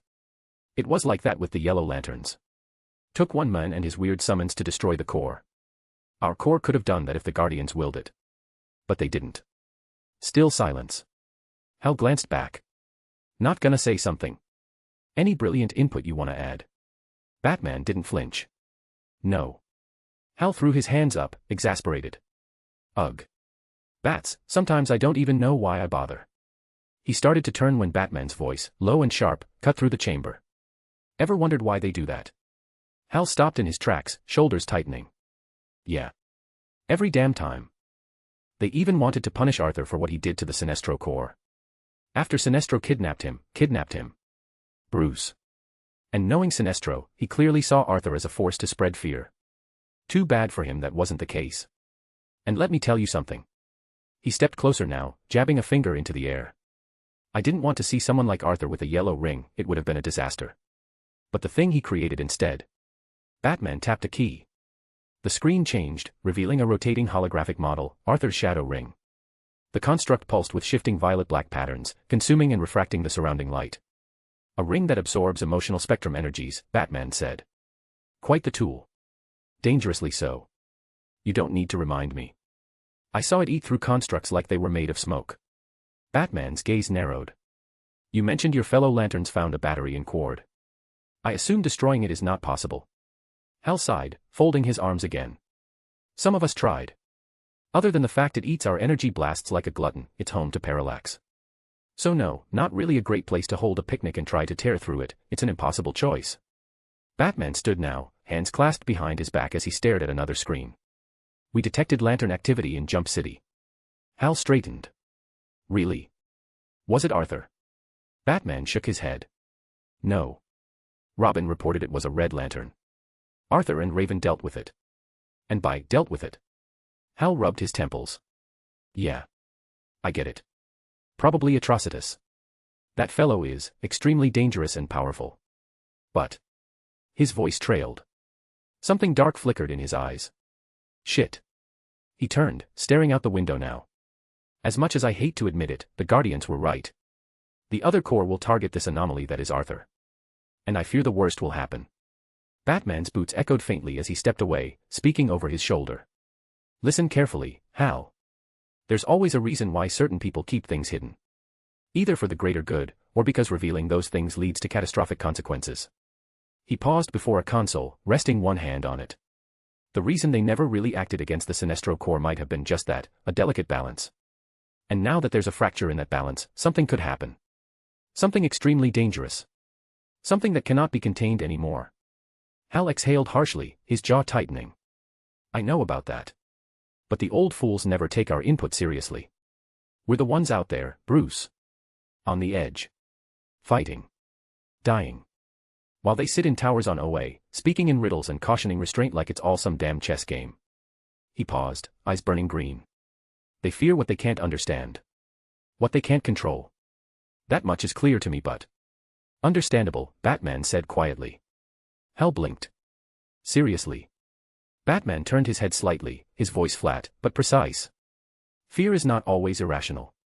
Especially when it's earned. Hal narrowed his eyes. So you're saying they're right? About everything. About Arthur. About people like him. Batman's silence lingered for a moment. Then he added, cool and with measured words, but considering they are a council, not a singular mind, there's always the possibility someone among them is working against the others.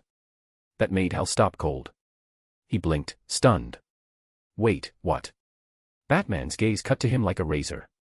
Think about it, Hal. A group built on ancient law and rigid ideology. It only takes one divergent voice. One manipulator. One traitor who believes his own ends justify the means. The Guardians have kept secrets for eons, have they not? Do you really believe none of them ever crossed a line? Hal's face darkened. The light from his ring dimmed for half a second. Damn, he muttered. You really have no faith in anyone, do you? He tried to laugh it off, tried to summon that Jordan bravado again, but it felt flat. Hollow. And then something clicked.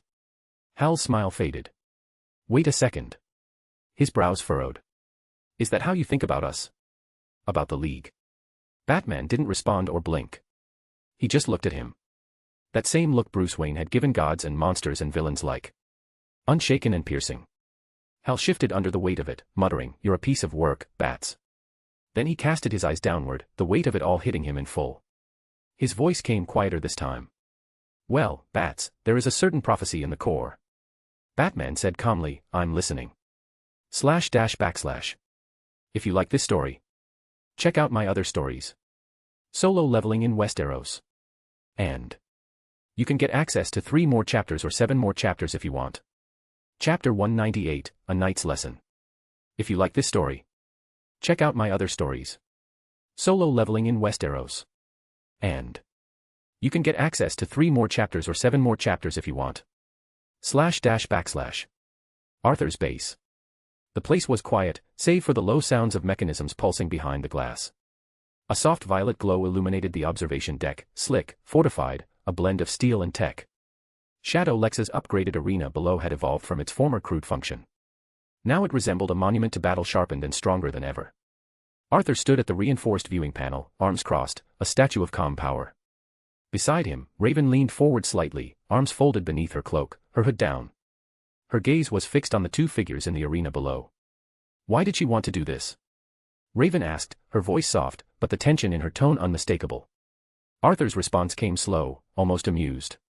Isn't it obvious? His lips curved, just faintly. She wants to prove herself. To me. To him. To herself. His eyes flared violet, casting reflections across the glass as he spoke, watching the arena below as if it were a stage and this, an inevitable act. She wants to prove she's stronger than him. Raven glanced at him. And is she? Arthur's smile faltered slightly, just for a second. It's not going to be easy. Below, the arena shifted. Steel spires adjusted, violet energy thrummed through the ground, responding to the presence of its combatants. Ygritte stood tall, black armor etched with violet glow, his crimson plume flowing behind him. His stance was measured, regal, yet predatory, the stance of a knight who had seen eons of battle and learned to enjoy the silence before the kill. He raised his Demon King longsword in one hand, the massive blade crackling with arcs of blue lightning. The edge hummed with power, the ground beneath his boots surprisingly resisted the pressure of his presence. His glowing eyes fixed on Galatea, and for a heartbeat, the arena held its breath.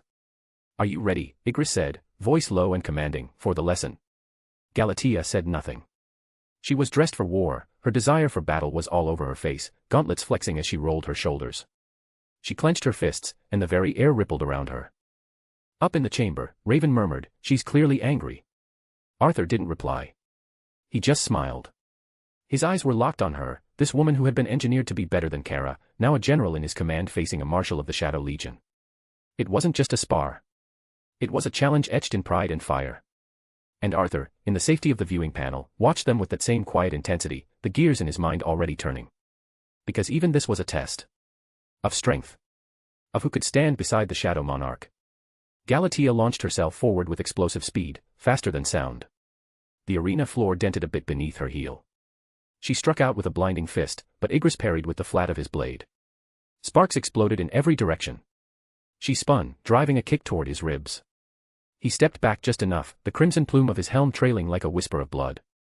Relying on brute force, Igris rumbled, voice deep, distorted by shadow and steel.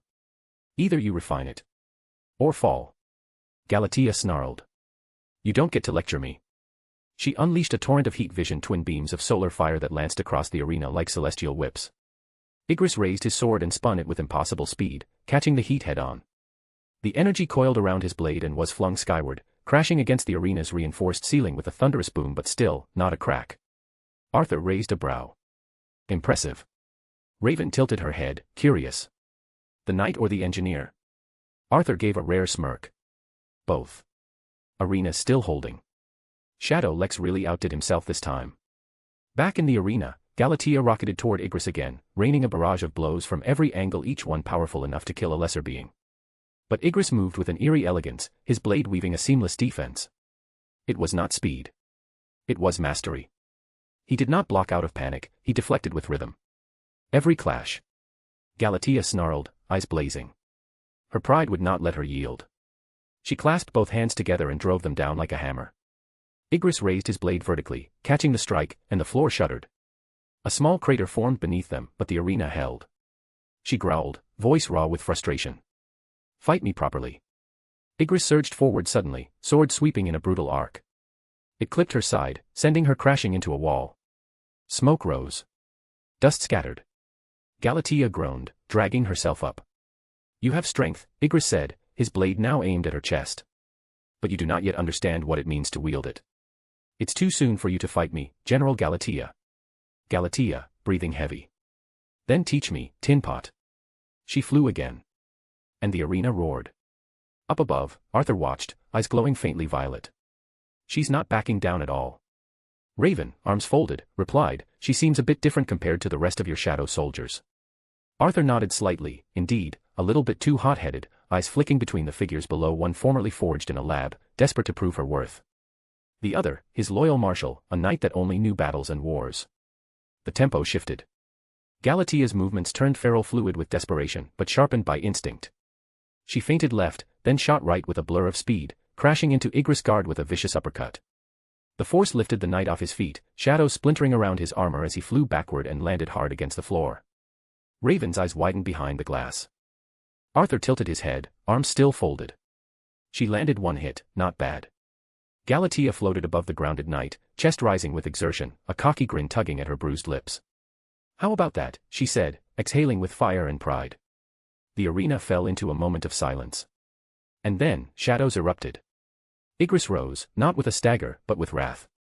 His helm turned toward her, violet eyes glowing brighter than ever before, and the ground beneath his boots cracked from the surge of pressure he released. No words or warnings. He moved. In an instant, he was upon her, blade flashing a blur of dark steel and fury. His gauntlet grabbed her by the throat midair, slamming her down with thunderous impact. Before her body could even bounce, he spun, twisted, and with terrifying precision snapped her in half at the waist, tearing her apart like paper. Raven gasped. Even Arthur blinked. And yet. Galatea's torso hit the ground, followed by her legs, and already her shadow had begun mending. Shadow muscle knit with muscle, sliding back together, restored completely regenerating. She coughed, breathless, "Son of a..." "Enough," Arthur said, his voice cutting through the arena. Igris stopped. Immediately. His sword reversed in his hand as he stepped back, in one smooth motion. Galatea, whole again, on her knees looked down, eyes narrowed. Igris extended a hand toward her. Her pride paused. Then she accepted it. He helped her to her feet, not as a victor to a loser, but as one warrior to another. "My liege," Igris said as Arthur descended into the arena, his presence casting long shadows. Galatea knelt beside Igris without hesitation. Arthur stopped before them. You both did well, he said, his voice firm yet satisfied.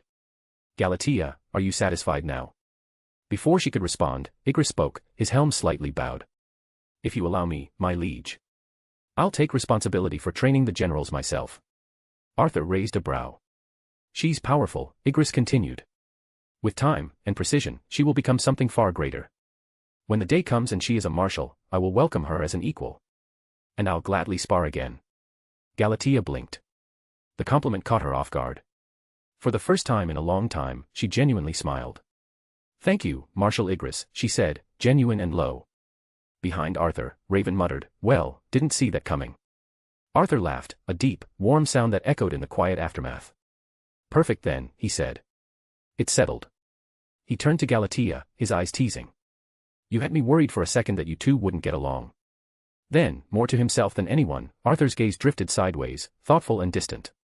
After all, I know a certain soon-to-be shadow soldier who'd be far more troublesome to get along with. // If you like this story, check out my other stories. Solo leveling in Westeros. And you can get access to 3 more chapters or 7 more chapters if you want. Chapter 199, The Herald of Death. If you like this story, check out my other stories. Solo leveling in Westeros. And you can get access to 3 more chapters or 7 more chapters if you want. // Deep Space, Sector Unknown. Beyond the veil of the cosmos, past galaxies unnamed and long forgotten, a cold void stretched into eternity. Here, in the abyssal silence of dead suns and lifeless moons, an ancient planet drifted, a planet lost to time, abandoned by the living, untouched by the light. Its surface was black as night, a broken world split with canyons that bled darkness. No life pulsed. No stars shone above.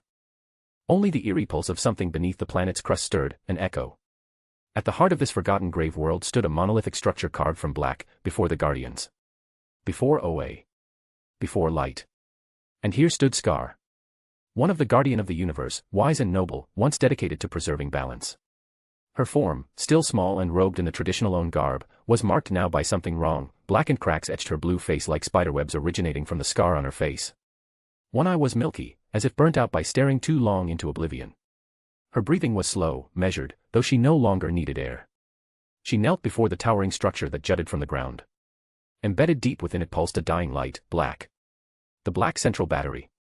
A monument to death itself. Its glow barely flickered, dimmer than a dying ember, but ancient beyond measure. A beacon of what had once been, and what would be again. Holding a black book in her hand, Scar raised her gaze to it, eyes trembling with emotion.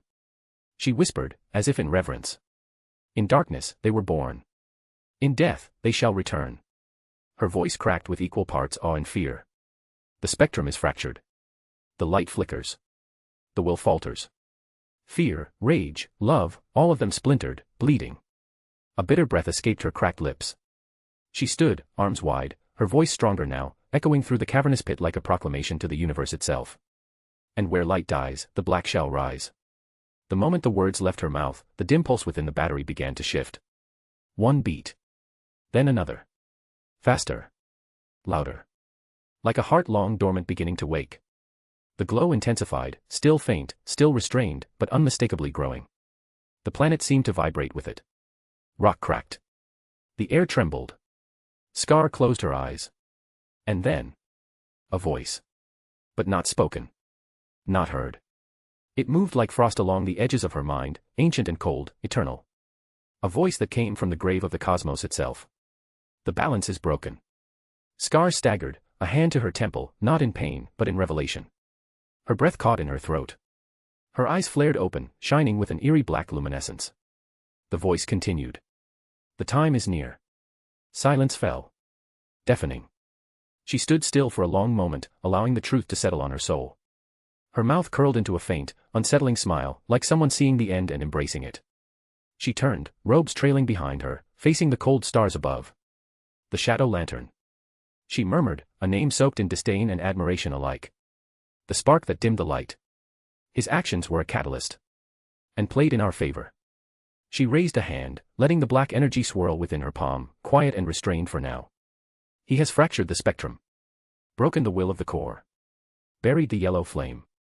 Left rage toothless. Her voice trembled with rising fervor. And in his arrogance, he believes himself master of the dead. Her eyes turned once more to the pulsing glow of the battery. But death has no master. The battery pulsed brighter. She bowed her head, hearing the voice again, this time like a breath against her ear. Find a suitable host. Bind him. And he shall be my herald. Scar straightened. Her hands folded behind her back. Then to earth I shall go. An enemy of the Green Lanterns walks there, unaware of the role he is destined to play. But I will show him. A smirk touched her lips, twisted and cruel. What it means to serve the embodiment of death. Coast City, nightfall. The sky above Coast City was a fading light of orange and violet, but down below, in the dead heart of the city's old cemetery, the light was long gone. The last rays of the sun cast no warmth here. Only the silence of the dead. In an unmarked grave, one that should have been filled and forgotten decades ago, stood a man, disheveled, trembling, and broken. William Hand. An enemy of the Green Lantern. A man who had been defeated too many times to count by Hal Jordan. Mocked and forgotten. Stripped of purpose. He stood knee-deep in the grave, surrounded by the curled remains of long-dead skeletons. Their empty sockets seemed to stare at him. The air was heavy, unmoving. The only sound was the crunch of dry bone beneath his boots as he shifted, eyes hollow, lips twitching in a murmured madness. And then, it came. A voice not in the wind, not in the ground, not in the sky. Inside his own head. A whisper threaded through his skull, soft and cold. It kept mentioning names, of people he knew about, dead and alive. The names kept coming. The voice crawled across his mind like a plague, eating away at every last bit of sanity he had left. His hands clutched his head, fingernails digging into his scalp until blood pooled beneath his fingers. No. No. Get out of my head. What is this? He screamed, staggering backward, tripping over ancient bone. But the voice did not stop. You have seen them. You have felt the emptiness. You know what must be done. His eyes widened. The world pulsed around him. Distant and faint. And then, stillness. He stood motionless, drenched in sweat and dirt and blood. His eyes vacant. But something inside him shifted. Hours later, the Hand family estate. The Hand estate sat like a black crown atop the cliffs overlooking the bay, old stone carved into modern angles, glass and steel, regal gates with golden emblems of the family crest. The Hand family was gathered. Will, his father said between sips of red wine. You've barely touched your veal. No answer. Still chasing shadows, asked his older brother, in a sharp gray blazer. Ghost particles and stellar entropy and, what was it last month? Vibrational decay. That's some weird obsession you have. Leave him be, their mother chided softly, her diamond necklace catching the light. But William wasn't hearing them. Not anymore. In his mind. Something ancient was speaking. You are nothing to them. They smile at your silence. They mock your eyes. But I see you. You walk among them, child of death. His hand drifted beneath the table. His fingers brushed against the cosmic divining rod, warm with pulsing energy. They do not love you. They tolerate you. You were born in a mausoleum. Let it become one. Will, his brother asked, his tone hesitant. He stood slowly. The leather chair creaked. Everyone turned. What are you doing? His father asked, cold authority behind the words. But Will said nothing.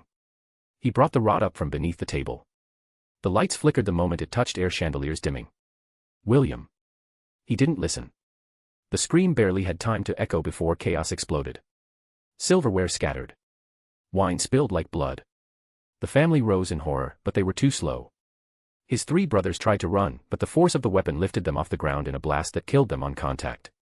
His mother gasped, and he turned, eyes black with something not of this world, before snapping her neck. His father, trembling, pulled a sidearm from his blazer. He fired once. Twice. William walked through the bullets. No pain. No hesitation, even though he bled. William, his father whispered, falling to his knees. Why? William finally spoke. They've whispered to me, in the dark, and now, I finally understand. This is my true path, I am chosen. The darkness speaks through me now. And I will carry its will. And with one final thrust, the father of the Hand family joined his ancestors. The grand dining hall once filled with opulence was now soaked in crimson. The chandelier light flickered above the carnage, casting long shadows across the floor. William stood alone, surrounded by the broken bodies of his kin. One death remains. He lifted the rod. And turned it on himself. towards his face. Whispers filled his head, "Be not afraid, for your death is holy." There was no scream. No final word. Just the thud of a lifeless body hitting the floor. Outside the house, moments later. The wind shifted unnaturally, floating in the darkness above the house was Scar.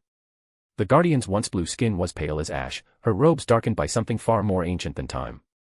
Her white hair floated as though underwater, unmoved by gravity or grace. She smiled. A cold smile. In her open palm, something began to float. A black ring. It pulsed once, as though sensing something. And then it flew cutting through the air in perfect silence toward the broken window of the house. Inside, amidst the ruined bodies and broken furniture, it found him. The ring hovered above William Hand's chest.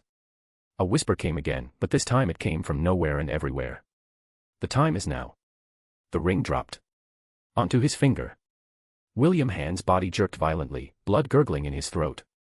The pool of red beneath him grew cold, and then stopped flowing altogether. He opened his eyes. Black and empty. A symbol of the Black Lanterns appeared in his chest. He inhaled, the sound like wind being pulled through a crypt. And then the voice whispered one final time. "Rise, my herald. And let the blackest night begin." // If you like this story, check out my other stories. Solo leveling in Westeros. And you can get access to 3 more chapters or 7 more chapters if you want. Chapter 200, The Battle Junkie Monarch. If you like this story, check out my other stories. Solo leveling in Westeros. And you can get access to 3 more chapters or 7 more chapters if you want. // Arthur's base, arena. The ground bore faint scarring from previous clashes, but not a single dent from this one. Whatever Shadow Lex had done to the arena, it was working. Arthur stood in the center, clad in shadow uniform, Kamish twin blades in hand humming with power, their curved edges catching the violet sheen in the air. Before him stood 3 of his most powerful shadows, his marshals. Ygritte, commander of elegance and death, now wielding the Demon King's longsword, the jagged blade pulsating with lightning like it remembered 1,000 wars. Ultra, still, hovered an inch above the ground, his violet gaze locked on Arthur with unwavering intensity. Doom, the brute colossus, cracked his fists. No weapons. Just the bone-wrought knuckles and the raw hatred of doomsday etched into his being. The silence was broken not by words but movement. They came at him as one. Ygritte struck first a sweeping lateral slash with a turn of the hip, elegant, precise.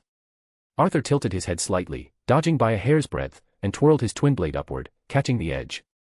Sparks flew as metal screamed against metal. At the same instant, Ultra descended like a meteor, fist coiled with velocity. Arthur slid under the blow, pivoted, and used Ygritte's own back as springboard, flipping over to meet Doom, who had already charged with the weight of a landslide. A brutal haymaker flew. Arthur parried with his twin blades. The impact sent a boom echoing through the arena, his boots dragging back several feet, but he smiled. "Good," Arthur muttered, breath steady. "Try attacking faster this time." They didn't speak, they obeyed.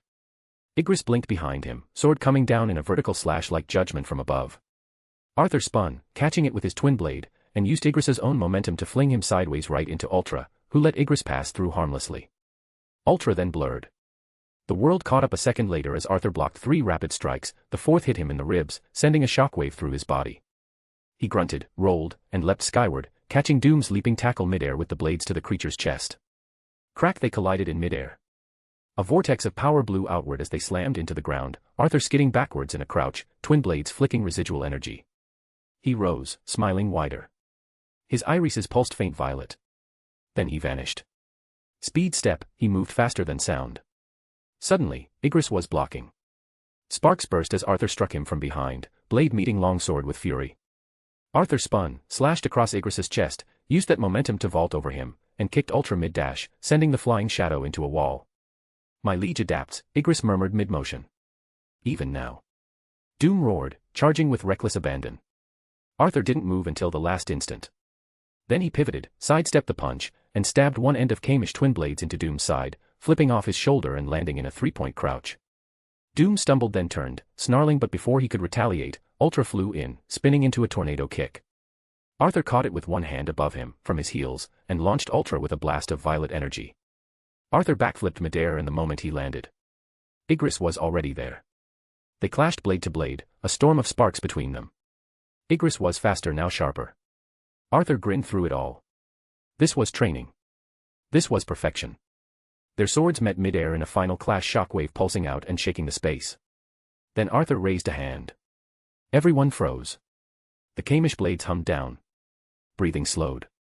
Arthur's chest rose and fell as he looked at them. But his grin hadn't faded. "You're getting better," he said. "All of you." Doom pounded his chest once, then stood at ease. Ultra lowered to the ground. Igris sheathed his long sword with a smooth motion, his head bowing low. "My liege," Igris said, kneeling first. The other two followed. Arthur walked forward, placing the Kamish blades across his back. "Excellent coordination.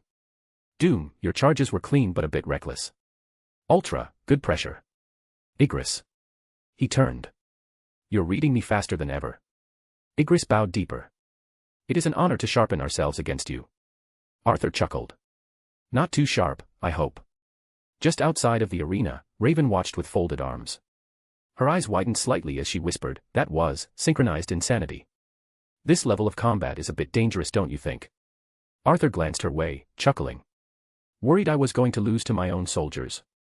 She rolled her eyes. "Maybe." Arthur turned back to his kneeling marshals, nodding once. "Well, I need this. My soldiers too." Then he said louder and sharp, commanding. "Rise." The shadows moved as one. The three marshals stood, the arena trembling subtly beneath their ascent. Energy hissed. There was no hesitation. No doubt. Arthur's smile returned, the thrill dancing behind his eyes like lightning. One more time. His stance lowered, switching his weapon to his gauntlets, shoulders rolling back as he welcomed the coming storm. "And don't you dare pull your punches just because I'm your monarch." Raven leaned on the wall and crossed her arms, her eyes traced Arthur's expressions. "Battle junkie." She muttered under her breath, shaking her head, but there was a faint curve of a smile on her lips. Arthur's estate. The polished floors of Arthur's estate thrummed with a low, rhythmic pulse, as though the very foundations were being tested by some colossal force. The tremors rolled upward from the depths beneath them, rattling the fine china on the table.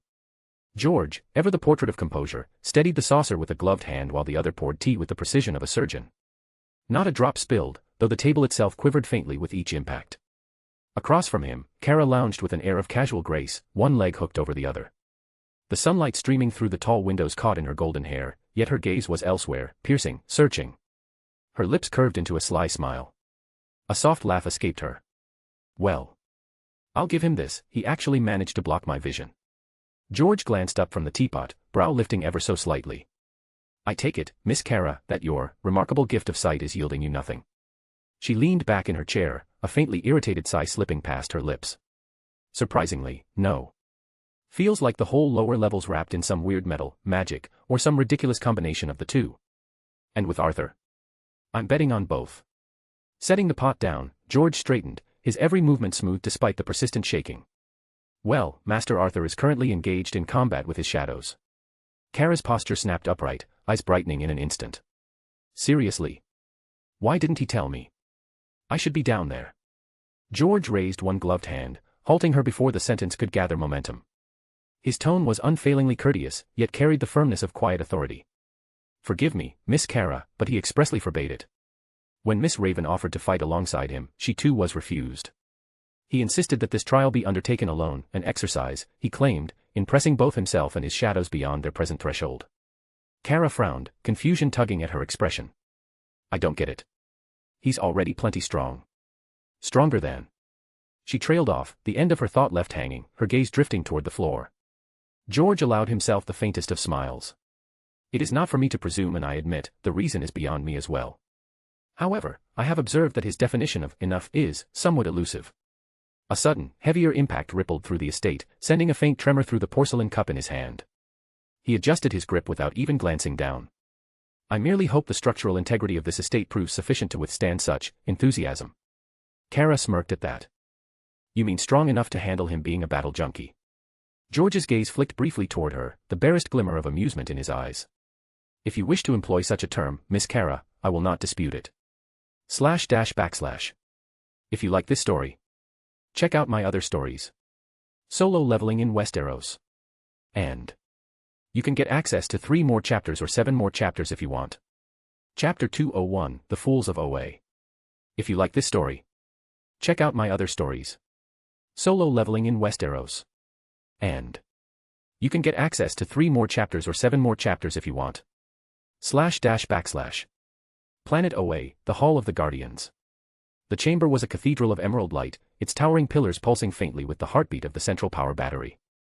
Above the great floor, where the universe's greatest strategists had convened for millennia, the guardians of the universe floated in a circle, silent for a long moment, their small forms shrouded in the endless authority of their ancient presence. Scar's eyes glimmered with a predatory glint as she broke the stillness. "The Sinestro Corps is no more," she said, her voice low, carrying the weight of an executioner's verdict. "Annihilated, by a single mortal." A faint ripple of disquiet passed through the guardians. Another guardian, his blue eyes narrowing, spoke with the precise cadence of someone forcing composure. "And now we hear whispers of the Red Lantern suffering the same fate, more or less. Even Atrocitus is dead, erased from existence. If these reports are true, the threat is beyond precedent now." Ganthet's face was calm, but there was a tightening around his eyes. "They are true," he said, his voice steady. "The Shadow Lantern, this Arthur Blackwynd, absorbs the spectrum itself. Sinestro's rings, the Crimson Rage, all taken, consumed. Yet a fight against him seems like an impossible feat right now, whether on Earth or here in OA." Scar floated closer, her robes stirring faintly in the emerald radiance. "Yet we must. To do nothing is to invite ruin. He cannot be allowed to roam free. Here, we have the Scion cells. Containment is possible. Subdual is necessary." A guardian to her right shook his head minutely. "Containment is theoretical at best. To strike him outright risks not only our lanterns but the battery itself if his abilities escalate." Ganthet's voice was sharper now, though still carrying that measured wisdom. "He has defeated the entirety of the Sinestro Corps. This may sound like a suicide mission, but with refinement, a carefully calculated strike, we can create a plan that works around his capabilities. Success is not impossible." Scar's eyes fixed on him. "Then you agree. Mobilization is necessary." There was a long silence. The Guardians rarely acted on emotion, but this moment was weighed down by something heavier than caution. It was the quiet knowledge that they were deciding the fate of thousands of their own. At last, Ganthet inclined his head. "If we commit to this course, it will be the elite of the elite. Lanterns whose willpower eclipses fear itself." Scar's voice softened, almost reassuring. "Naturally. And we keep this from the humans. Especially Hal Jordan, since he is part of that band of humans on Earth, they will act against our lanterns." One by one, the Guardians gave the faintest nods of assent. A decision had been made. The orders would go out. Scar's lips curled ever so slightly, though none noticed. Inside, her thoughts coiled around themselves like serpents. "Fools, all of you. Your champions will fall. They will die in emerald light, and in death, they will rise again, black rings upon their fingers. They will now bound to the true balance of the universe. Necron's balance. And the Shadow Lantern, oh, he will help us raise the core of death. Whether he wishes to or not." She turned away, her eye gleaming with quiet hunger. All according to her plan. Earth. The world slept beneath a shroud of clouds. Moonlight spilled in fractured beams between them, turning the snow-capped mountain peak into pale bones jutting from the earth. Upon one lonely summit, a man knelt by a shallow pool formed from the melted ice. His gaunt face leaned closer to the still water, and the reflection that stared back at him was not entirely his own. The skin was gray and drawn tight across the skull, as though decay had already claimed him. One eye clouded, the other rimmed in black. A faint stench of rot drifted upward, though there was no corpse, save for the one in the mirror.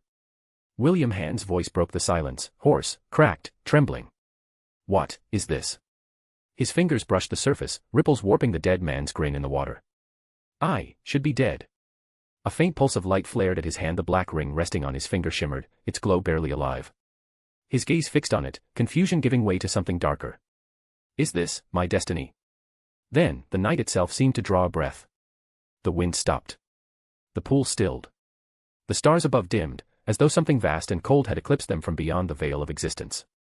And from the ring, a voice seeped, not spoken, but felt, each word crawling through the marrow of his bones. It was the voice of Necron. "William Hand." It began, a sound like soil falling upon a coffin lid. "You have always been bound to the grave. While others feared the end, you cradled it, studied it, loved it. Death was not your obsession, it was your truth. Your sanctuary. Your home." The reflection in the water shifted, not rotting now, but skeletal, crowned in shadow, its hollow socket staring into his very being. "This is why you were chosen," the voice continued, heavy with inevitability. "Not merely to serve, but to herald. You are my instrument, my whisper in the dark, my scalpel to cut away the cancer of life. You are the first to rise, and when the time comes, you will lead the last army the universe will ever know." William's breath quickened, the sound harsh in the thin air. "Why me? Why now?" Because the lights grow arrogant, blind, and weak, Necron murmured, the words swelling like a tide. Their wars have fractured the spectrum. Their core lie weakened. But our time is not yet. You will remain unseen, buried among shadows, while the living tear themselves apart. When their strength is gone, and their hope lies bleeding in the dust, then you will open the grave. A pause, deep as the gulf between stars. And the blackest night will fall. The pool's reflection smiled first a slow, hungry curl of the lips before William's own face followed. The faint ember of the black ring flared bright, casting skeletal shadows across the rock. His eyes shone with cold devotion. Yes. He whispered, his voice trembling with something between reverence and madness. I understand. Gotham, Arthur's estate. A faint orange glow from the fireplace danced against the walls, painting shadows over the shelves lined with books, strange relics, and the occasional stuff Arthur had yet to categorize. Kara sat cross-legged on the couch, leaning forward as she recounted some story about her patrol, something about a bank robbery, and her rescuing a cat from a burning rooftop. Arthur listened with a half-smirk, leaning back in his chair, one arm draped lazily over the armrest. He held a glass of water in his free hand, swirling it absent-mindedly, clearly more interested in the way she told the story than in the story itself. And then the guy actually yelled, "You'll never catch me," while I was already holding him by the back of his shirt, Kara finished, shaking her head with a grin. Arthur chuckled a low, amused sound and opened his mouth to reply. But the laugh caught in his throat. His eyes suddenly flared open. A pulse of deep, blue light rippled across his irises, burning with a menacing glow that turned the warm room cold in an instant. The smile was gone. His jaw tightened. Every line of his body stilled, like a predator catching a scent on the wind.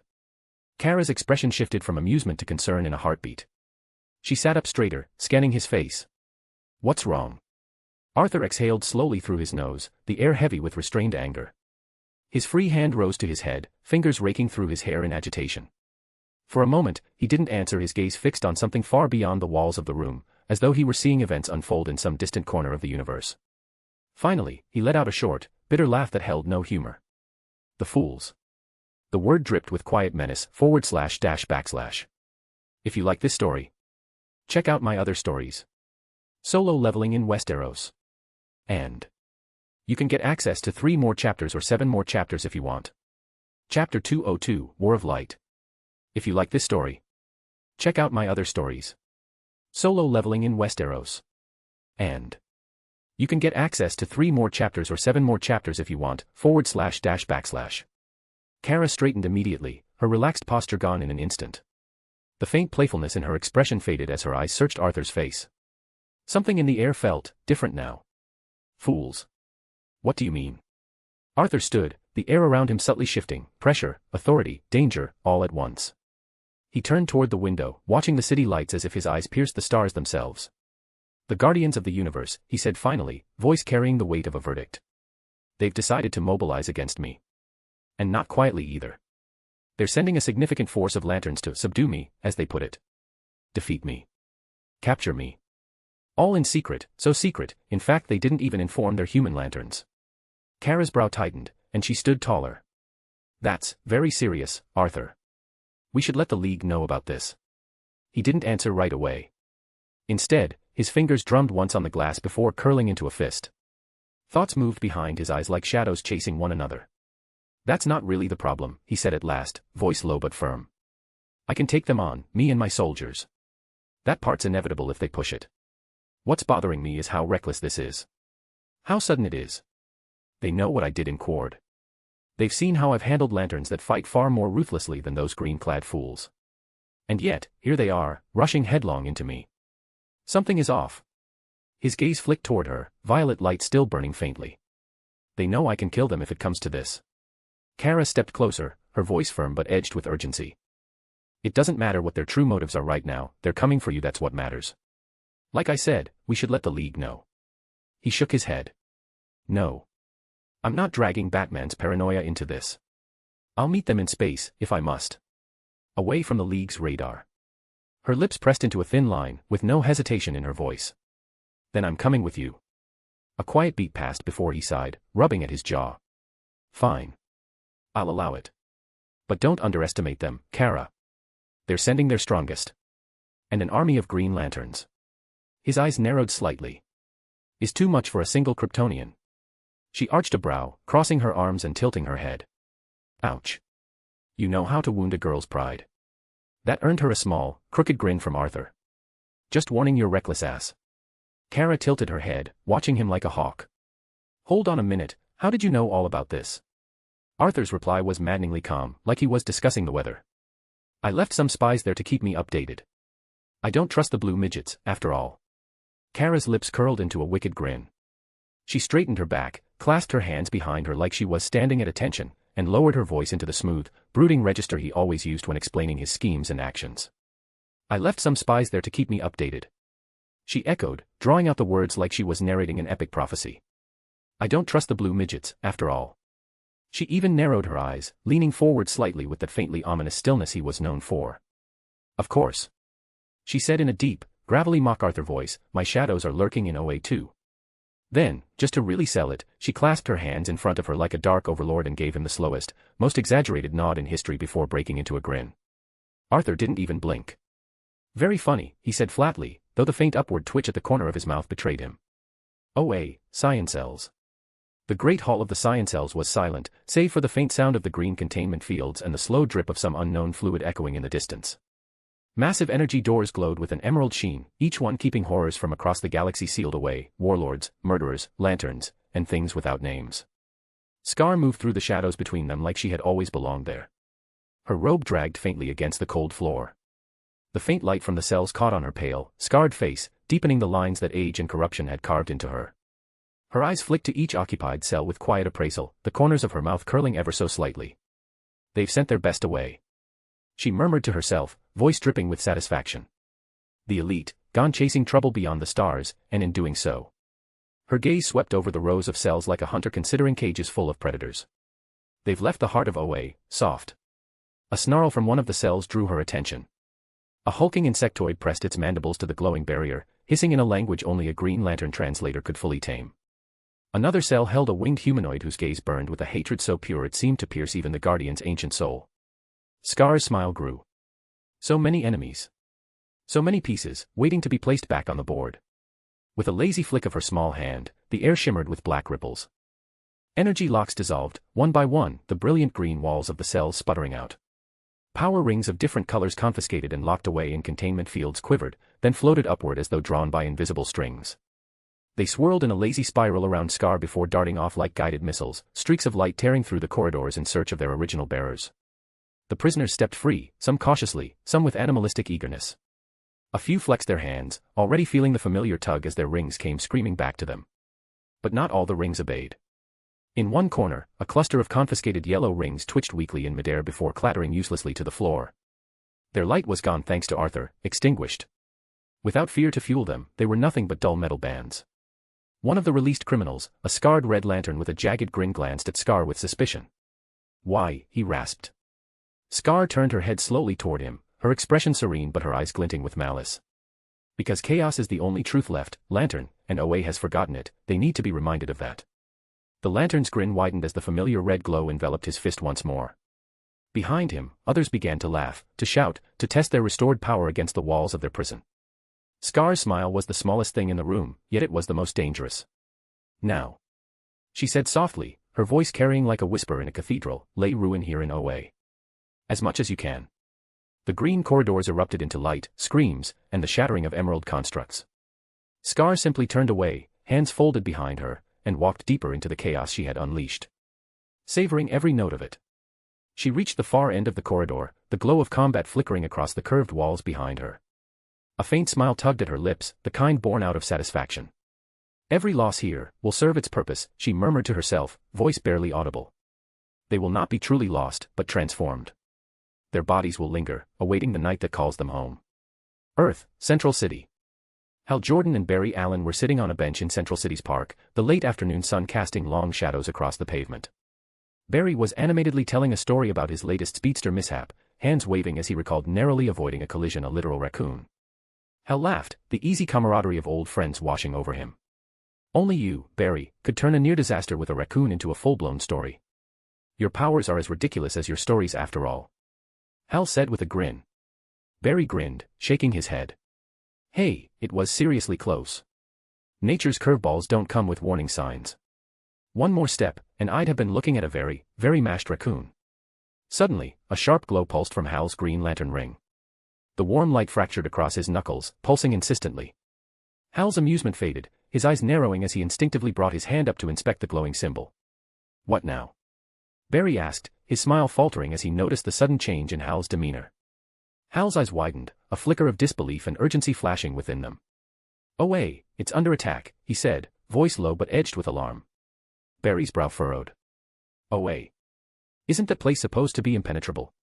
Hal shook his head and he stood up urgently, clenching his jaw. "Not anymore. Someone infiltrated and released the prisoners of the science cells. I must go now and defend Away. // If you like this story, check out my other stories. Solo leveling in Westeros. And you can get access to 3 more chapters or 7 more chapters if you want. Chapter 203, War of Light. If you like this story, check out my other stories. Solo leveling in Westeros. And you can get access to 3 more chapters or 7 more chapters if you want. // Deep space far from Earth. The void of space stretched endlessly in every direction, an ocean of silence and starlight. Out here, there was no up, no down, only the vacuum of deep space and the cold glow of distant suns. Arthur floated in it like he belonged there. His shadow lantern uniform, dark as night itself, the faint violet patterns across its surface shifting as if alive. The ring on his finger pulsed with that uncanny hue, deep violet and black, as though it were drawing light inward instead of casting it out. A faint aura, the same color of his ring, coiled around his entire frame. His arms were folded loosely across his chest, his ashen white hair suspended weightlessly in the vacuum of space, eyes closed, utterly motionless, yet there was a tension beneath that calm, like a predator conserving its strength or simply waiting for the prey to arrive. A short distance away, Kara floated beside him, her cape drifting lazily behind her in the zero gravity. She tilted her head toward him and said, "You sure they're coming, Arthur?" she asked, her tone hovering between curiosity and boredom. Arthur didn't move or answer. Kara sighed, spreading her arms wide with an exaggerated shrug. "Maybe it was just a false alert," she muttered. "No," Arthur said flatly, eyes still closed. "They're coming." That certainty in his voice, calm, unshakable, made her frown a little. "All right," she said, crossing her arms in mirror of his posture, "if you say so." Arthur let a beat of silence pass before speaking again. "You know," he said without looking at her, "if you're getting bored, you can go back. I can take care of them on my own." Kara snorted. "To what? Stopping purse snatchers and pulling cats out of trees? No thanks. This." She gestured vaguely at the void around them. "This is more fun." Arthur opened his eyes at those eyes carrying that same unsettling violet glow as his ring and locked them on her. "This is serious, Kara," he said quietly, his tone low enough to demand her attention. "Keep your guard up, these lawn." He stopped. His gaze shifted past her, into the black distance. Kara followed his line of sight, and at first, she saw nothing but darkness. Then, faintly, like the first flicker of dawn over a dead horizon, a green light began to emerge. It grew steadily, more lights appearing one after another until the black of space ahead was studded with dozens, no, hundreds of emerald flares, each one moving at great speed. Arthur's lips curved, just barely, into a smile. "They're here." Kara's eyes widened as the scale became clear. "Okay, that's a lot of lanterns." Arthur said nothing more. The smile remained, but it was not the smile of someone pleased, it was the quiet, dangerous smile of someone who had been waiting for this sort of challenge. His arms unfolded slowly, the violet aura around him flared in response, rippling outward in silent waves that distorted the starlight. His ring pulsed once, twice, before igniting with an intense, almost blinding glow, black and violet intertwining in a swirl that seemed to drink the very color from the distant stars. Kara glanced sideways at him, catching the change in his eyes. Arthur raised his hand, palm open, ring pointed toward the approaching fleet. The motion carried a presence that made the empty space around them feel suddenly smaller, tighter. When he spoke, his voice was resonant and cold. "Come forth." The violet light surged at his command, blooming into something vast and formless behind him. It twisted and writhed like a living shadow even in the vacuum of space, the faint outlines of forms beginning to take shape within the haze. Kara's fingers twitched at her sides, her gaze darting between the emerging shadow soldiers and the fast-approaching lantern armada. Whatever was about to happen, she knew it wouldn't be small. Oe. The emerald skies of Oe were in flames. Light, pure and raw, unrestrained tore through the air in every direction. Bolts of green clashed with streaks of deep crimson, each impact a sunburst in miniature, illuminating the sprawling chaos below. The once orderly corridors around the science cells were now a battlefield, constructs shattering mid-form, fragments of willpower raining down like glass. Freed prisoners, some creatures of nightmare, others twisted aliens from forgotten wars moved through the melee with predatory precision. Hulking beasts with hides thick enough to shrug off standard constructs rampaged alongside razor-winged fiends that darted through the air, slicing at lantern constructs. And in the center of it all, rage-fueled red lanterns roared, their burning plasma spewing through the green with almost feral delight, all in the name of vengeance. A veteran lantern went down, his ring spiraling away into the storm. Another fell into the claws of a giant with molten eyes, his last scream lost in the roar of battle. Every remaining green lantern seemed to have answered the call, reinforcements streaked in from the horizon, forming phalanxes of light to push back the tide, but for every criminal subdued, 2 more surged forward. Inside the high hall of the Guardians stood in tight formation, the green glow of the battle outside reflecting in their ancient, furrowed faces. The chamber itself vibrated faintly with the concussive force of the ongoing fight. "This is unprecedented," one Guardian murmured, voice taut. "Containment has failed across multiple blocks." Ganthet's gaze was fixed on the live projections flickering before them, scenes of lanterns locked in desperate combat, sectors of the Scion cells flickering offline. It was no accident. This was orchestrated. Another Guardian turned sharply, addressing a ring-linked feed. "Report on Cell Omega 7. The prisoner Larfleeze, what is his status?" The image shifted, showing a younger lantern standing amid the wreckage of a control station, his chest rising and falling fast. His voice came ragged over the comms. His cell is empty. There's no trace of him anywhere." A heavy silence fell over the chamber. The hum of the projector seemed louder, the green light colder. One of the Guardians swallowed, an involuntary, almost human gesture. "This is bad." Another Guardian whispered, though their voice betrayed no conviction. "And Scar?" Ganthet asked, though the weight in his tone suggested he already knew the answer. The same lantern shifted uneasily, glancing over his shoulder as a burst of crimson lit up the hall behind him. "No sign of her either, sir." She's gone."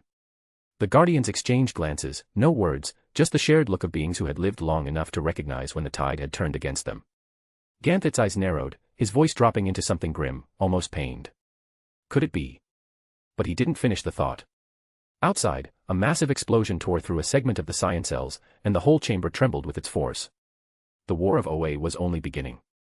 Arthur floated in the void with arms folded, his violet glowing eyes fixed on the wall of emerald light before him. Kara hovered at his side. Behind them, stretching into the darkness, stood Arthur's endless phalanx of shadow lanterns, their forms wreathed in violet flame, each bearing the faint glimmer of his shadow ring. Among them were former yellow lanterns and crimson-burning red lanterns, their rage and fear now shackled under his command. To Arthur's right drifted Shadow Sinestro, the master of fear reborn in darkness, his expression carved into cold arrogance. To his left, Shadow Atrocitus, his massive frame emanating silent fury, the red glow of his past rage now swallowed by the deeper abyss of shadow. Opposite them, an army of green lanterns spanned the void, a tide of emerald light that shimmered like a living wall. At their forefront floated Kilowog, his massive form braced in the weightless dark, his ring blazing with power. The two sides floated there for a moment in silence. Kilowog moved forward, emerald aura glowing bright, his deep voice rumbling. "Surrender, Arthur Blackwynd of Earth, and you may still survive." Arthur's lips curved into a slow, amused smirk. "It seems last time wasn't enough for you or the Guardians." Kilowog's tusked grin flashed in answer, fierce and unshaken. "Don't get cocky.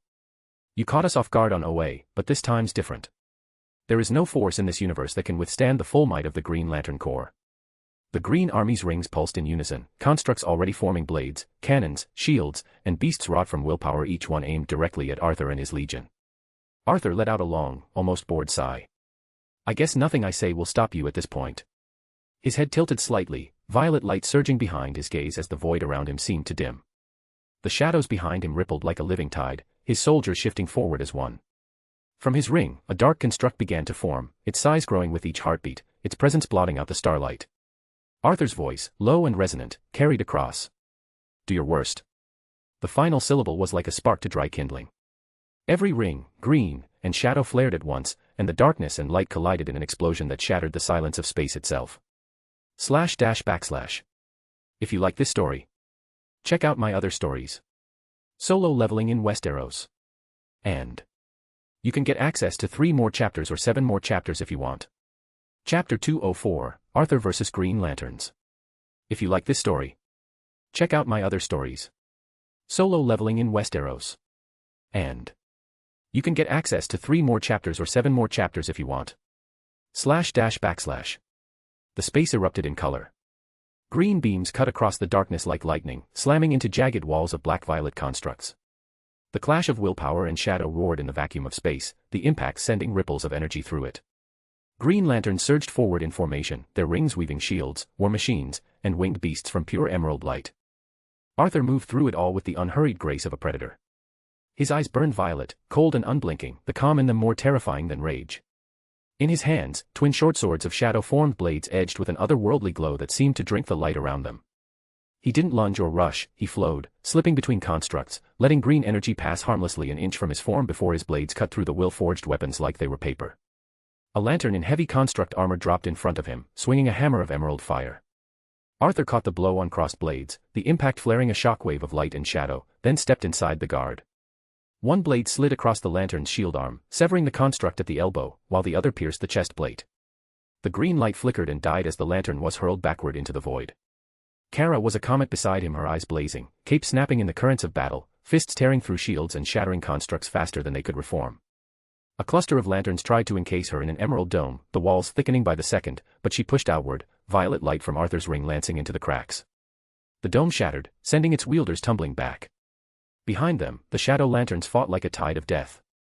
Former yellow lanterns wielded constructs of screaming serpents and bladed chains, while the red lanterns carved arcs of molten shadow through their enemies. They showed no emotion, only the perfect, silent obedience of Arthur's command. But the Green Lantern Corps was no rabble. Their lines held, formations shifting in perfect discipline, willpower surging brighter as each comrade fell. Farther back, Shadow Sinestro drifted forward like a king surveying his battlefield, his every move precise and disdainful of the Green Lanterns.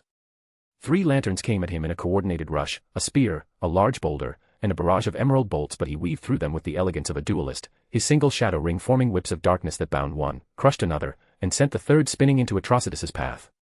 Shadow Atrocitus was raw devastation. His massive shadowed form plowed through constructs like a meteor storm, every strike shaking the void. 3 lanterns tried to pin him with layered chains of will, their faces taut with effort. Atrocitus broke them all with a single sweep of his shadow axe, the blow dispersing them into emerald motes. Arthur drifted through the chaos, he turned aside a volley of green energy arrows, his swords crossing in an X that dissolved them into harmless sparks, then snapped one blade into a spear mid-swing, hurling it through 2 lanterns before calling it back to his grip in a swirl of shadow. Kilowog came for him like a meteor, constructs forming around his fists, his aura blazing. He caught Arthur's blades on a wall of green force, teeth bared in effort. You should know how rings work, you can't keep this up for long, you think this calm act will save you, Shadow Lantern. Arthur's smirk was almost lazy, his voice low enough to carry only to Kilowog. Overgrown insect. Being calm isn't an act. He twisted, his foot finding Kilowog's midsection in a sharp, efficient kick that sent the larger lantern spinning back into the fight. Arthur didn't even watch him go, his eyes were already locking on the next target. Green light blazed against violet shadow, each clash sparking across the darkness. Arthur was controlling the rhythm of the battle. The calm in his violet eyes didn't match the chaos around him. It unnerved those who dared get close. A green lantern shot toward him, a massive construct of a warhammer raised high. Arthur reacted quick.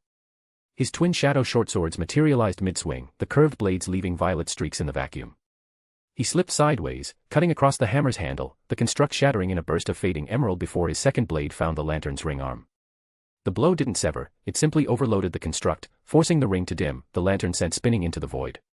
2 more rushed him from behind, their constructs forming in sync, one with a whip of light, the other a gun aimed for the small of his back. But before they got close, a dark blur streaked past.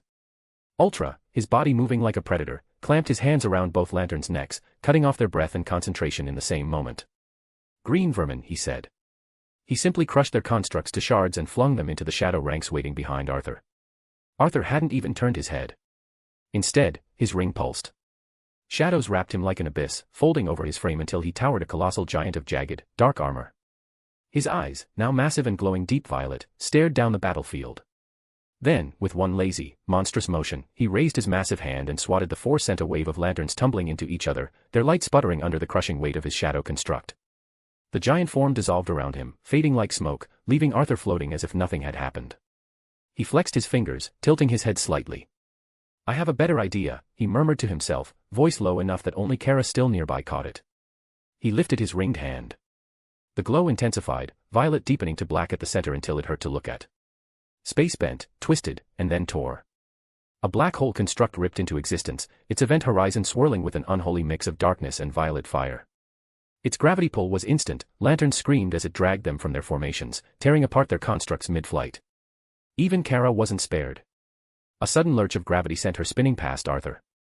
She shouted his name, arms flailing, before a dark hand construct shot out. Their fingers locked, and with a single pull, he brought her in close, so close their foreheads almost touched. "I got you," he said, voice steady despite the chaos around them. She steadied herself. "Next time, warn me." Behind them, the Green Lantern Corps fought like mad to resist the pull, Kilowog shouting orders, constructs bracing against the void, beams of green cutting at the black hole's edge. But Arthur just floated there, calm as a shadow, his other hand still controlling the swirling monster of his own creation. The pull of the black hole roared in the void, swallowing the screams, tearing at the emerald constructs as if they were paper. Lanterns gritted their teeth, their will straining under the crushing gravity. Beams of green light lanced toward the construct's event horizon, but every strike only made it churn more violently. Kara hovered near him, her hair snapping in the unnatural wind. Her voice cut through the chaos. "Don't you think this is too much?" Arthur didn't even glance at her. His gaze was fixed on the writhing darkness before them. "No," he said calmly, almost coldly. This was their choice. A flicker of green flared behind her. Kara spun, heat vision igniting as she shattered an incoming energy blast before it could hit them. "Damn it," she hissed. "I guess this is a point of no return." Arthur shifted just enough to avoid a desperate construct blade slicing through the space where his head had been. His voice was as even as ever. "Sadly, it is." And then he stopped moving. His head tilted, eyes narrowing. The black hole kept pulling, swallowing, but his focus was somewhere else entirely. Kara caught the subtle shift in him, the way every muscle stilled as though something had just frozen him from the inside out. It wasn't just him. One by one, the remaining Green Lanterns froze mid-flight, eyes widening in the same instant. Their rings began to pull slow at first, then faster, a sharp emerald signal of distress. Arthur's violet gaze sharpened. Slowly, he lowered his arm. The black hole construct collapsed in on itself with a deep, echoing boom, the crushing gravity vanishing in a rush of silence. Lanterns caught themselves mid-fall, gasping for breath, battered but alive. Kilowog, still panting from the strain, clenched his jaw and growled, his voice low and grim. "OA is under attack." Arthur's brow furrowed, confusion flashing across his features, calm cracking for the first time. "What the hell is going on there?" he repeated to himself. // If you like this story, check out my other stories. Solo Leveling in Westeros. And you can get access to 3 more chapters or 7 more chapters if you want. Chapter 205, Not a Coincidence. If you like this story, check out my other stories. Solo Leveling in Westeros. And you can get access to 3 more chapters or 7 more chapters if you want. // The battle had gone still, the black hole construct that had been tearing the battlefield apart dissolved into a slow swirl of violet dust, fading into nothing. The sudden silence was almost worse than the fighting Green Lantern constructs flickered uncertainly. Kara was tired from deflecting the last attacks. She glanced around at the frozen lanterns, at Arthur's lowered arm, then back to the violet glow in his eyes. Her voice broke the uneasy quiet. "Arthur, what's going on? Why did we stop? Why did they stop?" Arthur's gaze was fixed far away, pupils narrowing like he was listening to something only he could hear. "I told you before," he said, calm but edged with something colder, something about all this felt wrong. "Now I know why OA is under attack." Across from them, Kilowog's head snapped toward him, his tusked jaw tightening. "Was this your doing?" he growled. Arthur turned his head, the movement slow, almost predatory. "No, you fucking idiot. I'm not a dirty fighter. If I wanted to wipe you out," he gestured with one short blade of shadow, "you wouldn't be standing here asking me these stupid questions."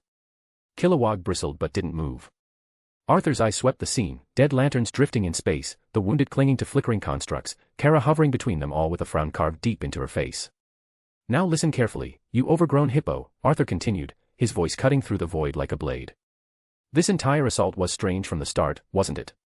They sent you after me, and right now, right when you're here getting slaughtered by me, OA just happens to come under attack. Think, idiot." Kilowog's glare faltered. His head lowered a fraction, shoulders sagging as the weight of what Arthur said settled in. Without another word, he barked, "All lanterns, break off. Fall back to OA immediately." The Corps began to pull away, battered and bloodied light trailing after them like wounded comets. Arthur floated there, arms loose at his sides, watching them. "Normally," he said, almost to himself, "I wouldn't let you walk away this easily." Kara turned sharply toward him. "Arthur." There was a sense of plea in her voice. He didn't look at her. "But I want to see what's really happening on your precious little homeworld." His eyes narrowed in thought, the violet glow sharpening. Kara stepped closer, her cape drifting. "So, should we go there as well?"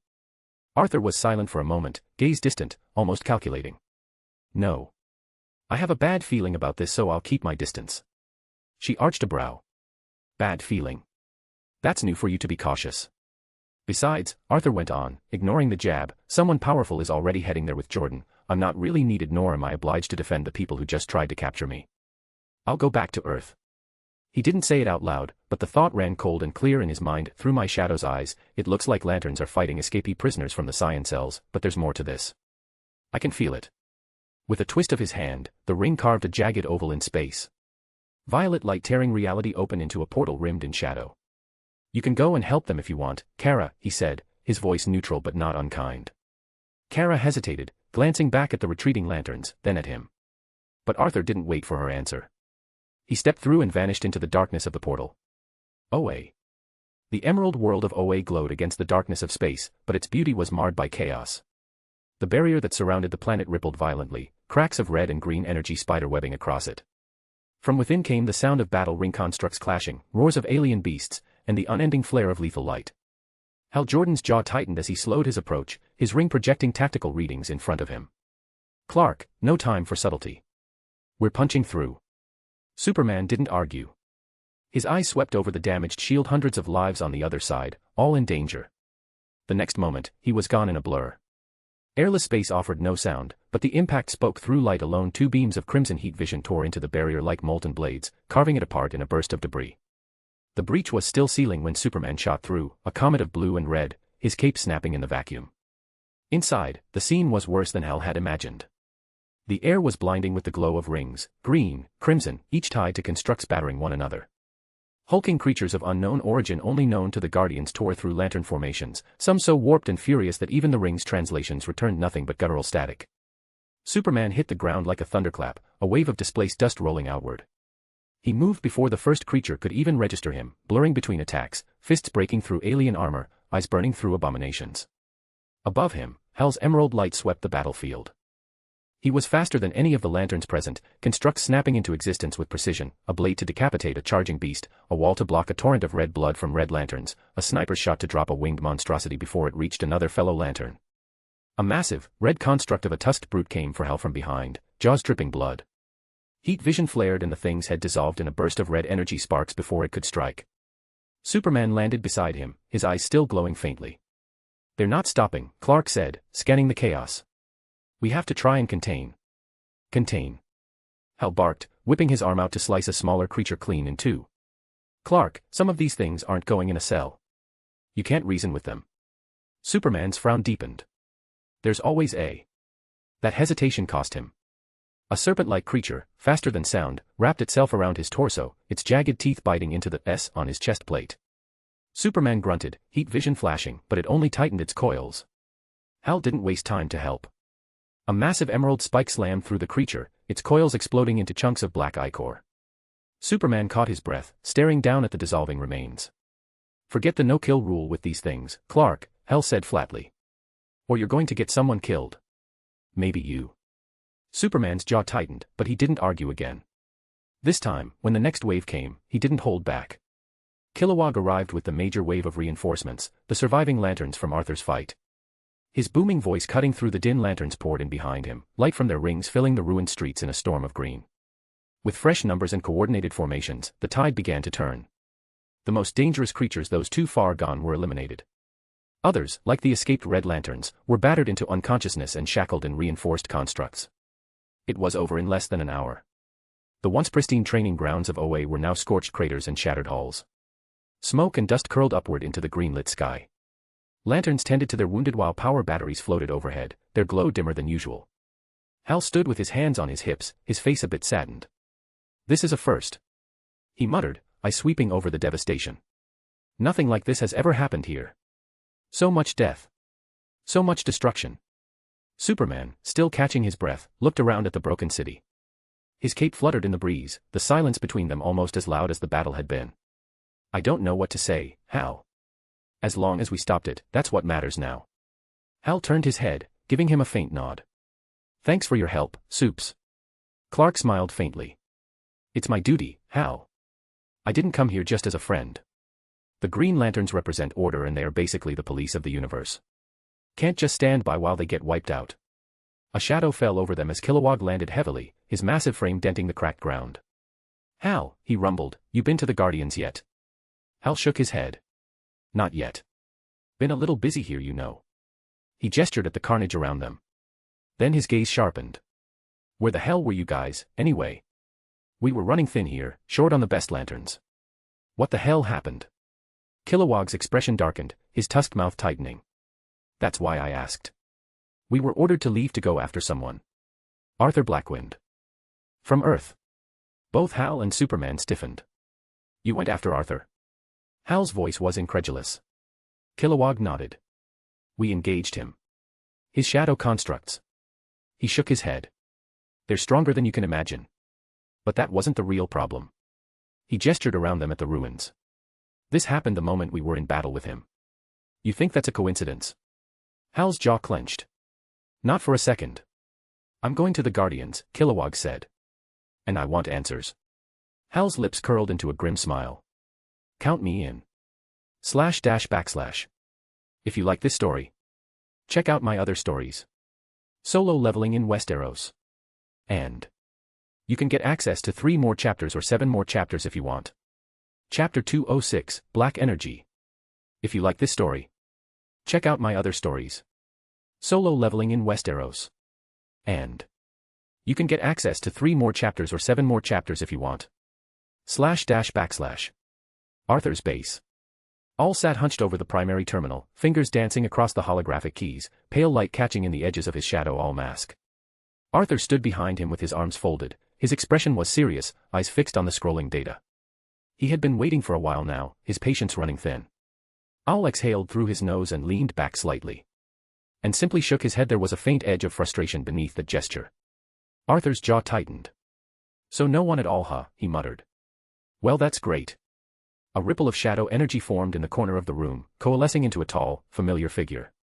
Shadow Lex emerged, his posture impeccable even in this state, cradling something small and metallic in one hand, while wearing one similar next to his ear. My king, Lex began, his voice surprised even Arthur. And he realized why. He wasn't mute this time thanks to whatever he just made, the sound was clear, almost human perfect. Lex held up the device in his hand like a trophy. I've developed this, he said, pride flickering in his eyes. There are only 2 for now, one for myself, and the other for Owl. It will allow us to speak to you directly. Every low-ranked shadow soldier will be able to in time. Arthur's brow lifted, a rare flicker of approval on his face. Brilliant. Mass produce it as soon as possible. It's a pain in the ass that only the generals and above could talk to me before. I've been giving orders like I'm passing notes in class. Owls tilted his head slightly toward Arthur at that, a faint snort of amusement escaping him. Arthur stepped closer, studying the device for a moment before looking Lex in the eye. Tell me something, can you make something that detects energy signatures? I'm not talking about standard cosmic scans. I mean, sinister ones. Something that feels like my shadow energy or my ring's energy. Far from Earth. Very far. Lex's expression sharpened as he considered it, fingers idly adjusting his device, a purely reflexive habit from when he'd been alive. It would be difficult, he admitted slowly, but not impossible. Since the energy you're describing is similar in nature to your own, I could calibrate a detection grid to track for the same spectral properties. I'm afraid it will take time, my king. Arthur's eyes narrowed, his mind already elsewhere. Do it. His voice was low, serious now. Something's bothering me. And I hope to hell I'm wrong about it. Lex studied him for a beat, as if weighing whether to ask what his king meant. In the end, he simply bowed his head. At once, my king. The shadows seemed to curl tighter around him as he dematerialized, the faint mechanical sounds of the chamber filling the silence again. Arthur stood there for a moment longer, eyes still locked on the empty data feed Owl had left open, the faint reflection of violet light in his irises. Damn it all, he muttered to himself. Hall of the Guardians, away. The chamber was nothing but silent, the guardians of the universe floated in their customary ring, their ancient faces lit in the pale glow of Oa's central light. The wreckage of recent events still lingered in the air, not in sight, but in the weight pressing down on everyone present. Hal Jordan stood in the center, arms crossed, jaw tight. Beside him, Kilowog's massive frame seemed even larger in the chamber, his tusked face shadowed by suspicion. Kilowog spoke first, his deep voice carrying a faint growl. So, cut the crap. What was the real reason for that mission? One of the guardians, his voice clipped and cold, spoke without inflection. There was no deception, Kilowog. The directive was simple, apprehend Arthur Blackwynd. Hal's brows furrowed. Apprehend. That's a hell of a word for someone you know is no pushover. Have you forgotten what happened here the last time you requested to speak with him? Another guardian's tone sharpened, defensive. Blackwynd is a threat. The nature of his power, unpredictable. But it seems our judgment was compromised. Kilowog took a step forward, heavy boots echoing. Compromised how?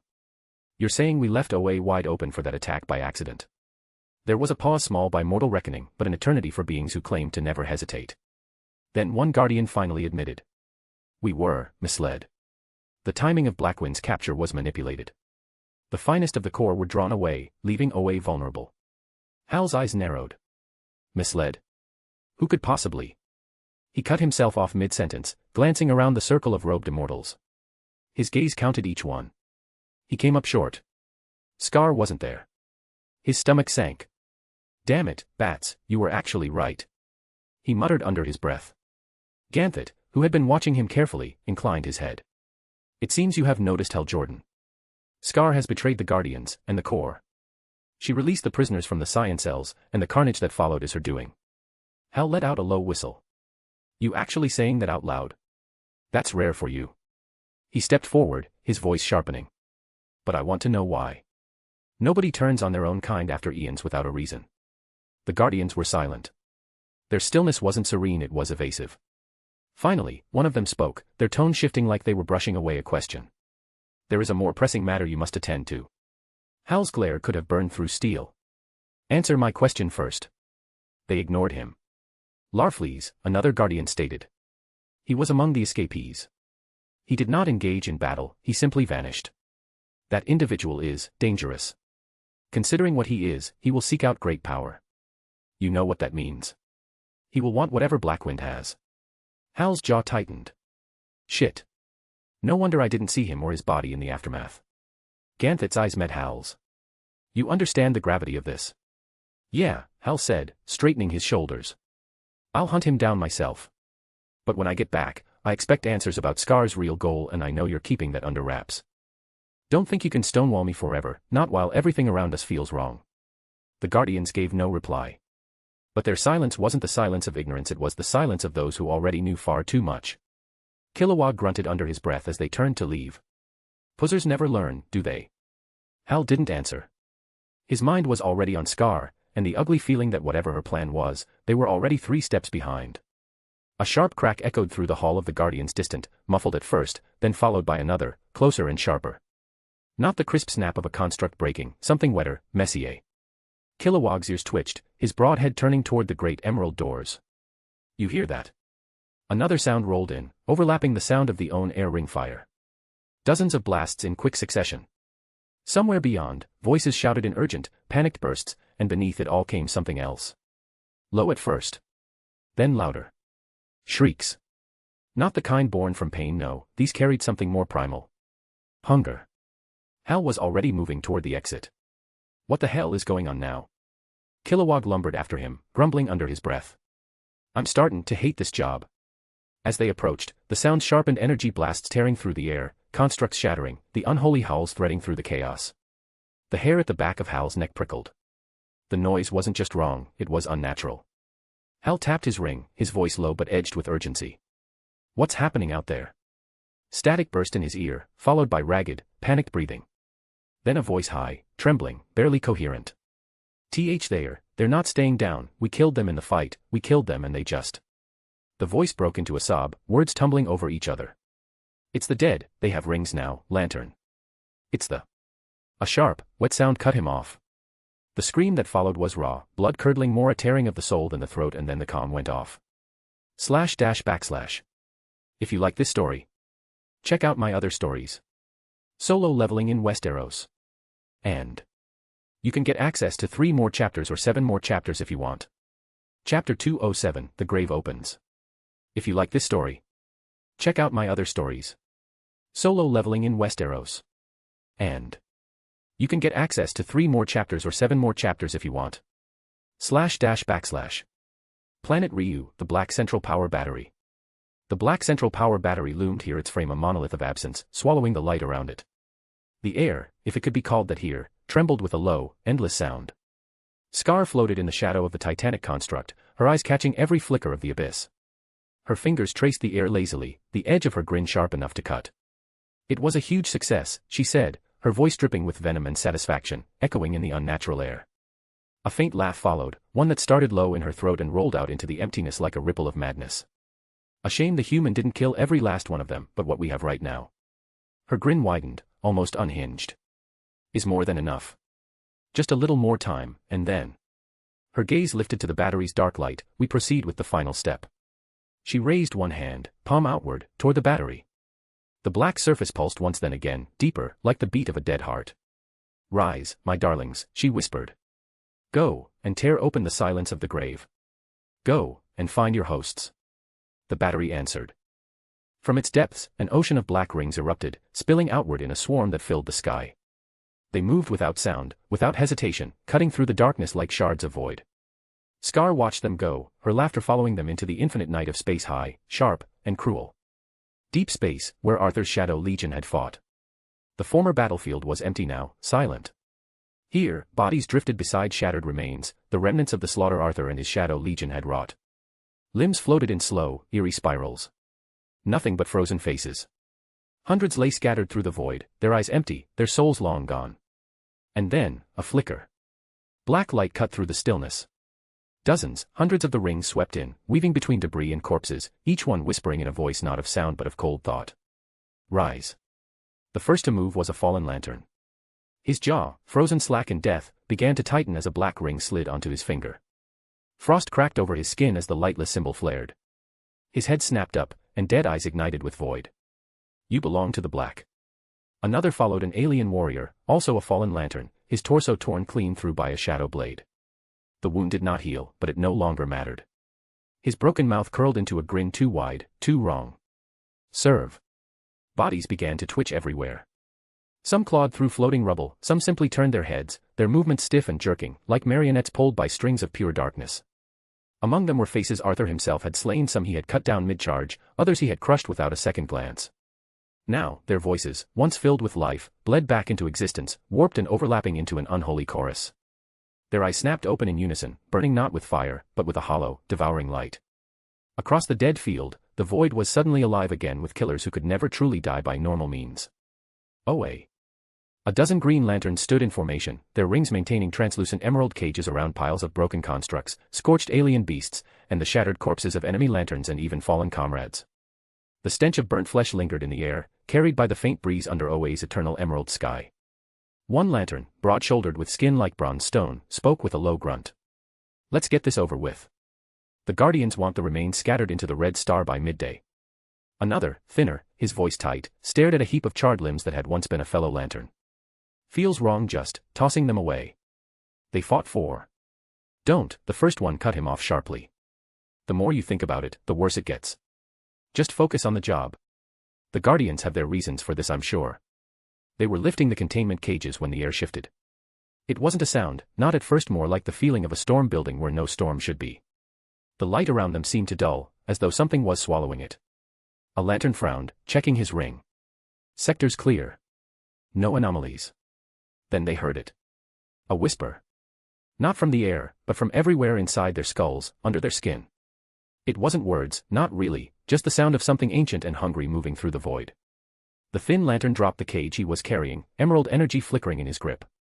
"Did you hear that?" The sky above them cracked with shadow. Dozens, hundreds of black rings poured through the atmosphere, each trailing an oily smoke that seemed to eat the green light of Owe. The lanterns stepped back instinctively, their rings sparking with defensive constructs. "What the hell are those?" one shouted. The first ring reached the ground. It hovered for a heartbeat, spinning lazily, then darted forward with unnatural speed, burying itself into the chest of a twisted alien beast's corpse. Black light flared cold, suffocating, and the carcass convulsed. Its ribs cracked outward like they were pried apart from within. And then, it breathed. One by one, the other black rings found their marks, lantern corpses, torn apart enemies, even the mangled remains of monstrosities. The air filled with the sound of bones snapping back into place, flesh knitting together with wet, tearing sounds. Emerald light flickered and died where it touched them, replaced by a suffocating black glow. The dead opened their eyes, pure, unblinking void, and the world seemed to tilt. A lantern screamed, ring flaring. "They're moving. The dead there." His voice cut into a strangled cry as a skeletal hand punched through his construct shield like glass. The reanimated lanterns moved with unnatural precision, their jaws opening wider than they should, exhaling a sound that was part growl, part whisper, part the memory of a scream. The first wave of green lantern fire lit the place in emerald brilliance. For a heartbeat, it seemed to hold. But the black light was stronger. Rings of death clamped around still living lanterns' wrists, draining the green from their constructs, smothering their light. One lantern, his voice breaking into panic, shouted into comms, "This isn't possible, they were dead." A wet crunch silenced him. By the time the alarms began to blare across OA, it was no longer a place of only the living. Earth.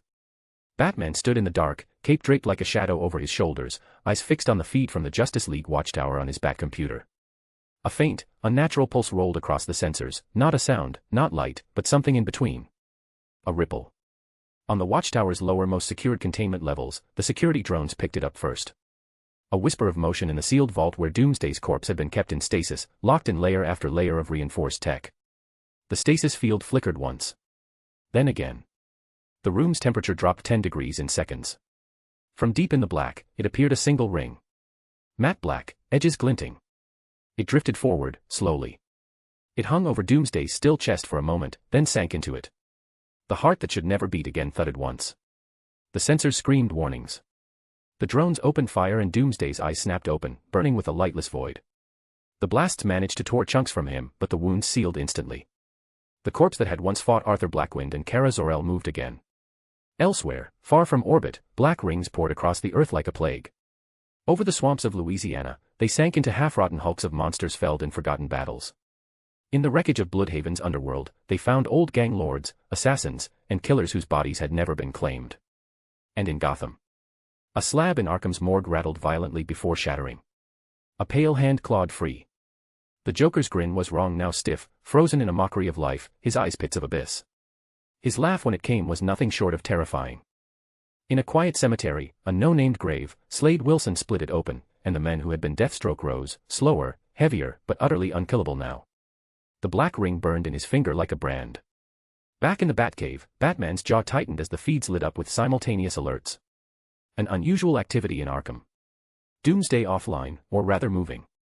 For the briefest moment, he just listened, the distant hiss of rain outside the cave, the sound of the Batcomputer, the faint static in the comms. Then he said, low and cold. "This is worse than I thought. //.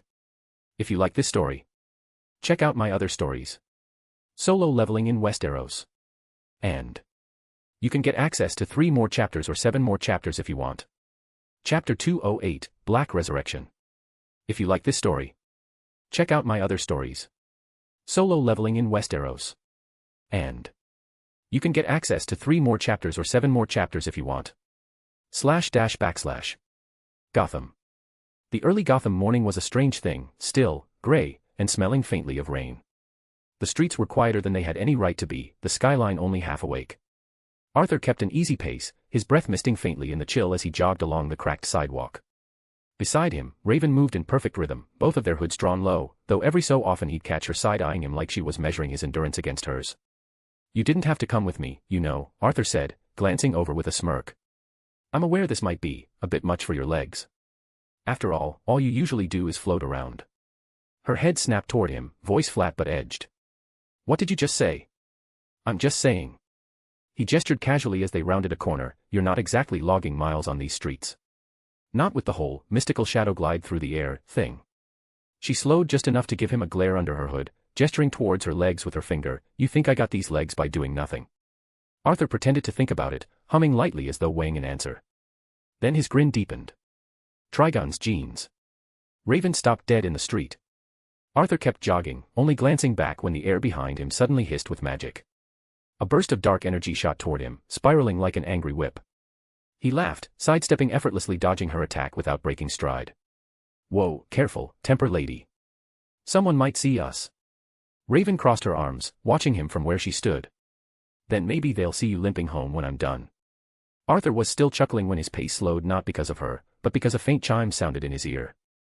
He tapped the side of his comlink, the smile fading just enough to be noticeable. "Owl, good to hear that you can finally speak," he said, breathing steady. "Now say what you have to say." "My king," Owl's voice came through, low and precise, "I have something to report." Arthur raised a brow, jogging to a slower pace. A bit too fast if it's about my earlier request. It is about that, my king, Alt replied without hesitation. I have detected a number of energies of the same nature, death. Arthur's steps slowed to a halt, his easy amusement draining into a sharper focus. That's quite the claim. Where exactly? Somewhere in a distant galaxy. No, Alt said. Here. On Earth. Arthur blinked once, processing. What? I'll send you the last known locations of what I detected to your phone, my king, Alt continued, tone even and calm. Arthur took a slow breath, voice firm. Please do. And good work. Keep me updated. He ended the call.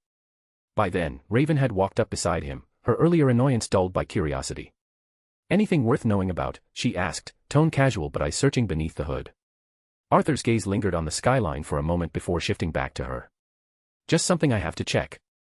He tilted his head, a ghost of a smirk returning. Wanna come with? Raven studied him for a beat, like she was weighing whether his invitation meant company or trouble. If you're going to get into something dangerous, she said finally, I'd rather be there to say I told you so. Arthur chuckled, already setting off toward the next street. That's the spirit. Justice League Watchtower. The watchtower shook with every impact. Doomsday's roar reverberated through the metal walls, each guttural bellow carrying something wrong. It wasn't just rage, it was a sound that seemed to crawl under the skin, cold and hungry.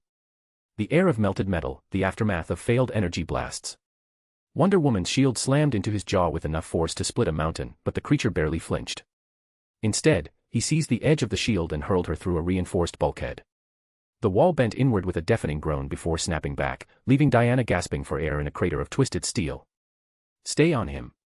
Martian Manhunter's voice rang out, even as he phased through a swinging fist the size of a car. He rematerialized behind Doomsday, hands blazing with power, and drove them into the monster's back. A psychic shockwave flared, but the only reaction was a louder, deeper growl, as if the pain fueled him. From the upper deck, Green Arrow and Hawkgirl peppered him with energy arrows and nth metal strikes, but it was like swatting a hurricane with toothpicks. Shazam's lightning roared to life, his muscles swelling with the strength of Hercules as he tackled Doomsday into the deck. The collision tore open the floor, and he simply stood back up, dust and sparks cascading off his frame. John grimaced, his mind touching the edges of Doomsday's consciousness. There was nothing there. Not hate, not thought. Just hunger. Hunger and something deeper, a suffocating, cold void. He pulled back sharply, clutching the side of his head. This is not Doomsday. John muttered. Something is different. Wilder. There is a darkness in him I do not understand. A crackle filled his calm, Batman's voice cutting in. What's the situation, John? How bad is it? John phased to avoid a crushing foot stomp before answering. Bad. He's stronger than before. There's a dark presence clinging to him, but I can't. He dodged another swipe, the claws raking sparks off the wall where he'd been standing. Can't quite identify it. Is there a dark ring on him? Batman's voice was sharp now, no wasted words. John frowned, confused. Dark ring. He kept fighting, sidestepping a blast of debris Doomsday flung his way. Then, narrowing his gaze, he focused his Martian vision on the creature's chest. For a moment, between armored bone and jagged spikes and pulsing rotten muscles, he saw it, something small, black as a singularity, embedded deep. His eyes widened. Now that you mention it, there is something. In his chest. It resembles a ring, but not like any lantern I've seen. Batman's tone shifted from inquiry to grim confirmation. That's all I needed to know. I'm on my way. Doomsday roared again, louder this time, as if he somehow heard that. The sound was so intense that even the reinforced watchtower plating felt it. Arkham. The sun was still somewhere above the horizon, but you wouldn't know it from looking at Arkham. The sky over this part of Gotham was a thick, churning gray, clouds sagging low enough to smother the ruined skyline. The air was a mix of moisture and rot, the streets empty save for the occasional flicker of movement behind broken windows, thugs and lowlifes taking shelter here. Raven's boots crunched over debris as she followed Arthur down a cracked street, her hood drawn a little tighter than usual. Her voice came low, edged with quiet distaste. I don't like Gotham, she said. And I especially don't like this part of it. What exactly are we looking for here? Arthur didn't slow his stride, eyes scanning the outlines of buildings like he was searching for something only he could sense. A person. Preferably. Raven arched a brow, even though he wasn't looking at her. That's cryptic. He smirked faintly but didn't break pace. All detected something dangerous here. Energy that feels familiar. Something that he described as energy of death, much like my own. Raven gave a short, dry laugh, the sound echoing faintly against the walls. Well, that's certainly dangerous. Arthur finally turned his head just enough to glance at her, one brow raised in suspicion. What exactly do you mean by that? Her eyes glimmered mischievously under the shadow of her hood, lips curling into the smallest smirk. Oh, nothing. He exhaled through his nose, long-suffering. Okay. Reaching into his coat, Arthur slipped on the shadow ring, the metal cold against his skin. The moment it settled into place, a faint pulse of darkness bled from it, curling over his fingers like smoke. He raised his hand slightly, and the air around them shifted. A deep hum vibrated in the air as the ring unleashed its scanning wave. The darkness raced outward in a sudden pulse, sweeping across the streets, over rooftops, through every shattered doorway. In the span of a breath, the entire city was covered in its unseen net. A sound from the ring rang out. Unfamiliar life form detected. Arthur's gaze sharpened, his eyes narrowing. Found you. He muttered under his breath. He was about to tell Raven when something else slammed into his senses like a hammer. He froze mid-step, looking sharply skyward, his jaw tightening. What the hell? Raven's head snapped toward him, reading the change in his tone. What is it? He didn't answer right away. His voice, when it came, was low, taut with focus. All at the same time, away. The watchtower, so the thing here is. Raven frowned. What are you saying? Her calm crackled to life in that moment. Arthur as well, both feeds lighting up at once. The timing was too perfect to be coincidence. Something was happening. In multiple places at once. // If you like this story, check out my other stories. Solo leveling in Westeros. And you can get access to 3 more chapters or 7 more chapters if you want. Chapter 209, A Gift of Power. If you like this story, check out my other stories. Solo leveling in Westeros. And you can get access to 3 more chapters or 7 more chapters if you want. // The calm in Raven's ear chirped, breaking the uneasy silence. She touched it, eyes narrowing as the voice came through. Raven, Robin's voice was clipped, urgent. The situation is bad. I'll keep it short. Doomsday's been resurrected. The Justice League is already in a fight with him. I don't know the full details but... Raven's brow furrowed. How? He's been dead, and in containment ever since Kara and Arthur dealt with him. There was a pause, then Robin's voice lowered. Batman kept some information to himself again and he's heading there now. I'm telling you because if the worst happens, that thing could land here on Earth. And when it does, we'll have to deal with it. His tone shifted, heavier. Arthur's help would be appreciated. He did defeat it before. Raven's eyes flicked sideways to where Arthur stood, hands in his coat pockets, staring out at the skeletal skyline of Arkham. His expression was unreadable, but the exhale he let out told her enough. He will, she said simply, and cut the line. Arthur didn't look at her immediately. Instead, he asked, You want to go and help? Probably, she replied. And you, who called you? Kara. His voice was calm, but there was something underneath it. She just told me basically the same thing Robin just told you. But I don't really need information.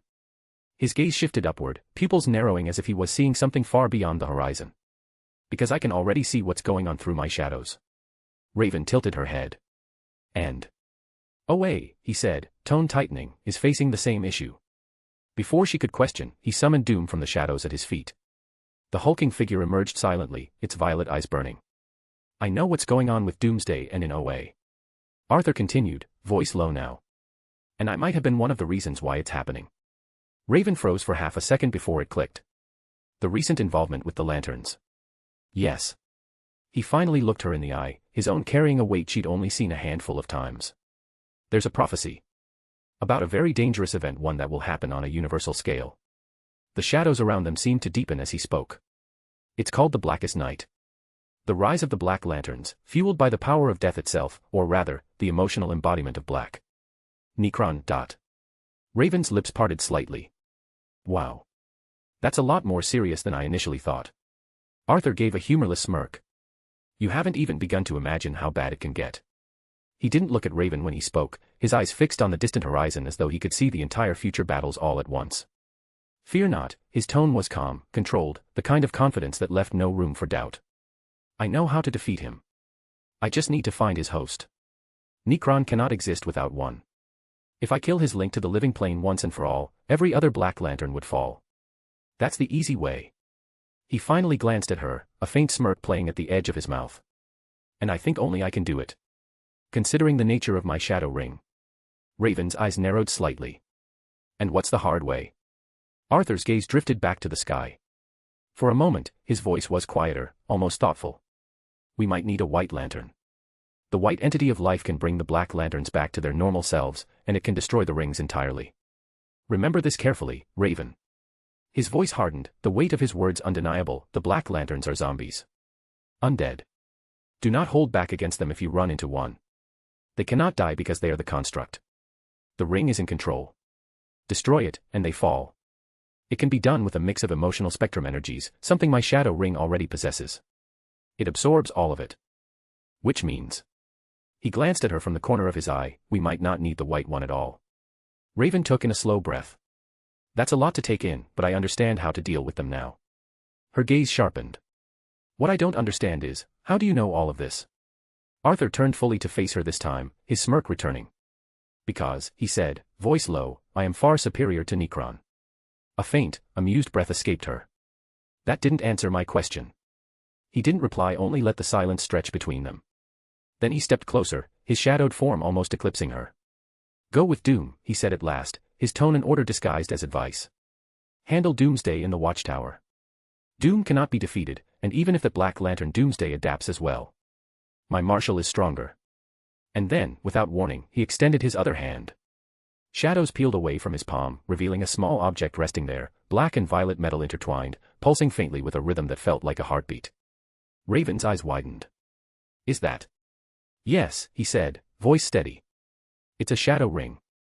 In my current state, I could only make one, and it cost me more than you can imagine. I was saving it for someone worthy. He turned his palm upward, and from the darkness coalesced the ring, pulsing faintly with violet-black energy. I know you are strong enough that you might not need this at all, Raven. But take this. It will be a great help against what's coming. Raven's breath caught. Her eyes usually guarded, layered with sarcasm or silence. She hesitated, her fingers trembling slightly as she raised her hands toward his. The light from the ring reflected in her gaze, making her look as though shadows themselves had fallen into her irises. When her fingers brushed the cold metal, she finally asked, her tone hushed, almost fearful, if I use this, wouldn't I be using your power? Wouldn't that make you weaker because of me? Arthur laughed, not mockingly, but with a rough warmth, the sound of someone who feared nothing. He shook his head, his violet eyes gleaming brighter. No. She looked at him, uncertain. He leaned in slightly, his voice dropping. You won't be using my power directly. The shadow ring doesn't pull from me, it draws its strength from the shadow central power battery in Quard. That thing is an endless glutton for emotional spectrum energy. His grin tilted with irony, and for a heartbeat, there was a shadow of guilt across his features. Remember when I told you I might be one of the reasons for all of this? That's one example. Raven stared at him for a long moment, processing his words. Then, unexpectedly, she laughed softly at first, then a little freer. Her voice carried that strange warmth she usually buried beneath her stoicism. You're unbelievable, she murmured, and then her fingers closed around the ring, claiming it fully.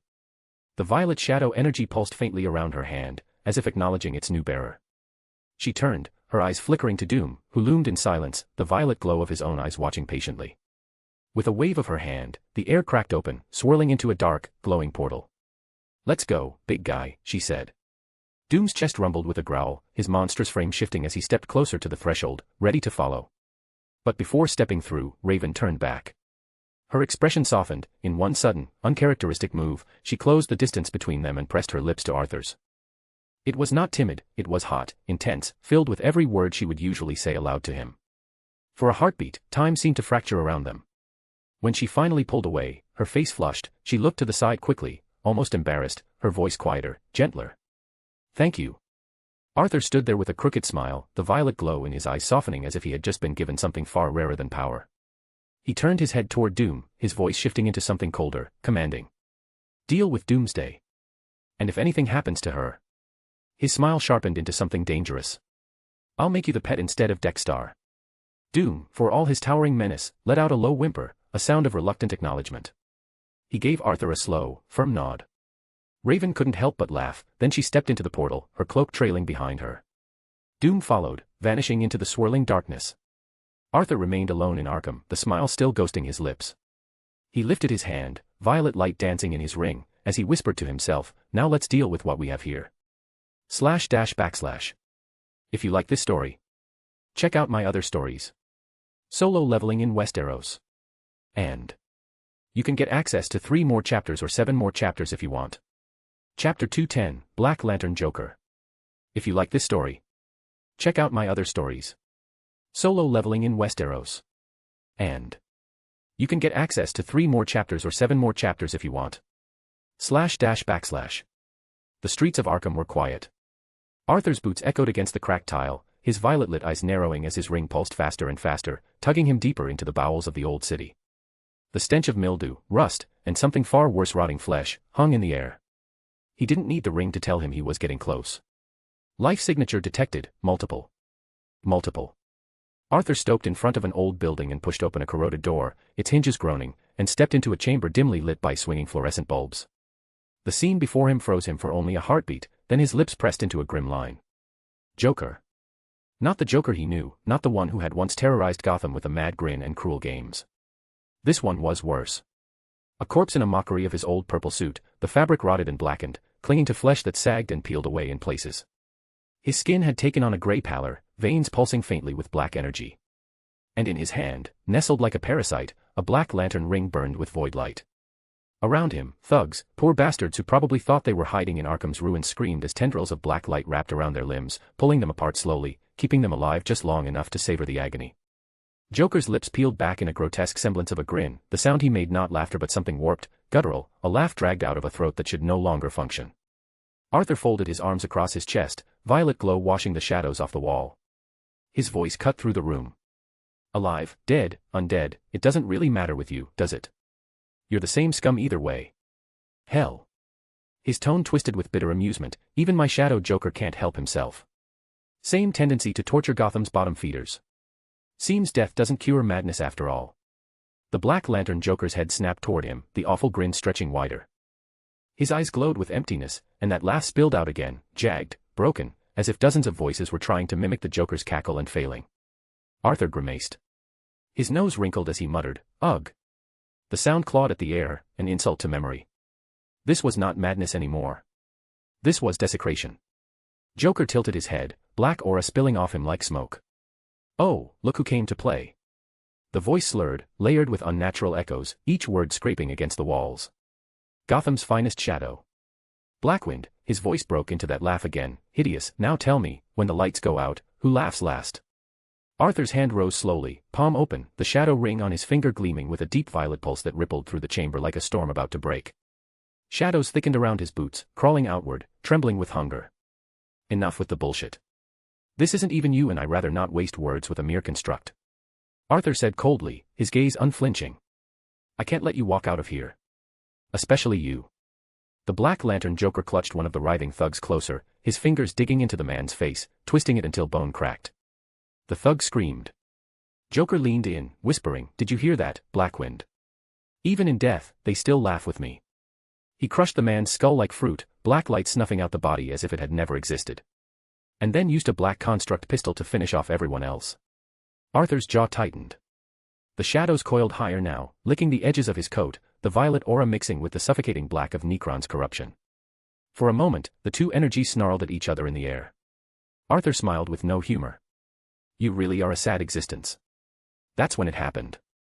Joker spread his arms wide, and from the dark, black rings shot forth, flying like carrion crows into the stiff fingers of the dead thugs.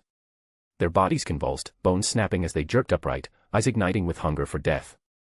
"I never play fair," Joker crooned, his voice splintering into distorted tones. Shadows bled from his fingers, shaping into construct knives and a revolver sculpted from black light. He leveled it at Arthur. Arthur smirked faintly, violet energy sparking across his ringed hand. "Fine by me. It just means I have to destroy more of you." The air cracked. Arthur blurred forward, speed step, detonating the floor behind him. Kamish twin blade flashed free, its crimson edge cutting through the air like a streak of living fire. The first Black Lantern thug lunged, claws extended, but Arthur was already inside his guard. The twin blade sliced diagonally, cleaving the corpse in two only for both halves to twitch and begin knitting back together midair. Arthur didn't stop. His foot whipped up, crushing a skull in with bone-breaking force, then he pivoted, extending his hand, ruler's authority, hurled three corpses upward like rag dolls, smashing them through a crumbling wall. The building trembled.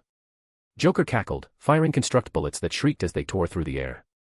Arthur spun his twin blade, deflecting the first volley in a rain of sparks, then dashed forward. The blade carved a brutal arc across Joker's chest, flinging him into a pillar. Rotten flesh and black ichor sprayed across the cracked tiles. But Joker only laughed harder, pulling himself upright. Oh, Batsy would just hate you. Strong, fast, merciless, shame he can't do what you do. It would have been so much fun. Arthur sneered and tightened his grip. 2 more Black Lantern thugs slammed into him from both sides, black claws raking. Arthur let them, then vanished, speed step, igniting again. He reappeared above, twin blade raised high, and brought it down with mutilation. Countless strikes tore through the floor, a crimson shockwave ripping outward like a dragon's maw. The ground collapsed, dragging corpses into the depths. The building screamed as its foundations gave way, concrete and iron crashing down in waves. Dust clouded the battlefield. When it cleared, Arthur stood among the rubble, standing in calm posture. Around him, the corpses began to twitch again. Their black rings pulsed, reassembling shattered limbs, knitting torn torsos. Joker climbed from the wreckage, his jaw hanging too far to one side until it cracked back into place. Arthur rolled his shoulders, twirling the twin blade once before resting it against the ground. A smile crept across his face. Figured, he said, his tone more amused than angry. Had to test it. You can't really die, can you?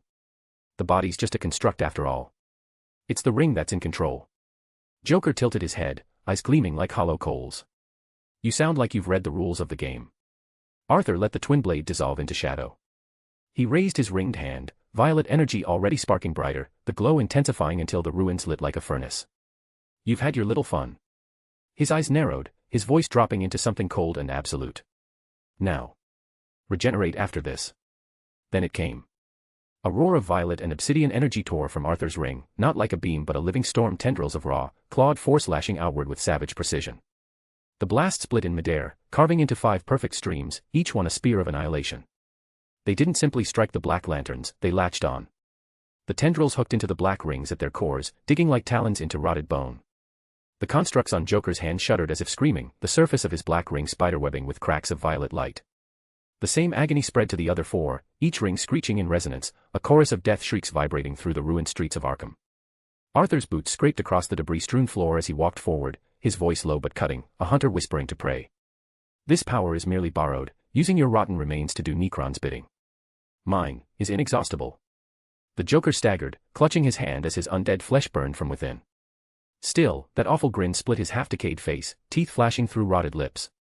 His laughter started low, bubbling like swamp gas, before rising into a warped, mechanical shriek that didn't sound human anymore. Why you think you get the punchline, don't you? Heh, ha ha ha ha. His voice cracked, warped by the vibration of his failing ring. But I was just getting started. Arkham was warming up, Batsy wasn't even invited yet.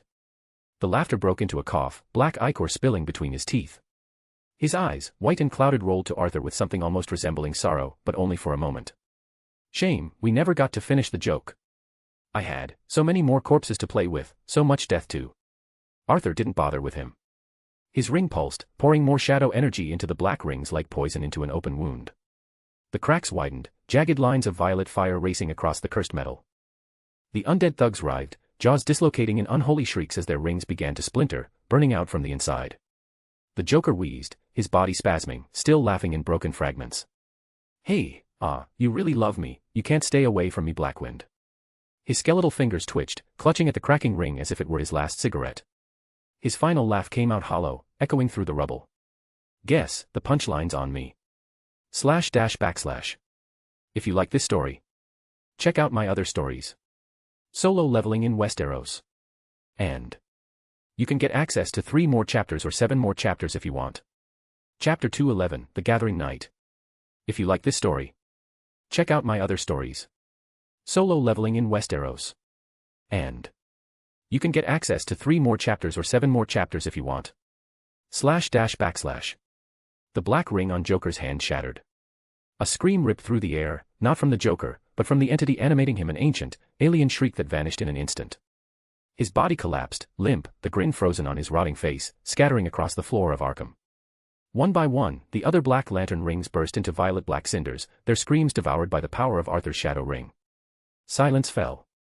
Arthur lowered his hand slowly, the glow fading, his chest rising with calm, measured breath. His violet eyes lingered on their remains, his voice a whisper meant for no one but himself. Just to make sure. Arthur, violet light burning from his eyes, the shadows stirred, and from the black maw of nothingness behind him, a towering figure emerged. A massive orc, skin like red and eyes burning with an inner inferno, stepped forward. He carried with him the orb of avarice, clutched in one clawed hand, its surface swirling with the greedy, hungry fire of destruction. The air itself seemed to tremble at his presence. The orc dropped to one knee, lowering his head in reverence, his guttural voice echoing through the hollow ruin. "My liege." Arthur didn't turn. His gaze was fixed on the last traces of Joker's corpse, like a broken puppet laying on the ground. His voice, however, was cold and resolute. "Burn them to cinders until there is nothing left. I won't see the Joker resurrected again, not in this place, not in any place. Destroying this part of the city is fine, do what you must." The orc's tusked grin widened, wicked and reverent all at once.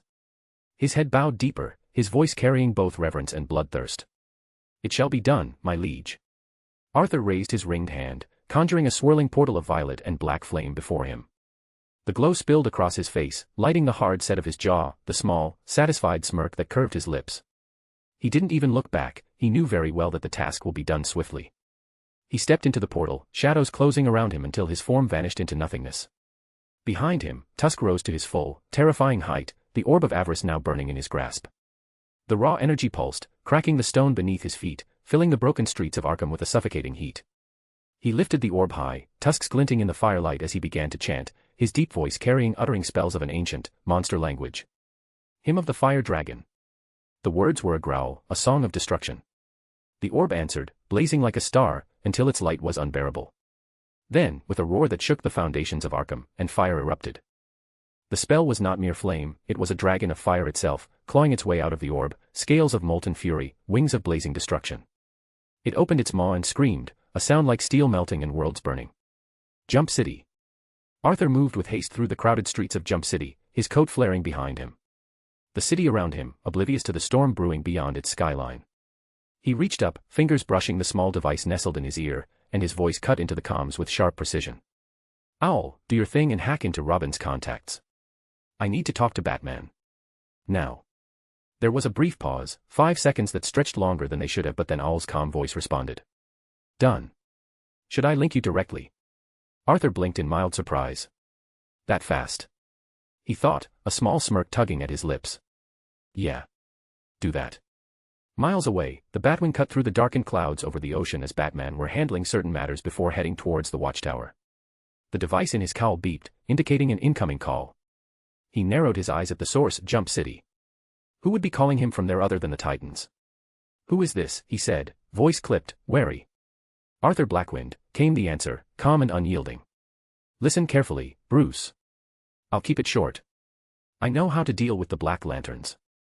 I've already eliminated some, but if you're in the watchtower, let Raven, and my Shadow Soldier, handle Doomsday alone. She'll explain to you how to deal with the Black Lanterns themselves." Batman's jaw tightened. "I'm on my way to the watchtower." Arthur's violet eyes seemed to glow in his mind's eye as he considered the situation. "I don't recommend that. You should probably tell the League to evacuate. The level of destruction my shadow can unleash, especially against another Doomsday, it won't discriminate." "Fair enough," Batman said, voice low, a note of grim understanding threading through it. "This is just the start, isn't it?" Arthur paused, the bustling city around him fading from focus as he absorbed the weight of the prophecy in his mind. "Yes. Their numbers are likely far greater than this. This is only the beginning of the blackest night. But I know how to handle it.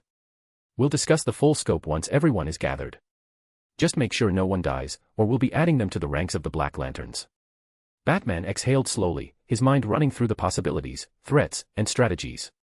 "Hal told me about the prophecy. About the blackest night.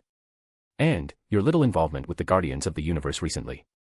Arthur chuckled softly, a dry, knowing sound that carried both amusement and exasperation.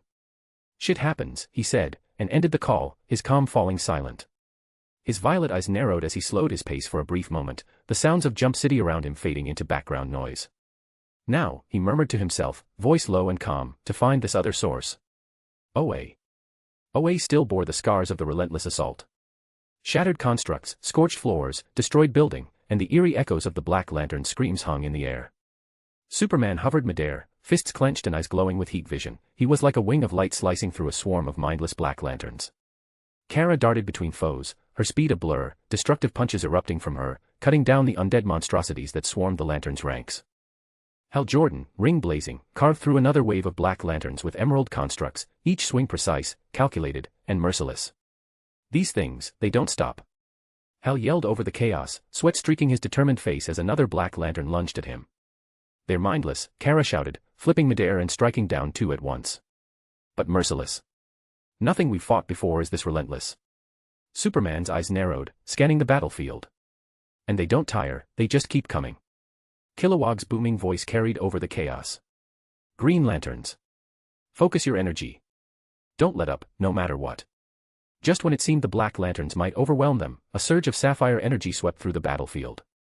Blue lanterns, radiant and commanding, appeared in formation, their energy constructs pulsing with a soothing, stabilizing force. The black lanterns recoiled for a moment, their movements faltering against the calm, unyielding light. Hal's eyes widened. Blue lanterns, their light makes ours stronger. One of the blue lanterns, voice calm but firm, addressed Hal. We felt the imbalance some time ago. We knew something like this would happen. We're here to aid OA. The tide of battle shifted almost instantly. The black lanterns, aggressive and mindless as they were, began retreating, drawn away by the blue and green energy that pierced their corrupted essence. Kara floated slightly above the ground, her arms crossed as she watched the retreating hordes. They are retreating. Maybe. Arthur knows how to deal with them, she said quietly, a hint of hope in her tone. Superman turned to look at her, expression grim. If he does, we'll need him soon. These things don't stop, and they won't stay contained in a prison.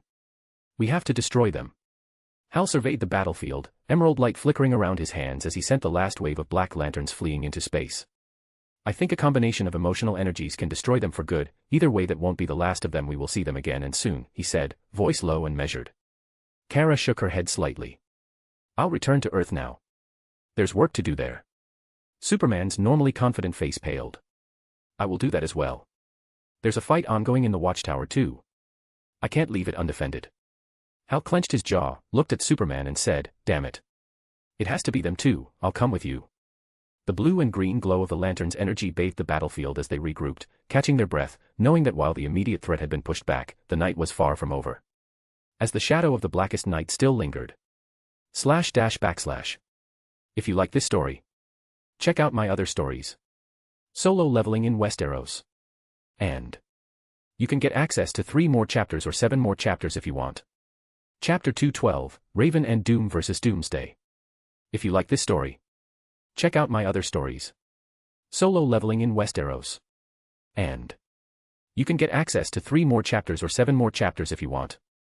// The watchtower, once a symbol of unyielding defense and justice, now trembled as if it were a living mechanical being, the metal bending under the violence of gods clashing within its halls. Inside, the battlefield was chaos. Debris floated in shattered chambers, alarms blaring red warnings across the station. And at the center of the maelstrom, 2 titans tore at one another. Doom, the violet-eyed shadow of Doomsday, hurled the Black Lantern version of his original self through a wall of reinforced alloy. The impact cracked the watchtower's plating, a tremor echoing through the void. Black Lantern Doomsday rose immediately, his half-rotted face twisting into a hollow grin, chunks of black flesh reattaching as tendrils of necrotic energy stitched him whole again. Then they met once more, 2 forces of destruction colliding with fists that carried the weight of mountains. The shockwave rippled through the station, sending fragments of metal spinning into the void beyond. Every strike was a thunderclap, every grapple a storm. Doom snarled, violet spikes jutting from his arms, adapting and growing denser with each hit. He caught Black Lantern Doomsday's fist, twisted, and drove his jagged elbow into the creature's ribs. The sickening crunch was followed by Doom lunging forward and literally biting into his enemy's shoulder, tearing free a slab of corrupted flesh. Black ichor spilled out into the airless chamber, floating like an unholy mist. But then it reattached. The severed flesh writhed like worms, crawling back into place as if nothing had happened. Black Lantern Doomsday only roared, hollow, and slammed his head into Doom's face, staggering him backward. Another collision shook the tower, leaving Raven clutching at the wall, her body trembling from the raw aura both creatures radiated. Her violet eyes widened as she watched the monsters in every sense moving with a savagery that eclipsed anything she had ever faced. Her shadows barely answered her call, recoiling instinctively. Her lips parted, voice unsteady, laced with awe. I can't even get close to them. That power, it feels like it would tear me apart the moment I step in.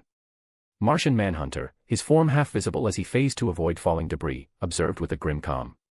His red eyes followed the two monsters as they tore through another bulkhead, their roars shaking the chamber like the wrath of titans. So his soldiers are this strong as well. John's voice was low, realization hitting him hard. The shadows he commands. If even one can rival a powered-up doomsday like this. He didn't finish the thought. Doom roared, violet energy bursting from his body, locking Black Lantern Doomsday in a grapple. Their fists clashed midair, detonating like bombs, sending shockwaves across the watchtower that splintered steel and bent supports. Violet sparks burned against black corruption, a battle of adaptation and endless regeneration. Neither monster yielded. Neither monster tired. They tore chunks of each other away, only for the wounds to knit, shadows to regenerate and to grow back stronger. It wasn't a battle of life and death, it was destruction personified fighting its own reflection. Raven noticed Martian Manhunter talking through comms. His voice was calm yet lined with something Raven rarely heard in him. Hesitation came through. I see. Raven, standing not far from him amidst the flickering alarms and faint tremors of the watchtower Choas, turned her head slightly. Her violet eyes narrowed. That tone measured and restrained, but still surprise was clear on her face. It wasn't common for Johns. And there was only one man who had the ability to make him wear that unreadable, conflicted look. Batman. Raven let her gaze rest on the Martian as silence stretched. He gave a slow, almost imperceptible nod to himself before speaking into the comms again. Very well then. The channel cut, leaving only the hum of failing systems and the distant thunder of monsters colliding, Doom and the Black Lantern Doomsday shaking the void itself with their exchange of fists. Martian Manhunter turned his head toward Raven, his green face caught between calm composure and wary concern. I have already given the order for everyone to leave long before Bruce did, he explained, his voice softer now. But I did not expect Batman to instruct me to evacuate even myself, and leave this battle to Arthur's shadow alone. His brow furrowed as his gaze flicked toward the titanic clash just beyond them. Tell me, Raven, will this beast be enough? Raven's lips curved faintly, a rare shadow of a smile. She stepped forward, cloak swaying, her eyes never leaving the violent clash of shadow and corpse monster. No, she said simply, her voice calm, steady, almost amused at his doubt. I need to do something as well, otherwise that Black Lantern will never die for good. She raised her hand. A small, dark glow pulsed in her palm. At first faint, but then it blossomed, dark and violet, a strange harmony between shadow and light. The ring slid fully onto Raven's finger, and the change was immediate. Her body shuddered, her breath catching in her throat as the violet-black glow spread from the band outward, weaving into her very skin before spilling into a uniform dark as the void, threaded with faint veins of violet light. The insignia of Arthur's shadow core pulsed against her chest, alien and solemn, as though it had always belonged there. Raven's eye snapped open, glowing with an intensity that made the very shadows around her recoil. The watchtower trembled faintly, the ring's energy saturating the air, pressing down on the space like an invisible storm. And then, her voice spoke, unbidden. Her lips parted, but what came out was not thought, nor her intent, it was instinct foresaid by the ring, a chant. I was the light that chose the fall. Now crowned in death, I judge them all. No heaven's call shall break my path. For I am dread, and I am wrath. None will escape my watchful eyes. By my command, the dead shall arise. Her tone was steady and resonant, as if the ring itself had pulled the words from the deepest pit of her soul. The glow from her eyes reached a blinding peak with the final line, before fading into a steady, violet glow. Silence followed, thick and unsettling. John's red eyes narrowed. For a moment, he simply stared at her, unblinking, as though trying to comprehend what he had just witnessed. The Martian's voice was calm when he finally spoke. An unfamiliar lantern oath. He said softly, more to himself than her. His gaze shifted from the ring to Raven's face, his expression that of confusion. So. Blackwind's shadow ring seems like a new order with the same rules as every other core. Raven blinked rapidly, her breath uneven as the glow from her eyes dimmed. Confusion swept over her face, then embarrassment as if she'd been caught revealing too much of herself. What did I just say? She whispered, her voice low, uncertain. Her hands hovered uselessly in the air, staring at the ring as though it had betrayed her now. John tilted his head, his voice a deep hum. You recited a vow of power, something only Lantern Corps possess. Yet this was no green oath, nor blue, nor any other I've known in my lifetime. It came from within you, but it was forged by him. Arthur. Her lips pressed tight, her chest rising with restrained breaths. She gave a small, uneasy laugh, though her eyes betrayed nerves. Great. Arthur did not mention this would happen. She tugged slightly at the uniform across her shoulders. The Martian did not laugh. His eyes stayed fixed on her, heavy with quiet concern. Do not take this lightly, Raven. The ring has recognized you. It has bound you to a creed of its own making. And it seems Arthur Blackwind's power is far greater than we feared. Raven stood clothed in something new. A uniform not stitched by mortal hands but born of pure will and shadow. On her chest, burning faintly yet unmistakably, glowed the symbol of the Shadow Core. One thing to note. John's gaze sharpened, studying her as though trying to peer into the weave of energy itself. He can fashion rings as well. Much like every other core across the stars. He folded his arms, but there was no hiding the gravity in his tone. This changes much. Raven looked down at herself, flexing her fingers slowly as the violet glow surged through her veins. The uniform is a bit too tight for my liking, she admitted, her voice carrying a dry edge of humor despite the storm outside. She lifted her hand and clenched it into a fist, power flaring and crackling around her knuckles. But I feel a surge of power like no other. The watchtower trembled again, another shockwave from the battle shaking the floor beneath them. Raven's smile faded, replaced with the sharp focus. Her violet glow pulsed brighter. Martian Manhunter watched her, though his thoughts weighed heavy in the air. He is shaping more than shadows now. And then, softly, almost to himself, he whispered, Arthur Blackwynd. // If you like this story, check out my other stories. Solo leveling in Westeros. And you can get access to 3 more chapters or 7 more chapters if you want. Chapter 213, Raven and Doom vs. Doomsday. If you like this story, check out my other stories. Solo leveling in Westeros. And you can get access to 3 more chapters or 7 more chapters if you want, // The watchtower shook, shattering as the two monsters slammed into one another. Doom and Black Lantern Doomsday were titans locked in endless combat, shadows and rot tearing into each other with mountain-shattering force, each strike threatened to bring the station down. Raven's violet eyes gleamed, her new ring pulsing in rhythm with her heartbeat. She extended her hand, her focus narrowing into a single command. Azarath. Metrian. She whispered, then clenched her fist, her power latching onto the ring's cold strength. John said, you know that. Raven cut him off and said, I know, force of habit. Chains erupted. Shackles of shadow forged constructs around Doomsday's limbs, binding him mid-swing. Thick restraints like blackened iron clamps crushed against his chest. The beast snarled, thrashing against her work then, with one violent jerk, the shackles snapped like brittle twigs. Before the massive spike could rend her in two, Doom stepped in, his own titanic hand catching Doomsday by the jaw and slamming him back with bone-rattling force. The deck plates cratered beneath them, sparks flying in showers of silver. Raven's brow furrowed, teeth clenched in frustration. They're too fragile, she muttered under her breath. They are only as strong as your imagination, John's voice cut into her mind, calm and steady despite the destruction around him. Raven turned sharply toward him, her voice tight with annoyance. I know. John replied. Then focus. Breathe. If you want your constructs to hold, your focus must be sharper than anything else. Picture what he cannot break. She glared at him, but the truth in his words dug deeper than her pride or embarrassment. Her breath came heavy, then steadied. Doom was still grappling Doomsday, massive shadow spikes sunk into the monster's face, straining to keep his snapping jaws from reaching Raven. She couldn't waste that chance. Exhaling slow, Raven raised her hand again. This time the ring responded, its glow flaring brighter, feeding off her sharpened intent. The shadows stretched outward, folding into form, winged beasts of nightmare, a storm of massive raven-like entities, their feathers black fire, their eyes glowing violet. They shrieked as one, diving onto Black Lantern Doomsday, swarming him like carrion birds around a corpse. Their wings wrapped tight, talons sinking deep, every flap and shriek pressing against his corrupted flesh, pinning him in place. Doom moved instantly. The moment the beast seized hold, he roared and drove his fists into Doomsday's skull, a barrage of titanic punches that cracked bone, split his hide, and shook the watchtower to its core. Each strike sounded like an earthquake. The Black Lantern Doomsday tore through the constructs with his claws, ripping one, then another, shadowy feathers scattering like ash, yet with every shred, they reformed, reattaching themselves, screeching louder, binding tighter. Raven's body trembled with strain. Sweat beaded down her temples, her breath hitching.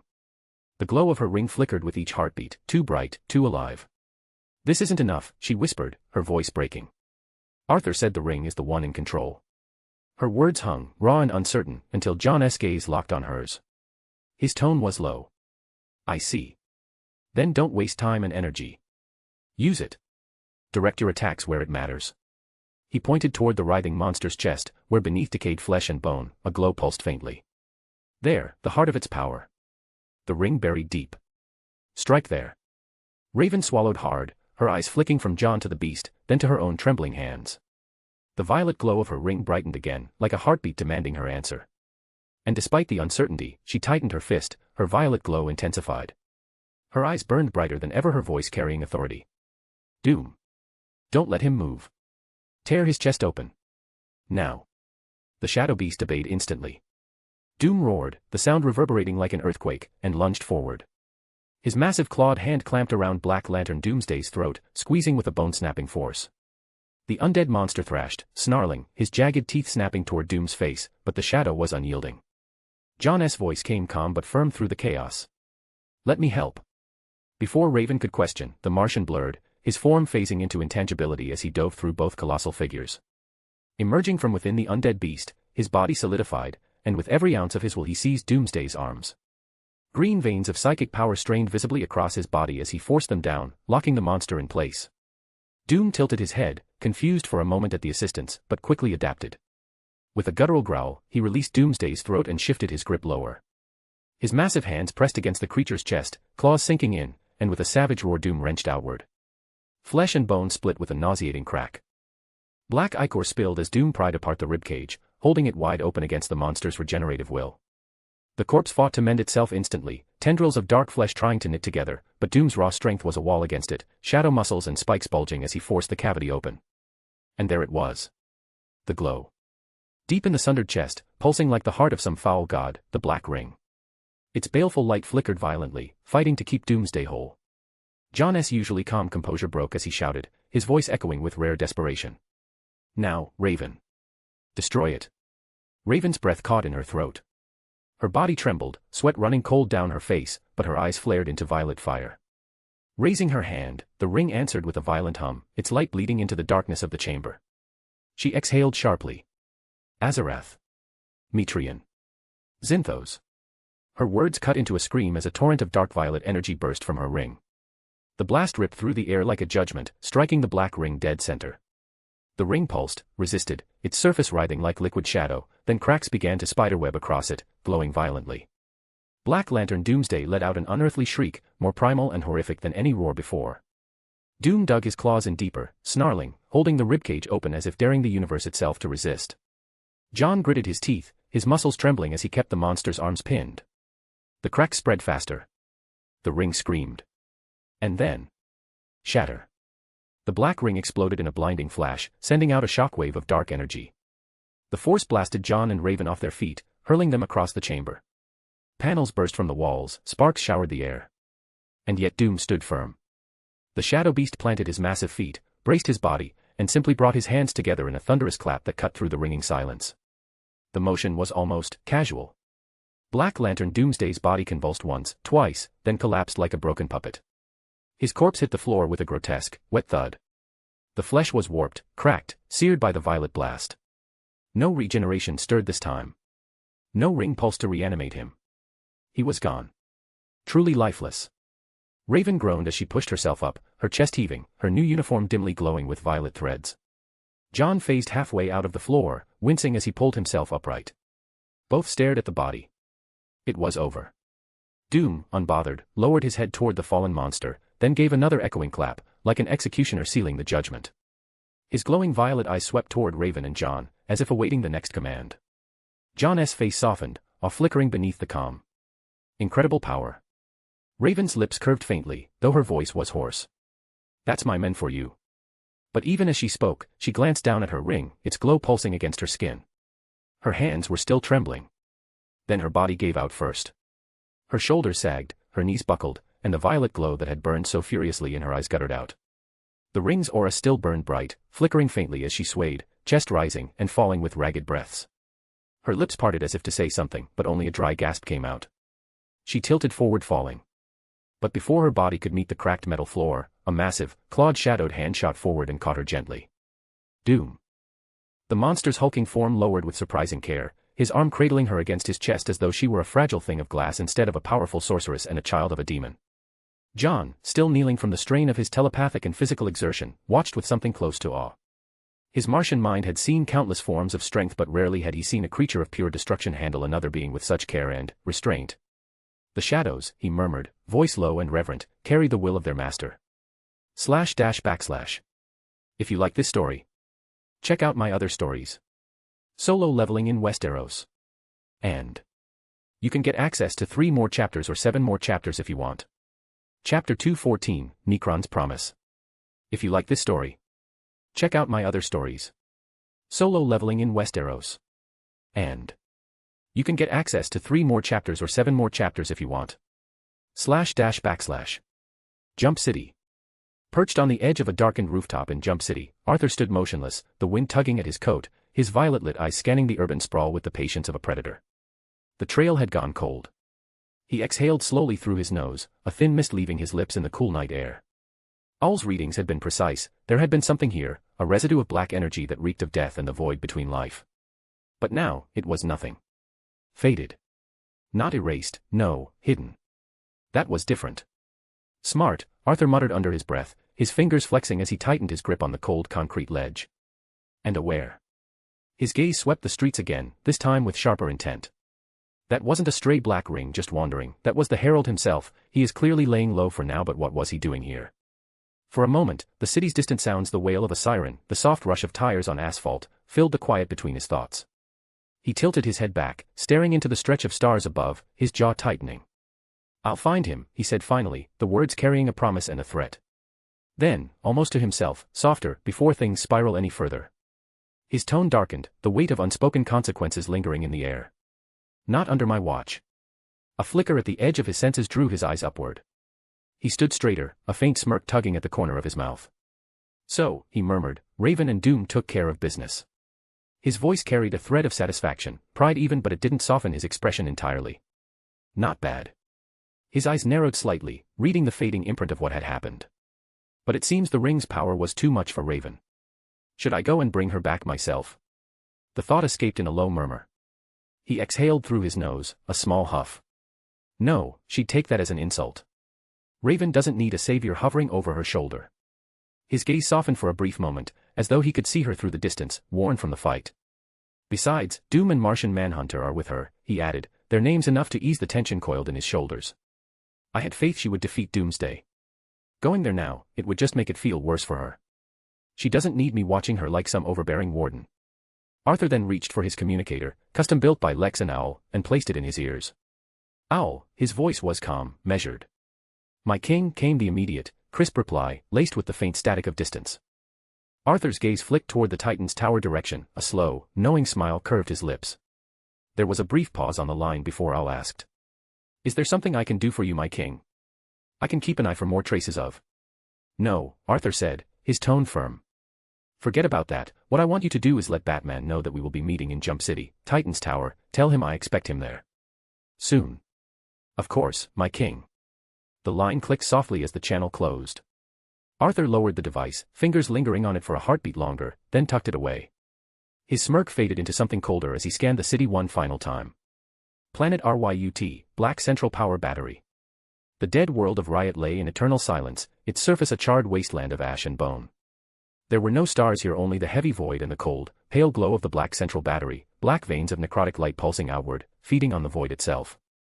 Scar floated before it, her frame barely more than sinew and darkness wrapped in a guardian's tattered robes. Her eyes gleamed with a sinister hunger, reflecting the battery's baleful glow. At her side floated Black Hand, gaunt fingers twitching with unease as his hollow gaze swept across the barren landscape. His breathing was shallow, unsteady, he did not remember how he had arrived here, only that one moment he had been elsewhere, and the next he was standing at the heart of death. Scar's rasping voice broke through. It seems the decision was wise, Lord Necron, to bring him here. The Shadow Lantern is tracking him. He hunts Black Hand with purpose, could it be that he already knows? The ground shuddered with a low, unnatural sound. From the void itself, a voice came not loud, but deep, vast, and final. It resonated through the hollowed bones of the planet itself, carrying with it a chill like no other. He knows. Necron's presence seeped into the world before his form did, a vast silhouette of darkness coalescing at the base of the black battery. His hollow eyes burned faintly as his gaze turned upon the two. The Shadow Lantern knows far too much. First, he shatters my rings, denying me the soldiers that were mine by right, and now he dares to seek my herald. He is dangerous, and danger cannot be permitted to draw breath. Nothing is permitted to draw breath in this universe. Soon everything will return to the great darkness. Scar bowed her head slightly, her sharp grin never fading. Even the forces of OA found themselves helpless against him, Lord Necron. His ring, his dominion over shadow beings, those sentient creatures of death that answer to his will, they are unlike anything the Green Lanterns have faced. He wiped out the yellow power of fear. Necron's skeletal fingers curled slightly, the air thickening with the scent of rot in old tombs. And yet, it is nothing before my might. His voice grew colder, quieter, the void itself seeming to lean in to listen. The black will fall upon them all, as it has since the first heartbeat of the universe faltered. There is no fortress, no ring, no shadow that will endure when the grave calls. He turned his hollow gaze toward the distant cosmos, where the fragile blue light of Earth shimmered faintly among the stars. That world, teeming, writhing with life, it festers. Its people swarm like insects, its cities choke on their own breath. Life clings to it with stubborn arrogance. His voice deepened into a whisper like a closing tomb. A cleansing is long overdue. The black will sweep across it not as a mere strike, but as a tide. Corpses shall rise in legions, streets will drown in the march of the dead, and their heroes will crumble beneath the weight of their own fallen. And they'll join them soon after. Scar's grin widened, her voice soft and serpentine. I see, you intend to strike at the heart of one of their great cities. To raise an army from its very bones, and let them devour the living from within, until neither hero nor shadow can stand. Necron's hollow skull tilted slightly, a motion that felt like a nod. Indeed. Blackhand, silent until now, twitched his fingers and finally spoke, his voice low, almost reverent, yet tinged with unease. And, what of me, Lord Necron? What role shall I play in this purge? Necron's empty eyes fixed upon him, cold and unblinking. You shall lead the charge. You are the hand that gathers the corpses, the shepherd of their return. But heed my words. His tone darkened, a chill pressing against Blackhand's bones. You will not face the Shadow Lantern. You will not seek him. To cross blades with him now would be to squander what is to come. You shall remain in the shadows of the battlefield, directing the flow of death, guiding the tide as I command. A ripple of black energy coiled around the central battery, crawling up its surface like skeletal vines. Together, Necron said, voice now a cold decree, we will cleanse this universe of its plague, the plague that dares call itself life. Blackhand bowed his head, a twisted grin spreading across his lips even as unease lingered in his hollow chest. Scar simply floated closer to the battery, her eye glinting with anticipation. // If you like this story, check out my other stories. Solo leveling in Westeros. And you can get access to 3 more chapters or 7 more chapters if you want. Chapter 215, The Shadow Monarch's Briefing. If you like this story, check out my other stories. Solo leveling in Westeros. And you can get access to 3 more chapters or 7 more chapters if you want. // The meeting room of Titan's tower felt more crowded than it had ever been. Screens along the walls flickered with grainy footage, fragments of battles fought in the void of space, green, blue and black light colliding like storms of colors. Outside, the bay was calm, but inside, it was not. Batman stood at the head of the long table, cape draped around his frame like a shadow. His cowl reflected the pale blue glow of the monitors as his gloved hands rested against the table's edge. You've all seen pieces of it now, he began, voice low, controlled, but with that unmistakable gravity that pulled every eye toward him. What we're dealing with isn't just another invasion. These are the Black Lanterns, reanimated corpses wielding a power that turns death itself into a weapon. Kara's arms were folded, her expression shifting to concern. Beast Boy leaned back in his chair, anxiously as Jamie clicked the beetle on his back once, nervously. Starfire floated just above her seat, hands clasped together, her glow subdued. Batman continued, his tone cutting through the room like a scalpel. The attack on OA confirmed what some of us already suspected. These rings don't just raise the dead, they twist them. They brought Doomsday back, and that alone should tell you the scale we're talking about. Shazam's eye flickered. Wait, that Doomsday? You mean? Yes, Batman cut him off without turning. The one that Kara and Arthur killed. His glance flicked toward Clark for a heartbeat before returning to the briefing. Hal Jordan crossed his arms, the faint green glow from his ring dimming as he nodded grimly. They hit us hard. Fast. We barely mounted a defense before they pulled back. No warning, no reason we could pin down. They just disappeared. Like smoke. Superman straightened from where he had been standing, arms loosely folded, his cape draping over his boots. True, he said, his deep voice calm but laced with memory. I pursued them at first, thought I could track them, but they vanished right in front of me. 1 second they were there, the next, gone. His gaze turned, softening as it fell upon Raven, who stood a step apart from the rest, silent, cloak drawn around her. Beside her stood Doom, motionless, violet eyes faintly aglow. I headed to the watchtower with Kara after that, Clark added, a small, proud tilt to his mouth as he looked toward the half-demon sorceress. By the time we arrived, the situation was already handled. Raven didn't answer, her eyes hidden beneath the hood's shadow, but Doom's massive silhouette shifted slightly as if acknowledging the praise from the Men of Steel. Robin's fingers drummed against the table, impatient. Handled, sure, but for how long? We don't even know what their next move is, if there is any. Martian Manhunter's voice rumbled softly from the far side of the table. The watchtower is damaged, heavily, but its repair is secondary. We now know our enemy. And more importantly, we now know how they fight, and how we should fight them. His gaze swept the room, lingering briefly on Arthur's absence, then back to Batman. Information is our strongest weapon. The rest can wait. Hal exhaled slowly, frustration in the lines of his face. Easier said than done, John. They're not just hiding, they're slipping through our fingers like they know our every step. The Guardians themselves seem to know very little, or they are hiding things from us even in this damned situation. Batman finally straightened, the weight of the discussion settling on his shoulders as only he could carry it. Then we adapt. They've already shown they're willing to target our strongest points, away, the watchtower. That won't be the end of it, maybe Earth is next, and it might be a big one. His eyes swept from Superman to Kara, then to the younger heroes. We can't treat this like an invasion. This is a war of resurrection. Everybody they claim strengthens them. Every life lost becomes another weapon against us. Starfire's hands tightened. Then we must not let them claim another life. Exactly, Batman said, voice like cold iron. Which means we start thinking ahead of them. Find the pattern. Find where they'll strike next, before they turn this planet into their graveyard. Then the lights dimmed. It was subtle at first, shadows stretching unnaturally across the floor, pooling like oil. Conversations faltered. Even Batman's head turned slightly. And then the ground rippled. A presence crept across the ground like a living thing, stretching unnaturally, coiling toward them. From the deepest fold of darkness, a figure began to take shape, first the outline, then the glint of violet eyes that pierced through their souls. His voice followed, low and calm. I'm afraid, he said, his tone a quiet promise, it's not that simple. Heads snapped toward him. Superman smiled, his cape brushing against the ground as he subtly stepped forward. Wonder Woman's hand instinctively hovered near her lasso. The Titans stiffened, Robin tensed, Beast Boy's ears perked, Flash's eyes narrowed. Kara smirked despite herself. Show off, she muttered under her breath, a faint blush touching her cheeks. From the shifting dark, Arthur emerged in full, the shadows peeling away from his frame like they had always been part of him. His coat brushed his knees, faint traces of violet energy humming around him. Sorry for being late, Arthur said casually, his voice steady. I've been tracking someone who I believe might be the key to all of this. Tracking. Batman's tone was ice.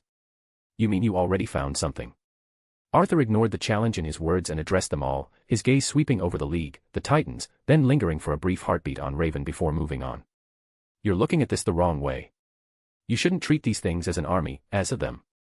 If you do, you'll fight an endless battle. It'll wear you down, bleed you dry. And that, his voice dipped lower, colder, will be the end of you. Death is inevitable when you fight shadows as if they have souls. He lifted his hand, his black-violet ring flaring to life. Energy spilled outward and wove itself into a projection, a construct of light and shadow, swirling like a mirage until it resolved into a scene. A single figure stood in the center of a battlefield, tendrils of dark energy stretching from his body into the hearts of countless soldiers. They moved like puppets on strings, their eyes hollow. And then, a blade fell, severing the figure's head from his shoulders. Instantly, the army collapsed into dust. The construct shattered, and Arthur lowered his hand, his gaze sweeping across the silent gathering. I think you understand now, he continued, his voice even but not unkind. These black lanterns are not like the others. They are constructs, shells. The rings wear them, not the other way around. And the one pulling the strings is Necron, the embodiment of death itself. A concept made flesh, or close enough. At that name, some shifted uneasily. Robin's fingers twitched near his stick. Wonder Woman's lips pressed into a thin line. Arthur's tone darkened further. He wishes to eradicate life itself. He's nothing like someone I know, but he's formidable all the same. We can't face him directly, he doesn't belong to this plane, and this plane would reject him if he came in full. That's why I've been tracking someone. His eyes glowing faintly violet now found each of them in turn, lingering on Raven a fraction longer than the rest. His herald, Arthur said finally. The link between the living plane and the dead. Cut that link, and the rest will crumble before it grows into something worse. The words settled over the group like falling ash. No one moved. No one spoke. Kara's smirk faltered for a heartbeat, her eyes tracing the sharp lines of his face, the quiet confidence in his stance. Heat crept up her cheeks, faint but undeniable. He's too cool. She thought, biting back the instinct to say it aloud. Raven said nothing, her expression was calm but, her silence came from the fact that she had known about this already. Hal Jordan Brash even in the wake of revelation let out a humorless chuckle. Well, look at that, he muttered. The Guardians tried to lock up the only guy who actually had a clue what was going on. Superman finally spoke, his voice steady but laced with a frown. You said you've been tracking this Herald. How? Arthur's lips twitched almost, but not quite, a smirk as his hand rose to scratch the back of his neck. It's complicated, he admitted. Their energy is close to mine. Similar enough that I can sense it, but not exact. It's like trying to follow a shadow in a storm. I can't find him easily. Not yet. Batman's gaze sharpened at that but he said nothing in return. Arthur continued, the weight of his words falling on everyone. But there is another way. If I can't find the Herald myself, there are methods to shut them down. Messier methods, but they would work, at a cost. //. If you like this story, check out my other stories. Solo leveling in Westeros. And you can get access to 3 more chapters or 7 more chapters if you want. Chapter 216, Surprise Attack. If you like this story, check out my other stories. Solo leveling in Westeros. And you can get access to 3 more chapters or 7 more chapters if you want. //. The Justice League exchanged looks. Batman was the one to ask first, his voice a low growl. What sort of cost would that be? Arthur's violet eyes flicked toward him, unblinking. His hand rested lazily on his hip, but his voice was cold iron. Finding and destroying the Black Central Power Battery, he said. That's a source of energy for the rings. Destroy that, and the tide also stops. But for now, I don't know where it is located. And Necron won't let it fall easily. That's the hard part. He stepped closer to the table, shadows curling faintly at his boots as if drawn to his presence. But if I manage to at least find the Herald, then it won't matter. Even if he runs, I'll be able to easily find him again and kill him once and for all. That's why if any of you run into him, that would be a huge help. Batman opened his mouth to interject, his familiar edge already sharpening a remark. Arthur cut him off without looking. And don't start with your no-kill rule. These aren't lost kids in alleyways, Bruce. They're corpses wearing old faces. Every second you hesitate, they multiply. Any dead hero, any dead villain you remember fondly or despised, they're fair game to Necron now. I already had to put one down you wouldn't have enjoyed seeing again. For once, Batman said nothing. His jaw tightened, but no rebuttal came. Hal Jordan folded his arms, his face hard but conceding. He's right, Bats. This isn't a Gotham mugger in a ski mask. This is a war, and it's not going to play by your code. Batman muttered, they are already dead. Arthur smirked at that response, and then turned his gaze across the table, scanning the Justice League members, the Titans, the young and the old alike. His tone lowered, calm but commanding. Keep an eye on your cities. They won't strike in whispers, they'll go for a massacre. The more bodies drop, the more rings they gain. You want to stop them. Stop the dying first. I've already released a legion of my shadows across the globe. They'll give you a warning, or a chance. He paused, letting the weight of his words settle before adding, almost sarcastically. That is all. No need to thank me really. Superman, still standing with his arms folded but a small, almost reluctant smile on his lips, nodded. Thank you, Arthur. I'll keep an eye out. One by one, the heroes dispersed, their capes and boots whispering against the metal floor. Only Raven lingered, unreadable as ever. Kara stood nearby, her cheeks warm despite herself, murmuring under her breath, even Batman is listening. Though her eyes betrayed something closer to admiration. Robin remained silent, studying Arthur with a hawk's focus. Hal stayed. Batman stayed. Arthur had gestured toward the lantern with a subtle motion of his chin earlier, and Hal got the message, remaining and stepping closer. What is it? Hal asked, his voice quieter now. Arthur crossed his arms, his posture relaxed but his eyes sharp. Tell me, Hal, you know anything about the White Lanterns? Hal scoffed softly, one corner of his mouth lifting. That's just a myth. Stories they tell rookies. Arthur tilted his head, a faint smirk curling his lip. So were the Black Lanterns a few days ago. The smirk faded as quickly as it came. He sighed through his nose, the faint glow of his eyes dimming just a touch. As long as I'm here, you might not need them. But they're real, just not yet. If the white entity ever stirs, one will rise. Might even be you. So, try not to die until then. Hal blinked, a rare crack of unease slipping through his confident mask. Great. That's comforting. But how the hell do you know all this? Batman, who had been silent until now, echoed the same question with a hard edge. Yes. How?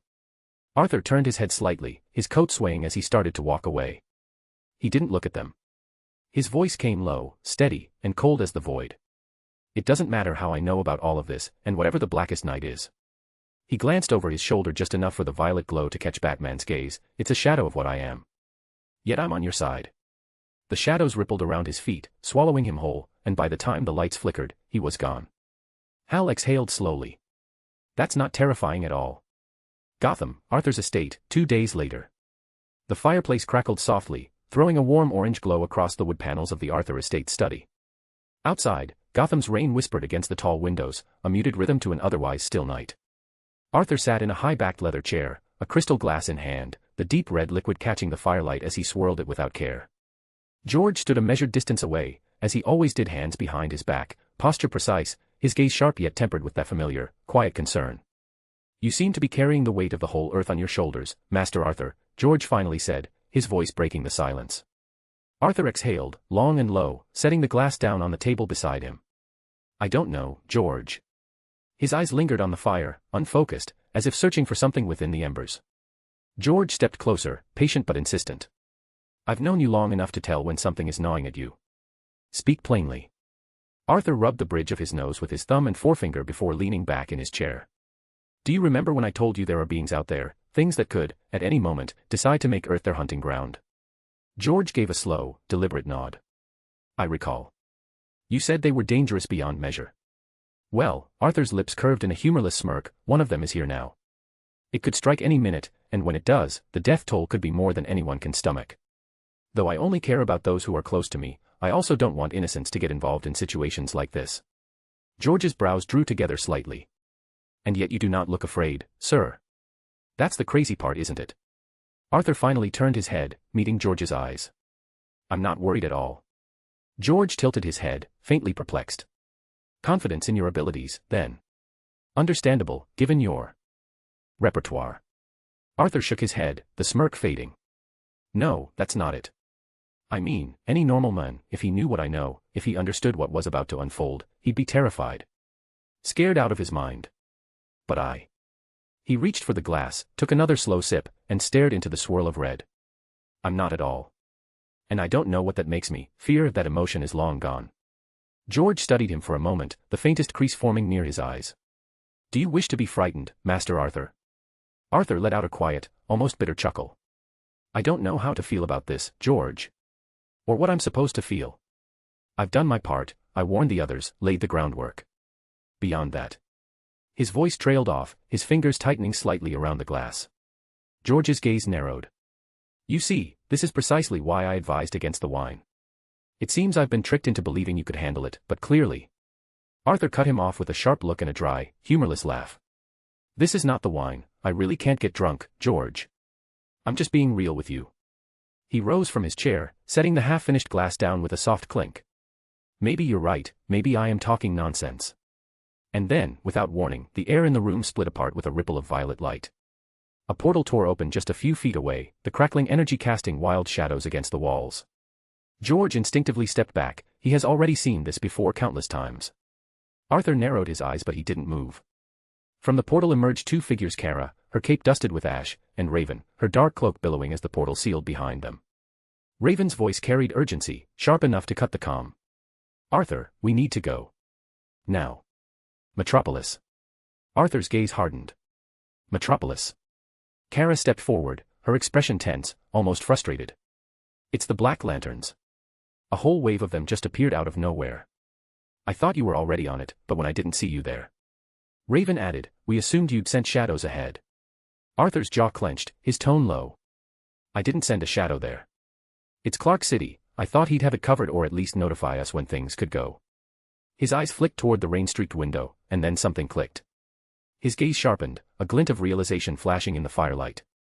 The bastard is really avoiding me. He muttered, almost to himself. He's avoiding my shadows as well, because he knows I can destroy his constructs.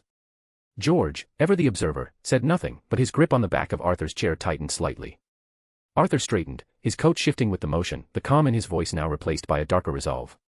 All right, lead the way. // If you like this story, check out my other stories.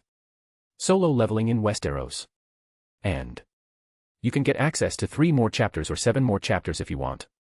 Chapter 217, War of the Dead.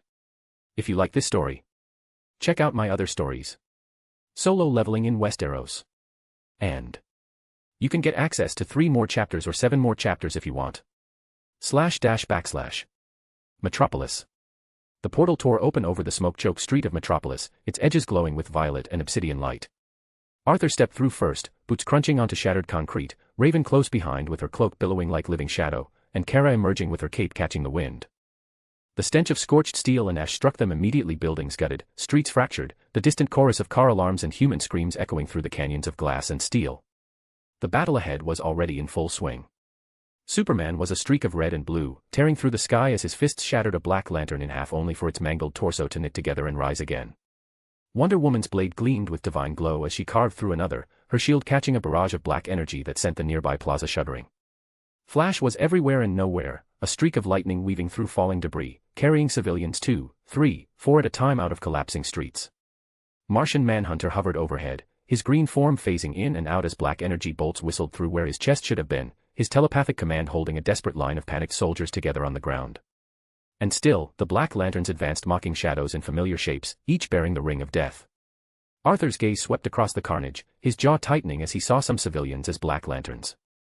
Fires licked the edges of glass towers.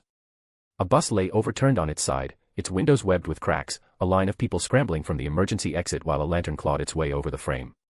Somewhere distant, an explosion bloomed like a black sun. Well, this is bad. He muttered, more to himself than anyone else.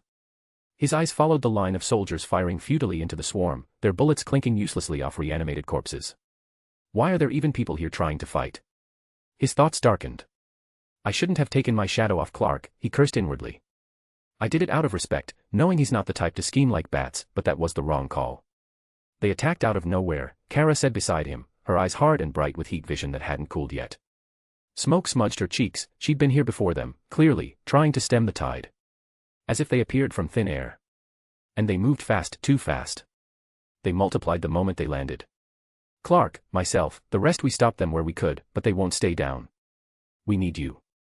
Arthur scanned the horizon again, watching a skyscraper tilt with a groan as its support beams melted under black energy. It's good that not everyone from the Justice League is here, he murmured. They might attack elsewhere. Hal's somewhere in space, Kara added quickly. He said he's tracking someone, but I don't know where. Arthur's expression hardened. Without a word, his hand rose and the ground beneath him rippled like ink spilling over marble. Shadows rose in, twisting, shaping themselves into figures clad in shadow lantern uniform, their eyes aglow with violet flame. At the front hovered 2 imposing silhouettes, Sinestro's cruel angular features twisted by deathless shadow, and Atrocitus, a hulking mass of rage subdued by shadow barely contained by his form. Behind them, a phalanx of shadow lanterns stretched across the war-torn avenue. Go, Arthur commanded, his voice cutting through the chaos like a blade. Clean them up. You know what to do, destroy their rings. The shadows nodded as one, and with a sound like 1,000 beating wings, they surged forward. The air shuddered under their charge as they collided with the black lantern horde in a storm of dark light. Arthur turned his head slightly. Raven was beside him, her hood drawn low, violet eyes reflecting the destruction. You don't have to fight here, he said quietly. The ring exhausted you last time. So you can. No. Her voice was calm but edged, cutting him off before he could finish. I'll fight. He held her gaze for a moment, then inclined his head slightly. Very well. She stepped forward, her cloak unfurling like a raven's wings as she descended, dark energy crackling in her palms. Arthur glanced at Kara next. Be careful. Take this seriously, Kara, they always go for the kill. Kara gave a tight nod, her lips pressed thin, and then rocketed down toward the fray, a trail of heat vision carving a line through the swarm. Alone for a heartbeat, Arthur let out a slow breath, the violet glow beneath his eyes sharpening. He watched as Superman tore through a dozen black lanterns with blistering speed, heat vision slicing through their stitched-together forms. Then he flew forward until he was right beside him, his gauntlet hand already forming the beginnings of a blade. Clark looked at him briefly, a flash of relief passing over his features before another wave of black lanterns surged toward them. You're late, Superman grunted, shoving one back with enough force to crater a car. Arthur's fingers tightened on his weapon. Let's fix that. Arthur raised a hand, slicing one of the undead in half with his Kamish twin blade, the red edge glinting even in the dimmed light. Sorry, he muttered, voice calm, almost casual. I didn't come sooner. Clark paused mid-flight, surveying them with a mix of frustration and determination. I don't think it would have changed much honestly, he said, his voice steady. These things, they just appeared out of nowhere, and carnage was inevitable. While I was observing, this part of the city paid the price. Now all we need to do is stop them here before they spread, once and for all. Arthur's eyes flickered across the black lanterns, a calculated calm in his movements. I'll try to minimize the damage, he said, carving another black lantern in half effortlessly. And prevent further meaningless deaths. I won't fight with you directly. My focus is on locating the Herald. He's close, but he'll never confront us directly. He knows I can kill him.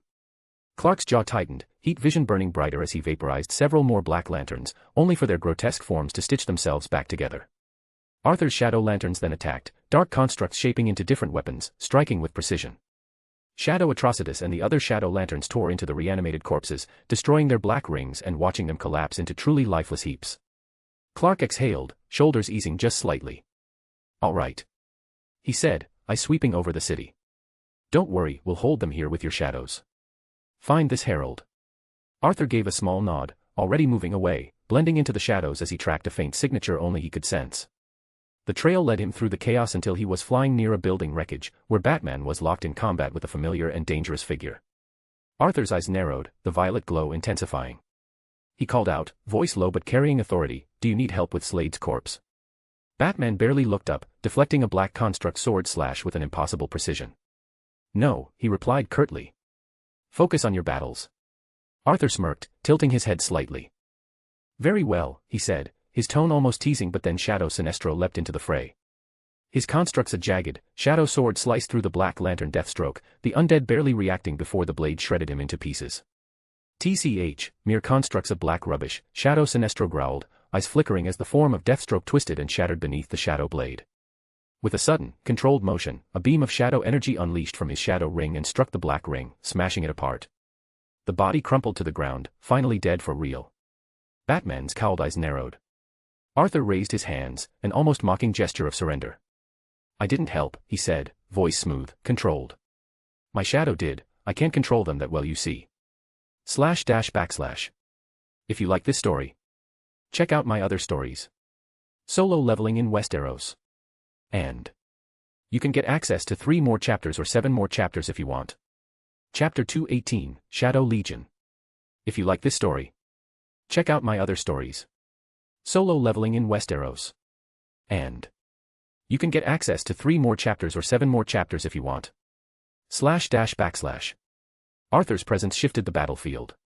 As Shadow Sinestro tore through the nearest black lanterns without hesitation, Arthur landed with a muted thud on the ground, next to Batman, his violet eyes flaring brighter than before. His voice carrying over the chaos. "Come forth." From the darkness around him, monstrous forms began to materialize. Shadow giants, their sheer size dwarfing some nearby buildings, stomped into view, led by one bigger than the rest, Surtr. Shadow demons standing in formation, their grotesque shapes twisting with malice. Demon knights clanked forward, their armor black as night, glowing faintly with violet veins of energy. Behind them, General Tusk loomed, gripping his orb of avarice, Quick and Empress as well, while 3 of Arthur's most trusted marshals, Ultra, Kamish, and Igris emerged in deadly synchronization. Kamish monstrous size alone made the very air bend around him. Batman's eyes narrowed beneath his cowl, analyzing the new arrivals. He exhaled slowly, the tension in his shoulders easing slightly. "Impressive," he muttered under his breath, hand instinctively brushing against a batarang. Superman smiled as he surveyed the formation from the sky, fists clenching. "I don't like to admit it," he said, voice low and measured, "I've seen a lot in this universe, but that is something." His gaze flicked to Kara, who was flying slightly behind him, her arms crossed, a faint smirk on her face. Back in Jump City, Robin, Beast Boy, and the other Titans leaned forward as they watched through their screens what was happening in Metropolis, their eyes wide as they absorbed the scale of Arthur's force. Jamie muttered under his breath, "That's insane." Beast Boy merely whistled, green eyes scanning the towering shadow giants. Arthur's attention returned to his forces. His voice rang clear, commanding yet calm.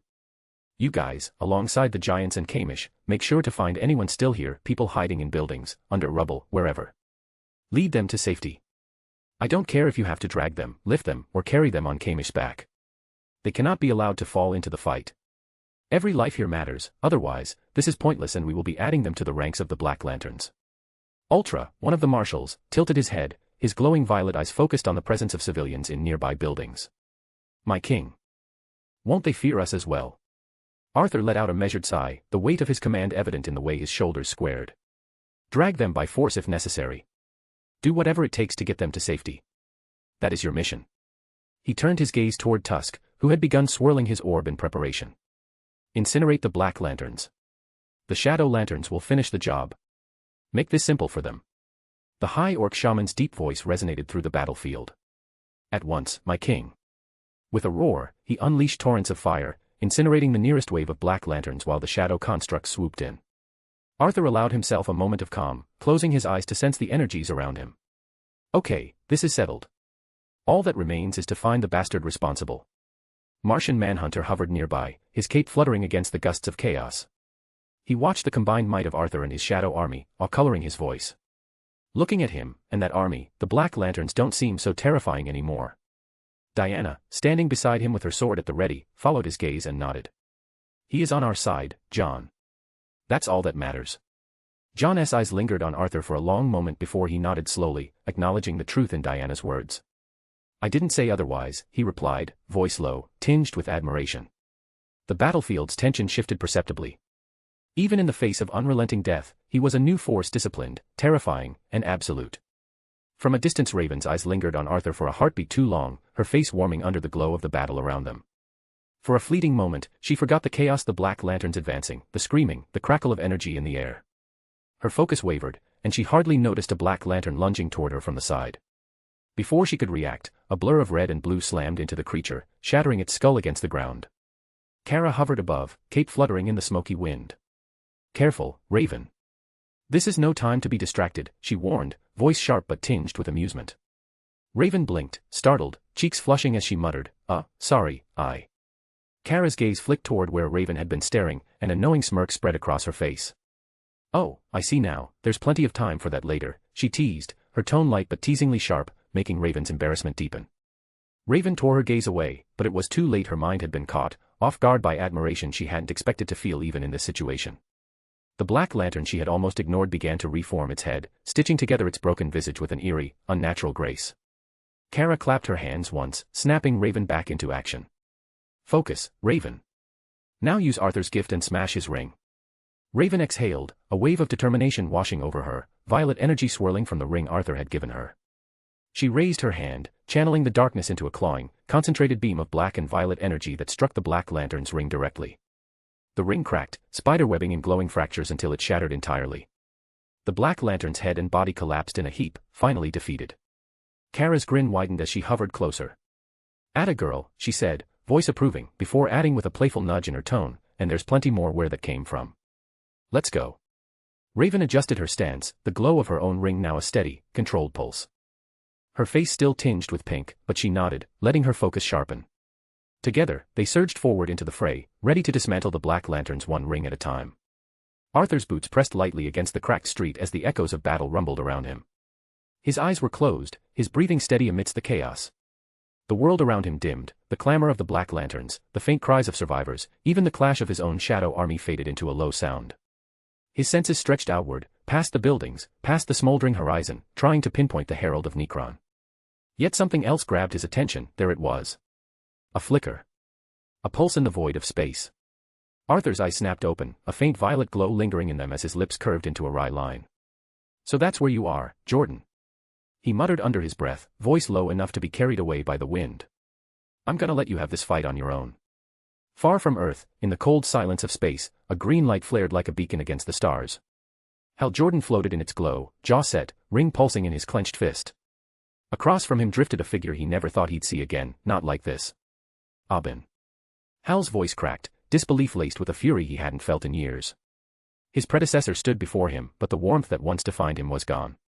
Abin Sur's form was pale and rotting, eyes hollowed with the black void of death, his once proud green lantern emblem now corrupted, twisted into the sigil of the Black Lantern Corps. The corpse spoke, its voice a ghastly echo of the men Hal remembered. "Hal Jordan, my successor.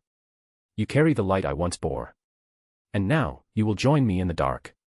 Hal's teeth clenched, a growl rising in his throat. "No," he spat, emerald energy surging around his frame. "You're not him.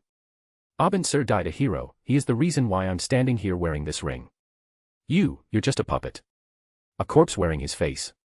The Black Lantern tilted his head, a cruel smile tugging at the edges of his mouth. Hero. I died screaming, Hal. I died consumed in fear, alone. And now I see clearly. There is no light that lasts forever. There is only death. Hal's fists tightened, green light flaring brighter, cutting through the darkness of space. I don't care what lies that ring is whispering into your rotten skull. I'm not letting it drag your name through the dirt. I owe you better than that. Abensur lunged, black tendrils of necrotic energy whipping through the void, colliding with Hal's emerald constructs. Sparks of green and black scattered like falling stars. Hal gritted his teeth, pushing back with a surge of raw willpower. Before you died, you taught me to never give in to fear, remember? To fight even when the odds are impossible. And to honor this ring. // If you like this story, check out my other stories. Solo leveling in Westeros. And you can get access to 3 more chapters or 7 more chapters if you want. Chapter 219, Shadows Fall on the Black Hand. If you like this story, check out my other stories. Solo leveling in Westeros. And you can get access to 3 more chapters or 7 more chapters if you want. // The city still smoked. Cracks ran along the streets, buildings, and the air hung heavy with the smell of blood, dust and rot. In the lull between battles, the ground itself seemed to tremble as Arthur's shadow spilled forth like a dark death tide. In the streets, the giants, dark silhouettes of blackened armor and glowing eyes, their footsteps leaving indents in the concrete. They moved without a word, bending massive hands to lift collapsed beams, shifting piles of rubble that had entombed half-buried doorways in search for people. Dust rained down in clouds as each piece was moved, and their work was almost methodical, inhumanly so. Among them darted leaner smaller forms, the shadow demons, sleek and angular, their claws scraping the stone as they scoured alleyways and shattered corridors, searching with unnerving precision. The demon knights followed in their wake, heavier in step, their helms turning this way and that with the predator's vigilance, their swords drawn though no immediate foe stood before them. Above, a streak of violet light shimmered. Ultra hovered silently, cape rippling in the breeze that followed his movements. His gaze cut across the ruins, his vision tearing past walls and rubble alike until, there. A heartbeat too many, too close to the smoldering core of the battle. He drifted lower, the air tightening as his presence dimmed what little sunlight filtered through the smoke. Beneath a cracked stairwell, 3 figures huddled, a man clutching his wife's hand, their boy pressed tight between them. The boy peeked first, eyes wide, only to yank his head back with a sharp gasp. "They're here," he hissed, his voice trembling. The father swallowed hard, leaning forward to steal a glance. One of the shadow giants walked past, carrying a bent steel beam across its shoulder as if it were nothing but a branch. The light caught the hollow sockets of its helm, and the man went pale. They came out of that man," he whispered, the memory of a violet glow and a man with cold eyes flashing across his mind. "I saw it on TV, he is the one who fought that demon, not long ago." The mother clutched her son closer. "Is he with them?" "The League?" she asked, as if saying it would somehow make the Shadow Army less monstrous. "Seems like it," the father muttered, though his voice lacked conviction. "But look at them, they do not look very friendly." Before he could draw another breath, a flicker of movement swallowed the space before them. Ultra was there. One moment empty air, the next, violet light, the sound of power, a figure standing so close the father could see his reflection in those glowing violet eyes. His blood froze, muscles locking on instinct. Not a muscle dared twitch. Ultra didn't speak at first, he merely raised a single finger, slowly, pointing past them, away from the ruins. His voice came low, resonant, and disturbingly calm. "Move away from here," he said. "Or you'll die." The boy whimpered. The mother nodded before her husband even moved, tugging him by the arm. The men could only stare a second longer, heart hammering, before he found his legs. They fled. Elsewhere, in the shadow of a crumbled overpass, Ygritte came across a different kind of nearby survivors. A squad of shaken soldiers, dust-caked and ragged, their uniforms torn but their rifles still gripped tight. They turned as one when a menacing shadow knight emerged from the haze. "Hold it," one barked, though his voice wavered. The barrels of their weapons trained on him. Ygritte didn't quicken his pace. He stopped only when the muzzles gleamed inches from his chest, his helm tilting slightly as if considering the insects before him. Slowly, almost lazily, he raised his gauntlet hands, and the rifles started to shake. Metal shrieked, the barrels bending, twisting, warping into grotesque knots that tore from the soldiers' hands with a hiss of warped steel. Panic broke their formation. One cursed, another stumbled back, clutching his fingers as if burned. "Go away from here, little men, as far as you can," Ygritte said, his voice a quiet rasp, "and don't be a burden for my liege." The soldiers needed no second warning. And then the shadow passed over them. It was not the drifting cloud of smoke, nor the screech of a jet. It was larger and alive. The ground darkened as Kamish swept over the city, his wings spanning entire streets, the sky itself momentarily swallowed by his presence. On his back, a couple of children clung to him, their laughter carried on the wind like something from a forgotten world. One waved down at the shrinking soldiers below. "Look. We are flying." Unlike the children, the men on the ground, hardened and armed though they were, stared up in cold sweat, knuckles white. The sight was no miracle to them, it was a nightmare. Kamish roared once, the sound rattling windows still left standing, and turned his titanic frame toward a safer place in the city. The shadows worked without pause, feared as much as the black lanterns they fought against. Arthur hovered high above it all, coat trailing behind him in the wind, the faint glow in his eyes pulsing in rhythm with his heartbeat. A small, rare smile tugged at the corner of Arthur's mouth. It was fleeting, almost imperceptible, but it was there. He let the city fall into a muted sound beneath him, his gaze half-lidded as he drew in a slow breath. "Good work," he murmured, the words barely carried by the wind. They were not meant for the world below, but for the shadows that obeyed without question, the silent army that carried his will. He closed his eyes fully, the glow behind his lids sharpening to a thin, dangerous line. His body stilled in the air, hands folding behind his back as if he had all the time in the world to find what he is looking for. Now. His voice was low, more thought than sound. "There you are. Exchange." The old cemetery in Metropolis was a place the living had long forgotten. Weeds choked the iron gates, headstones leaned like weary sentinels, and the city sounds never quite reached its broken soil. Only the dead kept vigil here, silent and still. Among the crooked markers, a figure stood in black, his fingers brushed across a cracked gravestone, tracing a name that had long since lost its meaning to the world. Power bled from him in slow pulse. Rings of black energy coiled around his knuckles, threads stretching outward like a puppeteer's strings, guiding corpses to their slaughter far from this quiet refuge. Black Hand's lips twisted into something like satisfaction. "Soon," he whispered to no one, voice a rasp that carried across the headstones. "In time we will accomplish what we want." But then he froze. A chill slithered up his spine, cold in a way that had nothing to do with the graveyard air. His head snapped up, eyes narrowing at the darkness between the mausoleums. It wasn't the chill of the grave, he was used to that, it was home. This was a different, heavy presence. No. His hand flexed, black energy sparking between his fingers. No, it can't be. And then he felt it. A terrifying weight of someone ancient, searching and now locked on him. "It seems," he whispered, voice tightening, "he really can find me." For the first time that night, a bead of cold sweat slid down his forehead. He cast one last glance at the rows of dead beneath his sway, then clenched his fist. "Time to change my location." He stepped back, ring flaring with the beginnings of a dark gateway when the ground beneath him shuddered. A shadow stretched across the graves, long and jagged like the fingers of a titan reaching up from the abyss. His eyes widened, the words dying in his throat as a colossal, clawed hand formed of black-violet shadow and thrumming with an unnatural life erupted from the earth. No. The claw slammed into him before the thought was finished. The impact was cataclysmic. Earth split like rotten wood, headstones exploded into dust, and a ripple of force shot outward, toppling mausoleums and tearing open graves in a wide, brutal radius.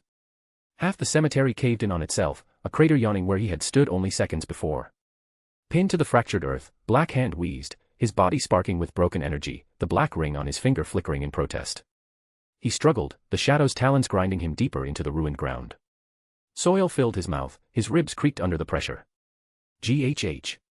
Damn you," he spat, coughing up dust and dark ichor. His head turned just enough to look skyward through the settling haze. A glow descended violet, deep and cold. It wasn't bright, it devoured the sky around it, bending the shadows toward its center. A silhouette cut through the swirling smoke, a long coat whispering in the wind, eyes twin shards of amethyst light, sharp and calm. Black Hand's breath hitched, a hollow laugh bubbling from his chest despite the weight crushing him. "Shadow Lantern." He rasped, bitterness and dread warping his tone. "So you finally came crawling to me. //. If you like this story, check out my other stories. Solo Leveling in Westeros. And you can get access to 3 more chapters or 7 more chapters if you want. Chapter 220, Larflee's Jump Scare. If you like this story, check out my other stories. Solo Leveling in Westeros. And you can get access to 3 more chapters or 7 more chapters if you want. //. The graveyard still trembled from Arthur's sudden appearance, headstones shattered and trees cracked in half as the dust swirled in thick clouds. The clawed shadow hand kept Black Hand pinned, its talons digging into the dirt in his chest, holding him like a broken insect beneath a boot. He spat earth from his mouth, coughing, his gaunt face twisting in fury and panic as he tried to wriggle free. A dark violet glow washed over the shattered ground. Arthur descended slowly, almost lazily, boots touching the ruined stone as though the chaos beneath him was beneath notice. In one hand, Camish's twin blade burned with a red glow, even the air rippled around it. Arthur walked forward, his violet eyes fixed on the herald with a calm look. Blackhand. Herald of Necron. His voice was even, yet it carried weight, each word settling over his soul. So it is you. I thought it would be someone different. Blackhand's head snapped up, grimy fingers clawing at the shadow pressing him down. What? His voice cracked with disbelief. You. How do you know of me when we have never met before? Arthur tilted his head slightly, a faint smirk ghosting across his lips. It doesn't matter now, does it? He flicked his fingers, and the shadow construct rumbled, its weight doubled, then tripled, the ground beneath Blackhand's back groaning as the dirt sank deeper. Bones cracked beneath the soil as the herald let out a sharp gasp, his ribs compressing under the added pressure. You think? Blackhand wheezed, hands snapping up as a black construct formed a massive pillar, born of the ring's dark energy. It lunged toward Arthur's chest like a rocket. Arthur didn't move. Camish's blade swept once a whisper through the air and the construct shattered into nothing, scattering like brittle glass under a hammer. He stepped closer, the twin blade's edge tilted, catching what little light the sky offered, now hovering a hair's breadth from Blackhand's neck. Let us finish this charade, shall we? Arthur murmured, his voice low, almost gentle, yet it was a promise of death. Blackhand's eyes went wide, his calm facade finally cracking as he thrashed against the immovable weight. Wait, and no. No. Necron will. His scream tore out of him, shrill and desperate, hands clawing at the earth as the blade inched down. Then the sky split. A massive construct, blazing orange and shaped like a colossal weird alien, crashed into Arthur with the force of a meteor. The ground convulsed as he was hurled backward, the impact tearing a gouge through the cemetery and flinging fragments of stone and bone in all directions. Dust billowed in a choking storm. Blackhand coughed violently, half buried but alive, his heart pounding in his ears as he stared at the crater where Arthur had stood moments ago. His breath came in ragged pulls, mind racing, terror mingling with relief, yet he knew this wasn't over. Arthur pushed himself up from the shattered ground, his coat torn and dust rolling off his shoulders. Fractured tombstones lay in ruin around him, the twin blade still in his grip. His jaw tightened as he rose to his feet, the faint violet aura around him flickering back to life. He exhaled slowly, wiping the dust from his lips. What the hell was that? He muttered, scanning the fractured horizon. Then he looked up. Above the broken graveyard hovered a figure swathed in orange, a crooked grin stretching his gaunt features. Behind him, spilling from him an impossible tide of orange constructs, beasts with slavering maws, warriors with twisted forms, winged serpents, mechanized giants, all forged from avarice's flame. They shifted and writhed like a living ocean, each claw and blade aimed at the earth below. Arthur's eyes narrowed. So that's what hit me. Larfleeze threw his head back and laughed, the sound manic and grating, carrying a hunger that scraped against the soul. Shadow Lantern. Such power. His voice cracked with greedy obsession for power. It took me a while to find you. I hear you are the reason why I'm free. And now. I've come to thank you. His grin stretched unnaturally wide as he bared his jagged teeth. By taking your ring for myself. Arthur's grip tightened on Camish's twin blade. He rested it lazily across his shoulder, the casualness of the gesture belying the coiled strength in his stance. The violet glow in his eyes sharpened. Larfleeze, I assume, he said evenly, his tone carrying more disdain than recognition. It seems you are even more of an idiot than I thought you'd be. His gaze slid briefly toward the struggling Blackhand, still pinned and gasping beneath the crushing shadow weight. Coming after me in these circumstances. Greed truly is one ridiculous emotion. Larfleeze's grin twitched into a snarl. You are talking about the Blackest Night, aren't you? I couldn't care less. His claws flexed, and the constructs behind him surged like a tide about to break its dam. All I care about is power. The sky roared as his army descended, 1,000 orange lights flying through the air like a storm of predators unleashed. They struck with a force that made the earth convulse, talons, blades, massive constructs shaped like serpents, and dragons of greed all crashing toward the lone violet glow in the ruins. Arthur moved. His ring flared, a shield of deep violet energy snapping into place as the first wave struck, its edges sparking and hissing under the relentless assault. He stepped into the gaps, weaving through lunging constructs with cold precision, twin blade sweeping arcs that cut swathes through their ranks. Each strike unraveled them into dissipating amber dust, but for every one he cut down, 2 more surged forward. TCH. This idiot is attacking me with the entire of the Orange Lantern Corps. Arthur snarled, catching a clawed construct on his gauntlet and twisting, using its weight to pivot as another lunged past him. His blade lashed out, severing its head before he vaulted back, shadows coiling beneath his boots to soften his landing. Larfleeze dived into the chaos himself, greed burning in his orange eyes, claws outstretched to rip the ring from Arthur's hand. His laugh echoed over the battlefield, wild and hungry. "Everything you have will be mine." Arthur's violet aura flared brighter, his gaze locking with the mad creatures as their surroundings became a storm of orange and shadow. Larfleeze's orange constructs flickered and howled like maddened beasts as they lunged for Arthur, tearing at the shadows that rippled around him. Each clash sent a shudder through the broken cemetery, every impact threatening to turn the place into little more than rubble. Through the chaos, Blackhand stirred beneath the fractured headstone debris, his fingers twitching as his dark aura rippled outward. His sunken eyes darted to Larfleeze and Arthur locked in their ferocious exchange. "This is my chance." His lips curled in a grim smile, teeth glinting. Slowly, quietly, his form flickering, phasing, preparing to vanish from the area. Arthur's head snapped toward him mid-deflection of another massive orange construct, violet eyes narrowing with predatory sharpness. "Are you trying to run away?" Before Blackhand could complete his shift, the ground beneath his feet erupted and black shadowy hands surged up like the talons of the grave itself, coiling around his limbs and chest, slamming him back against the earth. Dust fragments exploded outward in a violent hiss. He screamed, coughing black ichor, clawing at the shadow bind. "Damn you! Shadow Lantern." Arthur's ring pulsed once, and in that heartbeat a sliver of darkness detached a shadow soldier, formless, slipping like living ink across the ground and into the dark silhouette cast beneath Blackhand. Silent. Invisible. A parasite waiting. But before Arthur could press further, the world lit up orange once more, Larfleeze constructs literal orange lanterns, screeching, slammed between them with a deafening roar, forcing Arthur back as claws the size of buses raked across his shadow shield. Blackhand's grin turned into a manic laugh as the gap widened, the pressure around him weakening just enough. "Ha! Fortune favors the damned," he rasped, and in a swirl of necrotic mist, his form vanished into the night, leaving only a shallow impression of his presence behind. Arthur straightened, his Kamish twin blade rose lazily to rest upon his shoulder, his gaze still fixed on where Blackhand had fled. A slow smile tugged at his lips, not out of defeat, it was more of a calculated victory smile. "No matter where you go now," he murmured, voice low, edged with the certainty of a predator that had just tagged its prey. "I can still find you, idiot."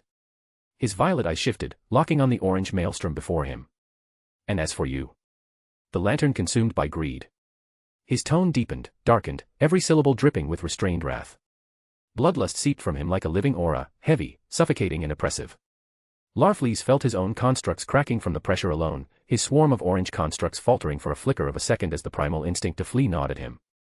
Arthur floated forward, twin blade in hand, his voice calm despite his overwhelming oppressive aura. "The grave you dug for your own core has one place left. // If you like this story, check out my other stories. Solo leveling in Westeros. And you can get access to 3 more chapters or 7 more chapters if you want. Chapter 221, Shadow vs. Avarice. If you like this story, check out my other stories. Solo leveling in Westeros. And you can get access to 3 more chapters or 7 more chapters if you want. // The cemetery was a ruin of splintered stone and choking dust, but the real storm had only just begun. Shadows writhed at Arthur's feet like a restless ocean as his violet gaze burned on Larfleeze. The orange lantern floated above the shattered ground, orange constructs swarming like starved predators, each one bearing the warped shapes of beasts, aliens, and hoarders of every kind his greed could remember. All formerly living orange lanterns. Arthur raised his hand slightly, the ground beneath him cracked open from the pressure, and from the depths of his shadow rose a monstrous silhouette, Doom, his massive frame hunching forward with a guttural, soundless roar. A moment later, violet light shimmered beside Arthur, coalescing into the tall form of Galatea. Her eyes glowed like amethyst, her lips curling in a smirk already aimed at the orange parasite before them.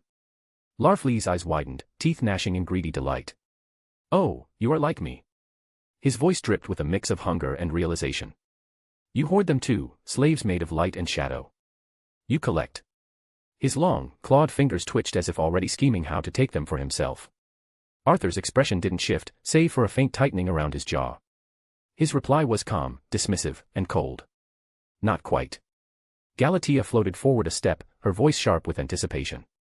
"Can I smash that ugly grin off his face, my king?" Her eyes didn't leave Larfleeze, they shone with the promise of violence. Arthur's lips curled into a faint, approving smile. "Naturally, you are free to do so." She didn't wait for more. In a streak of violet, Galatea shot forward like a thunderbolt, her fist slamming into Larfleeze's face with bone-rattling force. The orange lantern shrieked, his construct screeching in tandem as he tumbled backward through the air, scraping a deep furrow through the cemetery before he could recover. You too will be mine. All mine. Yet you dare touch me. Larfleeze howled, already summoning a swarm of gnashing, clawed constructs to intercept her. Before they could close, a seismic impact shook the ground. Doom had charged, his massive body plowing through the first wave like a living avalanche. He tore an orange alien construct in half with his bare hands, then swung its twitching halves like clubs, battering another dozen to pieces. His claws raked through the swarm, catching one construct by the skull and using it like a battering ram to crush 3 more, sending glowing fragments scattering like embers. The orange horde piled onto him in droves, wrapping chains, talons, and spiked constructs around his frame. Doom didn't slow down. His violet eyes burned, and his roar sent a shockwave that ripped them loose. One was snatched by the leg, hurled into the ground so hard the earth cratered, another was swatted aside, its form dissolving before it even hit the trees. It was chaotic, monstrous, and brutally efficient. Every swing sent debris and shattered constructs spinning through the air. High above, Galatea traded blow for blow with Larfleeze. Each impact cracked the night, each swing leaving trails of orange and violet clashing like lightning. Her fist caught him in the ribs, sending him twisting through the air, but his claws lashed out, slicing a line across her cheek with a burst of greedy energy that hissed against her shadowed face. Little ghost. Larfleeze snarled, his construct surging to catch her. You'll be mine, all of you. Every shadow, every scrap of power, mine. A flicker of movement behind him made his grotesque face twist, too late. Arthur was there, his doomsday bone gauntlet already drawn back. The punch landed like a thunderclap, the force rippling through the air as Larfleeze's eyes went wide and spittle burst from his mouth. His body shot across the night like a comet, trailing orange light. Arthur didn't pause. He streaked after him, cloak flaring, and before Larfleeze could recover, the second blow landed a brutal uppercut that sent the orange lantern spinning higher, teeth snapping shut with an audible crack. Damn you. Larfleeze choked, claws flaring as he tried to summon a shield of constructs, dozens of them blooming like grotesque orange flowers around him. You think you can take what's mine? Arthur didn't bother answer, not with words. His fist answered for him, driving Larfleeze sideways through the sky, smashing through the remnants of an old stone spire. Each punch was brutal and merciless, the kind that didn't just bruise flesh but cracked his pride and ego. The night itself seemed to tremble with the rhythm of their midair clash. Below, Doom was still a hurricane of slaughter, and Galatea was carving through the constructs with cold precision, her smirk never fading despite the chaos that raged around her. The sky had become a maelstrom of orange and violet shadow light, every clash between them tearing streaks through the air. Larfleeze bared his teeth, his eyes gleaming with feral greed, as his constructs swarmed like a hive around him, claws, beasts, and twisted mockeries of the orange lantern core, each talking with his own voice. Arthur cut through them with ease, the Kamish twin blade glowing in his right hand, his left arm wielding a shadow construct gun. You wretched thing. Larfleeze's voice cracked and warped with rage as he hurled a colossal construct, a beast, its jaws snapping to crush Arthur in the sky.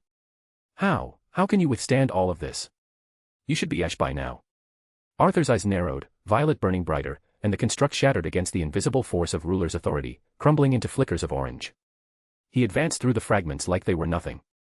Truly pathetic, I expected more from you. His voice was calm, almost bored, as a shadow spear formed in the air beside him, then another, and another, dozens, darting forward in perfect synchronization. They pierced through the remaining constructs, ripping them apart mid-roar. Larfleeze staggered back, clutching his ring hand, panting heavily as his army flickered and stuttered. How, he rasped, the word torn from his throat in disbelief.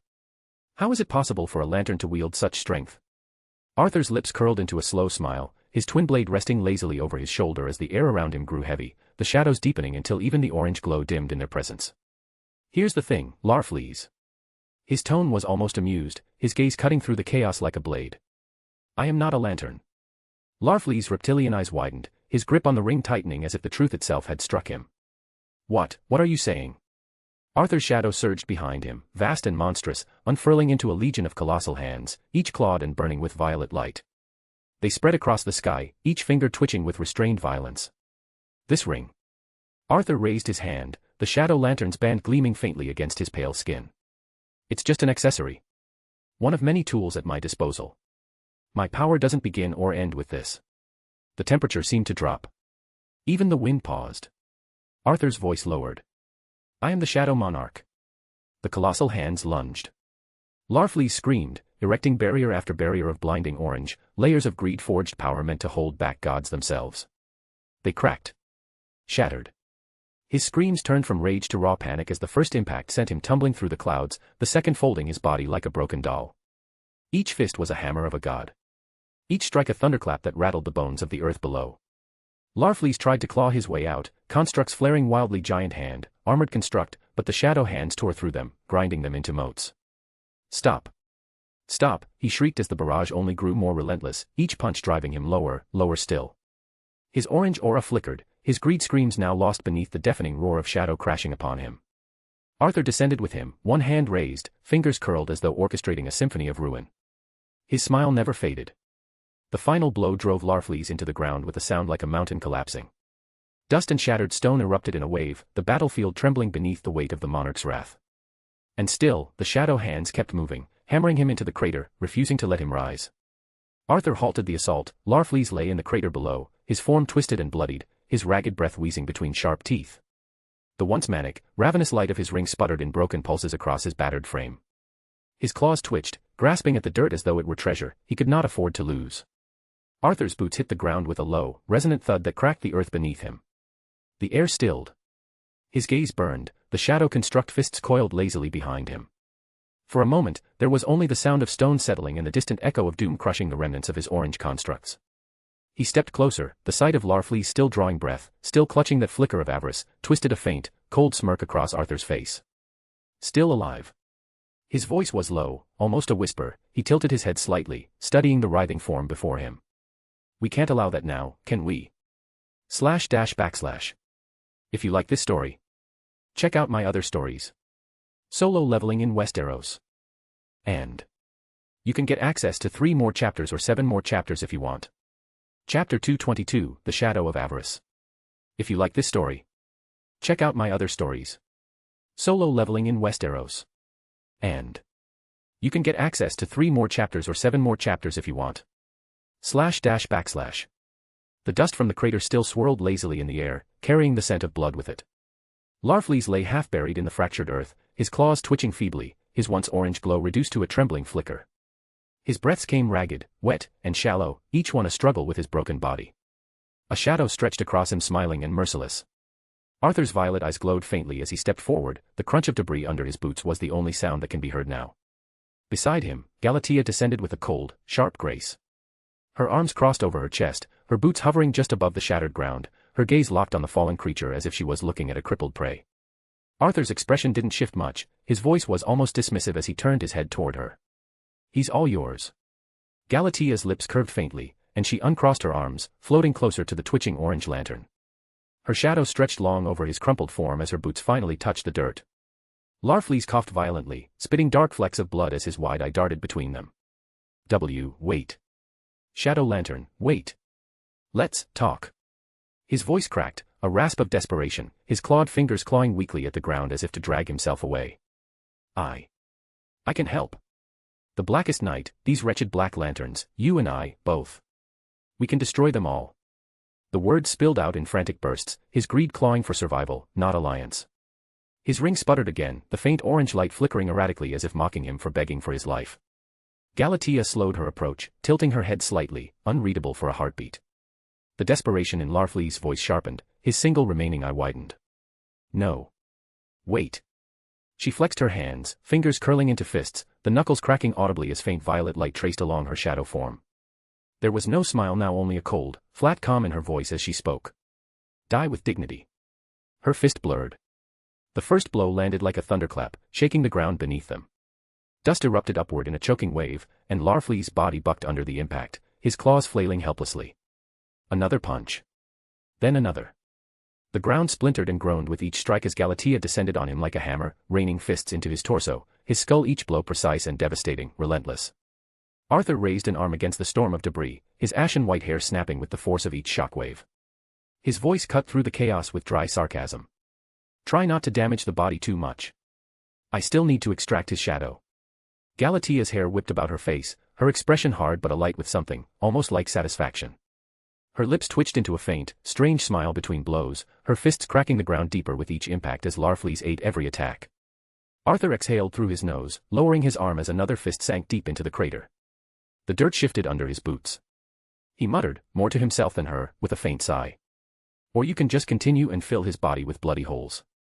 Galatea slammed her fists down one final time, leaving a red imprint beneath her knuckles. Larfleeze no longer moved, his ring barely flickered now, the orange light fading.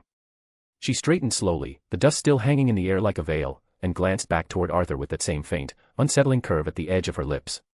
Arthur met her gaze, the violet glow in his eyes steady, and he simply nodded. Galatea hovered a few feet from the battered form of Larfleeze, her fist still trembling faintly from the judgment she had unleashed upon him. His body lay twisted, ribs jutting wrong beneath torn flesh. Blood bubbled past his jagged teeth as he tried to form words, one eye swollen shut, the other too bloody to tell its shape. Galatea straightened ever so slightly, her face set in calm understanding. No words were needed, the command was clear from her monarch. She gave Larfleeze one look, her shadowed figure reflected in his terrified gaze. A wet cough tore from his throat, spraying blood across the cracked stone beneath him. His voice rasped, barely more than a croak. "I." His hand twitched but he could not carry it towards Arthur, as if reaching for a lifeline that would never come. Galatea's expression didn't soften. There was no pity there, no hesitation. Only the silent obedience of a weapon honed to perfection. No, Larfleeze managed to wheeze again, out of desperation, but it was far too late. Her eyes ignited with a sharp, searing crimson light. Twin lances of heat vision erupted, they carved through the dust and slammed into what remained of his face. The beam pinned him in place, and the last desperate movements of his fingers curled into stillness as the scent of burning flesh filled the air. His body jerked once, twice, and then fell limp, no light left in his ring, northwest greed left to drive him. Arthur watched it without flinching, a faint smile tugging at his lips. "Good work," he said simply, his voice that of a commander satisfied with a well-delivered execution. The orange ring, freed from its bearer, flickered to life and tried to dart away like a frightened firefly. Arthur's hand twitched, and a web of shadow coiled around it mid-flight, dragging it toward his palm. He studied it for a moment, the glow reflected in his cold, violet stare, then slowly closed his fingers around it until it cracked, splintering with a sharp hiss before crumbling into useless shards that fell to the dirt. He stepped closer to the still-smoking corpse, his boots crunching over broken stone. The battlefield had gone quiet, only shadows stirring at his presence.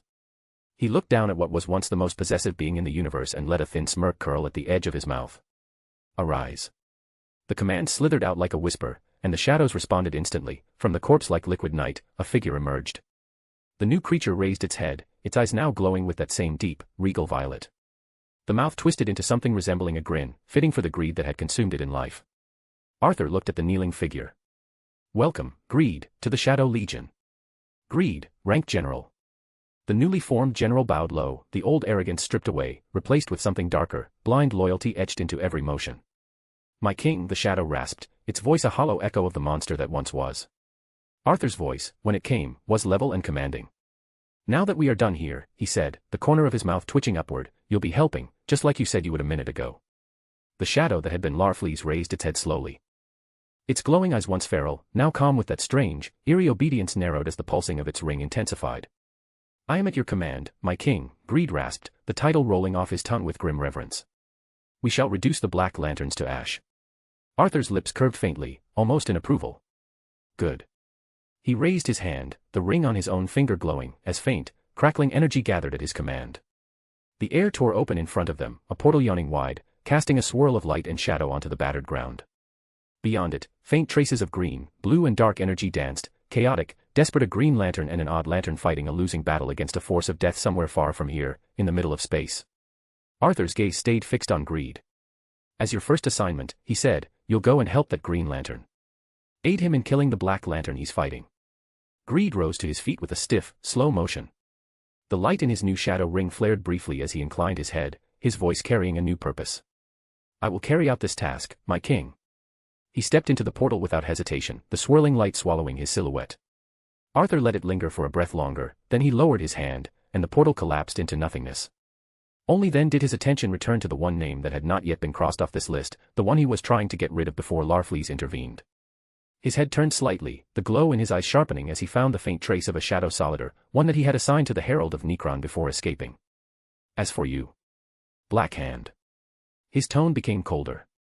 He let the silence stretch for a heartbeat, then added with a faint smirk, "You just made this far too easy for me, by being there.